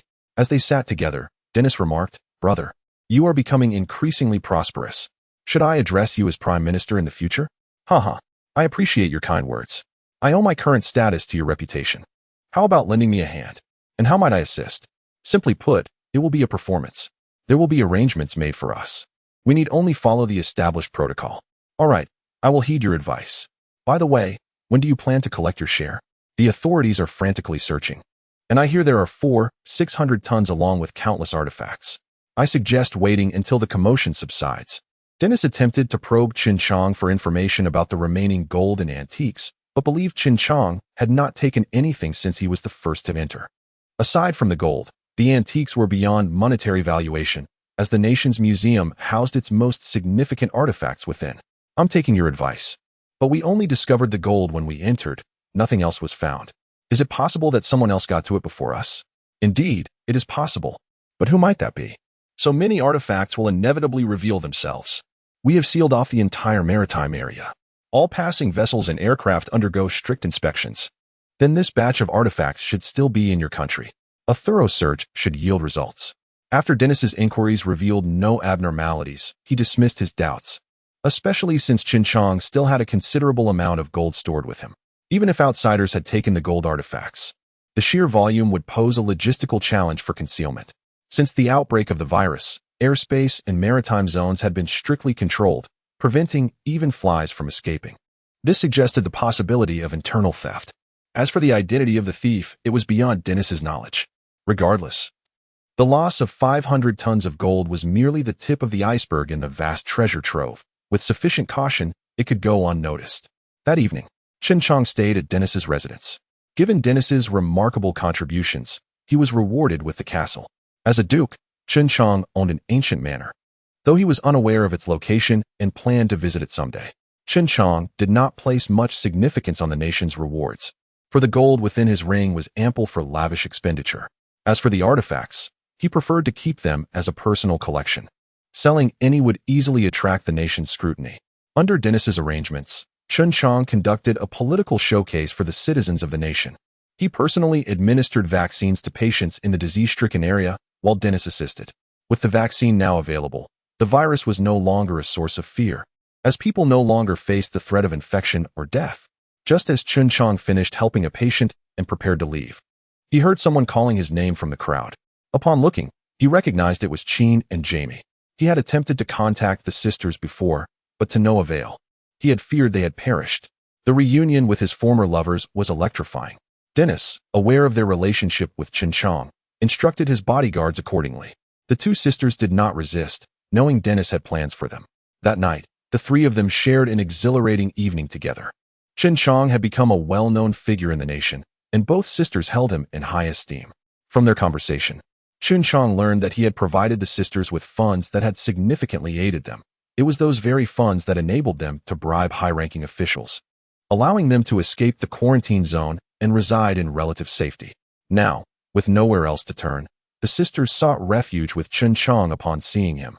As their bond remained strong, CHEN JIANG, I possess a manor that is currently unattended, a reward bestowed upon me by the Queen. Could you assist me in its management? Upon hearing this, the two sisters were filled with joy, and in their excitement, they once again engaged in spirited play with CHEN JIANG. It was well past 10 o'clock, yet no one intruded upon their revelry, a precaution deliberately arranged by Dennis. As CHEN JIANG rose to leave the room, he noticed the two sisters still in slumber and gently closed the door, acknowledging the toll their previous night's antics had taken on them. After all, CHEN JIANG was no longer an ordinary human. His physical prowess was indeed remarkable. Brother, I have a favor to ask of you. Speak freely, my brother. I shall certainly assist you. I intend to house the two sisters within my manor and would appreciate your help in overseeing their comfort. CHEN JIANG was intentionally testing Dennis. The number of people aware of Dennis's true identity was exceedingly few. As far as CHEN JIANG knew, it was just him, his wife, and the two sisters, 4 individuals in total, excluding his oblivious son. Should Dennis harbor any ill intentions towards the sisters, his current capabilities would render such actions trivial. If Dennis consented, it would imply he would spare the sisters, whereas a refusal would suggest otherwise. Consider it a trifling matter. I shall take care of it. CHEN JIANG was elated by Dennis's affirmative response, having been concerned that he might decline. Fortunately, he agreed, alleviating CHEN JIANG's burden of arranging for the sisters' welfare. After all, a day as husband entails 100 days of affection. Currently, the nation was in a state of rejuvenation, and Dennis proposed, "Brother, I have a suggestion for you. What do you think? Please, do share. I am considering using that sum of gold to establish a conglomerate. What are your thoughts? Your idea is sound. I shall heed your counsel. Then it is settled. You shall hold 51 of the shares, while I shall retain 49. The remaining one will be compensated in a manner that will surely satisfy you. As you say, I shall rely on you for guidance henceforth. Indeed, we shall mutually support one another." That day, they drafted various documents and jointly signed to establish a mutual aid group. Presently, the group was not lacking in personnel. Little did CHEN JIANG realize that this action would culminate in the creation of the largest conglomerate in the nation, exerting influence over every facet of the country. It was only later, through the two sisters, that he became aware of his own capacity to impact the nation. CHEN JIANG resided in the country for over a month, during which all matters began to fall into place. Chapter 41. Boundless Prospects. During the banquet, the queen subtly extended an invitation to CHEN JIANG to join her nation, promising him the highest privileges should he accept. At present, CHEN JIANG had already ascended to the status of a national treasure, with aides and bodyguards accompanying him to various events. Upon hearing the queen's covert attempt at poaching, their expressions turned grave. Although the nation had suffered significant trauma, the resilience of its people was evident. They understood that it would not be long before the country would recover, as its citizens were exceptionally united in the face of adversity. At merely 26 years of age, CHEN JIANG represented a rare prodigy for Huaxia, and with dedicated nurturing, his future accomplishments were bound to be immeasurable. When they learned of CHEN JIANG's tactful decline of the queen's offer, they felt a sense of relief and promptly relayed the situation back home. The banquet concluded, and Zhu Qingyu, the secretary assigned to CHEN JIANG by Huaxia, informed him that a vessel had been arranged at the port for his departure. "How did you manage to send a ship to fetch me?"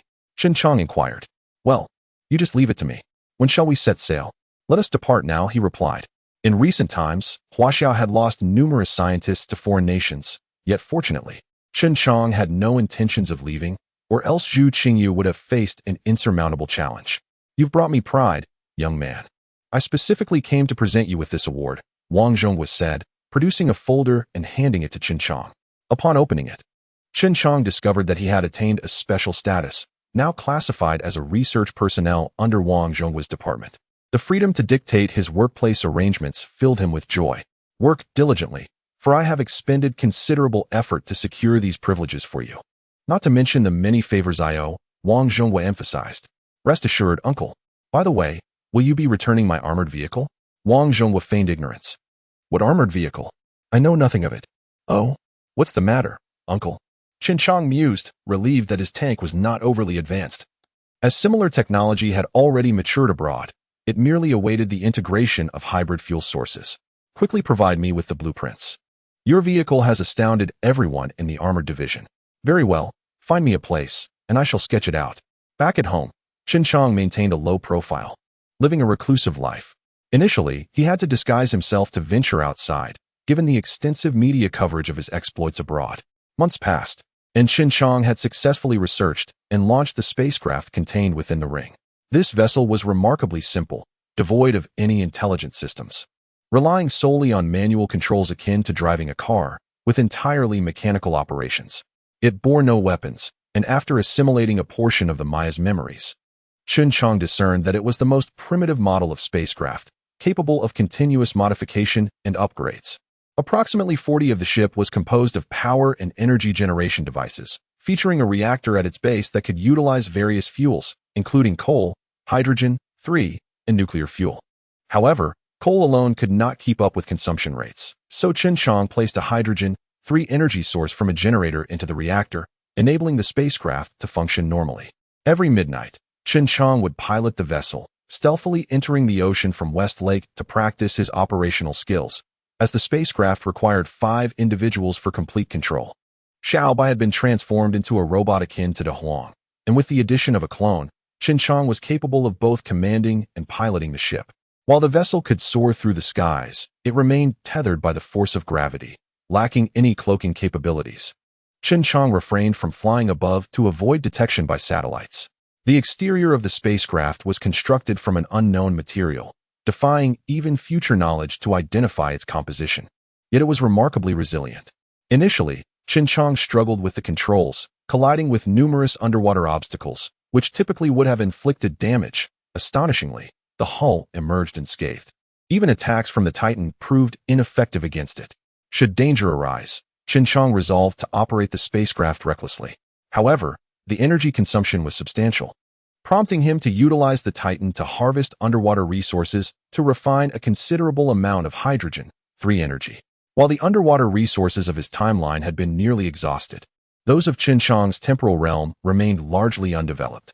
In a fortunate discovery, he stumbled upon a submarine, identifiable by its markings as belonging to the youth league of a neighboring nation. He promptly stored it within the ring, planning to modify it as his trophy. The knowledge of the Maya manifested only when he reached a profound understanding or triggered specific events, thus revealing relevant information regarding the spacecraft's operation. One day, Chen Jiang received a WeChat invitation from Zhou Xuqing for a dinner. Coincidentally, he sought to manage a large quantity of gold he possessed. Chen Jiang had access to the entirety of Earth's underwater mineral resources, and the sheer volume of gold had rendered him numb.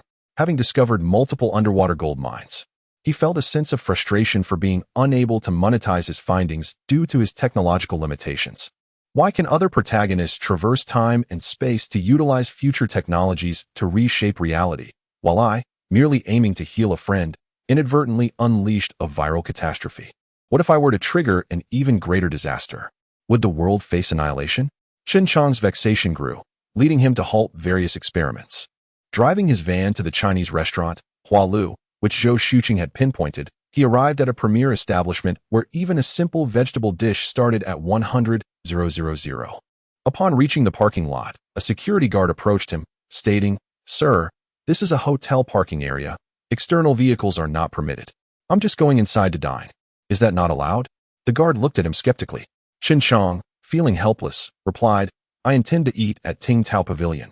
If you don't believe me, feel free to inquire with your supervisor." It was no wonder the guard was dubious. Patrons typically arrived in vehicles worth at least 100,000, if not more, making Chen Jiang's van appear utterly incongruous. After consulting with the manager, the guard finally lifted the barrier, bowing in apology. Once Chen Jiang had departed, the guard muttered to himself, "I've been cautious enough. Who could have predicted such eccentricity in today's society?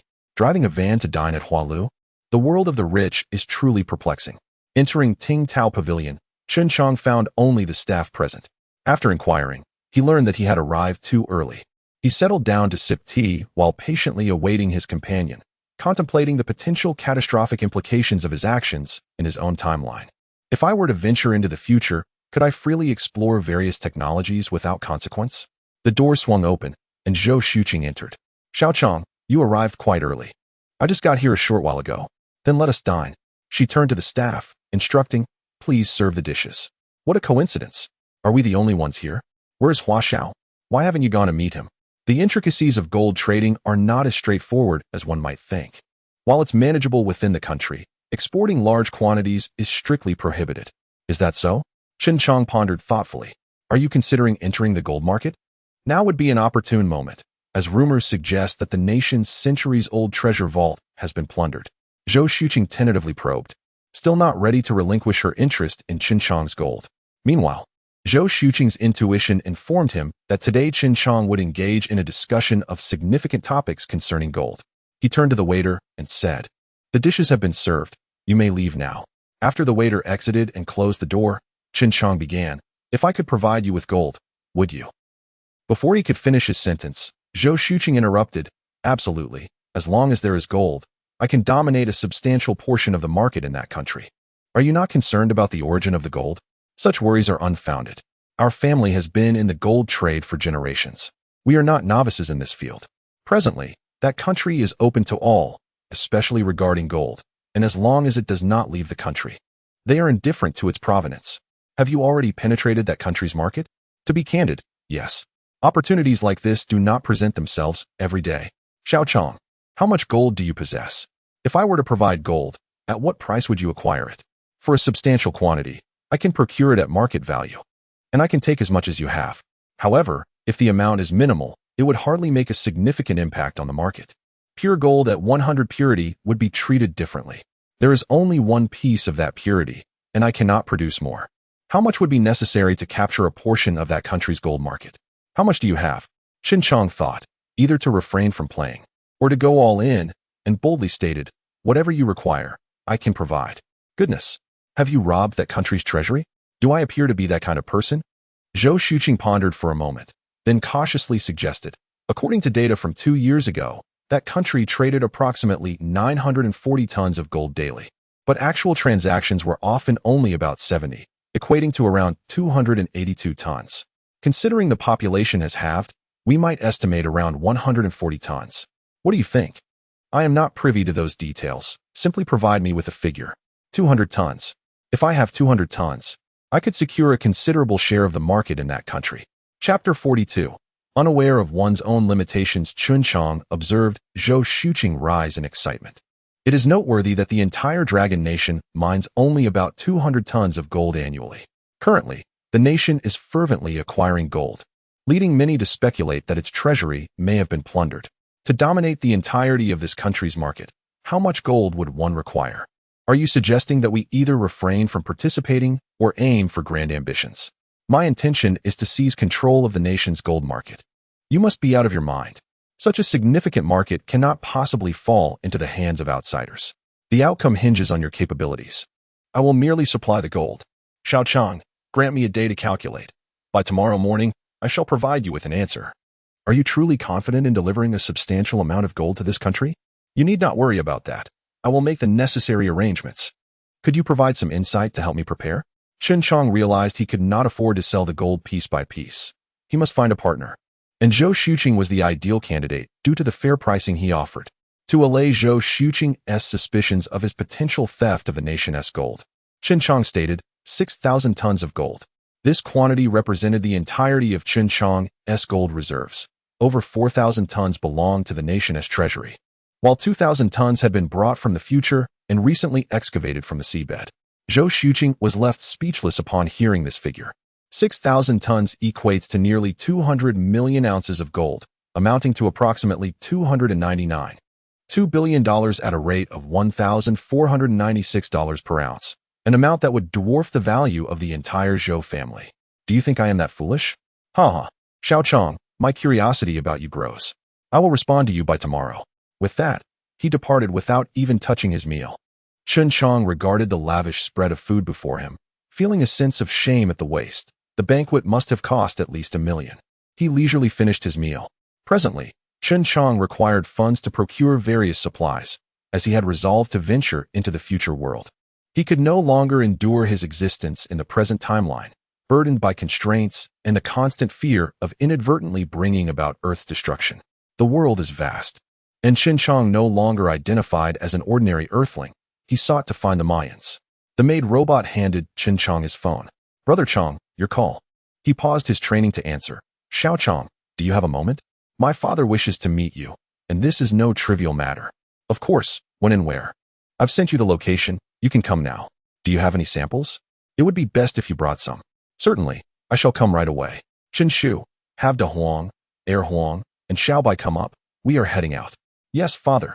I've already informed them. Chen Chang instructed them to reforge the gold he had brought from the future into pure gold. Xiaobai, dressed as a woman, joined the group of 6 as they boarded a van laden with a selection of gold ingots, heading toward the location provided by Zhou Xuqing. The Shihu Mansion is a residence reserved for dignitaries. According to rumors, those residing there possess fortunes exceeding 2 billion. To possess wealth beyond 2 billion is no longer comparable to the ordinary affluent individual. Chen Chang's intention in bringing De Huang and the others was to demonstrate strength to avoid potential disadvantage. The security, likely informed by Zhou Xuqing, did not impede Chen Chang's entry. They proceeded smoothly to the entrance of a classical mansion, where the gates opened wide. After parking in the garage, Chen Chang noted that even the least impressive vehicle present was a Mercedes, while his own van appeared rather shabby in comparison. However, Chen Chang's van had been uniquely modified by him, rendering it more robust than an armored vehicle. Accelerating to full speed, it performed on par with the world's top sports cars. As Chen Chang and his entourage exited the vehicle, several bodyguards approached to conduct a search. Unperturbed by their presence, Chen Chang declared, "Leave." Is this how the Zhou family treats their guests? They were halted at the entrance by security. The elder of the Zhou family sought to gauge Chen Chang's reaction, having learned from his daughter of the 6,000 tons of gold he possessed, as well as his impressive skills. While Zhou's elder might have been wary of Chen Chang's influence within the country, in Shihu City, the Zhou family held the upper hand. Zhou Huahan, the elder, now 83 years of age, had dispatched his son to seize the gold market. Undeterred by Zhou Xuqing's objections, he aimed to ascertain Chen Chang's strength, for such a colossal fortune is bound to provoke desire. In the elder's eyes, Chen Chang was merely an ordinary, yet exceptional young man with access to treasures. Chen Chang recognized the Zhou family was testing him. The private security locked the gates, obstructing his entry. The phone rang again, revealing Zhou Xuqing on the line. Chen Chang answered, "I don't fear trouble. I initially considered collaborating, given your reasonable offer and our friendship, but now, I think it best to forego the partnership." Upon hearing Chen Chang's reluctance to cooperate, Zhou Xuqing hastily replied, "Xiao Chang, wait, I'll be right out." Chen Chang instructed De Huang, "Remove the bothersome individuals, just don't kill them." "Understood, Brother Chang." De Huang exited the vehicle and warned, "You are blocking the way. Move aside or face the consequences." The guards chuckled, knowing they were all former special forces and renowned elite personnel hired by the Zhou family. Chen Chang noted De Huang's increasingly human-like behavior. A robot would not typically issue warnings. However, the guards had not received orders to allow passage, so they did not relent. De Huang approached, delivering a punch that sent one guard flying. The guard's blows against De Huang felt like striking iron. After neutralizing the guards, De Huang climbed back into the vehicle, and Chen Chang pressed the accelerator, crashing through the gates and departing. The outer security was entirely unaware of the chaos within and simply allowed Chen Chang to leave. The phone rang once more. "Xiao Chang, let me explain." "No need for explanations. If you wish to collaborate, it must be on my terms. Should there be a next time, you might find unexpected items in your room." "Xiao Chang." Chen Chang abruptly ended the call. He turned to the remaining bodyguards and instructed, "See if there's anything new in the house." "Yes, sir." After a thorough search, they discovered a small metallic box in the bathroom. "Sir, miss, is this your item?" "We found it in the bathroom," Zhou Huahan replied. "Open it and take a look. Proceed with caution." "Oh no, this is a remote-controlled bomb." The bodyguards prepared to escort Zhou Huahan and Zhou Xuqing away from the bomb's vicinity. This explosive was planted by Chen Chang, intended to demonstrate that he was no ordinary individual. Zhou Huahan remarked, "What a fuss. The fact that you found it indicates the other party merely intended to intimidate. Check the surveillance to see when it was placed." After a moment, a bodyguard reported, "Sir, no one entered at all. It appears our young friend is not as simple as he seems." Zhou Huahan squinted, pondering. "What did your friend say afterward?" "Grandfather. He said that if we want to collaborate, we must adhere to his terms, and he warned that if we play tricks, we would see the consequences." "Intriguing. Tell your friend we shall proceed according to his terms and see what he is capable of." "Grandfather, please do not test him further. He is not an ordinary person." "Oh, has our little Qing developed a crush? How annoying." "Grandfather, I want to talk to you anymore." She then took Zhou Huahan's hand and shook it playfully. "Grandfather, you still have to say something." "All right, enough. Quickly call your friend and inform him that we will follow his lead." Zhou Xuqing retrieved his phone and dialed Chen Chong once more. Hello, Xiao Chong. My grandfather has agreed to your request. All right, I will send you a location shortly. We shall meet in 3 days. Thank you, Xiao Chong. It's nothing. It's merely a mutual benefit. Chen Chong's intentions were quite clear. He too wished to ascertain whether the Zhou family possessed the strength worthy of collaboration. He felt a twinge of regret for hastily revealing the total amount of gold. Yet there was no turning back now. They must face the situation earnestly. Upon learning the meeting location, Zhou Huahan chuckled. Your friend is quite intriguing. He is indeed mysterious, inviting us to meet in international waters. It seems that unless we showcase some genuine skills, sealing the deal will prove challenging. Grandfather, what do you mean? It was evident that meeting in international waters was beyond the jurisdiction of any nation, and their transaction necessitated overseas dealings. Exporting gold from within the country was no easy feat after speaking. Zhou Huan took out his phone and began issuing instructions. Chen Chong addressed Chen Shu. Have all the maid robots don their individual combat suits. We must be ready to depart at any moment. Understood, Father. 20 lifelike robots equipped themselves with state-of-the-art combat gear, rivaling that of ordinary Special Forces soldiers. As for the means of transportation, it was straightforward. The Communist Youth League submarine, which also housed torpedoes and 2 devastating weapons. Following Chen Chong's modifications, the submarine had been renamed Scorpion, with a massive scorpion insignia adorning its entrance. After undergoing Chen Chong's enhancements, the Scorpion could now be operated by 20 individuals, prompting him to create a batch of simple robots to control the submarine. Should the crew size be reduced, a significant overhaul would be required in a future world. Chen Shu was assigned to operate the 20 small robots aboard the Scorpion. Her entry merely signified a change of equipment location. That evening, after making all necessary preparations, Chen Chong stealthily set off toward the destination. Across the vast ocean, the Zhou family deployed their most elite subordinates. These were the protectors nurtured by the Zhou family since childhood, along with a small cargo ship that had been converted into an armed vessel. Without a thorough inspection, one would never suspect that the cargo ship concealed various machine guns and torpedo launchers. Grandfather, why hasn't Xiao Chong arrived yet? Through the binoculars, I see no sign of any ships in the vicinity. Chapter 43. Fairness to all, do not rush. What is meant to come will arrive in due time. Today marks the 3rd day of our anticipated rendezvous. To avoid detection by satellites overhead or passing aircraft and vessels, Chen Chong resolved to surface at night.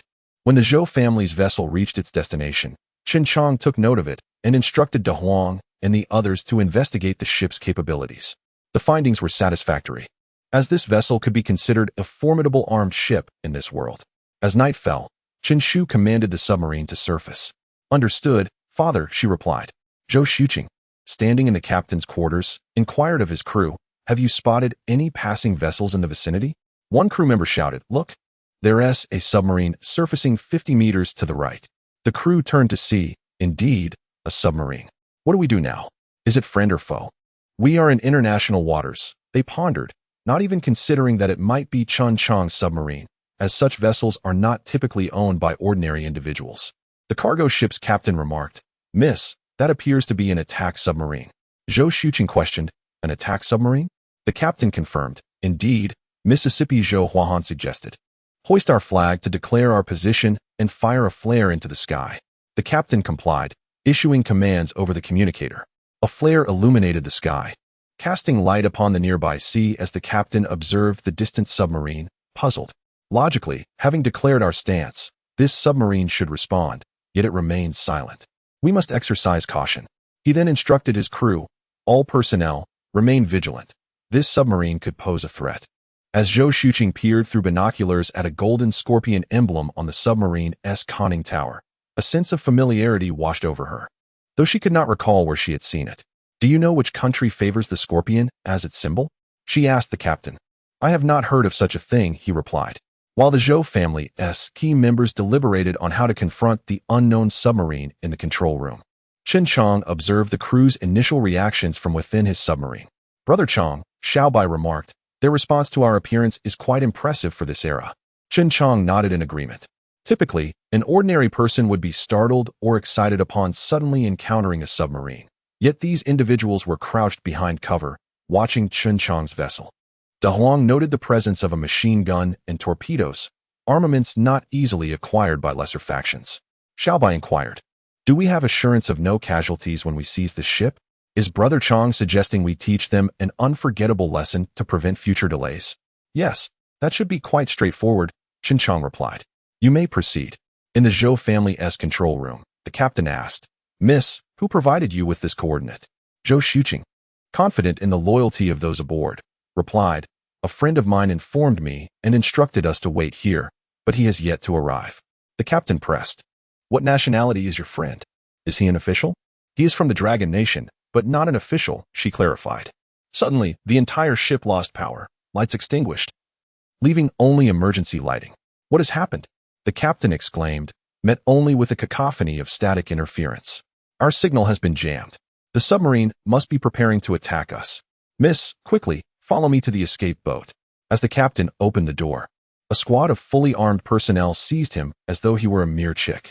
Seeing no option for resistance, Zhou Huahan and Zhou Xuqing raised their hands in cooperation. They were escorted onto the deck, where they witnessed their crew lying unconscious on the ground, their fates uncertain. The captain hurried to check, discovering that everyone was merely in a deep slumber and in no danger of death. Zhou Huahan, observing the fully armed personnel surrounding them, all faces obscured, cautiously inquired, May I ask which nation's forces you are? Attacking a Chinese vessel in international waters is quite unethical. Zhou Xuqing, youthful and inexperienced, clung tightly to her grandfather's arm. Zhou Huahan reassured her with a pat, calming her slightly. Noticing his granddaughter's composure, Zhou Huahan felt a sense of pride in the future heir of his family. He remained unconcerned about their perilous predicament, as the opposing force had yet to harm anyone from the Zhou family. At that moment, two soldiers approached the deck, carrying a large wooden crate, placing it before Zhou Huahan and Zhou Xuqing. They exchanged puzzled glances, noticing the golden scorpion insignia emblazoned on the soldiers' uniforms and the crate itself. The soldiers opened the crate, revealing gleaming gold bars, each adorned with the scorpion emblem. At this revelation, the two men understood the identity of their captors. They had not anticipated Chen Chang's formidable strength. Zhou Xuqing cautiously asked the soldiers, Where is Chen Chang? Can you take me to him? Chen Chang, observing the footage transmitted by his robots, adjusted his attire, ready to make his entrance. Zhou Xuqing noted that the soldiers before her showed no intention of acknowledging her presence, standing as still as statues, their breath imperceptible beneath their masks. Had she not witnessed the arrival of the gold, she might have believed them to be mere phantoms. The deck was eerily silent, save for the sound of waves lapping against the hull. Then, footsteps echoed as Zhou Xuqing and the others turned to see a figure in military attire approaching the gangway. It was Chen Chang. Influenced by his family's legacy, he had developed a fondness for military uniforms, particularly the all-white naval attire, adorned with golden scorpion insignias. As he approached Zhou Xuqing, she confronted him. What are your intentions? Chang, he replied with a smile. Nothing much, just assessing your capabilities. Zhou Huahan, awestruck by Chen Chang's display of power, realized that his strength transcended ordinary comprehension. He contemplated that a partnership with Chen Chang could usher the Zhou family into a new era of prosperity. If an alliance through marriage could be forged, Zhou Huahan silently resolved to facilitate a union between Zhou Xuqing and Chen Chang. Mr. Chen, what is your assessment of our Zhou family? Zhou Huahan inquired. Fair enough. I suppose. We can collaborate on the gold matter, but should you attempt any tricks, you are aware of the consequences. Chen Chang replied with a hint of jest. We, the Zhou family, pride ourselves on fair dealings, devoid of deceit. However, Mr. Chen, we lack sufficient cash. Might we request an initial portion of the gold for sale, with the proceeds to be remitted to you afterward? Very well, I shall provide you with 500 tons initially. Here is my list of requirements. You may deduct the relevant costs from the gold, Chen Chang instructed, handing Zhou Huahan a USB drive. Zhou Huahan accepted it with both hands as Chen Chang signaled for his subordinates to begin unloading the gold from the submarine. An hour later, all the gold was loaded onto the cargo ship. Chen Chang, noticing signs of revival among the fallen members of the Zhou family, said to Zhou Huahan, I shall take my leave now. From this point forward, we shall conduct our transactions at this location. Remember, the events of today must remain confidential. Zhou Huahan replied, Mr. Chen, may I call you Xiaoqiang, just like my granddaughter? Chen Chang nodded in agreement. Zhou Huahan, elated, remarked, The individuals aboard this vessel are the core members of my Zhou family. Rest assured, This information will not leak. That is reassuring. I shall take my leave now. Please ensure that the supplies I require are delivered directly to my residence. I will send the location to Zhou Xuqing later. Farewell. As Zhou Huahan watched Chen Jiang depart, he sighed, reflecting on the inability of the elderly to keep pace with the times. Yet, the thought of the gold aboard the ship, which could empower the Zhou family to control a nation's gold market, invigorated him instantly. The submarine gradually sank beneath the waves, vanishing into the vast ocean. The captain of the cargo ship, astonished, addressed Zhou Huahan, "Master, if I am not mistaken, that was a nuclear-powered submarine, and a highly advanced one at that. Were those individuals state personnel?" Zhou Xuqing inquired. "Why do you say that?" The captain explained, "A conventional submarine can be purchased, as foreign countries do sell them. However, a nuclear-powered submarine is an entirely different matter. It is improbable that one could acquire it, and even if it were available, it would be beyond the means of ordinary individuals to maintain." Zhou Huahan chuckled. "We have underestimated your acquaintance. He cannot possibly be state personnel. If he were, such fortune would not fall upon our Zhou family. There are certainly others in Huaxiao with greater power than ours." Turning to the captain, Zhou Huahan asked, "What is your assessment of the strength behind what we just witnessed?" The captain replied, "I can only say that the power is exceedingly mysterious. A submarine's carrying capacity cannot possibly reach 500 tons. That vessel must have been modified. To modify a nuclear-powered submarine is not something that ordinary forces can achieve, considering that some nations do not even possess nuclear submarines." "And what of their personnel?" Zhou Huahan pressed. "Master, we are simply no match for them. My men were entirely unaware of when they were eliminated. We stood no chance against them, and they moved 500 tons of gold without even breaking a sweat." "It is utterly astonishing." Zhou Huahan pondered deeply for a moment as the members of the Zhou family who had been unconscious began to regain awareness. Bewildered by the sudden loss of consciousness. "Enough of this confusion. We must proceed to the designated nation and ensure the successful operation of this gold. Captain, let us set sail. Xiaoqing, come with me." The individuals below felt perplexed. By common standards, those entrusted with the protection of the ship would typically face disciplinary actions. Yet today, the master had imposed no penalties, prompting many to approach the captain for clarification. Upon entering a room, Zhou Huahan asked Zhou Xuqing, "Do you know if Chen Jiang has a girlfriend? Are you aware of where he resides?" Zhou Xuqing shook his head, but suddenly recalled, "Grandfather, do you remember that 100 pure gold we possess?" Chapter 44. The ball. Zhou Huahan suddenly recalled that the piece of gold bore the image of a scorpion. After Zhou Xuqing entrusted it to him, Zhou Huahan had been toying with it for an entire month, proudly showcasing it to his old friends. Zhou Xuqing nodded in acknowledgement. Zhou Huahan, brimming with excitement, urged Zhou Xuqing to find a way to get closer to him, suggesting that if she could forge a deeper connection, ideally even marry him, that would be splendid. Zhou Xuqing, her cheeks flushed, lowered her head and murmured, "Grandfather." Zhou Huahan chuckled heartily at the sight of his granddaughter's bashfulness. Meanwhile, back at home, Chen Jiang was preparing items he would need for the future, particularly medical supplies, which were virtually extinct in that time. He also contemplated researching soil-less cultivation to address food shortages. As a truckload of materials was delivered to the Zhou residence, Chen Jiang's inventory within his ring continued to grow. Fortuitously, he had ample space. On this particular day, Zhou Xuqing delivered a batch of supplies to Chen Jiang's warehouse, which he had cleverly disguised to prevent outsiders from taking notice. As for his brother Mu Tu, he had set off with a team to work in the country. Given the need for reconstruction across various sectors, Chen Jiang had taken the precaution of asking Dennis to look after Mu Tu, providing him with Dennis's contact information for any assistance. Since their last parting, Chen Jiang had noticed Zhou Xuqing frequently indulging in outings, and with Mu Tu now abroad, he suspected he would have remained isolated in his underground laboratory if not for Zhou Xuqing's occasional invitations. With so much to prepare, much of which required him to procure materials from this timeline, he needed to refine and synthesize them for use or preservation. "All right, what time is it?" "The club? It starts at 7:30, and it's my turn to treat you to dinner," he said. "Okay, I'll be there. Should I dress up?" Zhou Xuqing responded. "Just hand the invitation to the doorman, and they will let you through. Remember not to lose it."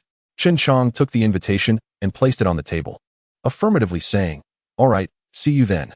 He mused, "What should I wear? Should I dress like a prince?" "You could dress as a princess to match." Zhou Xuqing blushed slightly, saying, "Are you really going to dress like that?" "I will definitely play along." The implication of a prince and princess pairing was unmistakable, prompting Chen Jiang to chuckle. I'm only joking. Just teasing you. Zhou Xuqing playfully stomped her foot before departing in her Bugatti. In recent days, CHEN JIANG had taken to teasing Zhou Xuqing, causing her to leave with a blush on her cheeks. CHEN JIANG was indeed a top-tier scientist, and after several tests, it was evident he had no other romantic interests, which thrilled Zhou Xuqing. In this age, affluent and capable young individuals of high caliber were a rarity. Zhou Xuqing was well aware of CHEN JIANG's immense wealth and his noble status as a duke in their country. After thorough inquiries through the Zhou family, she learned of another facet of his identity. His uncle was a vice commander in the Navy, and CHEN JIANG himself held a position of significant rank. With both wealth and power at his disposal, CHEN JIANG's potential was limitless, and Zhou Xuqing had already gifted him materials worth billions. Furthermore, CHEN JIANG's physique was impressive, characterized by well-defined muscles, not the exaggerated form of typical bodybuilders. Zhou Xuqing recognized CHEN JIANG as the man she needed, especially with the enigmatic forces backing him. Currently, Chen Shu had become CHEN JIANG's secretary, managing his schedule, while robots and clones had been dispatched to the basement to refine various materials needed for the future. Without the continuous assistance of robots to refine materials, CHEN JIANG's progress would have been far less swift and leisurely. "Daddy, what should I wear?" she inquired. "Anything looks good on you," he replied. "Based on your wardrobe, there's one outfit that suits you perfectly." "Really? Show me." A set of golden armor and a golden sword appeared before CHEN JIANG. "How could I have forgotten this? I haven't worn this for ages," he exclaimed. Then it's settled. Once donned in the golden ensemble and wielding the magnificent sword, he looked ostentatious, adorned with various gems. He set off in his van towards the club. As he was about to park, a bright orange Ferrari suddenly cut him off, nearly causing a collision due to CHEN JIANG's adept driving skills. From the Ferrari emerged a portly man dressed like a local tycoon and a woman garbed in a belly dancer's outfit. CHEN JIANG found the woman vaguely familiar. Perhaps a celebrity. The man sneered. "Can you even park that van properly? This isn't a place for your kind." The woman added, "If you scratch a car here, your life is over, so hurry up and leave. We're only looking out for you." Uninterested in their provocations, CHEN JIANG parked beside them, ensuring just enough space for his van. Donning his helmet, he exited clad in golden armor and wielding the enormous sword, eliciting astonished looks from the couple. "Security, get over here. Why is your staff parking in the guest area?" they shouted. A security guard approached CHEN JIANG and inquired, "Sir, do you have an invitation?" CHEN JIANG presented the invitation from the van. After a thorough examination, the guard respectfully returned it, saying, "My apologies for the disturbance, sir." The couple was taken aback. Mouths agape, realizing those with invitations were typically affluent individuals. "His invitation must be a fake. Don't be fooled," they whispered, but CHEN JIANG paid them no mind. Striding confidently towards the banquet hall, the guard reassured the couple, "Rest assured, the invitation of that esteemed guest is undoubtedly genuine." Once CHEN JIANG stepped into the illuminated area, the gems on his attire shimmered brilliantly. The woman scoffed, "Those glass beads look so extravagant. Who knows where he bought them?" The man, wrapping his arm around her waist, declared, "My darling is still the most charming." They donned their masks and entered the banquet hall, igniting excitement among the attendees, as dancing with an unknown partner was the most alluring prospect, particularly since all present were individuals of wealth and influence. Upon entering the hall, CHEN JIANG realized that his attire was not as outlandish as he thought. There were others dressed even more flamboyantly, with various costumes parading about. Notably, he spotted someone resembling him, but in silver with smaller jewels. At that moment, a middle-aged man, adorned in regal attire, addressed the crowd. "I am thrilled to see so many of you here tonight. All expenses are covered. I hope you enjoy yourselves." The audience erupted in excited chatter, knowing that even the cheapest drinks were at least the price of Matai, and even mineral water cost over 2,000 for a small bottle. Not to mention the precious delicacies on offer. The middle-aged man is Su Jianbai, the proprietor of this club.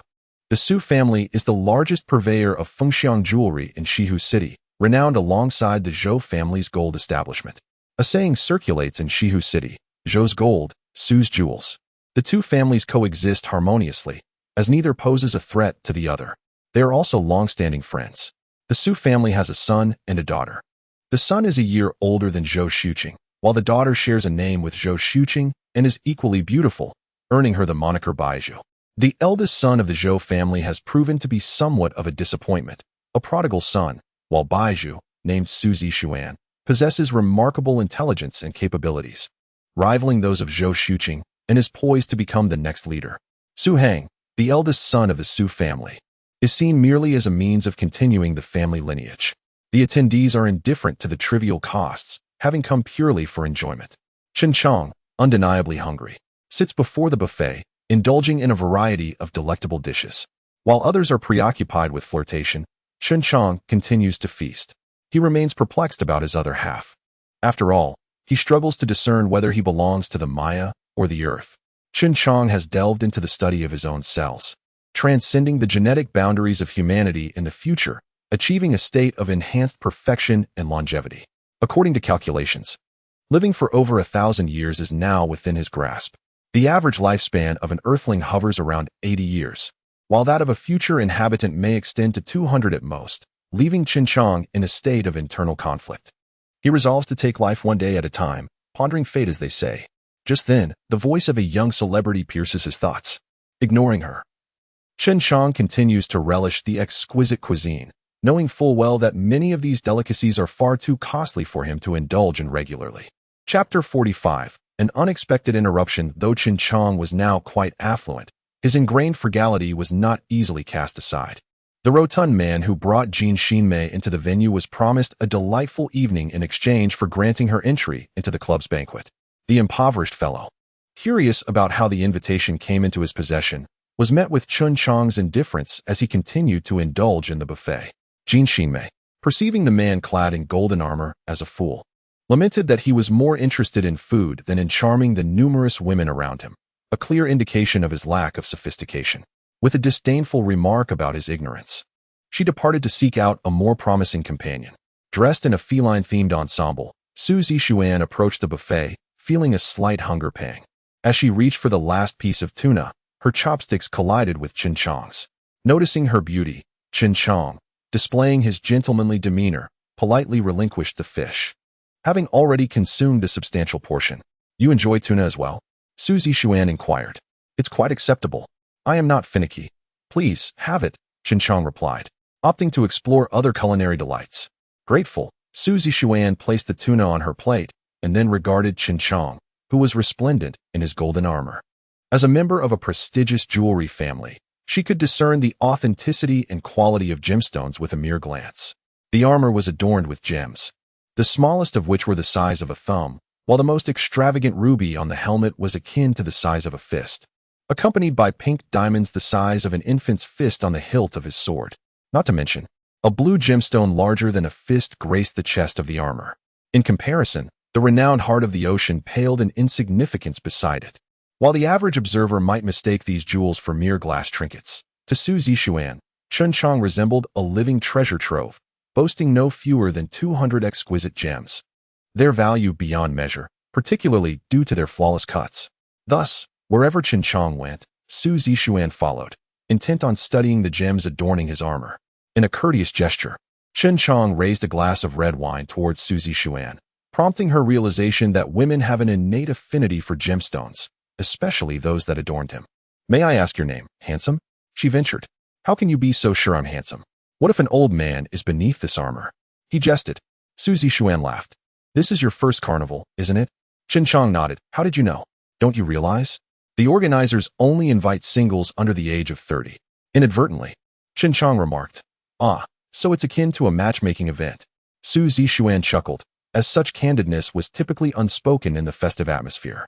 At that moment, Zhou Xuqing, adorned in a blue princess gown, approached, her eyes scanning the crowd for Chen Chang.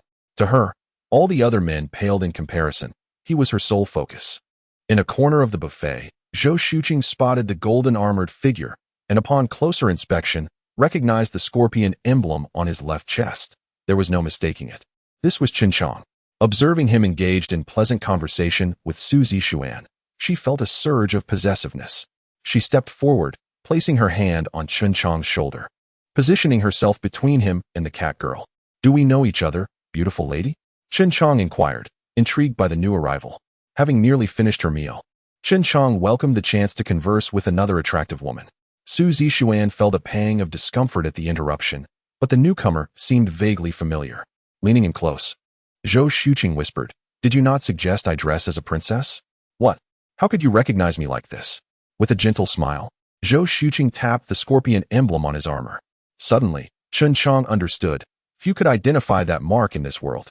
SUSI-MANHUA, realizing the woman was likely her friend Zhou Xuqing, approached and playfully tickled her waist. Zhou Xuqing, engrossed in Chen Chang, was caught off guard by the sudden attack, prompting laughter as she recognized her friend. "Why are you here at the ball?" Zhou Xuqing teased. "Why shouldn't I attend? Are you above such festivities?" SUSI-MANHUA replied, now certain of her friend's identity. With a gathering of around 20 individuals per batch, the event was organized into 10 groups. Chen Chang, belonging to the third group, discovered from the wall's projection that he was paired with participant number 80. Upon reaching the stage, the staff escorted him to his partner. To his dismay, he found himself paired with a small celebrity, who was equally displeased at the turn of events, having worked hard to gain entry, only to be matched with someone who drove a van. The celebrity, having previously encountered Chen Chang in the parking lot, was well aware of his background. "I demand a change," she stated to the staff, sparking a wave of murmurs among the crowd. A rule stipulated that men could not request a partner change. Only women had one chance to do so. For a woman to request a change was seen as a significant affront to a man's pride. However, Chen Chang was unperturbed. He had come to enjoy himself and held a distaste for the celebrity's pretentiousness. Without hesitation, SUSI-MANHUA interjected, "I would like to switch partners with you. Do you agree?" The celebrity eagerly accepted, relieved to swap partners with SUSI-MANHUA, leaving Chen Chang free to enjoy the evening. The brief commotion subsided, and the pairings were finalized. As the music began to play, those proficient in dance took to the floor, while others lingered at the bar chatting with their companions.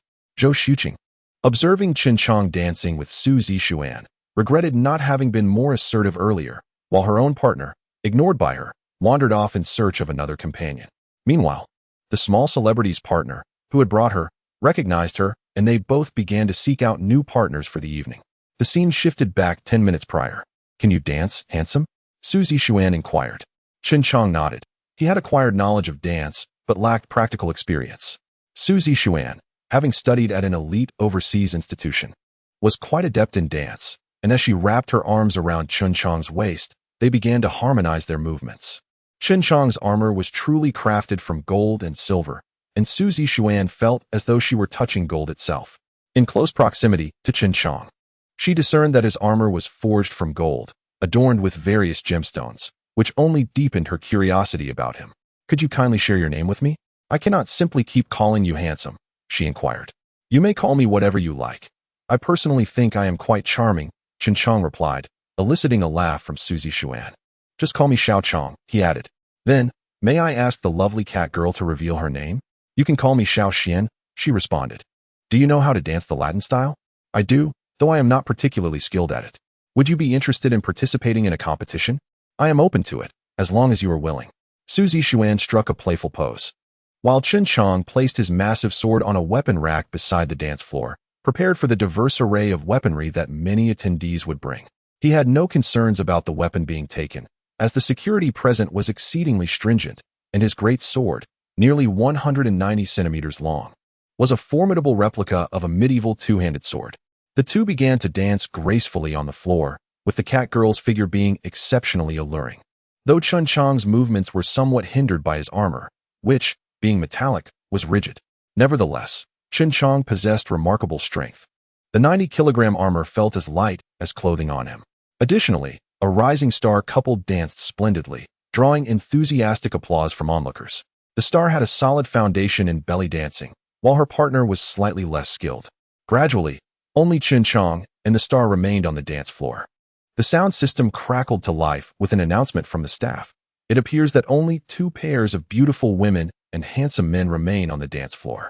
Is there anyone else wishing to join? Everyone was aware of their limitations and refrained from competing with the 4.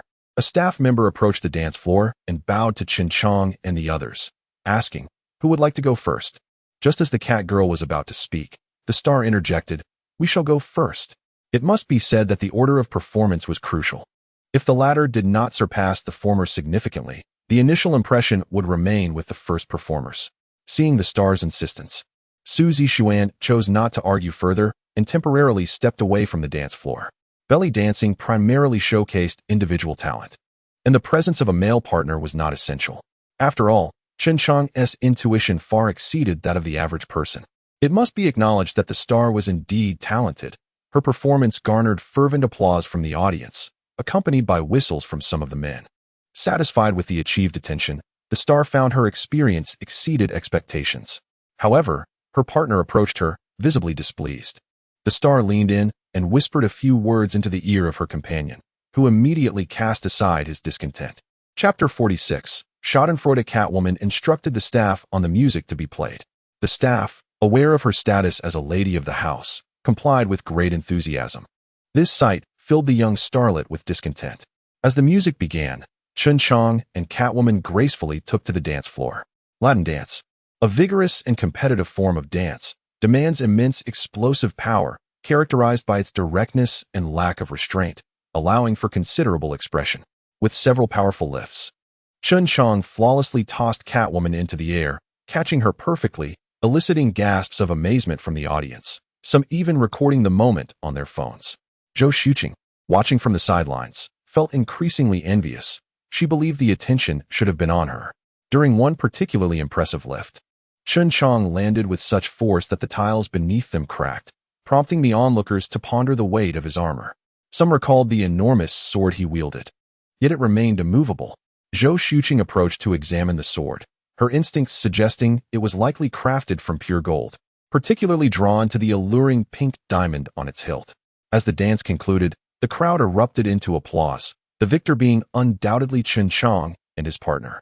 The young starlet felt a deep sense of injustice, unable to secure the first-place prize, which she valued greatly for the coveted club membership, especially since it offered a year of complimentary access. This was not a trivial matter. Membership at the club entailed minimum spending of over 100,000 each visit, amounting to millions annually. She pondered how many films she would need to shoot to earn such an amount. With a cunning glint in her eye, she whispered to her dance partner, who hesitated, voicing concern about the plan's morality. It was revealed that a minimum net worth of 10 million was required for club membership. Otherwise, entry was prohibited. The young starlet mused how someone driving a van could possibly possess such wealth. Surely, they had infiltrated the club in a manner similar to herself. If she could expose this individual, then the opportunity for her own advancement would arise. With this thought, she turned to her partner and murmured, "If we can disqualify him, I shall be at your disposal tonight." The man, Zhou Junjia, an heir to a real estate empire in Shihu City, was known for his formidable influence and rumored connections to the underworld. The assembly consisted of affluent scions and heiresses, and Zhou Junjia, recognizing the young starlet's intentions to use him as a pawn, nonetheless considered that exposing the van driver would be a simple matter. To be cautious, he sent someone to check the parking lot for the van. He then seized the microphone from a staff member and announced, "Ladies and gentlemen, lend me your ears." Zhou Junjia chose to keep his mask on, as revealing someone's identity without cause was an unethical act, especially among individuals of stature. The crowd, intrigued by his words, turned their attention to him. "I have a question for the club's management," he began. Su Jianbai had departed after the opening ceremony, leaving the event in the hands of the club's manager, Tyrant. Tyrant approached and inquired, "What is it, young sir?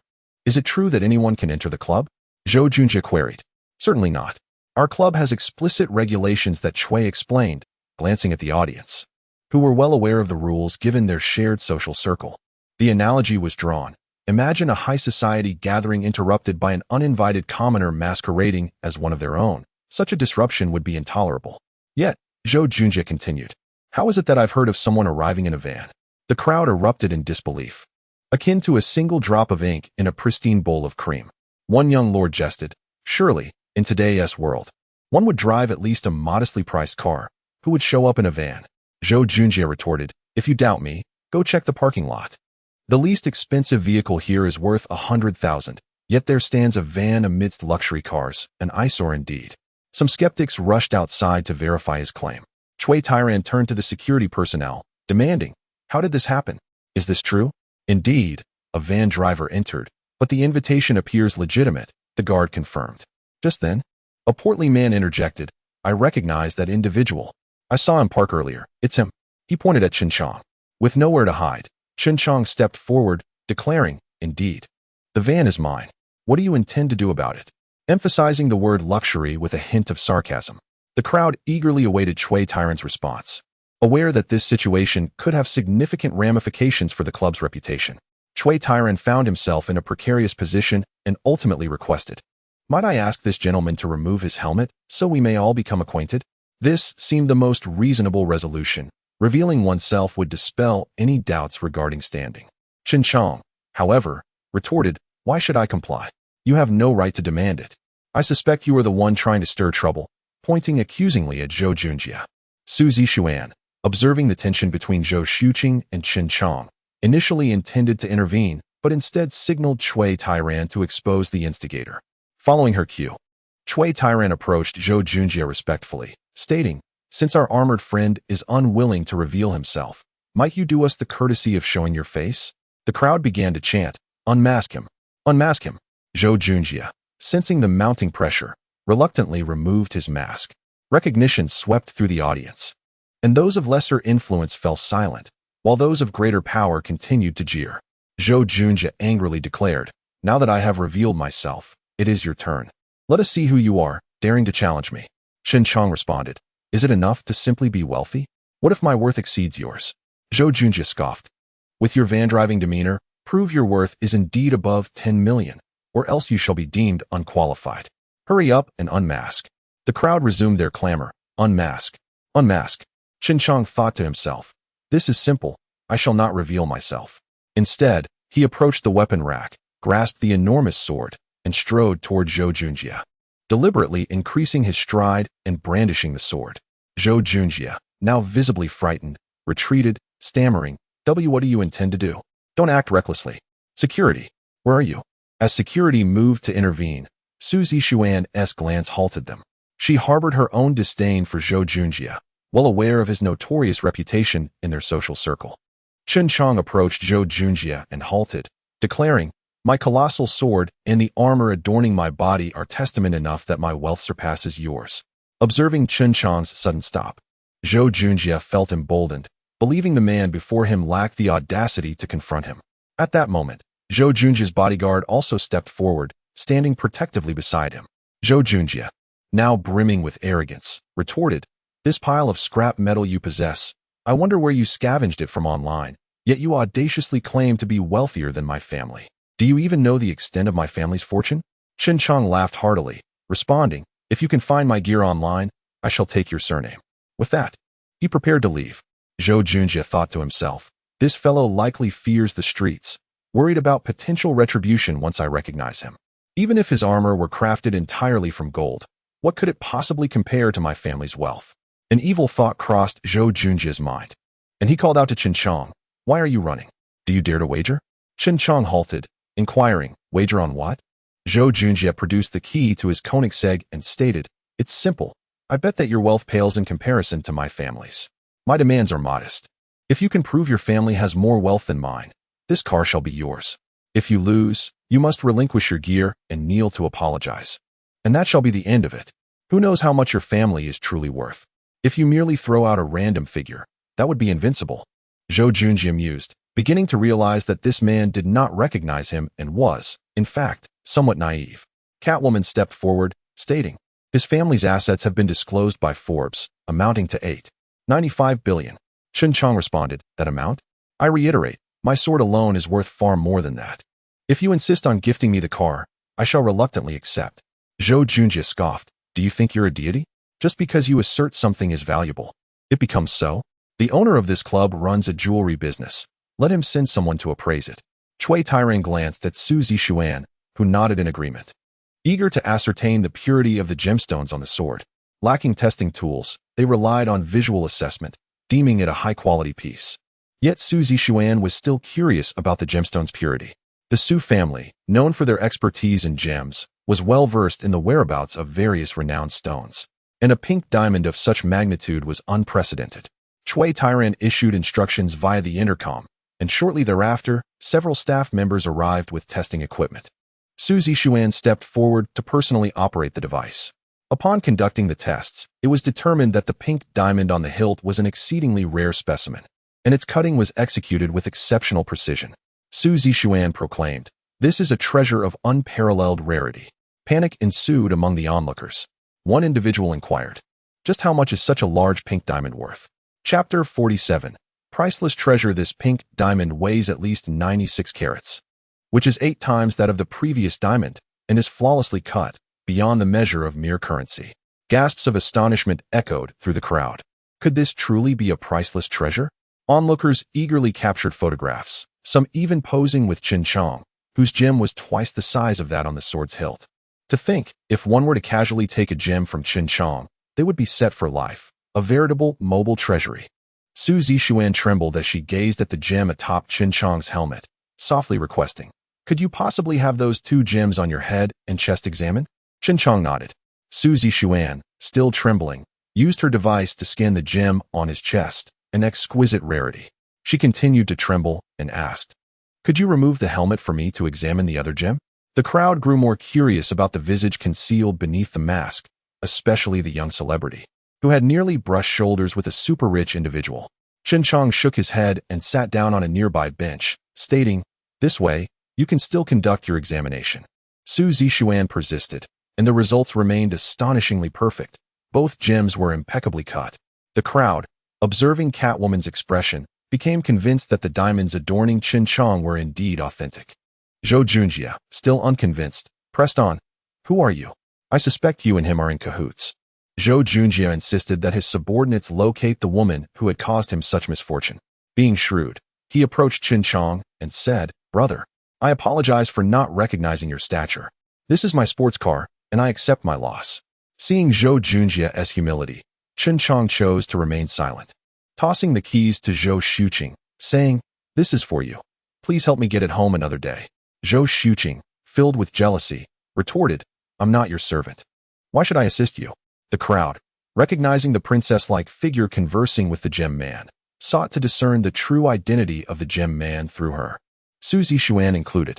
CHEN JIANG casually remarked, "I'll treat you to a meal another day." Zhou Xuqing replied, "Since we met, it's always been me treating you. You've never invited me to a meal. Do you have the audacity to ask? Then if your demands are too steep, I might as well send someone to collect it." Zhou Xuqing blurted out in a moment of urgency. 2 meals, that is not excessive, right? Deal." CHEN JIANG swiftly turned to leave. Now referred to as the Gem Man, CHEN JIANG's presence was magnetic. As he walked through the crowd, people parted ways, fearful of accidentally colliding with his gems, for the cost of such an encounter could bankrupt a family. As CHEN JIANG drove away in a van, it sparked a realization among the crowd that perhaps purchasing a van to flaunt would be a good idea. The following day, sales of vans skyrocketed, with some wealthy youths purchasing 2 or 3, drawn by the affordability of the vehicle. Everyone was eager to uncover the Gem Man's true identity, but found it impossible. Even the license plate yielded no information, nor did any details emerge about the princess-like figure. This news spread throughout Shihu City, revealing the existence of a deeply concealed superboss. Su Zixuan knew who the princess was. One day, she drove her red Lamborghini to Zhou Xuqing's office, intent on discovering the Gem Man's true identity. Her family had issued a strict order to uncover the Gem Man's identity. Attempting to trace it through the car's license plate, only to find it was fabricated. There was no such plate. The license plate on CHEN JIANG's van was one he had crafted himself, a precautionary measure. Thus he had replaced the original. "What brings you here today, our precious gem?" Zhou Xuqing teased. "You little rascal, are you mocking me? Just wait until I settle the score." Their playful banter ensued, as the 2 friends frequently engaged in such light-hearted exchanges, discussing how their families complemented each other. Jewelry and gold were indeed closely intertwined. Once they composed themselves, Su Zixuan asked earnestly, "Zhou Xuqing, you must tell me, who is that Gem Man?" Zhou Xuqing retorted, "Why not find out for yourself? Why come to me?" Su Zixuan sensed a hint of wariness in Zhou Xuqing's tone, as if she were guarding her territory. Su Zixuan teased, "Oh, has our little Xuqing taken an interest in someone?" Realizing Zhou Xuqing's high standards for a partner in her pursuit of the Gem Man, Su Zixuan's curiosity deepened. "Enough. I will not disclose any information without permission," Zhou Xuqing asserted. Recalling her encounter with CHEN JIANG at sea, Zhou Xuqing felt an even deeper admiration for him. Recognizing her friend's infatuation, Su Zixuan decided to change her approach. "Xuqing, I have a task today, and unfortunately, I must trouble you," she explained. "My family deals in jewelry, and my father was restless all night after that evening. Such a colossal gem is truly one of a kind." Zhou Xuqing suddenly understood, "Of course." Someone in the jewelry business would be captivated by such a magnificent gem. Yet, she quickly pondered, how could he possibly lack money? The sums Chen Jiang received daily were astronomical, while her family merely scraped by. He wouldn't be short on funds, if he wished to purchase. I doubt that is feasible. SUSI-MANHUA inquired curiously, why wouldn't he sell? You clearly know him well. Could you assist me in making an introduction? I would owe you a favor. With the conversation reaching this point, Zhou Shuqing reluctantly agreed, but I cannot guarantee he will meet you. Understood. I'll keep that in mind. The two then shifted to other topics, and as per usual, Zhou Shuqing arranged for a large shipment of supplies to be sent to Chen Jiang, including the sports car. Here are the keys. The paperwork is all settled. You just need to finalize the transfer. What do you mean by that? Am I coming off as stingy? And how did I become the gem man? Zhou Shuqing recounted the events following the ball, mentioning her family's desire to meet Chen Jiang. Meeting is one thing, but I'm swamped lately. Let us arrange it for another day. Chen Jiang replied, not dismissing the idea outright. All right, you all can leave now. With the drivers departing, only Chen Jiang and Zhou Shuqing remained, accompanied by several robots, though Zhou Shuqing was unaware of their true identity. Noticing the time, Chen Jiang realized it was getting late and acknowledged the difficulty of hailing a cab in the area, especially for such a beautiful woman who could easily attract unwanted attention. Zhou Shuqing cheerfully responded, all right, it's rare for you to show kindness. I'm looking forward to a delightful meal tonight. Chen Jiang instructed, you all can handle dinner. Don't wait for me. Understood, Brother Chang. Now, both Chen Zhao and Chun Wei had taken to cooking for themselves. Chen Jiang grabbed the van keys, along with his phone and wallet, and approached Zhou Shuqing, asking, what would you like to eat? Anything. I'll follow your lead. All right, let us get in the car. I know just the place. They arrived at a riverside farmhouse restaurant, a hidden gem Chen Jiang had stumbled upon. The owners were a couple with twin daughters, who helped their parents serve during the school holidays. The husband and wife duo found harmony in the kitchen. The wife skillfully prepared the dishes while the husband artfully arranged the accompaniments, resulting in a delightful culinary experience. Chen Jiang, a regular patron, often brought his friends to savor the exquisite offerings. The couple was well acquainted with him, particularly due to his prodigious appetite that could rival 3 men. Chen Jiang claimed a vacant spot, retrieving tables and chairs from inside and calling out, Boss, please serve up a selection of your finest dishes. Ah, where are your 2 companions today? The proprietress inquired. They have other commitments, he replied. Is it your girlfriend? She is quite charming, indeed, she remarked. Zhou Shuqing, upon hearing this, felt her cheeks flush, yet did not object. Chen Jiang chuckled, deflecting the comment with ease. Do you frequent this establishment often? She asked. Indeed. I must say, the proprietress's cooking is genuinely authentic, rivaling that of any grand restaurant. Then I shall have to indulge in it, she said. Before long, the table was laden with an array of dishes. Zhou Shuqing, aware of Chen Jiang's substantial appetite, took it in stride. Delicious. I must admit, this food is truly remarkable, she exclaimed, as she picked up a lion's head meatball. Well, one must consider the chef behind the creations, he replied. Opting not to drink alcohol since he would be driving, Chen Jiang settled for beverages. After satisfying their appetites, he settled the bill and escorted Zhou Shuqing home. Upon arriving at her doorstep, she unexpectedly embraced him, planting a swift kiss on his cheek before hastily exiting the vehicle. Momentarily taken aback, Chen Jiang inhaled the lingering fragrance of Zhou Shuqing, shaking his head with a wry smile as he drove away. He understood her intentions, yet felt a sense of uncertainty about the future, contemplating his own longevity. Once home, he resolved not to dwell on matters of the heart, choosing instead to let nature take its course, believing that the path would reveal itself in due time. Currently, Chen Jiang had shifted his focus away from biological genetics. Having accomplished his ambitious longevity project, his interests now span numerous fields, particularly in space exploration and soilless cultivation technology. On this particular day, he leveraged his connections to procure a substantial quantity of imported military-grade canned goods. Chapter 48. The Scorpion. The Scorpion is designed to last for over a century without any trademark labeling. Additionally, a variety of equipment and plant seeds necessary for soilless cultivation were procured.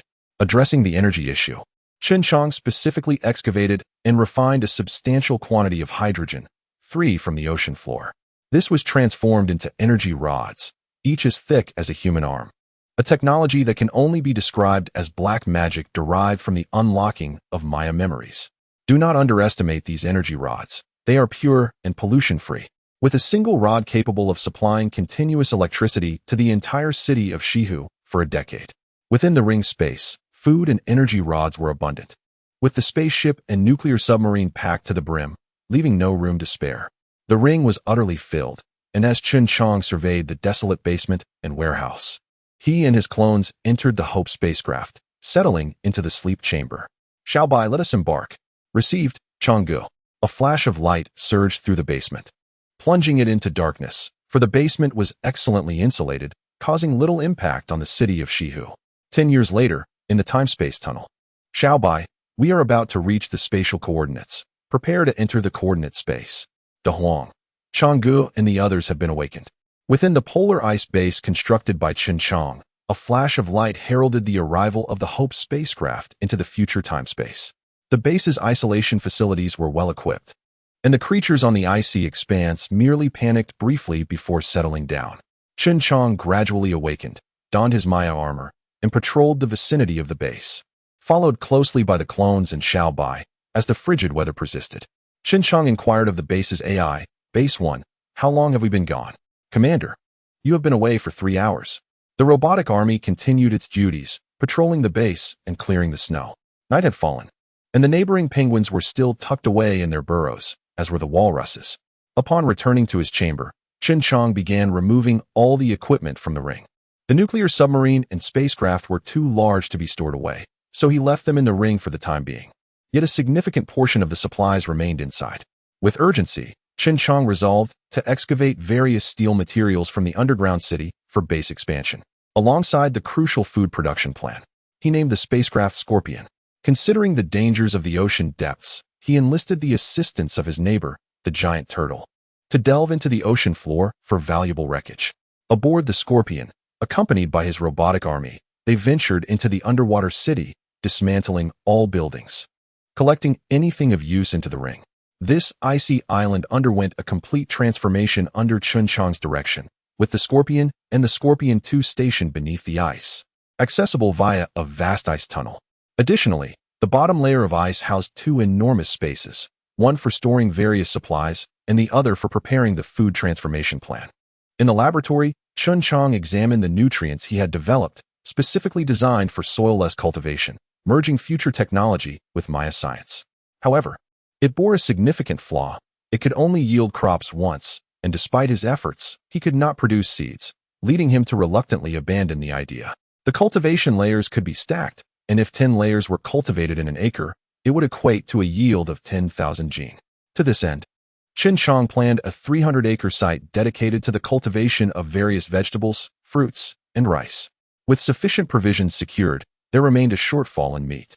Observing the planting area, all the robots were diligently at work under Xiao Bai's supervision. While developing plants was straightforward, mass production in a closed environment proved challenging. Plants required a stable ecological environment, including adequate light and carbon dioxide. Hence, Chen Jiang invested substantial resources and energy, and after 6 months, the botanical garden was completed. 2 additional months passed before the first batch of rice and fruits matured. Chen Jiang and his companions gathered around a table, enjoying fragrant white rice accompanied by an array of vegetables and fruits. The rice grains were twice the original size, not genetically modified, but a result of the nutrient composition that led to larger yields. Gazing at the oversized tomatoes, apples, and other produce, Chen Jiang mused that a city in his time could sustain an entire nation's food needs. After a week of continuous feasting, Chen Jiang's novelty began to wane. Eating further would render him akin to a monk. He pondered the fish in the depths, shaking his head in resignation. His research indicated that various fish species were somewhat contaminated, compelling him to resort to canned food for sustenance. One day, as Chen Jiang assisted the mutated great white shark in clearing various parasites, a large crab unexpectedly appeared on the icy island. The mutated great white shark swayed, sensing the threat posed by the crab, but with Chen Jiang's soothing words, it closed its eyes and resumed resting. "Crab brother, what brings you to my abode today?" The crab dropped a large squid, prompting a frenzy among the penguins and walruses, who rushed to devour it. The squid was nearly the same size as the one encountered previously. "I'm itching all over. Please help me clean up. You'll have to wait your turn. I'll finish with Shark Brother first." "Ah, no problem. How has life been for you down below?" "Don't mention it. It's been dreadful. What happened? Tell me, and perhaps I can assist. I don't know why, but an earthquake occurred in the ocean, destroying my home. Many of my young ones were crushed to death. I had no choice but to relocate. You've moved? Have you found a new home? With that, CHEN JIANG patted the great white shark's snout, encouraging it to open its mouth for a thorough cleaning of the remnants stuck between its teeth. The shark cooperatively opened its massive jaws, allowing CHEN JIANG and the robots to clean out the debris, which was then discarded onto the ice, attracting a swarm of small penguins eager to feast. It was worth noting that the remnants lodged in the shark's teeth were larger than a human.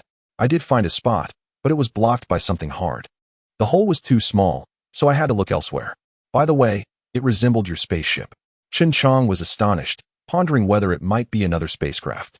According to records from the Northern Alliance, a Southern Alliance ship was nearby, and he had specifically searched for it, but found no trace. Is it far from here? Take me there later. Sure, it's a small matter. I'll be passing by there anyway. After finishing with the mutated great white shark, CHEN JIANG addressed it. Shark brother, you're all cleaned up. The mutated great white shark closed its mouth and vanished beneath the waves. After completing the cleanup of the crab, CHEN JIANG gathered a group of ordinary robots and Xiaobai, boarding the scorpion to follow the crab into the depths. The scorpion had been fully modified, yet it remained vulnerable to colossal creatures. Any encounter would likely result in destruction. However, it could still navigate within a kilometer, as CHEN JIANG discovered that the most perilous beings dwelled below that depth. Following the crab, they arrived at a cave. Little brother, the thing I mentioned is inside. You can go in. I must continue searching for a new home with my young ones. If you find it, do let me know. I'd like to visit. Watching the crab depart, CHEN JIANG had his own plans.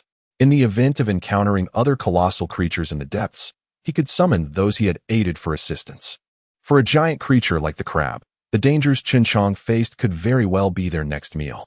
Emerging from the scorpion, he ventured deep into the cave, and with a searchlight, he discovered the exterior of a spaceship. Huang stepped forward and said, Changgu, this is a Southern Alliance spacecraft. Let us thoroughly search for the entrance. The robot commenced excavating alongside the spacecraft, revealing the reason behind CHEN JIANG's continuous struggle to locate it. The entire vessel was ensconced in silt. Observing the exterior of the spacecraft, it remained surprisingly intact, lacking the numerous punctures characteristic of the Northern Alliance's vessels. At last, they discovered the entrance. Huang deactivated the security measures and entered the interior of the spacecraft. CHEN JIANG was elated to find that the interior had not suffered any water damage and that the facilities were remarkably well preserved. Filled with excitement, he immediately sought out the control room to glean the vessel's various data. After a month of searching, CHEN JIANG concluded that the spacecraft was in excellent condition, yet devoid of any resources or robots. The living quarters were entirely vacant. Even the energy reserves were scant, barely sufficient for the ship's routine maintenance. The navigational logs had been entirely erased, leaving no trace of data, and the learning devices were blank. Upon entering the main control room, Huang announced, Brother Chang, you have successfully gained control of the spacecraft. You are now its captain. CHEN JIANG erupted in laughter, realizing that this was indeed a cosmic vessel. Although it was empty, its structural integrity remained intact.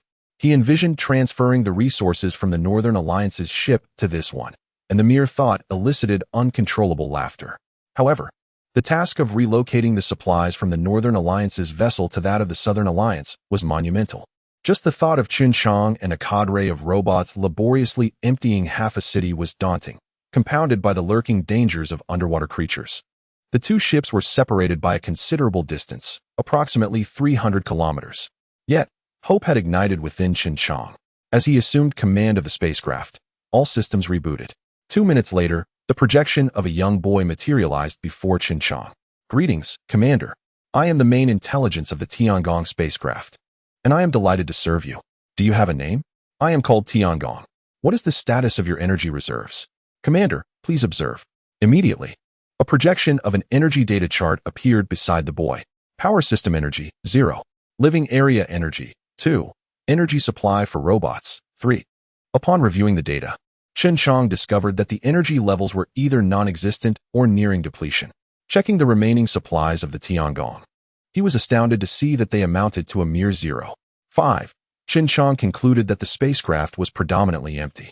Chapter 49. An overwhelming surprise. The remaining resources are barely sufficient for the maintenance of the spacecraft itself. perhaps enough to last another 50 years.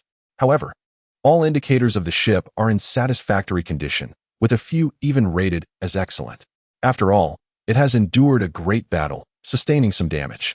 Eager to uncover more information about this spacecraft, CHEN JIANG discovered that it was in a state akin to its original factory condition, revealing nothing more than he already knew. Suddenly, Chen noticed an anomaly. The number of personnel did not match expectations. The main control system displayed the total number of humans, robots, and clones aboard. While the figures for the clones and robots aligned with his knowledge, the human count astonishingly showed only 3. This revelation filled CHEN JIANG with immense joy.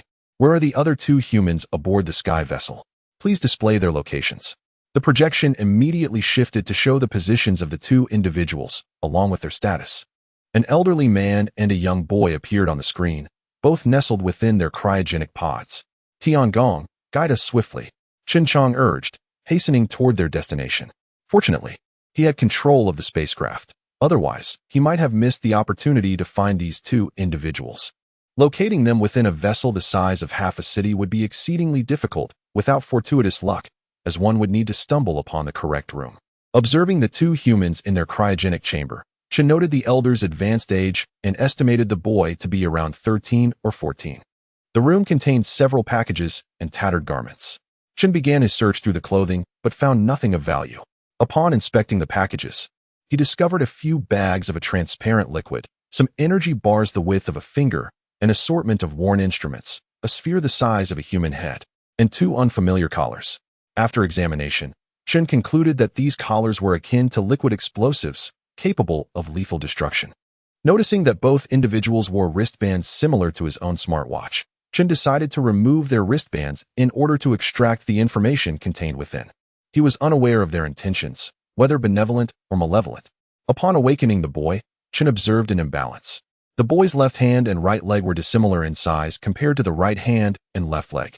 After accessing their information, he learned the elder was named Zhao Yongye, aged 160, a senior research scientist, while the younger was Zhao Kai, aged 13, the grandson of Zhao Yongye, proficient in mechanical repairs.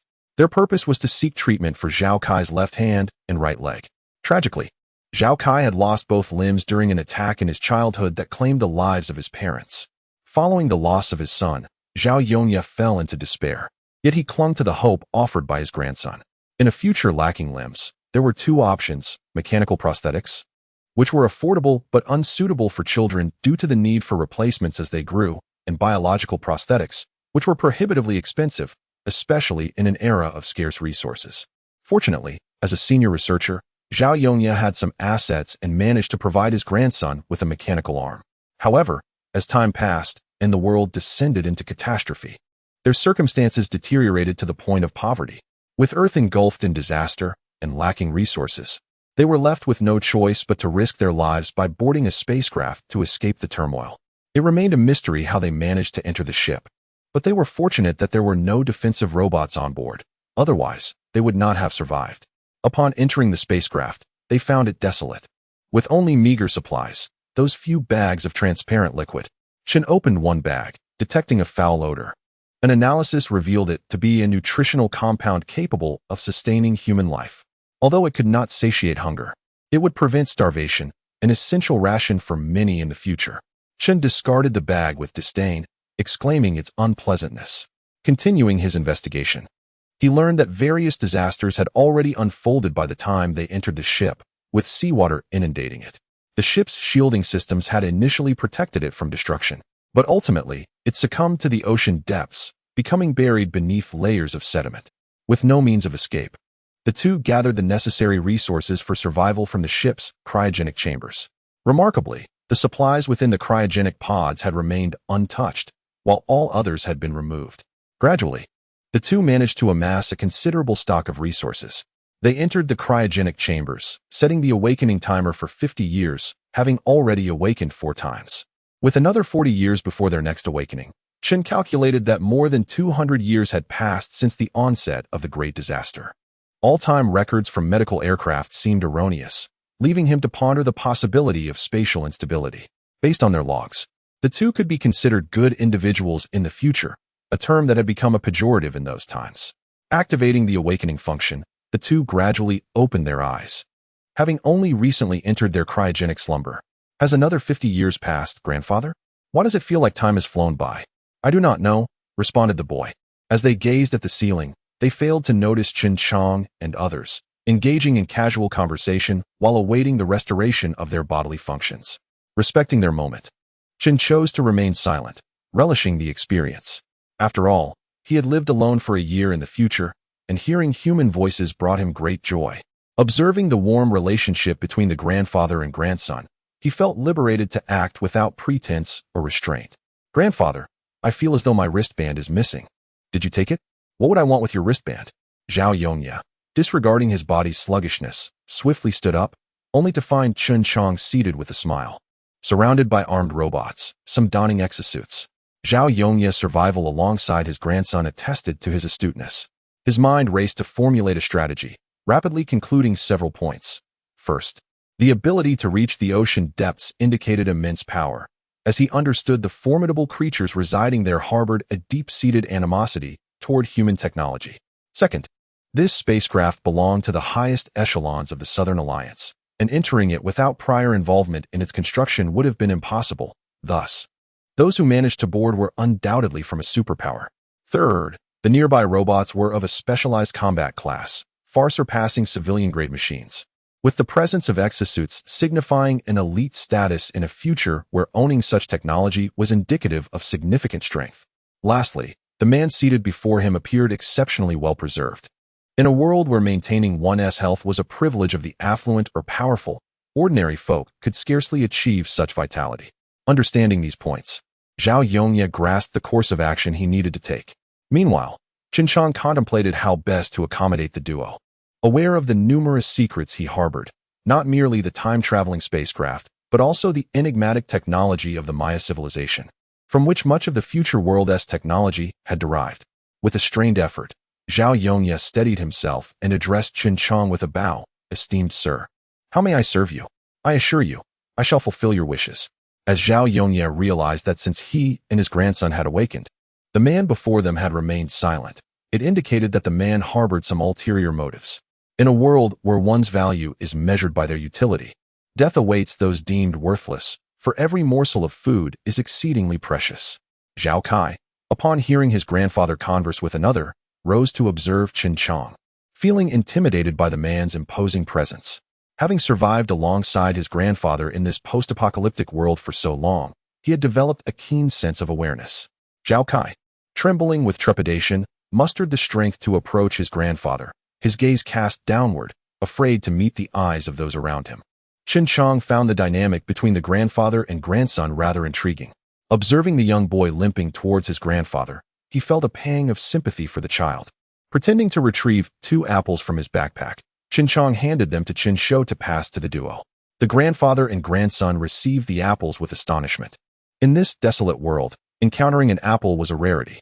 Just a morsel of bread was a source of immense happiness, and the prospect of trading these 2 apples for nutritional supplements at a gathering place would alleviate their worries for a month. Despite their uncertainty about the state of the outside world, they devoured the apples, skin and seeds included, savoring every bite and licking their fingers with sheer delight, both letting out satisfied burps. It was noteworthy that these apples were twice the usual size. Once they finished, CHEN JIANG remarked, "There isn't much for you to do." Upon hearing the man speak in Mandarin, a wave of panic washed over them at the implication that there was nothing required of them. Zhao Yongye, gritting his teeth, approached CHEN JIANG, picking up the 2 collars and placing one around his own neck and the other around his grandson's. Initially, Chen Shou presumed they were attempting something nefarious and positioned himself protectively in front of CHEN JIANG, activating a shield. However, CHEN JIANG halted him, for his Maya armor was no trifling matter, and the explosive's power was limited to a radius capable of taking just 1 life. Watching them adorn themselves with the collars, CHEN JIANG, filled with curiosity, refrained from intervening as they proceeded with their actions. Upon completing their tasks, the indicator lights on the electronic collars shifted from red to green. Zhao Yongye, pulling his grandson down to kneel, declared, "Master, we willingly become your slaves." CHEN JIANG pointed to the electronic collars around their necks and inquired, "Is what you wear a collar of servitude?" "Indeed, master. If we betray you, these electronic collars will detonate and end our lives," they replied. Zhao Yongya felt he had no choice. To escape this place, he was prepared to risk everything, knowing that the resources of the cryopods could only be utilized for the final 50 years. They had evaded calamity before the great disaster by entering the spaceship, only to unwittingly step into their own grave, albeit one more opulent than most. Within the confines of the spacecraft, their access was limited to a few areas, and they were utterly incapable of deciphering the critical core zones. Chen Chang sent a message to Air Huang, instructing him to discreetly assess the stability of the collars without alarming the two. De Huang dispatched an almost imperceptible robotic entity to inspect the collars worn by the pair. Chapter 50. In unison then, addressing Chen Chang, he said, "Brother Chang, there is no issue. The collar can only be locked from one side and cannot be unlocked. Once it is undone, it will explode unless you consent." Chen Chang understood. The two genuinely wished to accompany him. "Since you wish to stay with me, I shall accept you. From now on, you shall be part of our group. No need to call me master. Simply refer to me as Brother Chang," he continued. "However, since you are willing to follow me, I cannot shake the feeling that your electronic collars are unsafe. I shall assist you in removing them." "Please, no?" Both the grandfather and grandson exclaimed in unison. "Why?" Chen Chang asked, puzzled. "We feel no discomfort wearing the collars. They symbolize our loyalty to you. Please do not remove them," Zhao Yongya pleaded with a hopeful expression. Zhao Kai understood his grandfather's reluctance to remove the collars. In a world where survival often led to betrayal, even among brothers, removing the collars would instill distrust in Chen Chang. Once suspicion arose, the consequences could be dire. Chen Chang gradually grasped their intentions and smiled, deciding not to press the matter further. After all, trust is a fragile thing, and it was prudent to maintain some caution. Chen Chang stood up and said, "Gather your belongings and follow me." The two quickly tidied their possessions. Zhao Kai noticed a packet of open nutritional supplements tossed aside and immediately picked it up, consuming its contents in a few bites. Chen Chang observed this without intervening. Once prepared, the grandfather and grandson followed Chen Chang closely. As they journeyed, the two were astonished to learn that Chen Chang had gained control over the spaceship's mainframe, indicating that the vessel now belonged to him. Zhao Kai looked at Chen Chang in admiration, realizing that owning a spaceship conferred a significant status. They could not fathom that while Chen Chang indeed possessed the ship, he lacked the means to activate it, as it required an extraordinary energy source. The energy Chen Chang possessed collectively might not suffice to fully power the vessel. The ship's primary drive demanded antimatter energy to operate, a substance Chen Chang had yet to learn to produce. Although a set of antimatter generators existed within the base, their output was negligible. Chen Chang arrived at the rear exit of the spaceship and instructed a robot to clear the opening. He then summoned the scorpion from his ring. The two stared in disbelief as the spaceship materialized before them. It was an extraordinary sight, yet they dared not inquire, for everyone harbors secrets. As Chen Chang's subordinates, their new motto would be to work diligently and speak little. "Master, just call me Zhao Kai. My mechanical arm and legs are perfectly functional. I have grown accustomed to them," Zhao Kai stated. "Oh, is that so? I was considering replacing them with biological limbs. It seems you prefer the mechanical ones. So be it." Zhao Kai's face fell. "Master, please, I would rather have biological ones." Afterward, Chen Chang tossed them their wristbands. They quickly donned the devices.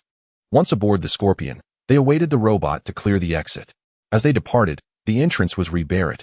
Although the Tiangong had become Chen Chang's property, he remained cautious. One could never predict who might seek it out. In truth, Chen Chang's concerns were unwarranted. The polar ice fields were largely uninhabited. Who would venture there without purpose? Even if someone did, they would likely be eradicated by the native creatures. Chen Chang thrived in this environment not because he was a pure human anymore. As they piloted the Scorpion through the submerged city, the grandfather and grandson gazed in awe at the surreal scenery. Suddenly, a colossal jellyfish approached the Scorpion. Zhao Kai and Zhao Yongya instinctively covered their mouths. Initially, they wanted to scream, but seeing Chen Chang and the others remain calm reassured them, even though the jellyfish was twice the size of the Scorpion. The jellyfish ensnared the Scorpion, yet Chen Chang paid it no mind, accelerating towards the base. The jellyfish trailed behind helplessly.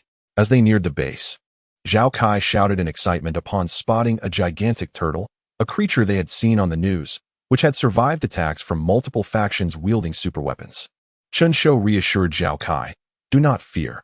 The giant turtle is our neighbor and will not harm us. In fact, it will assist us with the jellyfish." Doubtful. They watched the display.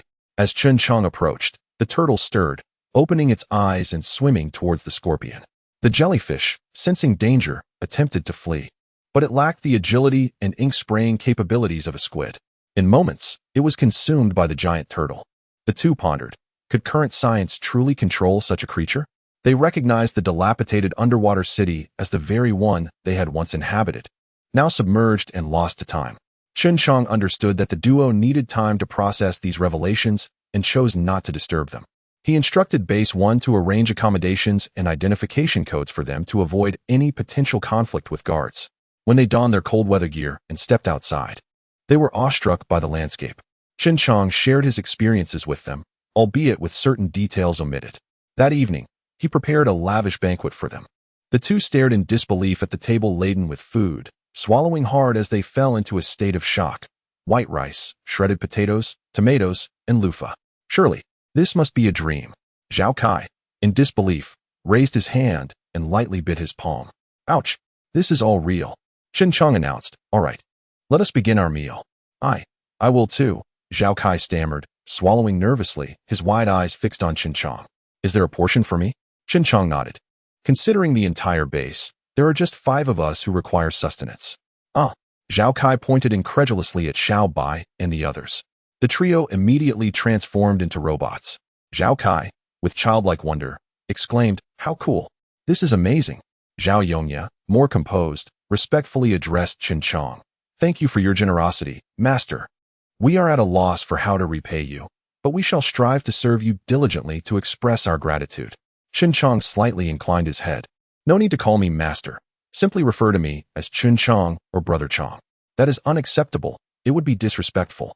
You may call me Lao Zhao and my grandson Xiao Kai. After several rounds of persuasion, Chen Chang found himself unable to dissuade Zhao Yongya. Regardless, let us eat quickly, lest it grows cold, he urged. Zhao Kai eagerly picked up his bowl and chopsticks, having not tasted such food in ages. He had only seen such meals on video. Just as he lifted his bowl, Lao Zhao's hands swiftly stopped him. Do you not see that the master has yet to eat? How rude. He's just a child. Do not be overly concerned. Consider it my command. Quickly, eat before it is gone. Zhao Kai resumed, taking a few bites of rice, and, seeing that Lao Zhao no longer hindered him, made a face at him before devouring the vegetables voraciously. Observing that Chen Chang genuinely encouraged him to eat, Lao Zhao joined in, savoring each bite with a newfound appreciation, tears inexplicably gathering in his eyes. Seeing this, Chen Chang inquired, Lao Zhao, what troubles you? Is the meal not to your liking? Observing his grandfather's unusual demeanor, Zhao Kai mumbled through his mouthful, yes. Grandpa, what is the matter? Old Zhao sighed. Forgive me for my demeanor. This sumptuous dinner evokes memories of a once happy home. It all seemed to transpire before the war, so warm and nostalgic. Lingering at the dining table, conjuring thoughts of his late spouse and Zhao Kai's parents, leading him to shed tears uncontrollably. Upon hearing his grandfather reminisce about his parents, Zhao Kai too found himself less ravenous, as if recalling his own family. In that fleeting moment, Chen Chang was similarly moved by the scene. As an orphan, he deeply understood Zhao Kai's sentiments. This meal quietly drew to a close. Chen Chang's provision of this meal also won the affection of the grandfather and grandson. For in the apocalypse, indulging in white rice and vegetables is a display of immense luxury. Moreover, the respect Chen Chang afforded them by sharing the table indicated he did not regard them as beneath him. Once one is collared and deemed a servant, their fate rests solely in the hands of their master. Servants in this bleak world endure a life worse than death. Only a select few, those fortunate enough to serve the right master, experience better treatment. Clearly, they were among that fortunate few, which filled them with gratitude towards Chen Chang. Furthermore, Chen Chang had prepared 2 single rooms for them, each equipped with all necessary amenities. That day, he did not assign them any specific tasks, merely allowing Chen Shou to guide them around the base, which held little to conceal, except for Chen Chang's laboratory. The Hope Ring contained Chen Chang's secrets. Aside from robots and clones, it housed various research elements he preferred to keep undisclosed. Upon entering the 300-acre plantation, the grandfather and grandson were rendered speechless by excitement. Witnessing an array of fruits and vegetables flourishing under the care of robots, with Chen Shou even plucking 2 peaches to offer them. Old Zhao inquired, will the master punish us for picking so freely? Chen Shou replied with a smile, the master is not as harsh as you might think. on the contrary. He is quite approachable, and over time, you shall come to realize this. What should I call you, my brother? You may call me Chen Shou, and the other, Chen Wei. From their names, old Zhao discerned their elevated status, akin to personal bodyguards. As colleagues of Chen Chong, harmony among them was essential, especially with Chen Shou. Where are you from, brother Chen Shou? We are clones. There is no distinction of origin. Since awakening, we have pledged our loyalty to brother Chong. Instantly, old Zhao was rendered speechless, his thoughts churning even more vigorously. Chapter 51. Aspirations Mutant. You are a mutant, Chen Shou inquired. A mutant? Are you unaware of your own nature? I have always followed my master and have never ventured elsewhere. Could you enlighten me about my identity? Certainly. A mutant is essentially an enhanced clone. Do you know the lifespan of a clone? Between 20 to 40 years, old Zhao confirmed. Indeed, clones are created to serve humanity, performing dangerous tasks without any emotional or cognitive capabilities. They function like machines, solely dedicated to their work. Chen recalled his awakening and nodded in agreement. Brother Chong taught us how to live and work, imparting various knowledge while extending our lifespans. He once mentioned that we could live for approximately 200 years. Old Zhao was astonished, realizing that being a slave under Chen Chong was not such a terrible fate after all. He felt a renewed sense of hope for the future, understanding that if Chen Chong could transform clones in such a manner, then his own potential as a human must also be significant. When Chen Chong learned that Chen Shou and Chen Wei had become mutants, he was surprised, yet secretly pleased. Both had shown unwavering loyalty and selflessness, even risking their lives to assist him during the battle against the serpents. From Zhao Yongya, Chen Chong also gleaned a general overview of the world. By the year 2600, all nations on Earth relinquished their sovereignty to form a unified alliance known as the Earth Alliance, which had existed for 476 years.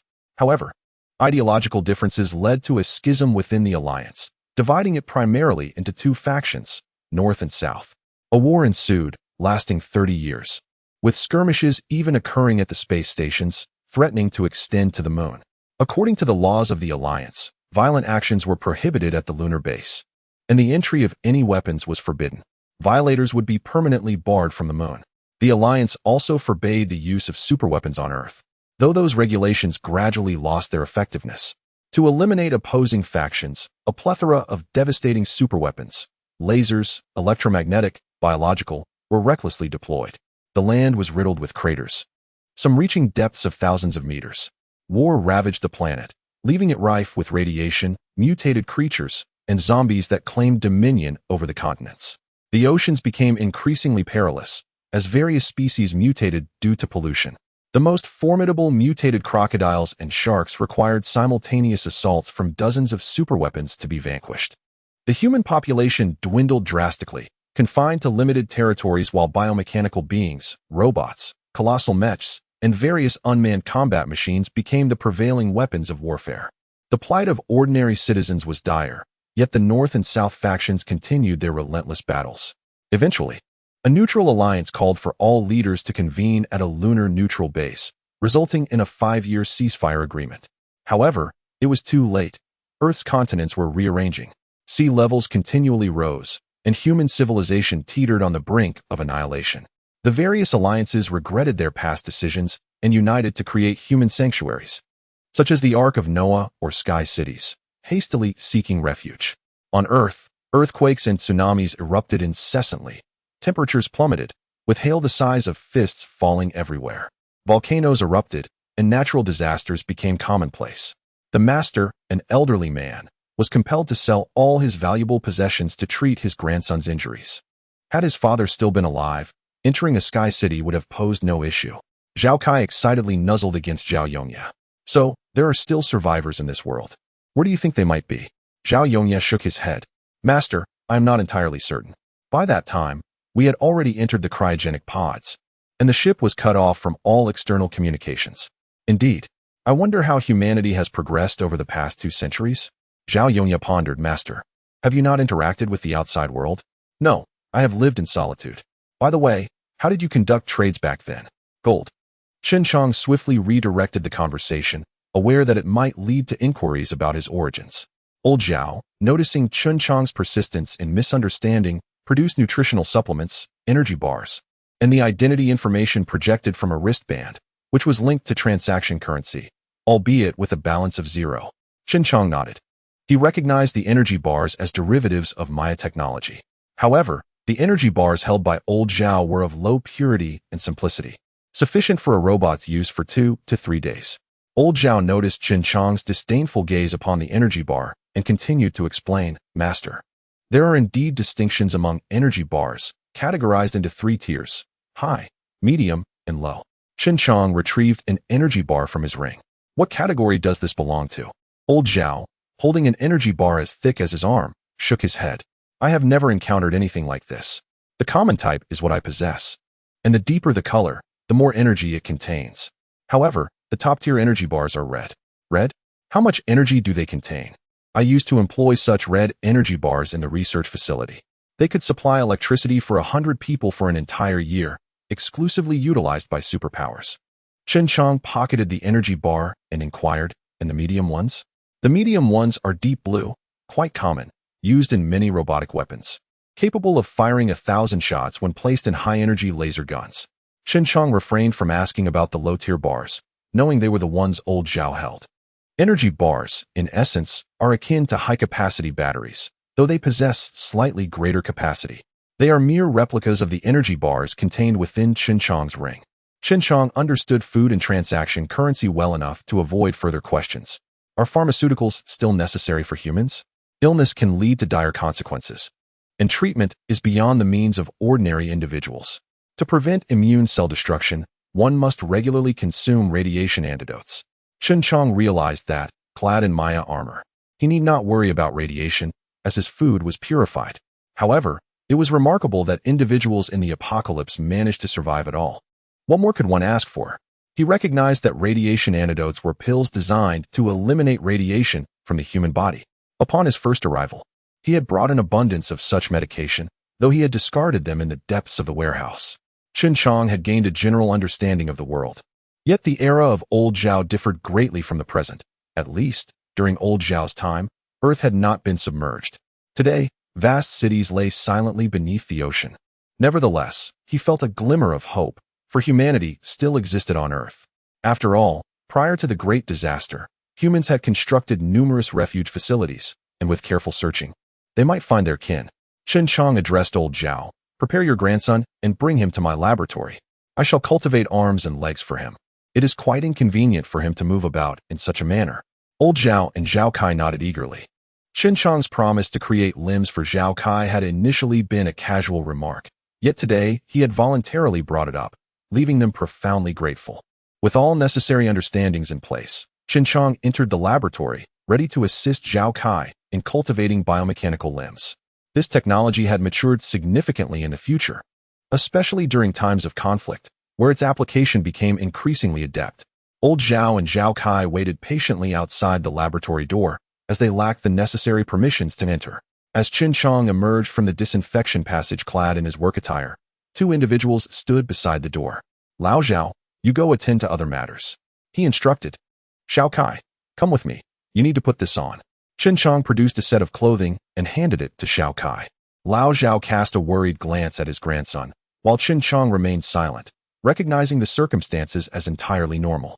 After Zhao Kai donned the outfit, Chen Jiang guided him through the disinfection passage and into the laboratory, concerned about the potential leakage of any harmful virus from his research. Chen Jiang had taken the precaution of using the disinfection channel. Zhao Kai nervously surveyed the intricate equipment surrounding him. Chen Jiang offered reassurance. Do not be anxious. There is nothing to fear. Today, we are merely collecting your cells. Once your arms and legs have been cultivated, we will proceed with the surgery. Upon hearing Chen Jiang's words, Zhao Kai felt a modicum of calmness. After collecting the cells from Zhao Kai's body, they were injected into a specially designed cultivation chamber. And Chen Jiang then led Zhao Kai out of the laboratory. Lao Zhao remained by the entrance, steadfastly waiting. Master, my grandson, he began. There is no need for concern. We have already taken his cells. Once his arms and legs are cultivated, we will perform the surgery, Chen Jiang reassured him. Thank you. Master, thank you. Lao Zhao expressed, prompting Zhao Kai to join in. Quickly, thank your master. Just call me brother, Chen Jiang interjected. How can that be? Thank you. Brother, Zhao Kai exclaimed, making a playful face at Lao Zhao before running off. This child has been spoiled without parental guidance. I have indulged him too much. Please do not take offense, Master, Lao Zhao remarked. We are all family now. It is of no consequence, Chen Chang replied with a smile before departing. Lao Zhao, watching Chen Chang's retreating figure, vowed to repay him earnestly, even at the cost of his own life. Since learning about his impending transition to biomechanical limbs, Xiao Kai had been filled with joy each day. Lao Zhao also held deep gratitude for Chen Chang, especially for the daily provisions of white rice and fresh fruits. Chen Chang entrusted the plantation to Lao Zhao, appointing him as his steward, recognizing that robots differ from humans. Who knows what brilliant ideas Lao Zhao might conceive. Lao Zhao frequently shared his experiences and insights with Chen Chang, primarily focusing on mechanical devices. With the aid of learning machines, Lao Zhao quickly caught up with the progress of the botanical garden. One day, Chen Chang brought Xiao Kai into the laboratory, while Lao Zhao anxiously awaited outside. Xiao Kai's biomechanical limbs had been fully cultivated. Observing Xiao Kai lying on the surgical table, Chen Chang assured him, "It will be ready soon. These limbs will grow alongside you." Xiao Kai nodded in understanding as Chen Chang administered the medication. Gradually, Xiao Kai lost consciousness. When he awoke once more, he found himself in his own room, with Lao Zhao watching over him from the bedside. Chapter 52. Overjoyed Xiao Kai awoke with a sense of lightness and inquired, "Xiao Kai, how do you feel?" Xiao Kai glanced at his former mechanical arm, now replaced by a biotechnological limb, including legs and feet. "Grandfather, I feel absolutely wonderful." He excitedly jumped out of bed, only to lose his balance and tumble to the floor. Old Zhao reassured him, "Xiao Kai, the master has enhanced your biotechnological limbs. They are equivalent to those of a bioengineered individual. It is only natural for you to feel a bit unsteady at first. Take your time to adjust and gain control." Xiao Kai nodded in delight, caressing his new limbs. What was once a lifeless appendage now sent various sensations to his brain, filling him with immense joy. Old Zhao spoke earnestly, "Xiao Kai, always remember the master's kindness and keep it close to your heart. Serve him faithfully. Encountering someone like him is a blessing from your parents." Having experienced the harshness of the apocalypse, Xiao Kai understood his grandfather's sentiment and replied, "Where is my brother? I wish to express my gratitude." Old Zhao nodded approvingly. "The master is in the submarine warehouse." He mentioned discovering a seed repository. Xiao Kai hurriedly made his way there, while Old Zhao busied himself with preparations.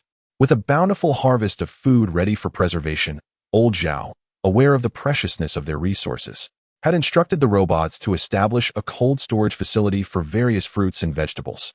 Having endured the brutality of the apocalypse, he cherished their current abundance of rice, vegetables, and fruits, reminiscent of life before the chaos. Chen Chang had lessened the robots' tasks of scavenging wreckage, as the yield was not worth the risk of venturing into the depths of the sea. Upon boarding the Scorpion, Chen Chang spotted Xiao Kai stumbling towards him. "Let me help," he said, assisting Xiao Kai into the control room. "How does it feel with your new limbs?" Chen Chang treated Xiao Kai like a younger brother, devoid of any pretense. "It feels fantastic. Thank you for helping me with the new limbs." Observing Xiao Kai's excitement, Chen Chang nodded and remarked, "It's a small matter. We are heading to the underwater city. Would you like to join us?" "Yes, I am quite curious about the underwater city." Chen Chang presented a specially designed power armor to Xiao Kai. "Put this on. Remember to listen and stay close. The underwater environment is perilous, and even I must be cautious." "Brother, is this for me?" Xiao Kai exclaimed, quickly donning the armor, perhaps due to his unfamiliarity with the new limbs. He swayed like a drunken automaton, eliciting smiles from Chen Chang. After exchanging greetings with Old Zhao, Chen Chang informed him that Xiao Kai would accompany him to the depths, alleviating any worries. As the giant turtle propelled the Scorpion towards the ocean floor, Xiao Kai dutifully followed Chen Chang, his curiosity piqued by the surrounding scenery. This behavior prompted Chen Chang to nod approvingly. While Xiao Kai often exhibited mischief, he proved to be quite sensible in serious matters. Seeds were among Chen Chang's most sought-after resources, as the seeds from his spatial storage could only be used once. Although they had sufficed in the short term, long-term sustainability necessitated diligent collection. The site appeared to be the headquarters of a seed company, prompting the robots to search for the seed storage. In an era of diminishing arable land, soil-less cultivation had become prevalent, facilitating management and serving as a primary food source. The seeds must be securely sealed for preservation. Moreover, the Scorpion could only be activated by Chen Chang himself, which was why he led the expedition. Upon discovering the seed storage, they found barrels of sealed seeds, roughly estimated to number in the millions. Without concern for the specific varieties, CHEN JIANG waved his hand, and all the barrels vanished, leaving an empty warehouse that left Xiao Kai in awe of CHEN JIANG's capabilities. Having received old Zhao's guidance, Xiao Kai refrained from questioning how CHEN JIANG had accomplished this feat in an abandoned workshop. Xiao Kai discovered numerous spherical devices and asked CHEN JIANG, "Brother, may I take these spheres?" "Of course. Thank you, brother." Upon returning to the base, CHEN JIANG placed all the seed barrels into storage, along with the spheres Xiao Kai desired. Old Zhao welcomed CHEN JIANG. "Master, I have prepared the meal. We can eat at any time." "All right, Xiao Kai. You can retrieve those spheres later. Let us dine first." "Old Zhao, please check if the seeds are still viable." "Understood, master." After their meal, Old Zhao examined the seed barrels, while Xiao Kai transported the spheres to his laboratory. CHEN JIANG supported Xiao Kai's interest in his lab, having crafted various devices for him. Xiao Kai was particularly enthusiastic about mechanical technology, and CHEN JIANG had imparted relevant knowledge from the library materials. As usual, a mutated great white shark entered CHEN JIANG's base, which he promptly dealt with. Initially, Xiao Kai and Old Zhao felt apprehensive, as the mutated great white shark was a dominant creature of the sea. However, witnessing CHEN JIANG leap upon the shark and clean its formidable teeth emboldened them to follow suit. "What do you plan to do with those spheres, Xiao Kai?" "Brother, these are surveillance drones, commonly found in civilian use. They can fly and possess basic laser weaponry, as well as recording capabilities. Their outer shells are highly impact-resistant." "And what is your intention?" "I wish to attach the drones to the sharks. If they encounter human signals while roaming the waters, the drones will document the signals and their paths." "Why didn't I think of that?" "Tonight, you'll be rewarded with cream bread and steak." "Yay, brother, I'm already salivating." CHEN JIANG's fortune was remarkable. The seeds he had previously discovered were viable for planting. Although the seeds failed to bear fruit after using CHEN JIANG's nutrient solution, they had still grown to twice their original size. Among this batch, the most abundant were seeds for breadfruit and cream fruit plants, alongside a few seeds for plant-based meat and various unclassified seeds yet to be cultivated. In the underwater city, locals primarily consumed bread and cream, while a portion of the affluent society indulged in plant-based meat, a health-conscious alternative engineered to replicate the taste of beef without sacrificing flavor. Raising cattle in space was implausible, prompting scientists to develop substitutes. After cultivating the first batch, CHEN JIANG and his companions gained additional food sources, although the initial yield was limited due to its experimental nature. Until a larger harvest could be produced, they would need to ration their consumption. With an abundance of food, Old Zhao, with CHEN JIANG's consent, brewed a variety of fruit and rice wines. In their leisure moments, the trio enjoyed feasting and sipping on fine wines, savoring the bliss of their situation. They equipped various creatures that assisted them with detectors, yet received no reports. Xiao Kai checked a monitor attached to a whale and shook his head in dismay. "Why does it feel as though the entire world has dwindled to just us in the base?" CHEN JIANG had grown indifferent to the absence of others and was disinclined to search for them. His primary focus now lay in unraveling the mysteries of Mayan technology and refining the Scorpion, yet progress was slow and directionless. Old Zhao remained indifferent to the world outside, merely wishing to enjoy his twilight years. As long as his grandson accompanied CHEN JIANG, he felt no concern for the boy's future. His extensive experience led him to conclude that the Scorpion was indeed a spacecraft.